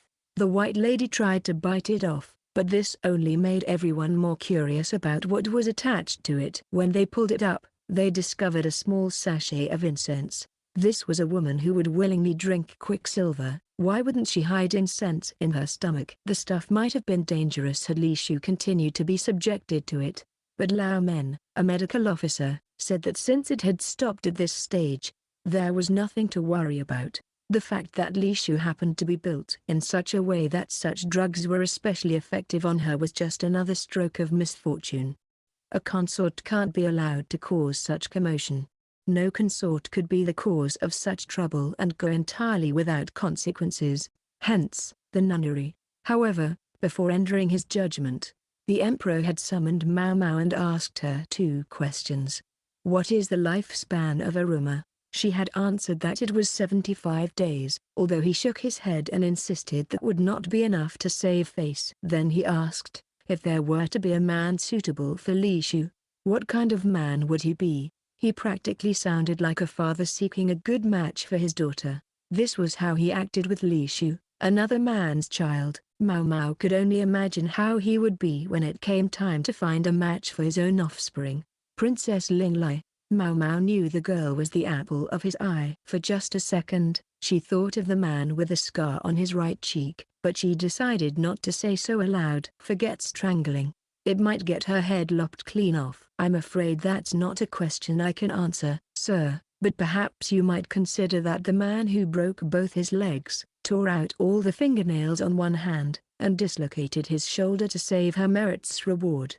It was, indeed, Barsen who had suffered more than any other in the present incident. Without him, Lishu would probably have ended up like a burst persimmon. Barsen, understanding that a few mattresses weren't going to be enough to help the plummeting young lady, had improvised a different approach. Instead of putting all the mattresses in one place, he'd had them spread out across the area where she was likely to land, and then he had taken all of the impact the mattresses couldn't absorb upon himself. And Maomao had thought Jinshi was a masochist. Jinshi claimed Barsen didn't feel pain as acutely as other people. But even so, the one thing she could say for certain was that she could imagine no one else who could have saved Lishu at that moment. She could just picture the reaction if she told the courtesans in the pleasure district about this. It's destiny, they would exclaim, eyes shining. And then there was Lishu, whom Maomao had always taken to be shy and retiring around men, yet who had buried her face in Barsen's chest and cried. Maomao wasn't so uncultivated as to not understand what that meant. Jinshi had quickly cleared everyone away and kindly waited until Lishu was done weeping. That had delayed Maomao in treating Barsen, but the young man probably hadn't been entirely unhappy about the situation. Lishu, it was declared, would spend 1 year in the nunnery, whereupon she would return to her home and family, stripped of her title of consort. However, her family would not be punished. As for Barsen, he would be granted anything. It was emphasized, he might wish, be it an object or a person, so long as it was within the emperor's power to grant, he would have it, nor need he decide hastily. The emperor advised Barsen could wait to say what he wanted, up to a year. Maomao smiled with a touch of bitterness. This young man and woman had fallen for each other at first sight, yet they discovered true love never did run as smooth as it did in the stories. But still, this wasn't a bad outcome at all. After all this, Maomao reread the tragic romance again, but it still didn't make any sense to her. Not everything was wrapped up so neatly, however. The emissary from the west requested custody of the White Lady, who had been arrested as a criminal. Her reasoning? Because she was one of Ayla's agents. Ayla, the other emissary, the one who had been involved with selling Feifa firearms to the Sheik clan. The woman who somehow still seemed to be causing problems for them even now. That wasn't all, for the emissary requested something even bolder. She had cornered La Han about lending aid or giving her asylum earlier, and now, amazingly, she pressed for the latter. This must have come as a shock to La Han, who had been busy with his potato cultivation. What's more, the emissary had a stunning idea as to how the asylum should be effected. She requested to enter the rear palace. I need not be a high consort, she had said. Even the status of a middle consort would be enough. Admittedly, it would be a less conspicuous way of getting her into the country than specifically stating that she was being granted asylum. One thing I don't know is how much of what she said is true, Maomao thought. She wanted to just forget about it and take a nap, but as long as Jinshi was there, she couldn't do that. She wished he would hurry up and go home. For his part, Jinshi didn't seem particularly interested in leaving. He might not be much of a straight shooter, but he did seem to have a lot on his mind. What's this? He asked, picking up a rather sorry excuse for a book. It appeared to flummox even him, with its pages of characters that looked like dried earthworms. What do you think? Maomao said. Is it Go? He said, peering at the untidy rows of black and white circles. Don't tell me. The honorable strategist? Yes, sir. La Han had foisted it upon her in exchange for the information about the emissary, on the assumption that she must know someone at the printing house. No idea if they'd want any part of it, though. Not after she'd bought up the book they had been planning to use as a printing source. Even if they did take the job, they would have to be able to read the text first. That seemed like the biggest hurdle. Normally, she would have simply shoved the thing back in La Han's face, but to her own surprise she found herself accepting the sad little book. Jinshi looked rather taken aback as well. Maomao snorted as if to say pay it no mind and gazed at her laundry, which refused to dry here in the rainy season. How long could this conversation go on? She wished it could stay this way. Also, she hoped he wouldn't tickle the back of her foot again. She was careful to sit on her feet so Jinshi couldn't see them. He seemed to sense what she was thinking, for he smiled indulgently. He really knew how to piss her off. She was just giving him her fiercest go home stare when the door opened. "Oh, hey, mister." It was Chuyu. Jinshi simply nodded and raised a hand in greeting. Chuyu trotted into the shop, ignoring how cramped it was with 3 people inside. Maomao was just wondering what he could be up to, when he ran a finger along her back, raising goose flesh all over her body. "Wanna know something, mister? Freckles here can't stand it if you swipe your finger along her back. It's a hoot." Maomao, wondering why the hell Chuyu would bring up something like that at a moment like this, raised a hand to knuckle him in the head. Jinshi, however, said, "Is that so?" and grinned. Then he pulled out his purse and put a fat silver piece in Chuyu's hand, far more than any kid needed for pocket change. "Huh? What's this about, mister? What's going on?" Chuyu asked. "Oh, I'd just like you to run a little errand for me. Take your time about it." Maomao's eyes became dots. "Wow, you're the best, mister." "Yes, take all the time you like." "Chuyu!" Maomao exclaimed.